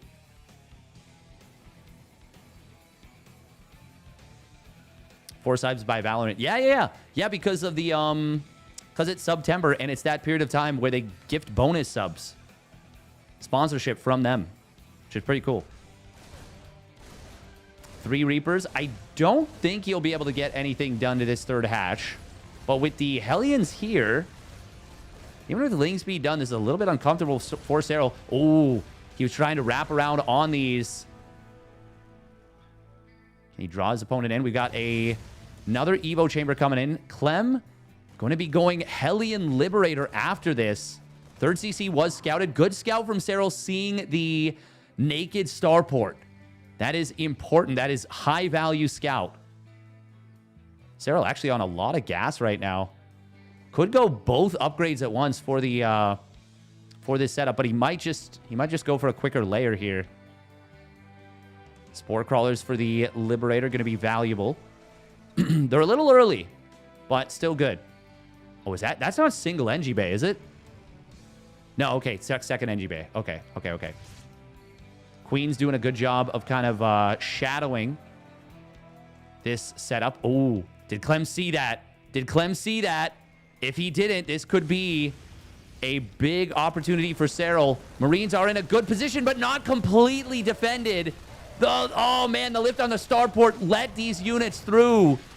And that is so good for Serral. He kills all the Marines. He's going to get a ton of SCVs. Oh, Clem, why was the starport lifted? 10 SCVs go down, and the crowd just went silent. 3 drones go down to the Liberator. That's annoying. That is not enough to make up for the losses just yet. Hellions are going to try and dive into the natural. Ooh, Serral with a good pullback there as Clem readjusts. Try to get the Lings to bunch up. The mini game. The mini game of Liberator versus Cyclone, or versus Spore Queen. It is not fun for the Zerg, but Liberator does go down. He gets a good amount of damage, but it could have been a lot worse, and it is still way too much damage. Clem needs more. Clem needs more to recover. Thank you, Inspi1, for the tier 1 resub at 3 months total. Thank you. Thank you for the great content. My pleasure. Thank you. Big thank you to Comeback TV. Oh my God. Marines at the 3rd base are also going to get found by another Ling counterattack. The more Marines he kills on the other side of the map, the less chance Clem has to start equalizing this game. I will say that's a very late +1 melee. And Clem does have the combat shields on the way. Oh, wow. Clem just now starting up his 4th and 5th barracks. I cannot tell you how good of a position this is for Serral, despite the fact that the supplies are pretty close right now. Like, Clem doesn't actually have a lot of Marines on the map just yet. He...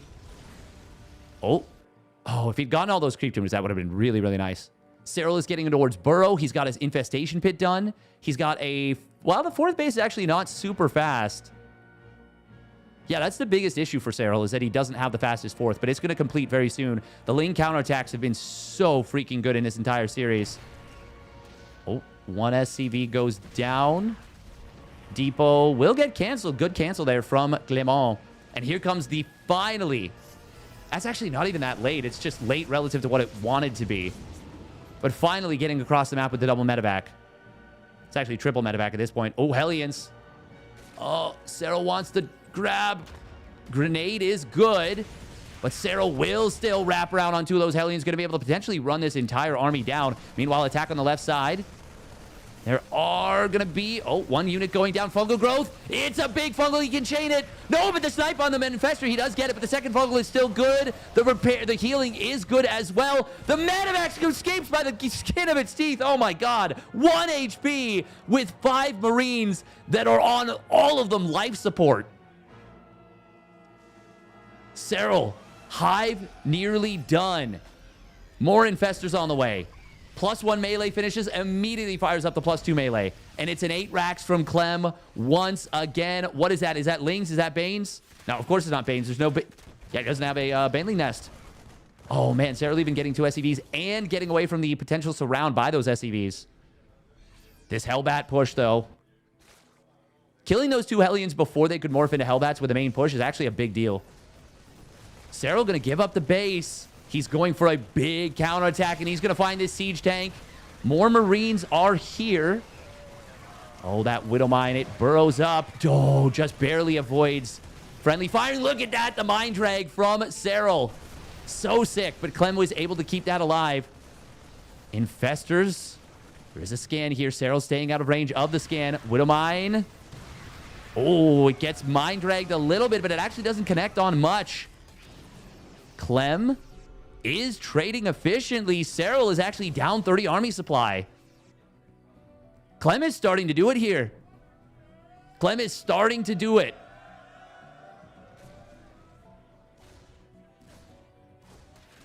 And it's the lack of economy from Serral, the lack of explosiveness of that economy. Fungal. Oh, Widow Mine. Oh, good job from Serral. He waited until the mine was sure to fire before he split off that lane. Widow Mine, or rather, no Widow Mines. That Hellbat actually staying alive is a really nice addition to this army for Clem. Is Clem actually doing this? Is he going to force a game number 7? Fungal growth is going to be good in the corner, but once again, oh my God, another chain. Transfuses on the other side. It is going to be a kill on the base. Oh, these splits against the mines are so good from Serral. Transfuse going to come through. That is so many queens. 9 queens. Medevac does get sniped down. There's no 2-2 for most of that. It's just now going to complete. So that implies that Clem's, it's only going to get stronger. But +2 melee, chitinous plating, ultralisks. Those are outstanding versus Marine Mine. Oh, that fungal growth does connect. Widowmine not able to burrow. There are more Widowmines behind this. Fungal growths are good, but the splits from Clem are very good, and they clean up all the lings. Ultralisks are not yet out. Queen's going to get taken out. They have a lot of transfuse energy. Fungal growth is good, but it's not enough. This looks so good for Serral, but Clem forces game number 7. Oh my God.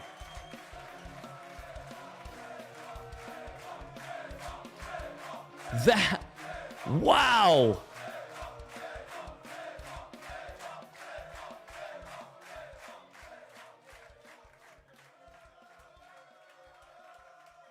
Absolutely bonkers. Paid for the whole seed, but only need the edge. Let's go. I really thought that was all Serral in that game 6.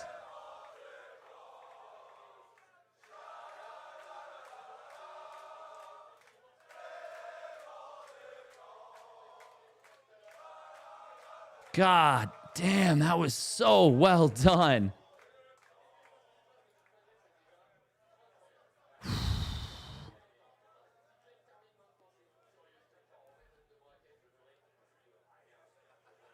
I mean, this legit might actually be one of the best TVZs, if not the best TVZ. It's the best TVZ I can remember. I'm trying to think of one that I've enjoyed more than this. This is legit actually the best TVZ I've seen in a while. It's not. Well, what would you put as above it? Reynor versus Clem in WTL? That one, I mean, Reynor and Clem have had some really good ones, but this is a tournament finals at an offline event.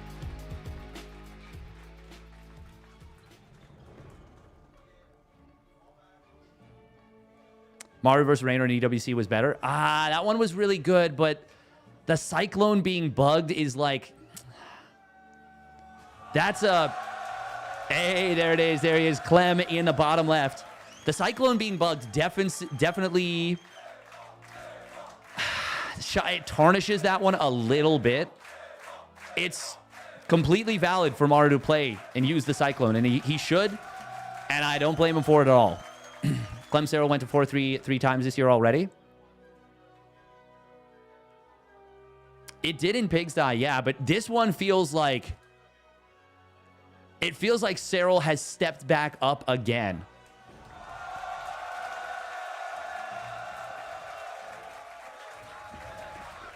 Oh, Stars Agora. Yes, yes, yes. Stars Agora was so good. Yeah, that one was really good too. You're right. Honestly, it probably is recency bias.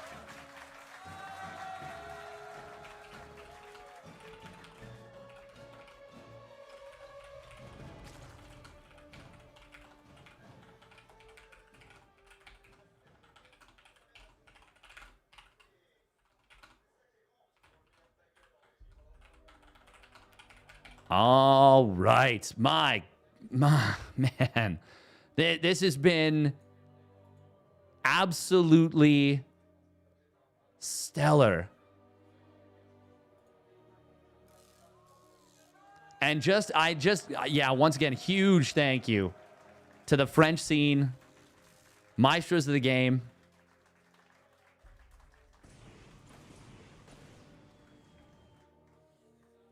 You just got noted by your heart rate monitor that it's too high for resting. Oh. This mini game around the drone has been fun. It has been very, very fun. Game 7. Hey, appreciate that, Captain Hare. You're amazing. Thank you very much. We got the ring around the rosy again. Oh, this time Serral's not able to keep the drone alive. He gets the kill. Good job from Clem. Those little moves They do have an effect on the game, absolutely. But it's not just that. They are also just... They can be an indicator of the state of the game. Oh, Reaper. Oh, the Lings. Thanks to the Overlord. He dodges this. Hellion number 1 does start up. 2 right behind it. Serral could go in right now. But if he doesn't, he'll have to wait until the next 2 Hellions, or well, until the first and second Hellion move out. Once again, like so many SCVs got killed off early on. The Lings of Serral got so much value, but they came at a cost. There was a big commitment going for them. Oh, there's that first Hellion moving out. Second one as well. Oh, Clem, because the Hellions were staggered. Oh, look at this. Is Clem going to second guess himself now? Well, he's going to have his third and fourth Hellions out. Serral, man, the fact that he holds during that is... he shows a patience and maturity that truly boggles the mind. Is Serral going to go in now? He could spot this. Okay, he is going in with the Lings. He's going to get in just before the 5th and 6th Hellions pop. Lings on the other side of the map. They're grabbing 2 SCVs. Big value. Big value. Oh, man. Killing SCVs this early is so good. Does this mean Serral will win because he was winning in the beginning last game? I mean, not necessarily. They're both so good, and they both have so many ways of showing it that the game... They both know exactly what they need to do to bring games back. By the way, first Banshee getting in. Spore was not yet done. Lings in the natural. Oh, Clem's got to be very careful. He's been playing very aggressively with these units. Banshee Cloak is not quite done, but it will complete just in time. Just in time to save that Banshee and to get a kill on one of those queens. Oh, man. Oh, he just moved the Spore. Clem was not paying attention. That was shift-clicked. That was shift-clicked. It would have died. If Serral had not moved that Spore, the Banshee would have died flying over it. 100%. 32 HP, 3 shots to kill, 2 from the Spore if it gets hit by a queen. Oh, this is awkward for Serral. He doesn't want to cancel this, but he's going to have to, and there it is. Lings are not able to get the wraparound either. That is really, really nice. Hydralisk Den, super fast Hydra Den. Oh, that's a kill on a queen. That is the Hellions getting in a good position here. Banshee. Oh, can he get the kill on that one Banshee? No! It gets saved. Just barely. 5 HP and 5 kills. If he gets a denial on this 4th again, that would be so big. +1 missile. Oh, man, that's got to be tilting if you're Serral. Oh, that's... Banshee goes down. Oh, he saves the base. Serral with the nerves of steel. Not canceling that base. That is so clutch. Now, this is a completely different setup, even though it is so similar. If you get up to a bunch of Hydras and you fungal 2 medevacs worth of Marines, you will just almost assuredly kill them. Hey, they're cheering for combat shields. He didn't forget it. Oh my god, that's so funny.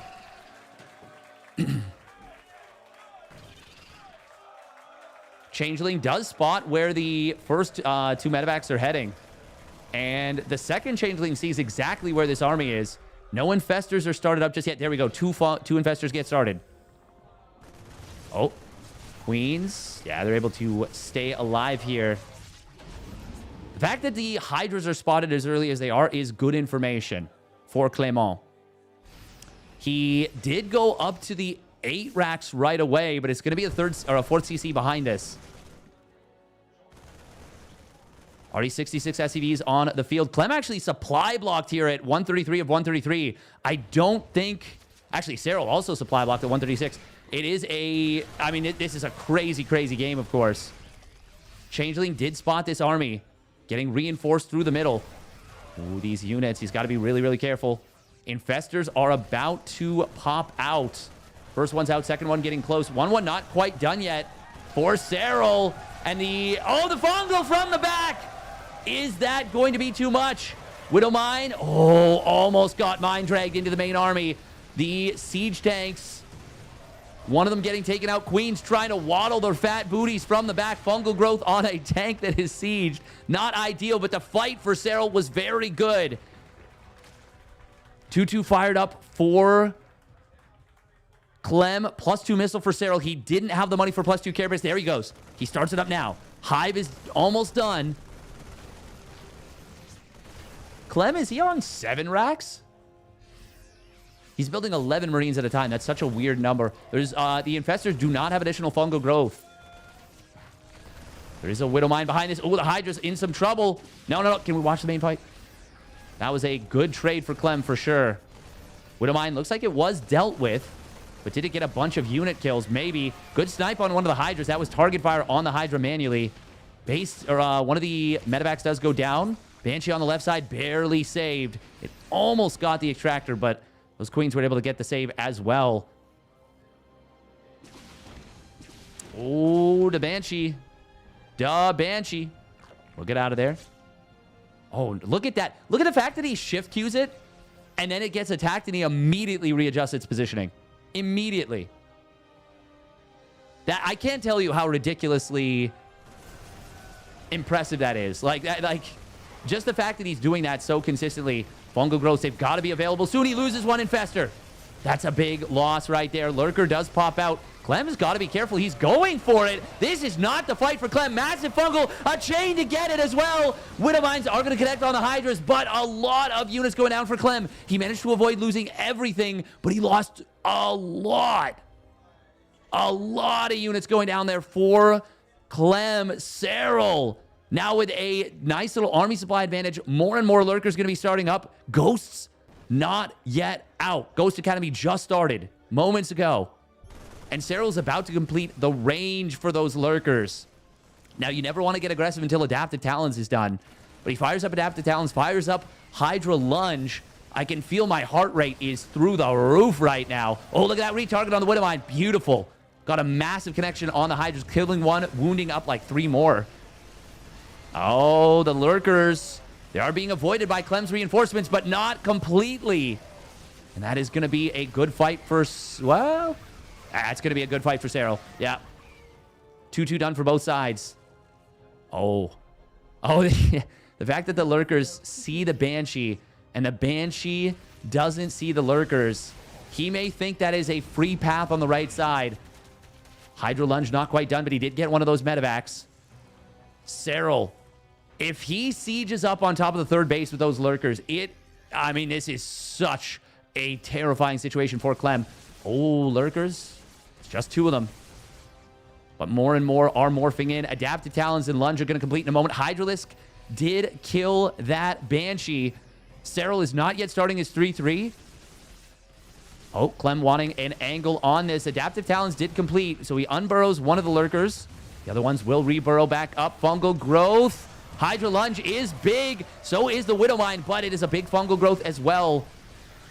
11 Lurkers, no tanks, only 3 Ghosts, only 5 Marauders. There is so little that deals with Lurkers right now, and they just used all their energy just about. Widow Mines, one of them does get, killed. This other one will fire a good shot into the Hydras. Is that going to be enough? I don't think so. Serral is so far ahead in army supply right now and is pushing in on top of this third. Clem wisely lifts and gives up the position, but he cannot fight this army still. Snipe finding one of these Lurkers, but Serral has so much momentum now. He's added +3 Carapace, he's added +1 melee, he's added the Baneling Nest. He's going to transition into Hydraling Bane. Lurker's going to move forward. Big fungal growth on this army. That is a massive set of Lurker spines. And Serral on the verge of forcing the Backett reset. Can he win this one? He's setting up on top of his opponent's natural. Massive army supply advantage at the moment.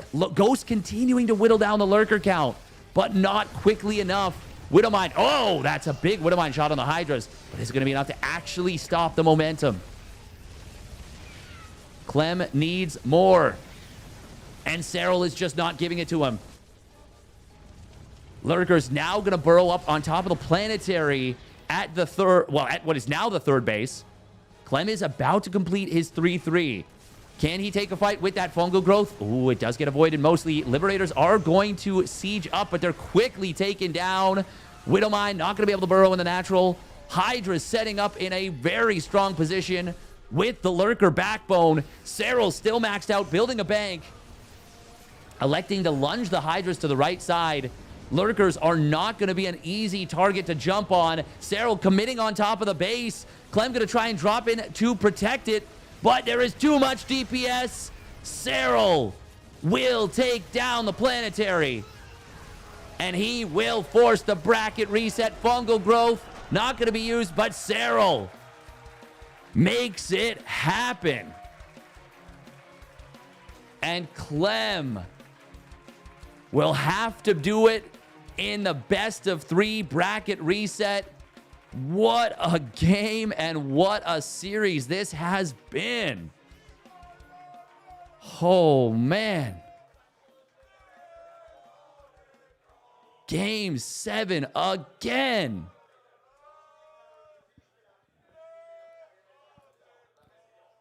Oh, the one guy chanting Clémente Planche. Damn, Serral. What a showing. He came into this tournament from the loser's bracket. God. 4-3 over herO. 4-1 over Reynor. 4-3 over Clem. Just one more best of 3 ahead of him. Oh, you can tell Clem is frustrated. He is frustrated. That was almost a desk slam.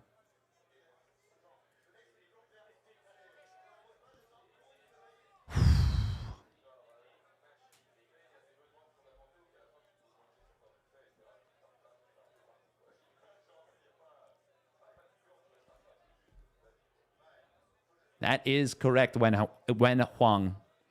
Yeah, being in the upper bracket is such a massive advantage.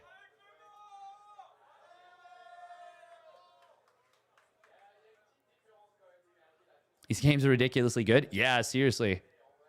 I hope I do you proud. Oh,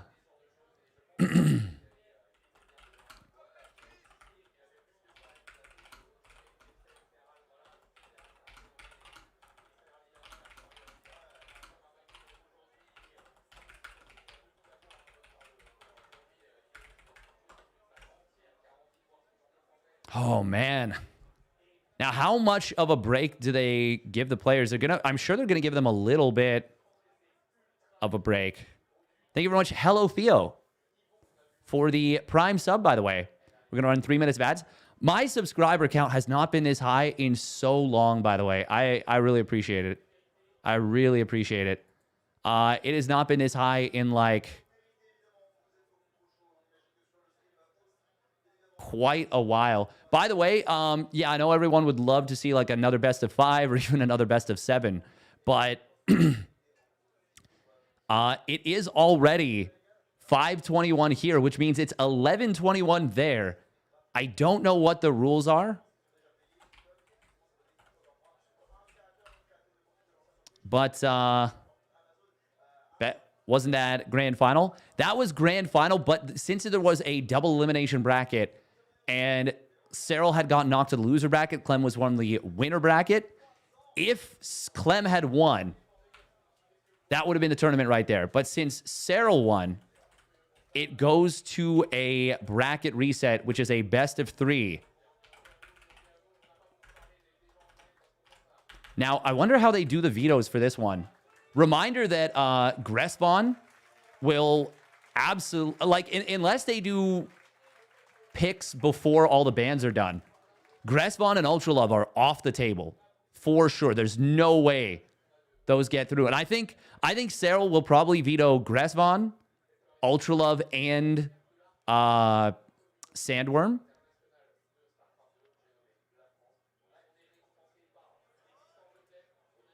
Respect for the Frenchies for putting some respect on Serral too. Oh, I mean, you have to. You have to put some respect on Serral.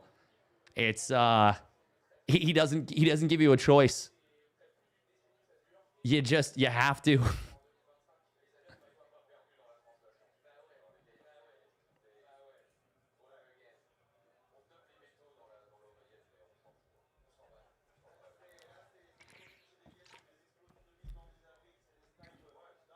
Peh.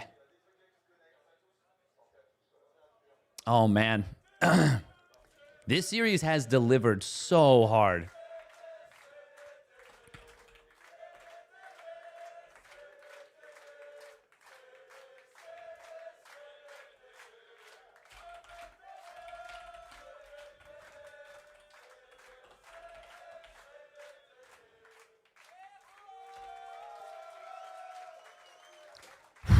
God, what a series this has been.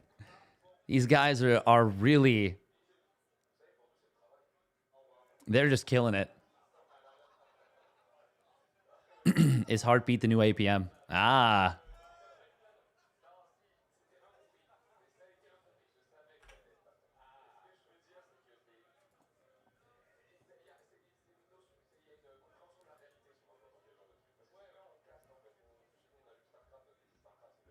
I know my take is unwarranted and stupid, but if you win the second series and lost the first, you're not as much as of a champion. No, I don't really agree with that.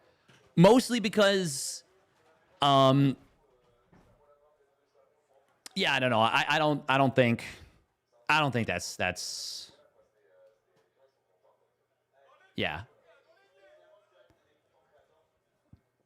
Now, the only thing that would really suck is if, yeah, Clem, like Serral beat Clem, let's say 4-1 or 4-0, and then Clem wins 2-1. That would really suck in the sense of like, oh man, you, yeah, you got this, what do you call it? You got this, like, what would the scoreline be if it was 4-1 into 2-1? Yeah, you lose the series 5-3, but you win the tournament. But I mean, at the same time, that's just how it works.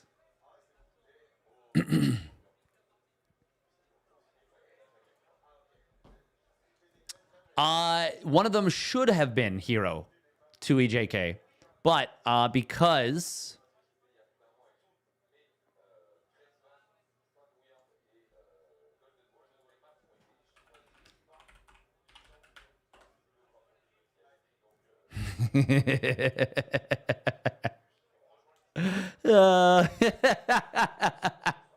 that's why we have that emote now. Oh my god. Yeah, I have no idea how long the break is, but it looks like it is not long at all. Oh my god, they're going right into it. So far as I understand, everyone in the tournament has a free pass to lose once and come back. Exactly. Exactly. That is the idea. Yeah.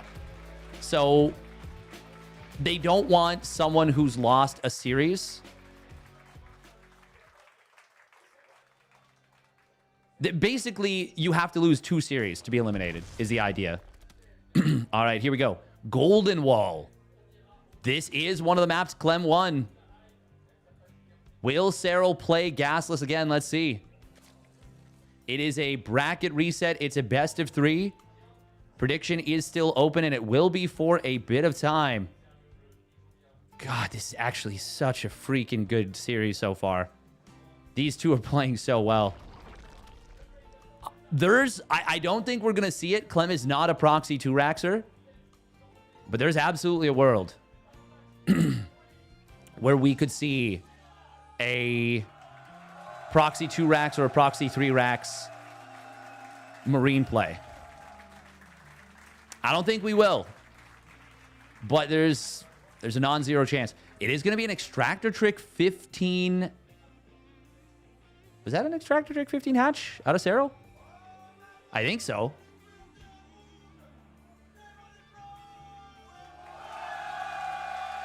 Oh, that's a pretty sick intro right there.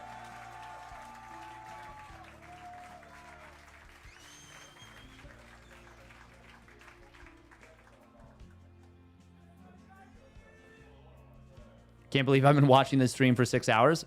And it's been 6 hours of absolute triple S tier StarCraft, as far as I'm concerned.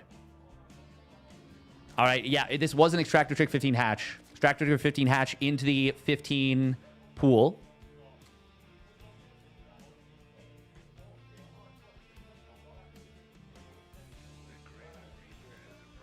Yeah, exactly, Knifer X, exactly. That's the idea. But no, I mean, you can totally have your opinion. The thing is, there's no perfect way to do this where it doesn't feel weird in some way, unless you have a situation like this where it's like a 4-3 before the bracket reset, and then the bracket reset goes like 2-1, or if it goes 2-0 for Clem, then it's like, okay. Yeah, because then he won in aggregate. If it's 2-1 even, it feels a little weird because then it's 5-5, but yeah. Not the worst thing. Not the worst thing. Why is it best of 3 after Serral won the best of 7? Because it's just best of 3. That's just it. Oh, and there it is. In response to the gasless opener, Serral did the same gasless opener in the previous one, the previous setup. He goes for it here, and it is going to be that gold base on location. Serral, will he try and punish this?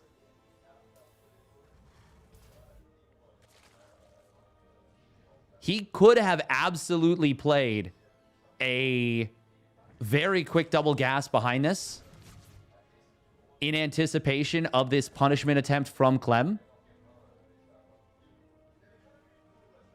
No Ling speed. Yep. Yep.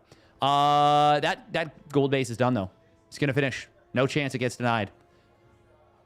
Serral gets to see it, which is good, but not going to be able to do too much. He could build like 5 or 6 roaches and try and poke, but that's what the Banshee is for.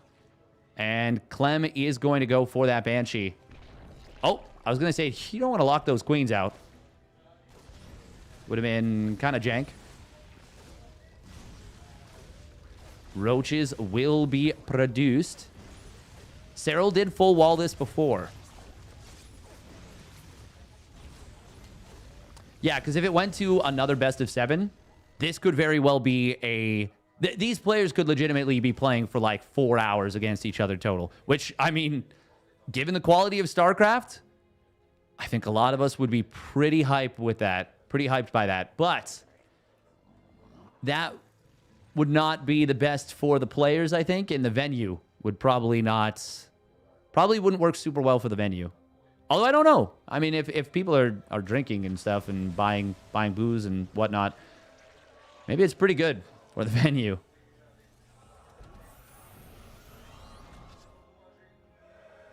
And it would be incredibly taxing on the players. Serral already has played 3 strenuous and high-level series. Roaches, by the way, he rushed back there. At first, I was like, did he misclick away from here? No, he did not.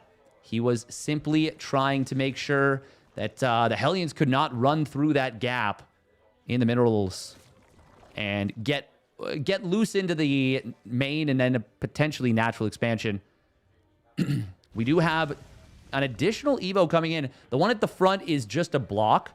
The other one is actually the Evo chamber. God, it's crazy how much these two push each other to their limits. Clem is not the kind of player, by the way, that likes to skip cloak in favor of faster, like, 8 racks timings. Serral does have an overseer here. Clem forces out a transfuse, but not going to be able to get too much more done. Oh, he will squeeze by into the natural, though. And that's enough drones to one-shot, but only for a moment. He gets 1 drone, and the Hellions are promptly murdered. Meanwhile, Ravager just got 2 SCVs. Oh, where did that even come from? The answer is it was one of the 5 roaches. It snuck across, forces a bunch of lost mining time. Great play. And Serral, I think he's going to be going for a big... Oh, yeah, there it is, Nidus Worm. A big roach Ravager play. This is going to be difficult to deal with. Clem has not had to play up against this. And as the games get longer, as the players have been playing for a very long time already, something like this is more and more likely to catch you off guard. The defense needs to be very clean against this. Oh, siege tanks getting ferried over. We do have ling speed being produced. 4th CC added in. Combat shields has been started. It's not super late, but it's also not super fast either. Clem, what is that on the other side of the map? Is that the Banshees? Not super sure. This is a little bit funky. Nidus Worm does get dropped in the main. Clem, oh, he sees it. He sieges the tank up immediately. SCV is going to try and pull.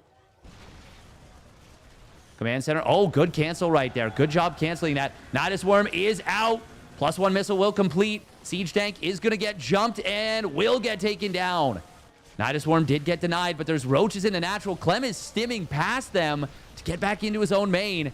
7 SCVs have already fallen, but you can recover from this, absolutely. However, this is not an easy situation. Corrosive Biles. Ooh, they do connect on a couple of units. Serral is starting to break through with the roaches, the Ravagers. That siege tank did not siege up in the correct position. Queens pop out. They will be able to transfuse up a couple of Ravagers, but they're not going to be able to sustain the position. They don't get the Banshee kills either. The gold base went undisturbed during all this. That is big. That is big. Clem has an 8-rack setup. He is going to try and counterattack, it seems like, with it, not rebuilding the 4th CC. Oh, Serral wants to set up in a strong position here beneath his opponent's gold. Where is the siege tank? Where are the siege tanks, I should say? I don't think they're super well positioned. The other part of this is that Clem is going to mine out those minerals very soon, which is going to open up a path for roaches to run by. He already gets 5 SCVs. Ooh, Serral's got to be careful. Corrosive Bile's going to find one of those tanks. He did see it with an Overlord on the high ground. Banshee. Oh, he loses one of them. This is very uncomfortable. Serral's got Clem in a really uncomfortable, unpleasant position. But the counterattack is a great decision. Oh, yeah, you don't want to fight this, Serral. You do not want to fight this. Base goes down. Roaches are not having an easy go of things. Ooh, but an interception on the reinforcements. There's a lot of man with gun here. The roaches are getting cooked. Medevacs are starting to run low on juice, but the army of Clem cuts out, cuts down, cuts through the one side. And will be able to lift up and get out against the remaining army. Army supplies, obviously. Well, actually, it's very close. So the fact that it is very close means that it's a little bit inflated for Serral. Roaches and Ravagers. They're not the most efficient supply, as we all know. 2-2 going to start up here for both players. They were both a little bit off on the timing, but it's Clem who is much later on the plus. Oh my God, Corrosive Biles. Oh. Okay, they get almost completely dodged. If those were dotted better with how Clem was kind of choked up. Oh, one Marine does get hit by a Bile. There's no detection for this Banshee. It is very low on energy, but it does have it for the moment. That's going to be another denial on this gold base. Serral trying to take a 4th behind this. Ooh, the roaches missed the army. Nidus Worm on the other side.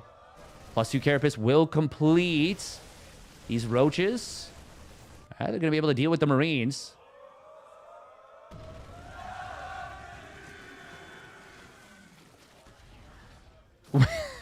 What is the French crowd screaming? That is a big, big Nidus Worm getting up. Does he get the tank? No, it is somewhere else. Oh, getting the tanks here would be massive. Huge interception. Serral is everywhere, but Clem is going to clean up a lot of roaches and Ravagers in the main. Who did that go better for? It is hard to say, but now we've got more and more SCVs falling. The multitasking war is nuts. But it is Serral who is starting to win out. 17 SCVs have died. Gold base forced to lift. It's already half mined out anyways. Serral has the upgrade advantage right now. Clem, though, on 14 medevacs, which it's a double-edged sword. It means he's got an insane amount of healing, but it also means he has 28 supply in medevacs.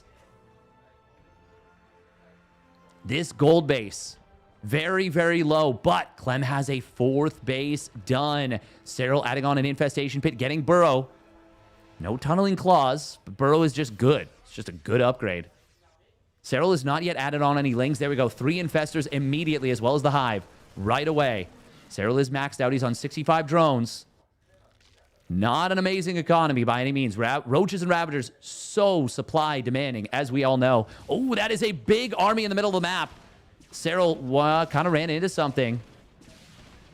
That should get taken down. Serral wanting to jump on these tanks potentially. Going to drag his opponent back home. Nidus Worm does get denied. There's no concussive shells, I don't think. Serral coming in with a bit of a counterattack into the natural. The infestors are going to complete. That's what Serral was trying to buy time for, I believe, with this play. God, that is so many medevacs. Oh, if they get fungal growth, corrosive bile, that could be huge. They're not going to drop the bile. Serral is not. Roaches in the natural are cleaned up. They get 10 SCVs. Fungal does land, but he kills the infestor after. Burrow comes through. Base has fallen. Clem is fighting tooth and nail for it. He's starting to make big progress. There's a big fungal growth again. There's one more fungal behind this. Corrosive biles on the frontline tank. Oh, the other one misses. Serral not able to land that bile. No, he did. Gets a big fungal as well. Tank goes down. There's a good concave here for Serral. But is Clem going to be able to break through? It looks like it. Roaches and Ravagers are not enough. And the infestors, they're either killed or out of energy. Corrosive biles. Oh! That was a huge set of biles on the center mass. But is it enough? Clem, I think, can still break through. Another set of corrosive biles. Almost landing there, but wow. Damn, Clem edges it out. I use the term skin of his teeth quite a bit, but he won that one by the skin of his teeth.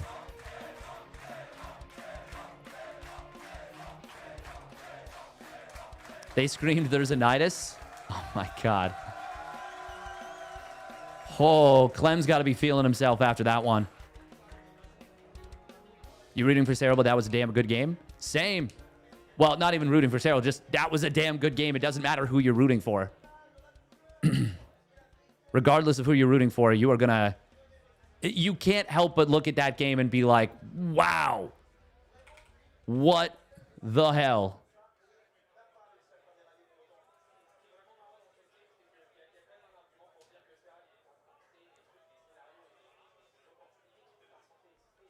All right. Game number 2 of this bracket reset, best of 3.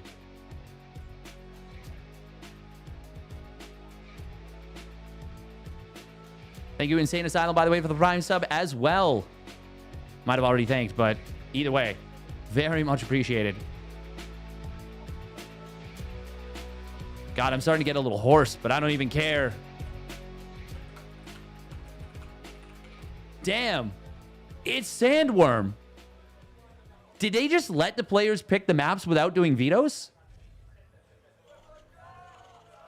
I mean, Serral must have picked Golden Wall, right? I can't imagine this was Serral's pick. What's your horse called? There he is. He's on championship points.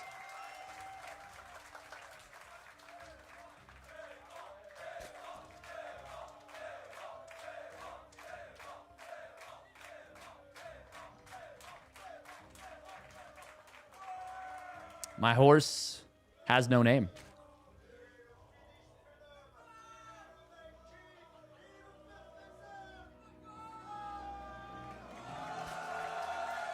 Tylenol. My horse's name is Bert.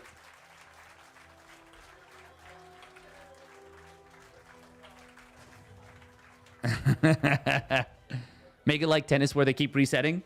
Yeah, they always have to win by 2. Actually, did either player have more than a 1-map lead at any point in that series?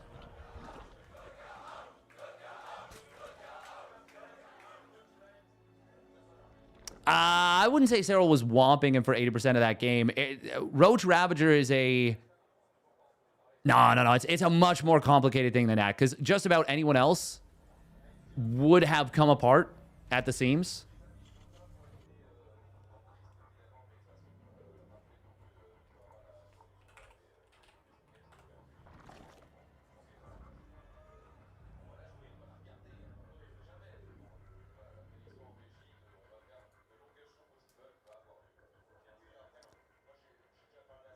Oh,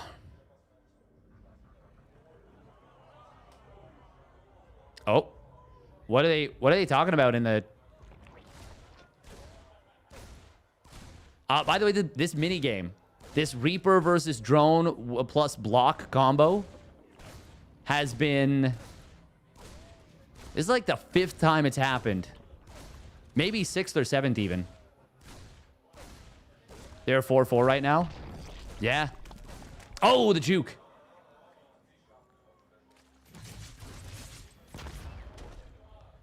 Oh, grenade. Knocking the queen away, but not able to prevent it from getting in. I sure hope no one patches this matchup. Heh. I mean, I'm excited. I'm excited. The patch is going to be interesting at the very least, for sure.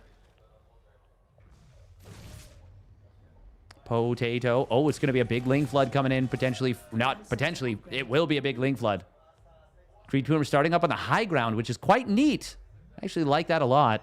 Specifically on Sandworm. If this makes it into the pool, I'm going to be doing that. There's the Ling run by. Serral experienced a crazy amount of success with this in the first meeting of these two. Hellion does get spotted. Oh, he just misses it. There is that Marine on the high ground, though. That's going to give information. Clem immediately comes back home. Serral did not find a sneaky path. 2 more Hellions going to pop on out. Serral. Oh, he gets the trap on one of the Hellions. Reaper is also going to get taken down. Serral splitting the Lings up ever so slightly. That could have been so much worse for Clem. Oh, Serral could send the Lings through the Dragon's Teeth, but no. He will just stay on the regular chase. Clem should get chased down here. Oh my God. Turning around to fire a shot is absolutely bonkers to me that he just did that. And not only did he do it, he killed the Ling with it. He did it twice. Clem, you're crazy. God, that was so incredible. I thought Clem would have died to this. If Serral had snuck around with the Lings, if that Marine had not been positioned where it was, I mean, there's a very good chance Clem loses a lot more SCVs than he did. But Serral going to get in here. These SCVs, they are quite wounded. We're going to see some stacking up coming in. How many SCVs go down? It's going to be at least a few. Oh, it's going to be quite a few. 6 SCVs going down. That is so much damage. Now it's a lot later. Oh, that's a good shot on the first set of Lings here. Hellions are really dancing, juking, and jiving back and forth. But Serral will be able to get a kill on one of them. Avoids them running into the middle line. Good job checking the income tab here. Very important. Oh, okay. It is going to be tank production. He got Banshee Cloak, right? Or did he not? Did he not even... Oh, no, he did. He did. Yeah. Spores are done. Okay, yeah. Those Banshees have Cloak. Serral going to take the base on the left side as well as... Is he taking the gold base? No. He was setting up there. Oh, no, he's just sitting there with some Lings. Of course, having these Banshees providing vision for potential counterattacks is really, really nice. Spore Crawl going to start up on the left side. I mean, that base... If the Banshees went to the top left, that would be a cancel on this base. Full stop. There's not enough creep there. There's no layer. It's going to complete momentarily, but it would not be done in time to protect this. Instead, Serral will get away with one a little bit here. Now, the Hellions, I think, have found a good number of units. 4 drones do still go down. That's still good value from these Banshees. Make no mistake. Clem, by the way, God, his SCV production is good. He does not miss a beat. Let's take a look at the combat shields. Oh. God, I'm getting lost in the sauce so hard. Like, this is such an exciting series. Ooh, Siege Tank getting spotted is big. Lane counterattack's not going to be as powerful on this map with tanks as far forward as they were there. We're going to be seeing the Infestor added on. No combat shields. Oh. I hope that they're not trying to let Clem know. Ooh, Lings do get in. They're going to find one of these tanks, but a hot pickup saves it. Oh, that's so sick from Clem. Very nice.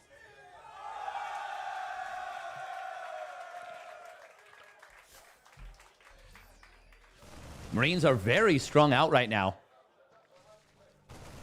Fungal growth. Oh, that would be big, potentially. Nope. He avoids it. Good job right there from Clement. That one Marine getting super abandoned. I think it's just going to walk back home and get away anyways. It's got a story to tell, though, about how the medevac pilot was like, yeah, we drew straws and I hate you, so get out. God, that's such a funny thing to say. We drew straws and I hate you. Get out of the van. Ooh, Spore gets a kill right there. Immediate unburrow and reposition there from Serral. As someone who is not good at that. Nice. No +2 armor, by the way. That is a big oversight. That is a painful oversight. Fourth base is already done and is flying towards, yeah, the gold. He's going to take the gold. Combat shield's going to be starting up. At least Clem started the attack upgrade. That would be much worse if he started the armor. A la Bien. Skin comes in. Fungal growths are available. Big concave of queens. Transfuse is available on the hatch. The hatch is being protected. Oh, siege tanks on the low ground. Nice transfuse on that one queen, or one infestor. Ling's gonna flood on in. Big flank coming in. Widowmine getting avoided very nicely. And that is an excellent fight for Serral. But on the top side, Clem will get the kill on the 5th base. Keeps his opponent's economy from exploding while Clem is taking his own gold. But as you can see, the rocks are not down. Clem needs to kill those rocks, otherwise he will not be mining from the gold. Not really. It's more of an imaginary thing. Imaginarium. God, that was a great engagement from Serral, but Clem's still finding value. Clem's really got to take that out. Like he's got to prioritize that pretty hard. Still some creep on the top left. Oh, Spore Crawler repositioning. It is taking a while, but it will get over there. Fungal growths. Well, they would have been big there, but the infestors are a little bit too slow and chonky to make it over. Clem is starting to really find his rhythm here in this game. Widowmine. Oh, great stuff from Serral. Fungal growth is going to be good. We do see one of the infestors getting hit by a mine. In Banshee, that Banshee from before gets the kill before it goes down to the fungal growth. Good decision to go for the fungal. 5th command center on the way here for Clem. Serral is now starting his Ultralisk production. He's got chitinous plating done. Oh, but the dive on the base. He's going to get it. The hit and drop on the bottom side. Clem is everywhere. He's at the 4th. He's at the 3rd. He's coming through the middle. Serral's economy is in tatters right now. The chants have begun. The French fans can feel it. Fungal growth. The Mind Drag combo, though, is going to be good, but Widowmine kills one of those infestors. Ultralisks do not fit through the Dragon's Teeth. They will get chomped to bits, in fact. Ooh, but as the army debox, Fungal growth does land. Corrosive, or pardon me, Ultralisk cleaving through. Ultralisk does go down, though. Oh, that infestor was just a little bit too late to the party. Is their adrenal glands done? I don't even know if it's been started. It's so hard to keep track. 15 medevacs, 1 Ultralisk, 1 infestor. Serral needs more time, but Clem does not want to give it to him. The bio getting that +3 weapons, +2 armor was eventually completed. Oh, Widowmine. Oh, it's a big shot. Second one does get killed before it can go off. Ghost added on. The Dragon's Teeth are so difficult for Serral's Ultralisk to deal with. The bio can just maneuver its way in and out. Transfuse going to be good here. Oh, that's another big mine shot. Link counterattack on the other side of the map. There is a changeling here. Or a lot of changelings, I should say. Serral transfusing up this one Ultra. There is going to be another Infestor on the field in a moment. Link counterattack has been dealt with. There's another one at the natural. It will get into that natural. Oh. Natural. SCVs are falling. Natural. It's been cleaned up. We do have burrow starting up for Serral. He has not started his +3 melee. He has been under so much pressure, barely retaking his 4th base. He's got the 5th base at the gold. Fungal Growth will land. Another one is good. The 2nd and 3rd Infestors both get taken down, even as they land some big Fungals. Ultralisks do get their hugs off, though. Widow Mine. Oh, God, the mines are just massive. They are doing so much work. Oh, mine drops. Nope, Marauder drops. Serral thought those were going high ground. Snipe coming in on top of the gas. He needs Infestors to deal with this army. Otherwise, he is just getting kited unendingly.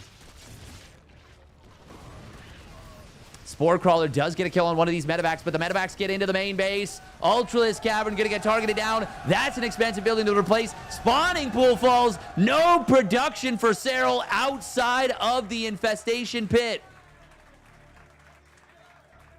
Clem, 5th base landed.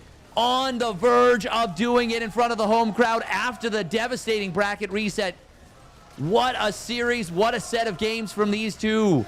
Widow Mines are going to try and connect. Oh, that's a big fungal growth. Nice burrow right there on the Infestor behind us. Widow Mines have been cleaned up. The crowd might be getting a little ahead of themselves. Huge 15 or 20 second segment there for Serral. Kills a lot of SEs, forces lift on the 5th base of Clem. This is maybe not over. Serral's got a ton of money in the bank. And as soon as this completes, oh my God, if he gets a gold base, he will not. The repair is good. 56 SC or 56 Lings starting up. Liberator added in here. Oh, good job getting that queen out of harm's way. Another queen is going to fall. There's 2 Infestors in the middle. If he can find those ghosts with the fungal, that would be really big.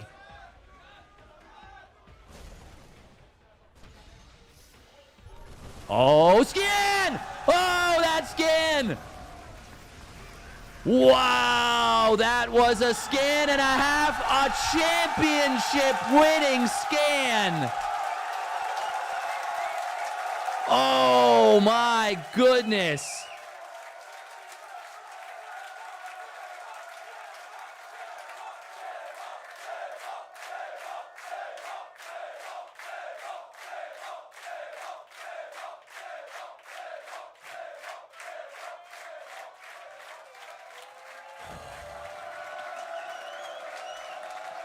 Clem takes it after that one.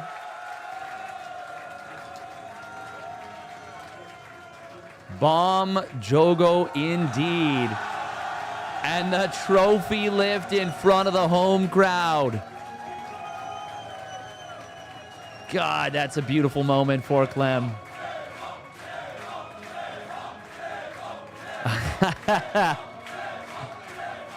5-4 score overall, yep. I don't think you could have drawn it up better. Oh là là là là, mec. Jusqu'au bout. Nous, on n'a plus rien là. On est finito pipo. Les gens, ils sont finito pipo. Il n'y a que vous deux. On dirait que vous pouvez faire 15 games de plus encore. Mais bon. Clément, t'es champion du premier Maestros of the Game. Félicitations, Clément. Un max de bruit pour Clément.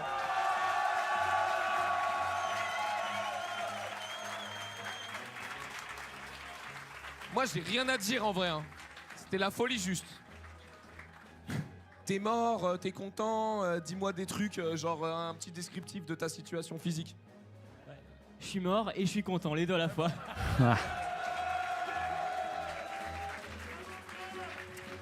Bah, je pense qu'en vrai, à part si t'en as beaucoup, je pense qu'il y a une question qui est pertinente.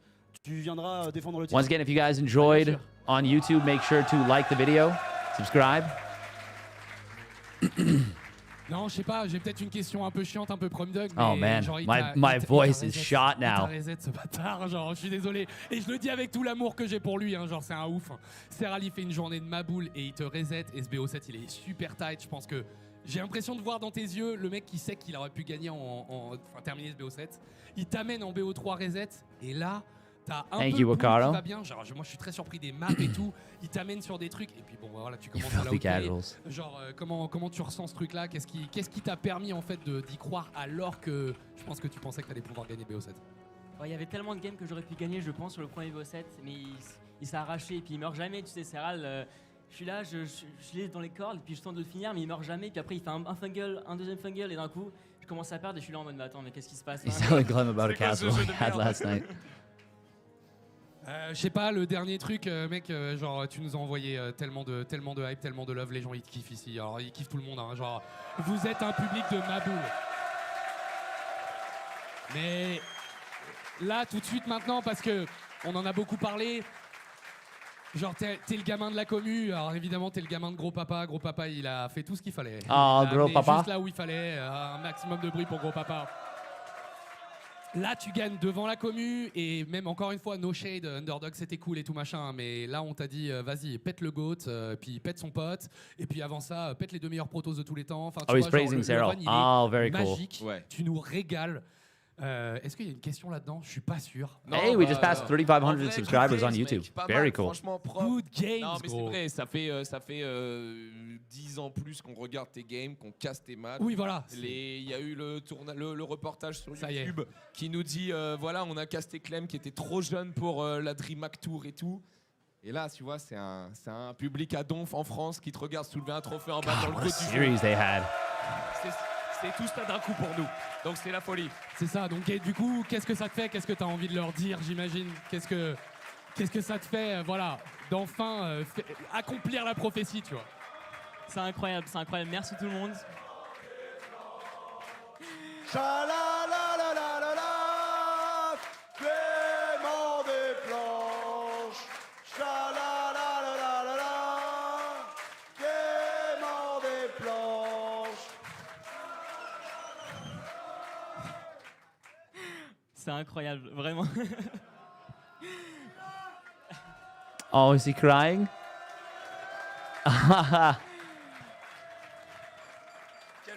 Oh man. Je pense que vous avez montré à tout le monde que le public français c'est le meilleur en fait.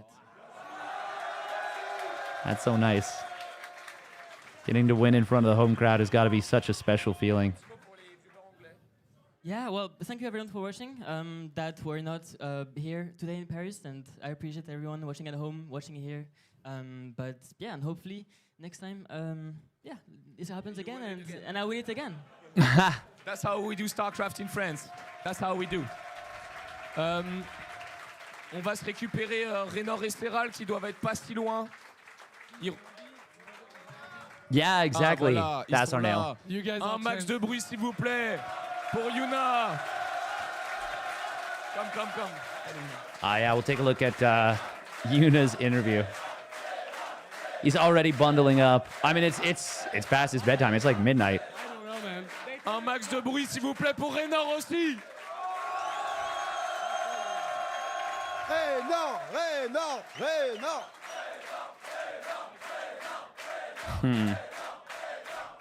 Clem said he's gonna focus on Stormgate now. Oh my God. I mean, I know this is always hard, but I don't feel like you're that mad about it. I think you're feeling probably exhausted after this crazy final. You made it to the fucking reset. Like, how do you do this, man? Like, I actually love you and hate you for it, you know, at the same time. That's why you're here on stage. It's to hold this microphone. So, like, honestly, any question would be a dumb question, but how the fuck did you do that? And obviously, I'm guessing you're a little bit disappointed, but you made it to the reset, then it was the 2-0 and whatever, but, like, it was such a great StarCraft 2 series. Like, do you have anything you want to just, like, get out of your chest because of the stage or the scene and the crowd, whatever? Well, that's a lot of questions in one. Yes, I know. So I'm not sure which one to start. Okay, give it. Tell me anything. anything. Yeah, I mean, it was an exhausting series. I actually, after I just finished, I had to take the sweat off. It was quite the match, but it's a little bit of a disappointment, obviously. But at the same time, I knew that this one was a very hard one. So just getting already the 4-3 win in the first series made me really happy. And Aw. yeah, I think it's really nice that Clem gets the win Yay. in front of the French crowd, even though I wouldn't like to get it.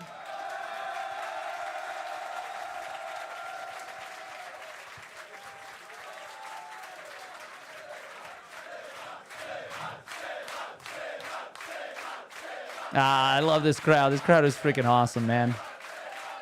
Jean-Claude Clément. I like that if they did, but I don't think they did, but I wish that they did. There's nothing more to say. Just like, thank you so much for participating. I almost fell. Thank you so much for participating and being such good sports. Like, you guys have been amazing. herO as well. Everybody that played online. Thank you so much for like believing in us and participating. I hope that was good enough this for was you such a that good you series. played here with this crowd. We're so happy. Like, thank you so much. And yeah, GG's, man. GG's. GG's. GG's.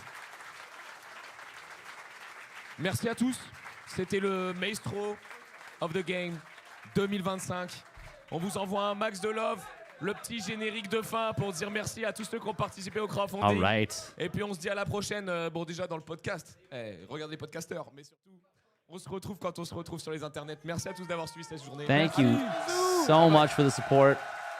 Huge thank you to the Comeback TV folks once again. They did so much work. Absolutely amazing what they did. Oh, they got a credits. Nice.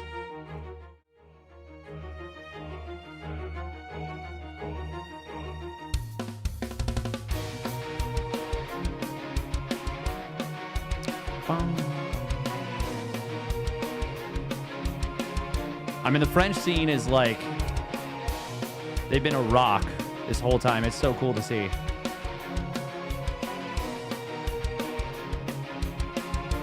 All right, who do we raid?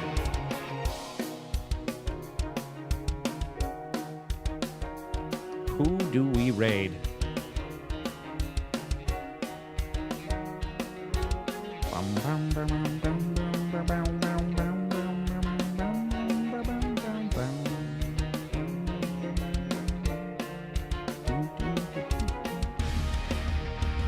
$10 hours? Yeah.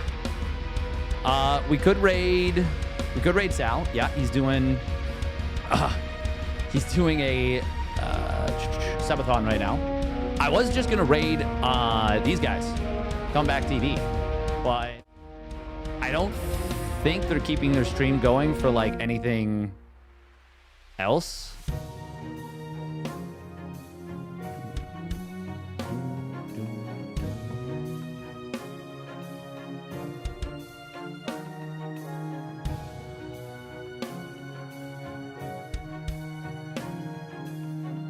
I mean, we could raid up. We could raid up Roddy. You know, since it's one favorite content creator to another.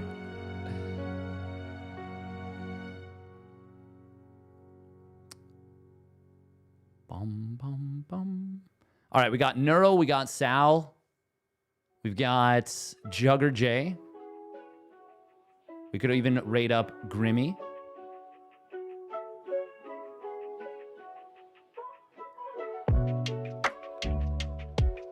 Comfy by the fire. Who dis? No idea. They seem to be new to SC2. Just doing a campaign. Let's go for Roddy and brag about being Serral's favorite. Remember, guys, have your Tylenol. Have your Tylenol before you go to bed. Clem is the champ, just like he was the champ of the Stars. Yeah, we're gonna raid Roddy for the memes. Last year, Clem is definitely racking up those victories of offline events, especially these standalone events. By Yeah, all Clem's the looking sounds damn of good. It, everybody was very All happy right. with this day and excited. Bye bye. There's a good I chance you'll might see be back Maestros of the tomorrow. I game would like to see if I can 2.0 stream or tomorrow. Version 2, whatever they will call it.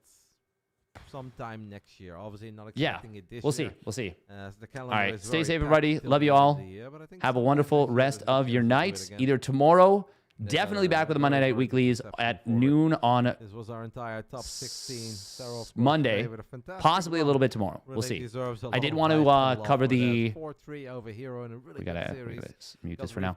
I did want to cover the SC Evo mod. Got a bunch of replays from that. I want to check it out. All right, bye bye. Stay safe. Love you. Oh, you're right. No Monday Night Weekly this Monday. Okay, so. Oh, true. We do have a bunch of stuff. Okay, if you don't see me until then, Wednesday, Thursday, Friday, Saturday, 4 qualifiers for Stellar Fest, each of them with a long, drawn-out bracket and a win in each qualifier, 1 Korea qualifier or Asia qualifier, 1 America's qualifier, 1 EU qualifier. Winner of each of, and 1 global. Winner of each gets a paid flight to a $15,000 Canadian tournament. 15,000 Canadian. Yeah. In Ottawa. Stellar Fest.